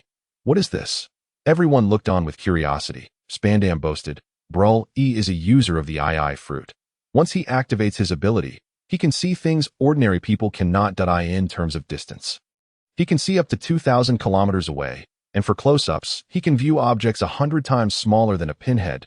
He is an elite from CP9, specially dispatched by the world government to capture the Sky Pirates. This revelation truly astonished everyone. Such an ability is indeed fitting for CP9, Tsuru remarked. As the CP system was designed for espionage and intelligence gathering. Of course, Spandam laughed triumphantly at that moment. Brul E's ability concluded, the rippling patterns fading from his eyes, and he remarked with some confusion, this is strange. Aside from a solitary man sitting in the port village, the rest of the island's inhabitants are nowhere to be seen. Seizing yet another opportunity to flaunt in front of the Navy, Spandam grew even more excited, instructing another man beside him, since that is the case, bring that man here, and the man named and appeared diminutive. Resembling a strand of spaghetti, with golden hair cut like serrated edges, he stuck out his long tongue and grinned, saying, leave it to me. As his words fell, and twisted his body and clapped his hands at the surrounding air. To everyone's astonishment, a door materialized in the air. Upon opening it, a verdant alternate space was revealed, and's entire form, like a noodle, slipped inside and vanished into the other realm. Mere seconds later, when it reappeared, he hurled a robust man clad in a green coat out from within. Dalton looked on in shock and apprehension at the sudden influx of individuals. Just moments ago, he had been alone, gazing at the sea, when he felt something grasp him from behind, and suddenly the world around him shifted, depositing him in this strange place. Who are you? Where are the people of Drum Kingdom? The naval personnel did not afford Dalton the time to acclimatize, and Vice Admiral Tsuru directly inquired. Although somewhat confused about the situation, Dalton recognized the Navy uniforms before him. You are the Navy. Spandam, growing impatient, pressed, hey, enough of the small talk. Tell me, are the Sky Pirates and the Devils descendant on your island? At this, Dalton's expression shifted to one of despair. Lowering his head, he forlornly replied, you are too late. They have already departed. What is going on? Where did they go? Spandam seized Dalton by the collar, his anxiety palpable. Tsuru intervened, placing a hand on Spandam to calm him, and addressed Dalton, stay calm, Spandam. There is no need to panic. Please tell us what transpired. Why is there not a soul left on the island? Seeing Tsuru, who exuded an air of righteous authority and appeared to be a high-ranking officer of the Navy, Dalton slowly explained. Everyone fled for their lives. Fled for their lives? Yes, after the terrifying monster Douglas Barrett, with a bounty of 1.08 billion berries, appeared on the island yesterday. News spread that he intended to engage in a life-and-death battle with the Sky Pirates. Consequently, last night, everyone began to escape. Now, I am the only one left in all of Drum Kingdom. Upon hearing this, Tsuru furrowed her brow. Did you not just say that those two pirates had already left? If so, what are the civilians fearing? Why did they flee? Upon hearing this question, Dalton's face contorted in anguish, and tears began to well in his eyes as he covered his face with his hands. Sobbing, originally, that was the case, but our king abandoned his country and subjects first, so. Everyone was taken aback. What on earth was happening? Through Dalton's account, they finally grasped the unfolding events that it turned out that when the news first broke. Although panic ensued, the citizens had no intention of abandoning their homeland. However, amidst the growing unrest, the king of Drum Kingdom failed to step forward and reassure his people. Instead, he was the first to board the warship. Abandoning his own country to flee from this place, Dalton exhausted every means to persuade the king, but his words fell on deaf ears. Having already lost 2 sons, the king was indifferent to everything. His sole desire was to preserve his own life. This moment triggered a cascading effect, affecting the royal family, soldiers, and ordinary civilians alike. Consequently, throughout the course of the previous night, the entire populace of the kingdom of Zidian fled. Only Dalton remained, quietly guarding the port and his homeland. Perhaps, once safety was restored, they would return. Yet, merely a day had passed, and everything Dalton had dedicated his life to protecting, along with the steadfast beliefs he held dear, had been ruthlessly shattered twice by the prince and the king of this nation, one of whom was the king he had always respected. This left him in profound anguish, as his convictions crumbled completely. At that moment, even the high-ranking admirals present, who had encountered countless illustrious figures, felt a deep sense of admiration for a man so devoted to his country. Admiral He, in particular, expressed his appreciation, stating, "You are a remarkable man." "Dalton, are you not interested in joining the Navy?" Dalton looked at Admiral He in surprise. At that instant, he was indeed swayed, but ultimately shook his head. "I am the captain of this nation's guard. My existence hinges solely on protecting this country. Unless it ceases to exist, that I understand." Admiral He sighed, somewhat regretfully. Meanwhile, Spandane was growing increasingly anxious. "Hey, Admiral He, this is not the time for such discussions. When did they leave? Which direction did they take?" "I'm sorry, I don't know. They departed quietly, and at that moment, everyone was preoccupied with fleeing for their lives. No one noticed their departure." "What are you worthless fools doing, Admiral He? What should we do now? Can Blari find the Sky Pirates?" Blari hurriedly activated his fruit power in an attempt to locate the Sky Pirates. However, despite the extraordinary nature of his abilities, the vastness of the sea proved insurmountable, rendering his search fruitless. Just then, he seemed to notice something, exclaiming in astonishment. The fish in the sea seemed to be acting strangely. Upon hearing Blari's words, Spandane's fury erupted. "You fool, I asked you to find the Sky Pirates, not to observe the fish."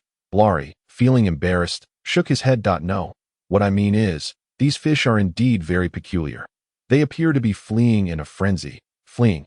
At that moment, the Navy personnel aboard the warship, who had been observing the sea, also sensed something amiss and began to raise their voices in alarm. "What is happening on the sea? It seems something is approaching us. What could it be?" Realizing the abnormality, everyone hurried to the side of the ship, and upon glancing down, astonishment washed over their faces. They beheld, off the port side of the warship, the distant ocean roiling and bubbling as if it were boiling. A closer inspection revealed a multitude of fish, varying in size and species, all seemingly fleeing at great speed across the surface of the water. The scene was vast, filled with an array of marine creatures, as if the denizens of the ocean were undertaking a grand migration. Admiral He was the first to react, turning to Vulcan to inquire, "Are there any islands in that direction?" Vulcan paused for a moment, then recollected himself and replied, "In that direction." Just then, Blari excitedly shouted, "I see it. I see the Sky Pirates ship. That island is the long-destroyed Ice Kingdom, Reykjavik." Upon hearing this, everyone on the warship fell silent. Reykjavik was a beautiful island, reminiscent of a fantastical tale. From a distance, it appeared as a crystalline diamond, cloaked beneath a thick layer of ice, devoid of any visible flora, fauna, or humanity at that moment, although it was morning. The island was shrouded in dense clouds, casting an ominous shadow. Amidst the howling wind and snow, visibility was low. Yimu and Barrett stood facing each other, merely 20 meters apart. The frigid gale did not affect them in the slightest. The snowstorm could not reach them. Their accelerated blood and swiftly moving muscles generated a searing warmth, forming a natural barrier. Yet neither made a move, seemingly imbuing their actions with a sense of ritual. Barrett grinned broadly, gesturing towards the island. "Captain Yimu of the Sky Pirates, What do you think of the grave I've selected for you? The corners of Barrett's mouth curled upward, clearly pleased with his choice. Stomping on the thick ice beneath his feet, he exclaimed, I spent an entire night gathering information to select this grave for you. This island, known as Reykjavik, was once a stunning ice kingdom with advanced technology. But 700 years ago, it was destroyed for refusing to join the world government, submerged beneath the sea and buried beneath our feet. So, beneath us lies a buried nation. Indeed, which is why I chose this place. While your demise is inevitable, having this city as your final resting place will not leave you feeling wronged, will it? As the inheritor of Roger's will. Inheritor of Roger's will? Yimu furrowed his brow. It was the second time he had heard that peculiar title. However, indeed, if I could make this my grave, it would indeed be a rather exquisite spot. Ha ha ha. As expected, you truly suit my tastes. What a pity. Barrett laughed even more exuberantly, for he sensed no fear of death emanating from Yimu. Instead, he felt an escalating battle intent and a fearless spirit, although the outcome would remain unchanged. At least the forthcoming battle would not be dull. Barrett cracked his knuckles, producing a satisfying sound, then shook his head, adopting a sumo stance, his broad arms spread wide as he glanced at the ship. The twin goddess, anchored in the distance, I in gratitude for the delightful time you've given me thus far. I shall spare the lives of your weaker companions after I kill you. Yimu clenched his fists, swinging his arms wide, feeling the flow of blood within him quicken, muscles surging with awakened battle spirit. I truly appreciate your generosity. However, if you wish to take my life, you must take it seriously. Rest assured, I will show no mercy. Rather, it is you who must not disappoint me. As their voices echoed in unison, the previously howly yet, he remains utterly oblivious to the extent of his power. At this moment, no explanation is required.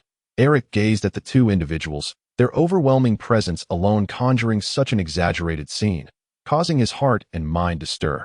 This is the true realm of strength that every man aspires to attain. With his sister Iara healed, he can once again pursue the path of a great swordsman. That in comparison to the other three, Freya is woefully inept in combat, rendering her completely bewildered by the unfolding events. What kind of power is this when neither of them has even moved?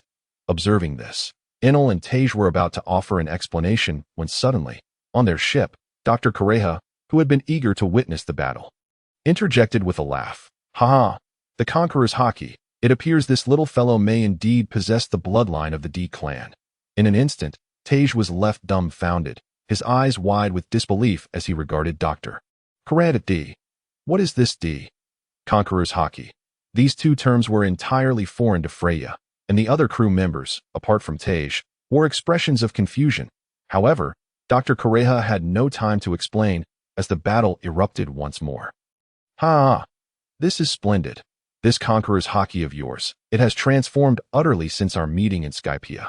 It seems, in 5 years, you have grown considerably. Let me see if you truly possess the qualifications to inherit Roger's will. The two faced off, their conqueror's Haki clashing visibly and intensely. If Barrett's Haki radiated an arrogant, destructive aura, then Yimu's Haki was profound like the ocean, capable of encompassing all. This was a confrontation between a conqueror and a king. In this moment, any contemplation was superfluous. Both were singularly focused on the battle. Boom! With the final clash of their Haki dissipating, both figures vanished from sight, moving at a speed imperceptible to the naked eye. The crew aboard the twin goddess could only hear a thunderous sound akin to an explosion and witness the ice of the island shattering and collapsing. This was a pure contest of physical power, intensity, and speed, devoid of any unnecessary flamboyance. Their bodies flickered in the air, colliding with one another. Fist against fist, foot against foot. This was not merely a clash of human flesh, but rather akin to two great mountains colliding. In this moment, they seemed to share a tacit understanding, refraining from using any Haki, engaging solely in a primal contest of physical strength, centered around their bodies. A terrifying shockwave surged forth toward the ocean with lightning speed. On the surface of the sea, the crew of the twin goddess was thrown into disarray by this shockwave. Hey, this is utterly absurd. It's even more terrifying than Loguetown. Freya clung tightly to the nearby mast, her heart racing with fear and astonishment. Yet, Yimu is truly remarkable, managing to hold his own against that monster. Just as she uttered this, Enel suddenly furrowed his brow in concerned. No, The crowd was taken aback. What does that mean? Enel clenched his teeth as he spoke. That guy's defensive strength is truly terrifying. Although they appear evenly matched in speed and power, Yimu is utterly incapable of breaching his defenses. Whereas Yimu, almost as if in response to his words, atop the island of Reykjavik, a figure plummeted from the sky like a meteor, crashing violently onto the ice and creating a crater nearly 200 meters wide. Above, Barrett descended slowly. With his proud head held high, he glanced at the depths of the crater where Yimu lay buried, laughing maniacally. Hey, kid, it seems your strength is not as formidable as your bravado. Boom! As the sound of shattering ice echoed, the ground split once more, and a burst of flames erupted from within, landing upon the IC. It was evident that Yimu was enveloped in searing steam. A manifestation of his body using the life force stored within to rapidly heal his injuries, aided by the powers of the phoenix and burn fruits. Barrett's gaze was sharp, immediately discerning the potency of Yimu's recovery technique. Yet, he was unfazed, only more exhilarated. Now this is interesting. If it ended this quickly, I would have to retract our earlier agreement, but Yimu's injuries healed swiftly. Despite the apparent parity in their earlier clash of flesh and power, he could barely inflict any harm upon Barrett. Instead, his own fists and muscles ached with pain. Spitting out a mouthful of blood. Yimu wiped the corner of his mouth, excitement gleaming in his eyes. What a terrifying force and physical prowess. I feel as though my bones might shatter, while you, not a scratch. You're still far from Roger's level. For me, this is merely a warm-up. Unleash your full strength, and let me see what qualifications you possess to be called the inheritor of Roger S. Well, as his words fell, Barrett's figure vanished in an instant. This time he was even faster. To the naked eye, Barrett's fist was raised, the pitch-black armament Haki enveloping his hands and feet. So fast. This was nearly the speed of instantaneous movement as Barrett appeared before Yimu. Then threw a punch. What it felt like to be struck by a mountain was something Yimu had never known before, but now he could truly comprehend. Even as he reacted, his arms were coated in armament Haki for defense. Yet, his body was still struck by Barrett as if propelled by a cannon, the force radiating from his arm coursing throughout him, driving him deep into the ground, a power he could not withstand at present. Boom! Barrett's formidable, indescribable strength obliterated nearly 100 meters of ice, creating a crater nearly the size of half an island in the sight of all. At this moment, the crew aboard the twin goddess went pale. Just a moment ago, they had seemed evenly matched, but in the next instant, the tide of battle had turned, and Yimu was struck down without resistance, given the terrifying imagery produced by such an assault. Yimu's fate appeared grim. Yimu, he won T. Freya urgently grasped Enel's sleeve, shouting at him to Enel's brow furrowed tightly, seemingly hesitant. Yet ultimately, he shook his head and turned towards another direction. What are you doing? Enel's response was straightforward. I'm going to fulfill Yimu's orders. The Navy is on the way, and I cannot allow them to interrupt our captain's battle. What are you talking about? Yimu is, Freya shouted anxiously, reaching out to grab Enel, only to be suddenly restrained by another person. Don't worry, little girl. Your captain won't die so easily. Dr. Correa. Freya looked up in astonishment at the woman who had restrained her, who wore a confident smile. After all, he bears the bloodline of the D clan. While the outcome of this battle remains uncertain, he is not so easily defeated. If you don't believe me, just look at your fishman companion. Freya snapped back to reality and glanced at Tej. Indeed, although Tej's expression was grave, his gaze fixed intently on the direction of the battle, he hadn't moved an inch. At that moment, Tej suddenly spoke. Dr. Correa, is what you say true? What? The captain, he might indeed be one of the D lineage. Of course, I discovered this during the blood test. I understand now. Taking a deep breath, Tej comforted Freya, saying, do not worry if Dr. Correa's words hold true. While winning this battle may not be an easy feat, losing it shall not be so disgraceful. At that moment, Freya finally recalled Dr. Correa's earlier words and inquired, what does this truly mean? Is there something extraordinary about it? Do not ask too much, little girl. When the time comes for you to know, you shall know. For now, just believe that miracles do exist. Miracles? Why? At the edge of the Icelandic pit, Barrett furrowed his brow as he gazed into the abyss below, a place of unfathomable darkness, and questioned, I recall you are a user of the flame fruit. Correct? Why not elementalize to evade my strike? You should have been able to escape. As Barrett's words fell, silence enveloped the pit for an extended moment, until the crisp sound of ice shattering finally broke through. Cough, cough. It is perhaps because I too am unwilling to concede. Just as you pursue your path to becoming the strongest, I am also in pursuit of my own ultimate path: strength, speed, vitality, defense, devil fruit, swordsmanship, martial arts. Haki. Observation and conquerors. Though one's energy is ultimately finite, I yearn to excel in every aspect. Thus, even knowing I may not be your match, I still wish to discern the gap between us. As my words concluded, the pit was gradually illuminated by a dazzling flame, and Yimu's figure once again soared from the depths. Yet at that moment, Yimu appeared somewhat disheveled, his clothing tattered, revealing his bare, muscular physique amidst the rising steam. However, this time, Barrett no longer regarded Yimu with disdain. For the first time, he truly acknowledged him. Why? If you too pursue the path of becoming the strongest, do you not understand that true strength lies in solitary power? Companions only serve to render one weak, Barrett stated coldly, while Yimu glanced towards the distant twin goddess ship. Perhaps it is because our methods of proving our respective paths to strength differ. What truly constitutes the strongest path? Is it the protection of companions or the abandonment of them? Though I too am uncertain of the true answer. If even someone as formidable as you believes companions make one weak, does that not suggest that protecting them is far more challenging than forsaking them? In other words, your current pursuit of strength may not be the strongest after all. The path that allows for the protection of companions is the true pinnacle. Furthermore, my companions are by no means weak. They are incredibly reliable. At that moment, Barrett suddenly fell silent, his gaze seemingly lost in recollection that it harkened back to his time with the Roger Pirates and the man known as Joel D. Roger. During that period, he had pondered countless times on one question. Why? Why could Roger be so powerful, despite enduring grueling training? He still could not grasp even a fragment of Roger's might. It felt as though that man was utterly invincible. Back then, he seemed to have touched upon the answer: the warmth and strength he experienced from each companion aboard the ship. Yet soon after, upon learning of Roger's terminal illness, he fell into confusion and began to doubt himself.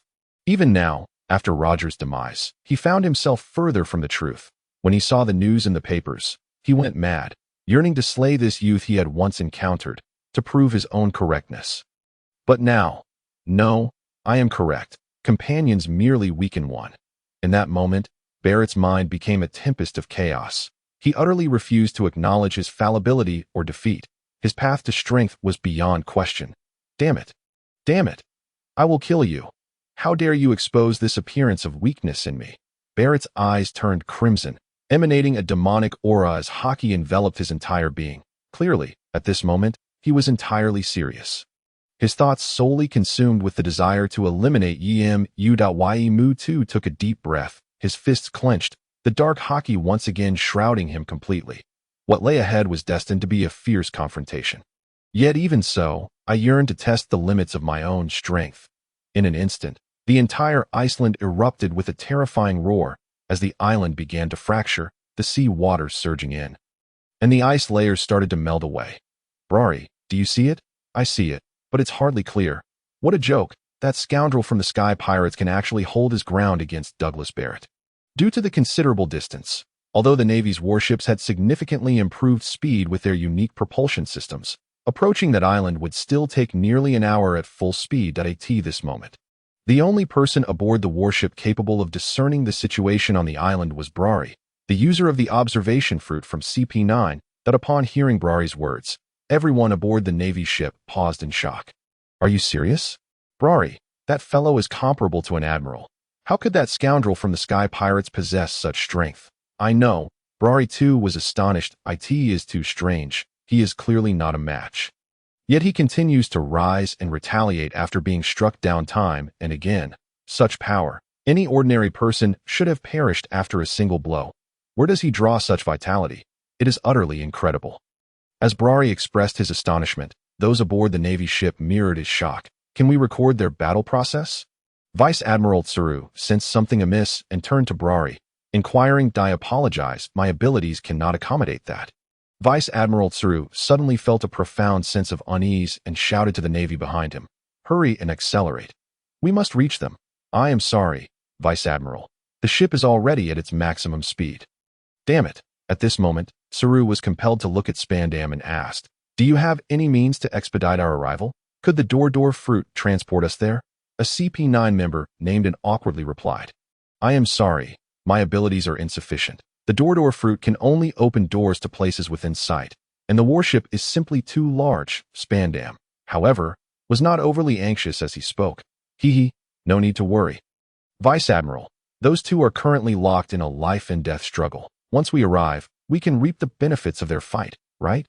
While this reasoning held merit, for some reason, Vice Admiral Tsuru felt an overwhelming sense of unease. "What is it?" Spandam noticed that Vice Admiral Tsuru did not refute his words this time, and grew even more excited, saying to Brari, keep a close watch on them. We cannot allow them to escape your sight this time." "I understand." But just then, a dramatic change swept across Jiuen's face, and a simultaneous exclamation rang out, "Be careful." As the words fell, a thunderous roar reverberated across the sky, accompanied by blinding pillars of lightning. "I apologize, but I cannot allow you to advance any further. Navy, divine judgment." The colossal, blinding pillar of lightning enveloped all 5 warships in an instant. That moment, the brilliance of the lightning eclipsed everything, illuminating the vast expanse of the sea. Even from hundreds of nautical miles away, on the island of Reykjavik, one could perceive this dazzling radiance, more piercing than the sun itself. This your comrade, bidding you farewell." Barrett turned around, a frenzied grin plastered across his face as he gazed down at Yimu, who lay battered and bruised beneath his feet. Cough, cough. The immense force beneath Barrett's foot seemed intent on crushing Yimu's ribcage. Despite Yimu having his arm-coated hands braced against his chest, he could not withstand the overwhelming impact. Uncertain of how much blood he had lost, it was evident that it was no less than the previous days. As Barrett grew more serious, Yimu found himself outmatched in strength, speed, and will. He was reduced to a mere punching bag, akin to a sandbag, being relentlessly pummeled by Barrett's fists that struck with the ferocity of a tempest. In that moment, not only was he racked with excruciating pain, but his consciousness also began to waver. Yet, paradoxically, he felt a peculiar joy. It was utterly delightful. Ha ha ha, cough cough. Barrett, taken aback by the resounding laughter emanating from the seemingly crushed Yimu, who was akin to an ant beneath his foot, was momentarily stunned before succumbing to a frenzied rage. "Can you still muster laughter? It appears you have not yet succumbed to utter despair. If that is the case, allow me to silence you completely." With that declaration, Barrett raised his right foot high, poised to deliver a fatal blow intended to cleave Yimu in two. Yet, at that very moment, Yimu, who appeared to be utterly incapacitated, suddenly vanished from beneath Barrett's foot, reappearing to strike at his head with a fist enveloped in armed Haki. Barrett's impatience grew. Why can this fellow still stand?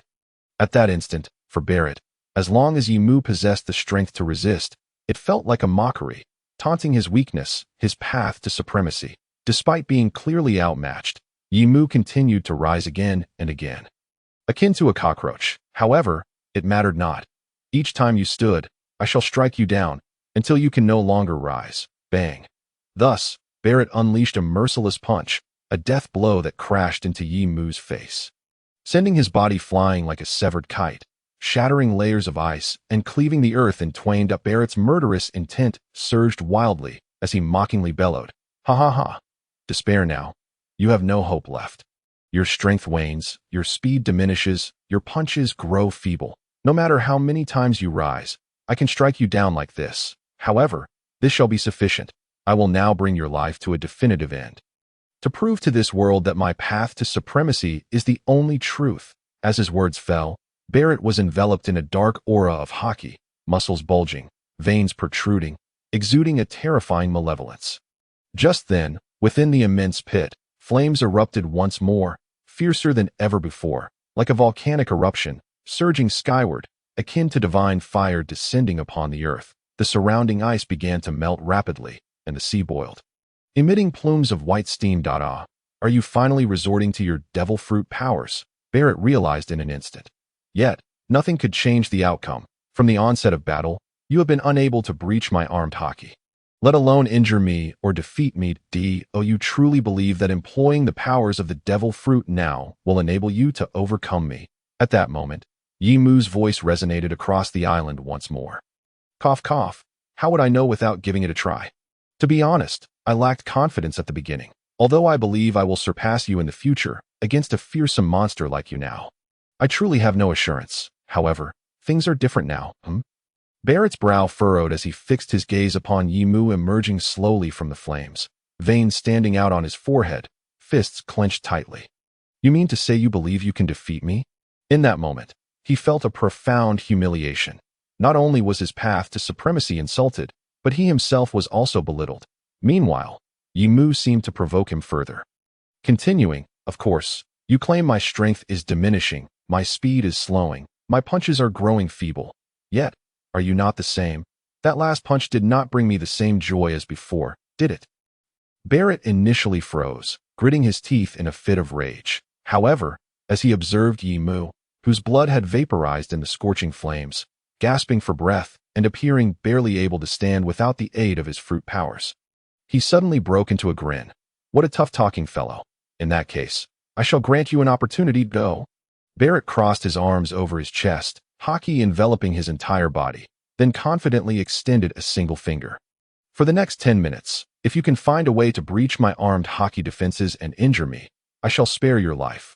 Otherwise, whether it be you or your companions, I will mercilessly slaughter them one by one, leaving them to despair and lament for following such an inept individual as yourself. At that moment, Yimu's expression shifted, but he soon shook his head in response. I truly appreciate your consideration, but I detest the pity of others, so I intend to raise the stakes. As he spoke, Yimu tightened his fist. The flames conjured by the burning fruit, in that moment, seemed to possess a life of their own, swirling around Yimu, forming a fiery tornado that connected heaven and earth. Then, Yimu spread his arms wide. Boom! With a roaring sound echoing through the air, the fiery tornado began to spin rapidly and constrict. Ultimately, it transformed into a slender, red dragon, its head roaring toward the sky, descending and coiling around Yimu's fists, absorbed by them.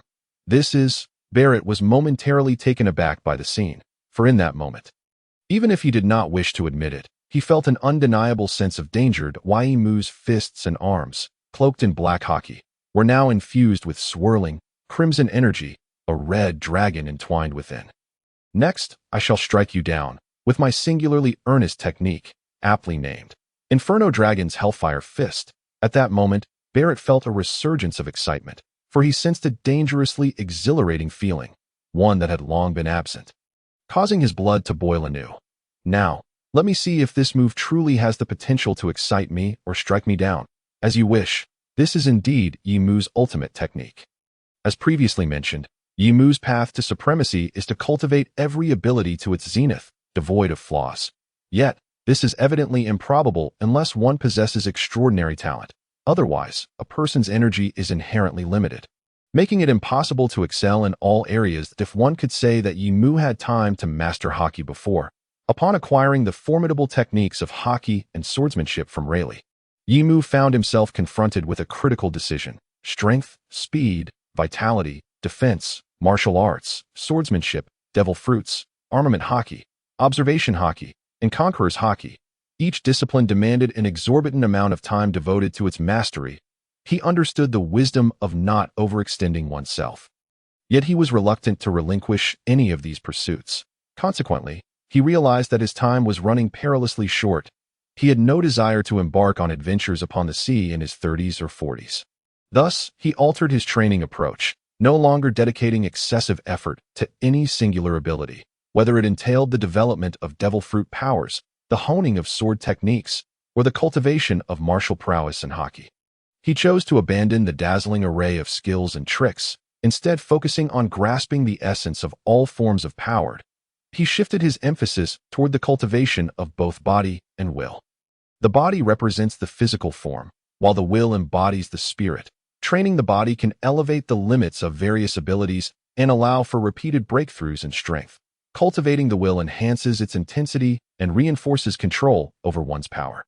The outcome of this training is that within the limits of Yimu's body and will, he can wield his strength at will, whether it be through the devil fruit, martial arts, sword techniques, or Haki. Thus, Yimu no longer needed to focus on learning specific techniques or skills. Much of his arsenal of moves could be executed as long as they fell within the realm of his body and will, enabling him to perform them at will. However, there existed one technique that stood apart. This was the sole skill he had truly devoted himself to training. The Inferno Dragon's Hellfire Fist, by pushing the capabilities of the Flame Fruit and Armament Haki to their utmost limits. He fused the two to unleash a technique of maximum potency. This inspiration stemmed from the protagonist Luffy within the narrative. Although the precise mechanics remained elusive, it was evident that Haki's restraining nature differed fundamentally from that of the Sea and Sea Prism Stone. If the Sea and Sea Prism Stone presented a nearly absolute constraint upon users of devil fruits, Haki's restraint resembled a form of indirect binding. This explains why users of devil fruits, when confronted by Sea Prism Stone or seawater, not only find their powers nullified but also experience a debilitating weakness. Conversely, when a devil fruit user's abilities are shackled by Haki, they merely become ineffective, without the accompanying weakness or loss of strength. In fact, within the storyline, Luffy is capable of employing both Haki and his devil fruit abilities simultaneously. This revelation inspired Yimu to merge the powers of the Flame Fruit with Haki, thus giving rise to the Inferno Dragon's Hellfire Fist. In an instant, Barrett's body shot upward, a tremendous force causing the ice beneath him to shatter like a spider's web. Yimu clenched his fists tightly and charged toward Barrett. However, after enduring several hours of combat, Yimu's stamina had nearly reached its limit, especially when employing this technique. His speed and strength could not compare to his peak condition. Both Armament Haki and the Flame Fruit's abilities depended fundamentally upon the user's physical stamina. Barrett immediately sensed this, his eyes widening as he scoffed. Ha! Is this mere posturing? How could such speed and strength possibly land a blow on me? Almost as if in response to his taunt, Barrett effortlessly evaded Yimu's approaching fist, bending low to deliver a strike to Yimu's abdomen. Yet, he soon realized something was amiss. For some inexplicable reason, his blow had struck Yimu's abdomen. No, it was as if Yimu had not even attempted to dodge. What? Why? Despite knowing Yimu's stamina was severely depleted, this punch should have been unavoidable. Moreover, Yimu did not get knocked back by the impact. At that moment, an intensely dangerous sensation coursed through Barrett's side. Inferno Dragon's Hellfire Fist. What? Barrett exclaimed incredulously as he turned his head, only to behold a black fist enveloped in crimson energy transforming into a roaring dragon's head. Lunging toward him, instinctively, Barrett's body reacted. He swiftly retreated.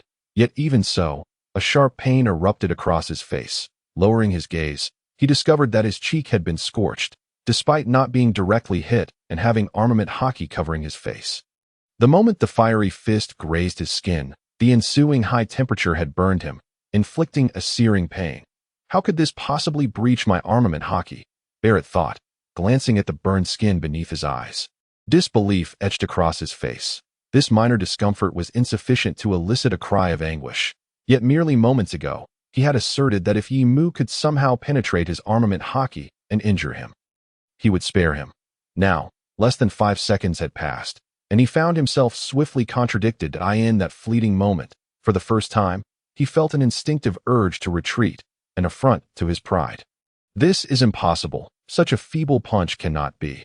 I am the strongest. Ironically, it was he, the self-proclaimed strongest, who first retreated in this battle. Barrett's roar reverberated throughout the icy island and the surrounding seas, sending shivers down the spines of the members of the Sky Pirates. Hey, now is not the time to lose your mind.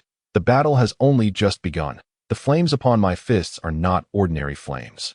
They are hellfire, a manifestation of the energy I have amassed, capable of incinerating all that it touches, with temperatures surpassing that of molten lava.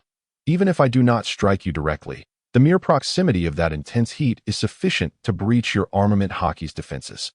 This technique was originally devised for the Navy's magma fruit user, yet it seems you are fortunate enough to experience it first. I have declared that I will strike you down. Relying on the enemy's mercy for victory is evidently unreliable. Thus, Yimu resolved to press on. However, his time was limited. The Inferno Dragon's Hellfire Fist consumed stamina at an alarming rate to maintain the presence of Armament Haki and high temperatures on his fists.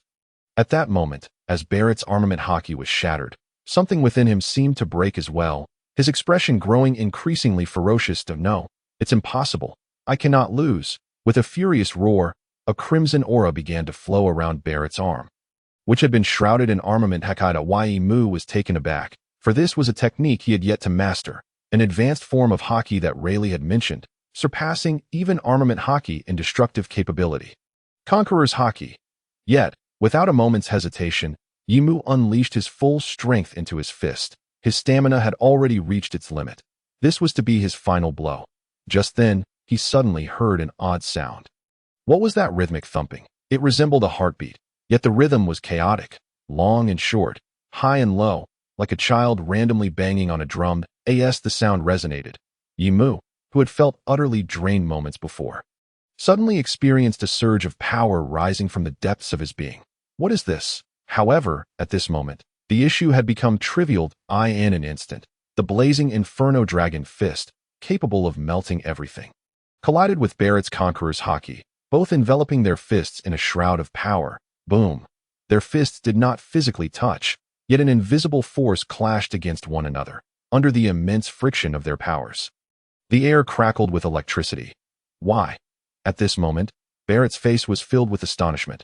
Why did you still possess such strength? The force emanating from Yimu's fist rendered Barrett utterly bewildered, despite Yimu appearing battered and exhausted before him. How could this be? Why? He furiously summoned all his strength, yet to his disbelief, he found himself at a disadvantage. Impossible. Where did your strength come from? Barrett roared in anger, but Yimu's response was nonchalant. Who knows? At this moment, Barrett truly found himself unable to comprehend. In a fleeting moment, he felt as though he had returned to the times aboard Roger's ship, repeatedly defeated by Roger. Could it be that this guy is truly the inheritor of your will? Roger? In an instant, dazzling flames erupted from the point of collision between their fists, transforming into a colossal fire dragon, with temperatures intense enough to melt an entire island, swiftly engulfing Barrett, gnawing through thick layers of ice, and burrowing deep beneath the icy expanse. Boom! At that moment, the entire island shattered and exploded, fracturing into countless pieces. The surrounding seawater surged in like a tidal wave, immediately swallowing the entire island. Aboard the twin goddess. Upon witnessing this scene, everyone was left in sheer astonishment, jaws dropped. Fisher Tiger was equally stunned, yet he had more pressing matters to attend to. Eric, the safety of the ship is in your hands. Freya, signal for first mate Enel to return. Then, upon my return, we shall set sail. With that, he leapt into the sea, his figure vanishing from sight. 3 hours later, when the Navy's warships arrived at the scene, it was already too late. The entire island had vanished, leaving only fragments of ice floating on the surface of the S.E.A.N.I.S. This how it disappears. Reykjavik. Rear Admiral Crane stood at the bow of the ship, gazing at the island that had been completely submerged by the sea, an inexplicable sigh escaping her lips. Behind her, the number of followers had noticeably dwindled. Not only was there only one warship, but the Navy was also left with merely the Burning Mountain and the Garden of the Gods, while CP9 only had Spandam remaining. Witnessing this scene, Spandam was filled with rage. The despicable sky pirates actually killed Blari, and you Navy are utterly useless. If not for your insistence on wasting time rescuing someone, perhaps we could have made it in time. At that moment, even with Crane's typically good temper, she could no longer tolerate Spandam's foolishness. Additionally, her mood was already sour, so after casting a cold glance at Spandam, she barked, "Shut up, Spandam. If it weren't for Haguver sacrificing himself to save us, you would have already followed your two subordinates into hell. Moreover, you have seen the power of the strongest Logia devil fruit, the Thunder Fruit. For warships were instantly destroyed that we managed to evade once. But do you think we could escape a second time?" Crane's fury ignited, her presence imposing. Spandam was left speechless, ultimately resorting to a resentful retort. "Then what shall we do now? It's infuriating. We finally discovered their whereabouts, and now we have lost that responsibility. You Navy must take responsibility as well. No, these individuals are far too terrifying. We must deploy CP0. The scene from 3 hours ago was far too horrifying. After the deafening thunder, Spandam had only seen blinding light. When he opened his eyes again, 4 out of 5 Navy warships had been obliterated in an instant. Only their ship remained, shielded by that giant rear admiral from the celestial thunder, allowing them to survive. The sea was filled with the cries for help from the Navy. The wreckage of warships scattered across the water. Such a force could not be resisted by mere human strength. Even more terrifying was the fact that Blari and him were nowhere to be found. They were members of CP9, not the top-tier fighters, yet they were among the elite, and yet they had been so effortlessly dealt with. In that moment, Spandam finally grasped the true terror of the Sky Pirates. He was resolute. Upon returning, he would request the 5 elders to withdraw from this mission, leaving everything to CP0 or the Navy. He had no desire to court death. Nevertheless, for now, he had to remain with this group of Navy. He had no choice. He was utterly alone, without even a ship. Yimu's consciousness awakened once more. Familiar voices reached his ears. Though indistinct and unclear, they were undoubtedly the voices of his companions. This meant that Tiger had succeeded. After that climactic final strike, Tiger had successfully rescued him. This was the agreement they had made. Although Yimu yearned to push his limits through Barrett, to understand the gap between himself and the monsters of the New World, it did not imply that he genuinely wished to perish there. Thus, he and Tiger had made a pact. He would fight with all his might in this battle, striving to exhaust Barrett's strength as much as possible. Winning was never his intention. He was reckless, but not foolish. This was not his own movie. Anyone could win. Even though, in the end, he had gained a slight advantage through his ultimate move, the Inferno Dragon Fist.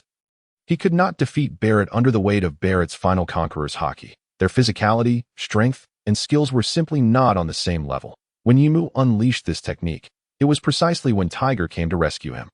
A full-powered strike of the Inferno Dragon Fist might not destroy an island, but it could certainly alter the terrain. As a fisherman, Tiger possessed innate advantages. As long as he was in the water, he was an invincible entity. While he could not possibly match Barrett on land, he could seize the chaos to rescue Yimu and escape into the sea. Of course, this entailed certain risks. Yet it seemed he had gambled wisely. Evading a fight outright was clearly not an option.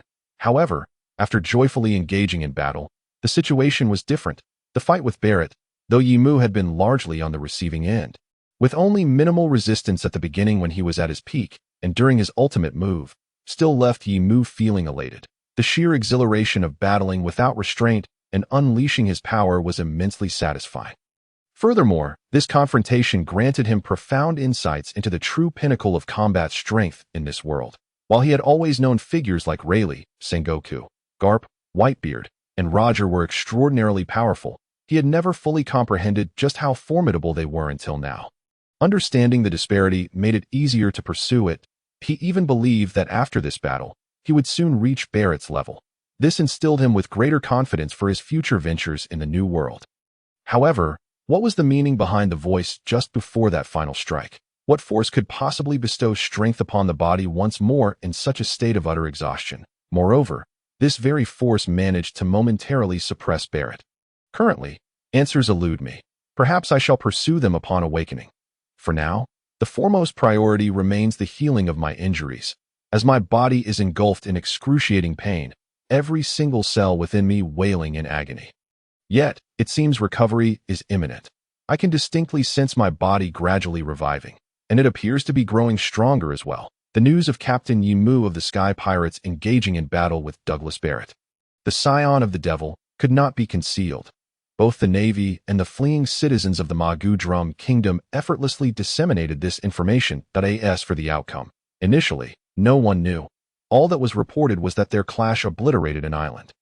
However, many speculated about the result. Although Captain Yimu of the Sky Pirates had gained immense notoriety in just a month since his debut, he still paled in comparison to Douglas Barrett. It is crucial to note that Barrett was once a member of the Pirate King's crew, a figure whose strength was said to rival that of Rayleigh, the Dark King, and his bounty was a staggering 1.08 billion berries, nearly double that of Yimu. Thus, the conclusion was apparent. Captain Yimu of the Sky Pirates was likely slain with ease by Barrett, leading to the annihilation of the Sky Pirates. Indeed, some had already begun searching for the reborn Mera Mera no Mi and Goro Goro no Mi yet. 2 weeks later, Douglas Barrett was sighted in the city of Spring Queen along the Grand Line. Leaving everyone astonished, the once presumed victor, Barrett, now bore the appearance of one severely wounded. His left chest, from neck to abdomen, exhibited grievous burn marks. While this may not significantly affect a monstrosity like Barrett, the immense red scar undeniably testified to the ferocity of their conflict. Even if Captain Yimu of the Sky Pirates perished, he surely inflicted considerable trouble upon Barrett before his demise. Just a week later, a groundbreaking revelation was made by Morgans, the president of the World News Agency. Captain Yimu of the Sky Pirates was still alive and thriving, although the specific details were not disclosed. Reports indicated that Captain Yimu was quite displeased, as Morgan's sensational news had inadvertently drawn Barrett's ire upon him. Nevertheless, this confirmed that Captain Yimu indeed survived in what seemed a response to this news. On the same day, a significant action by the world government and the Navy catapulted the Sky Pirates back into the limelight. New bounties were issued. Captain Yimu of the Sky Pirates, a notorious criminal and user of the Mera Mera no Mi bounty, 940 million berries, dead or alive. First Mate Inel of the Sky Pirates, a notorious criminal and user of the Goro Goro no Mi bounty, 800 million berries, dead or alive.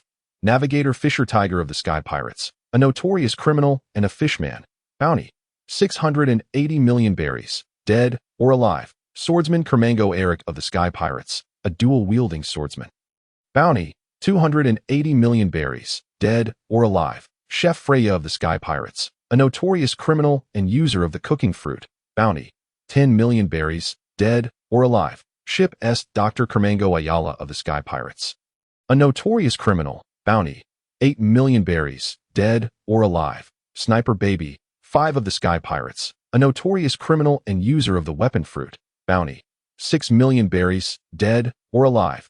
Since 2 months ago, when the Golden Lion stormed the Navy headquarters and was subsequently defeated by Admirals Karp and Sengoku.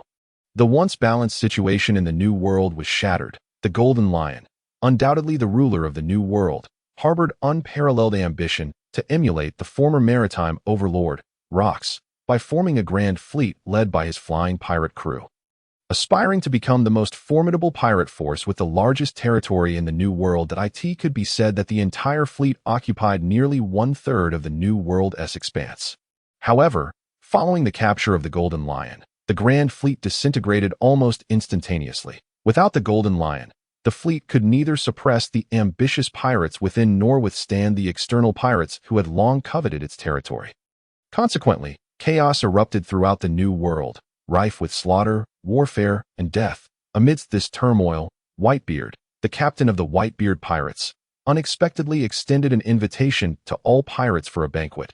What transpired at that banquet remains a mystery. Yet from that day forth, the pirates of the New World ceased their internecine conflicts and redirected their focus toward the Navy and the world government. Their objective was crystal clear: to expel the Navy and world government from the New World. Within a mere month, countless Navy bases fell victim to pirate raids, leading to substantial casualties among Navy personnel. Even when naval heroes such as Karp, Admiral Sengoku, and Zephyr appeared in the New World in an attempt to stabilize the situation, they ultimately proved powerless. The G2 branch of the Navy, the closest to the Whitebeard pirates and the second strongest in the New World after G1, had long been tasked with monitoring the Whitebeard pirates. However, today, the G2 branch was consigned to history as the Navy and world government flags were lowered from the castle's pinnacle, replaced by the pirate flag of the Whitebeard pirates. At this moment, Whitebeard, in the prime of his life, stood at the bow of the Moby Dick, wielding the supreme blade, the 12-worker Songyun Chia, his golden waves shimmering in the sunlight, exuding a grandeur akin to the sun itself. Igniting excitement among his crew, "Boys, gather the spoils, we shall return."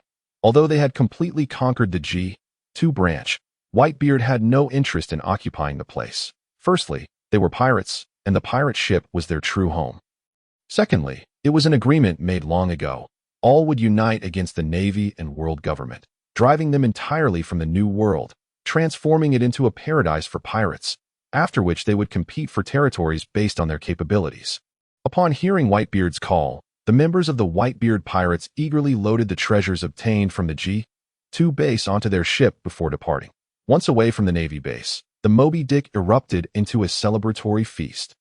Commemorating their victory in this war, Whitebeard sat on the deck, surrounded by his sons, heartily downing his wine. The joyous, familial atmosphere enveloped him in delight. At that moment, a youthful lad, sporting a pineapple-like hairstyle and exuding vitality.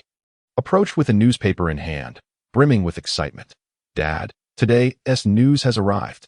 "Oh, Marco, is there anything interesting?" After all, daily news was abundant, and Marco wouldn't trouble his father, Whitebeard, without good reason. "Dad, do you remember the news from 3 weeks ago? It was about Barrett and that new pirate named Yimu from the Sky Pirates clashing." "Oh, is there a conclusion now?" Whitebeard's interest was piqued, and even those around him were drawn in. This was understandable, as the recent rise to fame of Captain Yimu of the Sky Pirates had left many in the dark about him. However, Douglas Barrett, a member of the Whitebeard Pirates, is indeed quite familiar. That fellow had significant interactions with everyone during his time in the Roger Pirates. Later, when Barrett departed from the Roger Pirates and ventured into the New World, their encounters became even more frequent. Although many harbor a certain disdain for this somewhat deranged individual who resorts to violence upon meeting others, one cannot deny that he possesses monstrous strength. Thus, when they witnessed this formidable character being so thoroughly bested by a new pirate, it became a source of prolonged amusement for all. As for Yimu, despite not having accomplished much, the mere act of slaying a celestial dragon and the significant events in Loguetown were enough to draw everyone's attention. That young man astonishingly survived under Barrett's command. Moreover, this was reflected in the new bounty recently issued by the Navy. Whitebeard accepted the newspaper handed to him by Marco, and, upon closer inspection, raised an eyebrow slightly. Marco then casually explained to the curious onlookers, the Navy and the world government had elevated their bounties, with astonishing figures, their Captain Yimu's personal bounty reaching 945 million berries, and the first mate's bounty at 800 million berries, making the total bounty for the entire pirate crew nearly 2.5 billion. This had set a historical precedent. A pirate crew that had yet to even enter the New World could command such a high bounty.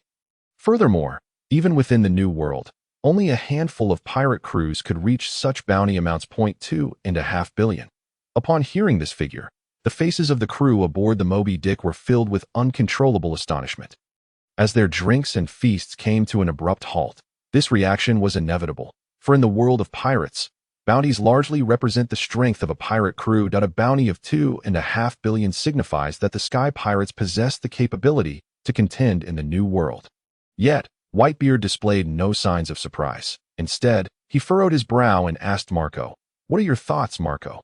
This was Whitebeard's opportunity to gauge Marco's perspective. With his gradual growth, Marco's reputation within the Whitebeard Pirates had soared, his strength increasing, and he was beginning to trend towards surpassing the original, more seasoned captains. Although Whitebeard viewed his crew as a family, bound by love and camaraderie, he was aware that anyone being outshone by a young upstart would inevitably stir some underlying resentment. Even if unspoken, Marco understood his father's intentions and, feeling touched, expressed his thoughts. "It's quite unusual. Why do you say that?" "It's simple." Under the gaze of all his companions, Marco confidently articulated his analysis. While the pirate crew known as the Sky Pirates, particularly their Captain Yimu, had proven their strength by surviving against Barrett, the world government's long-standing style suggests that they would not wish for their notoriety to grow, given the significant blow it would deal to their reputation and that of the Navy. Yet now, the world government and the Navy had acted contrarily, issuing a bounty that seemed decidedly illogical. There are only two possible explanations. Either the world government or the Navy had decided to abandon their pursuit of the Sky Pirates, which seems implausible, or they aimed to divert everyone's attention to orchestrate something else in the shadows. At this point, Marco's gaze sharpened, and it's highly likely that it's meant to target us. After all, the Navy and the world government have been suffering defeats in the New World recently. Upon hearing this, Whitebeard finally burst into laughter. "Gurara, truly my son, Marco, your analysis is astute." With such praise from Whitebeard, the other crew members naturally joined in lauding Marco. Although Marco felt a bit bashful, he quickly regained his composure and asked Whitebeard, "So, should we inform our allies to prepare?" "Fear not, Marco. Those fellows are not fools. The world government's intentions are glaringly obvious. However, if that is the case, we must respond in kind. Starting tomorrow, let everyone accelerate their assaults on the Navy and the world government, driving them out of the New World entirely. I understand. Fathered, I will relay the orders. Now, my children, let the feast continue." Instantly, the joyous atmosphere aboard the Moby Dick resumed. Whitebeard and Marco were indeed correct in their assumptions. Yet the truth of the matter was something they could never have anticipated. 2 weeks prior, Spandam finally, after much tribulation, returned to Meriawa, trembling in fear as he prepared to explain the reasons for the failure of this operation to the Gorosei in detail. However, to his astonishment, upon meeting the Gorosei, they paid no heed to the failure of this mission. Instead, they presented him with another piece of intelligence and sternly questioned him. Why did CP9 fail to discover such significant intelligence first? Spandam was taken aback as he received the information from the Gorosei, and upon examining it closely, his expression drastically changed to no, this cannot be. The document revealed that due to the public execution broadcast of Roger, he had become widely known in the South Blue, on an island named Bartolomeo. The villagers were horrified to realize that the seemingly unremarkable yet exuberant middle-aged man who had suddenly appeared on their island a year prior was none other than the Pirate King. Consequently, someone reported this intelligence to the Navy, which escalated it up to Sengoku. Upon seeing this, Sengoku was immediately taken aback and forwarded the intelligence to the Gorosei. The intelligence clearly stated that someone had seen Roger on the island interacting with a woman, and that this woman appeared to be pregnant. This revelation sent shockwaves of terror through both the Navy and the world government. Even more intolerable for the Gorosei was the fact that this intelligence had been discovered by the Navy first, rather than by the world government's intelligence agency, CP. From this moment onward, gather everyone and head to Bartolomeo. I don't care what means you employ. You must find Roger's bloodline. Do you understand? I understand. Spandam had never witnessed the Gorosei so enraged, causing him to tremble uncontrollably. However, what about the Sky Pirates and the Celestial Dragons? Fool, do you think Roger's bloodline is more important than the death of a Celestial Dragon? I understand that I will act immediately. On the Grand Line, somewhere on the sea, the twin goddess ship glided forward gently, propelled by the wind. The twin goddess was equipped with a total of 11 rooms for habitation. Aside from the storage, kitchen, and training areas, room number 1 naturally belonged to Yimu, room 2 to Enel, room 3 to Tiger, and room 4 to Freya and Baby. 5 that after Eric and his sister Ayala boarded the ship. Room 5 became Eric's, while room 6 was designated for Ayala at this moment. Everyone was gathered in room 1, as their captain Yimu had finally awakened. After a hearty meal, Yimu's recovery was remarkably swift. Almost astonishingly so. Initially, speaking was somewhat laborious, but he soon regained his strength. Had it not been for the bandages wrapped around his body, one would have assumed he was perfectly healthy. The white-haired girl named Ayala, her cheeks flushed with embarrassment, diligently changed the bandages for her captain, who was also her and her brother's savior, applying medicine with care. Nervously, she approached her brother, her voice trembling and shy as she said, "Brother, the captain is recovering quickly. In 3 days, he should be back to his former self." Captain Yimu, hearing this somewhat peculiar address, found it surprisingly pleasant and pointed at the petite, bashful white-haired girl, saying, "So, it seems that Eric's sister Ayala is now our ship's doctor." Upon witnessing Yimu awaken, Freya was truly elated. Over the past 2 weeks, everyone had been exceedingly worried, and now they could finally set their minds at ease. Despite her tender age, Ayala's medical skills had garnered admiration even from Dr. Correia. While Dr. Correia deemed her somewhat inexperienced, it was evident that, with time, she could evolve into an extraordinary physician. Eric, seeing this, encouraged his somewhat bashful sister, saying, "Captain, please place your trust in Ayala.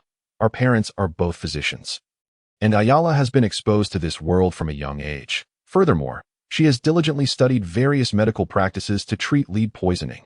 Eric was reluctant to part ways with his sister. Although he believed that if he made a heartfelt plea, their new captain would certainly allow Ayala to remain, he did not wish for her to become a burden aboard the ship. Thus, upon learning that the vessel was in need of a ship's doctor, he urged his sister to take on the role. Though Ayala was still quite inexperienced, he implored for her to be given a chance, assuring everyone that she would not disappoint. Indeed, Ayala has been working very hard. The medical texts we acquired from the Kingdom of Magnet are now housed in her room, resembling a library. She dedicates herself to studying the knowledge within every day. Throughout these 2 weeks, she has been instrumental in treating your injuries and has performed remarkably well. Freya clearly held a fondness for the little girl, voicing her support for Ayala. Yimu mused. his heart somewhat reassured. Although he secretly desired a more seasoned and reliable doctor, he recognized that options were limited. Moreover, since his companions had spoken so highly of Ayala, combined with Dr. Correa's endorsement, he decided to proceed with this arrangement. He turned to the young, shy Ayala and said, "Well then, the health of us all shall rest in your capable hands." Ayala's eyes sparkled with excitement, her body trembling with enthusiasm as she clenched her small fists. "I will not let you down, Captain Brother. I will do my utmost. Yes, I believe in you." With that, it seemed they had temporarily secured a ship's doctor at that moment. Yimu recalled something and inquired, "And Dr. Correa?" "Oh, she borrowed a small boat from us 3 days after the battle and returned to the Kingdom of Magnet. While she said it was alone, it seems unlikely she will return it." "I see," Yimu thought, initially planning to ask Dr. Correa to examine the peculiar sounds emanating from his body. However, since she had already departed, there was no recourse to so. "Where are we now?" This time, it was Tej who responded. "According to our itinerary, we should reach Water 7 in just over a week." "Excellent. By then, my body should be nearly recovered." "Thank you, Tej. It is thanks to you that I survived this ordeal." Tej, somewhat bashful, waved his hand dismissively. "Captain, you are too kind. It was your prowess that allowed you to defeat that monster. Barrett, when I came to your aid, I encountered no difficulties at all." "Not quite." Yimu shook his head. "It was not my strength that vanquished him. Rather, his own hesitation provided me with an opening." Nevertheless, it was true that Yimu had indeed struck Barrett down, and with a hearty laugh, he embraced the joy of the moment. Just then, he glanced around, puzzled, and asked, "Where is Enel? What has he and Baby 5 been up to? I thought they were just here." Everyone chuckled at this. "Enel, our first mate, was so entranced by your meal that he claimed he needed to retrieve a surprise for you, and went out with Baby 5. "A surprise?" Yimu exclaimed, momentarily taken aback. The expressions on the faces of those present, especially Tej, revealed a mixture of astonishment and intrigue. "Indeed, a surprise. Captain, do you recall the 3 devil fruit users from CP9 that you captured during my rescue? The ones intended for experimentation? How could I forget?" Yimu's expression suddenly changed as he froze in realization. "You don't mean to say it was successful?" "Ah, while it is astonishing, it is indeed a success. Albeit with only 1 fruit." This truly was a delightful surprise. He could hardly contain his excitement, causing him to inadvertently strain his injuries, prompting a grimace of pain. Ayala, witnessing this, promptly assumed her role as a doctor. Stepping forward to steady Yimu's body, "Captain Brother, please do not get too excited, or your wounds may reopen." "Ah, I understand. Fear not, I shall heed the doctor's advice." Observing Ayala's concerned expression, Yimu felt a surge of appreciation. Perhaps having this little girl as a ship's doctor would not be such a bad idea after all. Yet, with Baby 5 already aboard, the addition of this young girl made him feel as though his ship had transformed into a nursery. Nonetheless, he found this unexpected atmosphere quite pleasant, radiating warmth. Seeing Yimu so compliant with her instructions, Ayala beamed with joy as she meticulously checked his bandages to prevent any bleeding. Yimu, growing anxious, inquired, "What kind of devil fruit powers do they possess?" Tej shook his head. "I am not entirely sure. Enel went to intercept the Navy, and upon his return, he brought back 2 members of CP9. All I know is that one possesses the ability to see great distances, while the other can open doors in the air." "Open doors?" Yimu suddenly had an epiphany about the nature of the fruit. Tej continued, "Enel found their abilities intriguing, and recalling the experiment you conducted, he decided to bring them back after incapacitating them. We had little hope, but astonishingly, just 2 days later, one fruit exhibited strange changes." Before he could finish, the ship reverberated with Enel's furious roar, accompanied by crackling thunder. "You scoundrels, prepare to meet your doom." The furious shout from Enel startled everyone, especially given the ominous sounds of thunder, indicating the presence of foes. "Are there enemies on board? When did they come aboard?" Although Yimu's awakening instilled a sense of reassurance among the crew, witnessing his bandaged form still made them uneasy. Fortunately, sensing something amiss, Yimu comforted them, saying, "Do not worry. They are likely not enemies. You all should investigate the storeroom." Despite his current physical condition, Yimu's mastery of observation Haki still allowed him to perceive movements throughout the ship. As his Haki spread, enveloping the entire vessel, he quickly detected unusual activity emanating from the ship's lower hold. This area housed the storeroom, distinct from the food storage, as it contained gold and treasures. His perception revealed the presence of 4 rather peculiar life forms opposing Enel. They were deemed strange because, while observation Haki allowed for the detection of an enemy's position and movements, it primarily gauged their vitality and presence. Curiously, Yimu sensed the existence of these 4 entities, yet they exuded no signs of life, akin to the living dead.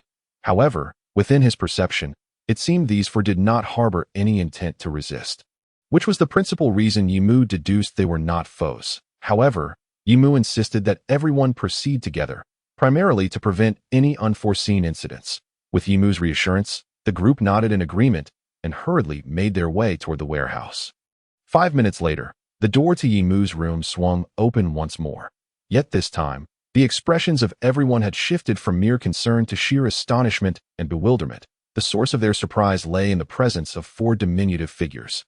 Ensnared by Enelu with golden chains, their faces streaked with tears and snot, resembling frightened dolls. Upon witnessing the appearance of these 4 miniatures, Yimu was momentarily taken aback. It was not that the sight of these figures was particularly terrifying. On the contrary, they bore a certain cuteness, standing at less than a meter tall, clad in armor reminiscent of European plate mail, adorned with horned helmets, and sporting distinctive, split mustaches that lent them a wholesome charm. Externally, aside from the differing colors of their armor, these 4 miniatures were strikingly identical, with hues of golden yellow, sky blue, silver white, and blue yellow from left to right. However, their appearance was oddly familiar to Yimu, and he swiftly recalled. Were these not the lunar beings that Enelu encountered after reaching the moon? What were they doing here? Yimu found himself utterly bewildered, his mind struggling to comprehend the situation. Although many intricate details of the storyline had faded from his memory, he distinctly remembered these characters from Enelu's lunar adventure. But why were they now aboard his ship? What on earth was happening? Seeking answers, Yimu turned to Enelu, but before Enelu could respond, Baby 5 excitedly leaped from Freya's arms, her eyes gleaming with excitement as she exclaimed, "They are robots, Lord Yimu! Robots! Robots!" At that moment, the 4 identical miniatures seemed to recognize that Yimu was the leader of everyone present. They stood in a row, tears and snot streaming down their faces, pleading for mercy. "We apologize, boss. We didn't mean to eat them. Please don't kill us. We can work off the debt. We can do anything." Seeing these 4 miniatures, or rather, robots not only speaking human language, but also displaying such rich expressions of emotion, Yimu couldn't help but voice his skepticism. Are they truly robots? Although Enelu wore a dark expression. Upon hearing Yimu's query, he unleashed arcs of lightning from his hand. Visible bolts surged through the golden chains, directly zapping the 4 miniatures. Yet, instead of displaying any signs of pain, they emitted peculiar blue light from their eyes and appeared to revel in the sensation. Akin to little angels experiencing bliss, producing mechanical sounds. Kuro Kuro, charging, current energy at 100, initiating damage assessment at 60, significant structural damage, storage panel requires replacement, nervous system intact, biological body intact. Kokoro, puff. Then, the 4 miniatures simultaneously exhaled white steam from their noses, ears, and mouths, regaining their previous human-like expressions. Although the onlookers had witnessed this scene once before in the ship's lower deck, they were still unable to contain their astonishment and began to murmur amongst themselves. Who would have thought we would encounter robots? But how did they end up on our ship? Wait, that's not the main point. They consumed our 4 devil fruits, which are worth at least 5 to 600 million berries. At this moment, Yimu suppressed his burgeoning curiosity and directly inquired of Enelu. These 4 robots consumed our devil fruits. Indeed, Enelu replied, his face darkening. The 3 devil fruits obtained from the Drum Kingdom and the one successfully experimented on were all stored in the warehouse. When I went to retrieve them just now, I discovered these 4 rascals lying there, next to the half-eaten fruits.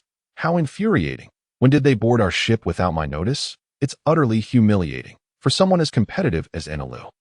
Despite being inferior to Yimu in terms of strength, skill, and Haki, he had always held confidence in his observation Haki and fruit abilities. Yet today, that confidence had been entirely thwarted.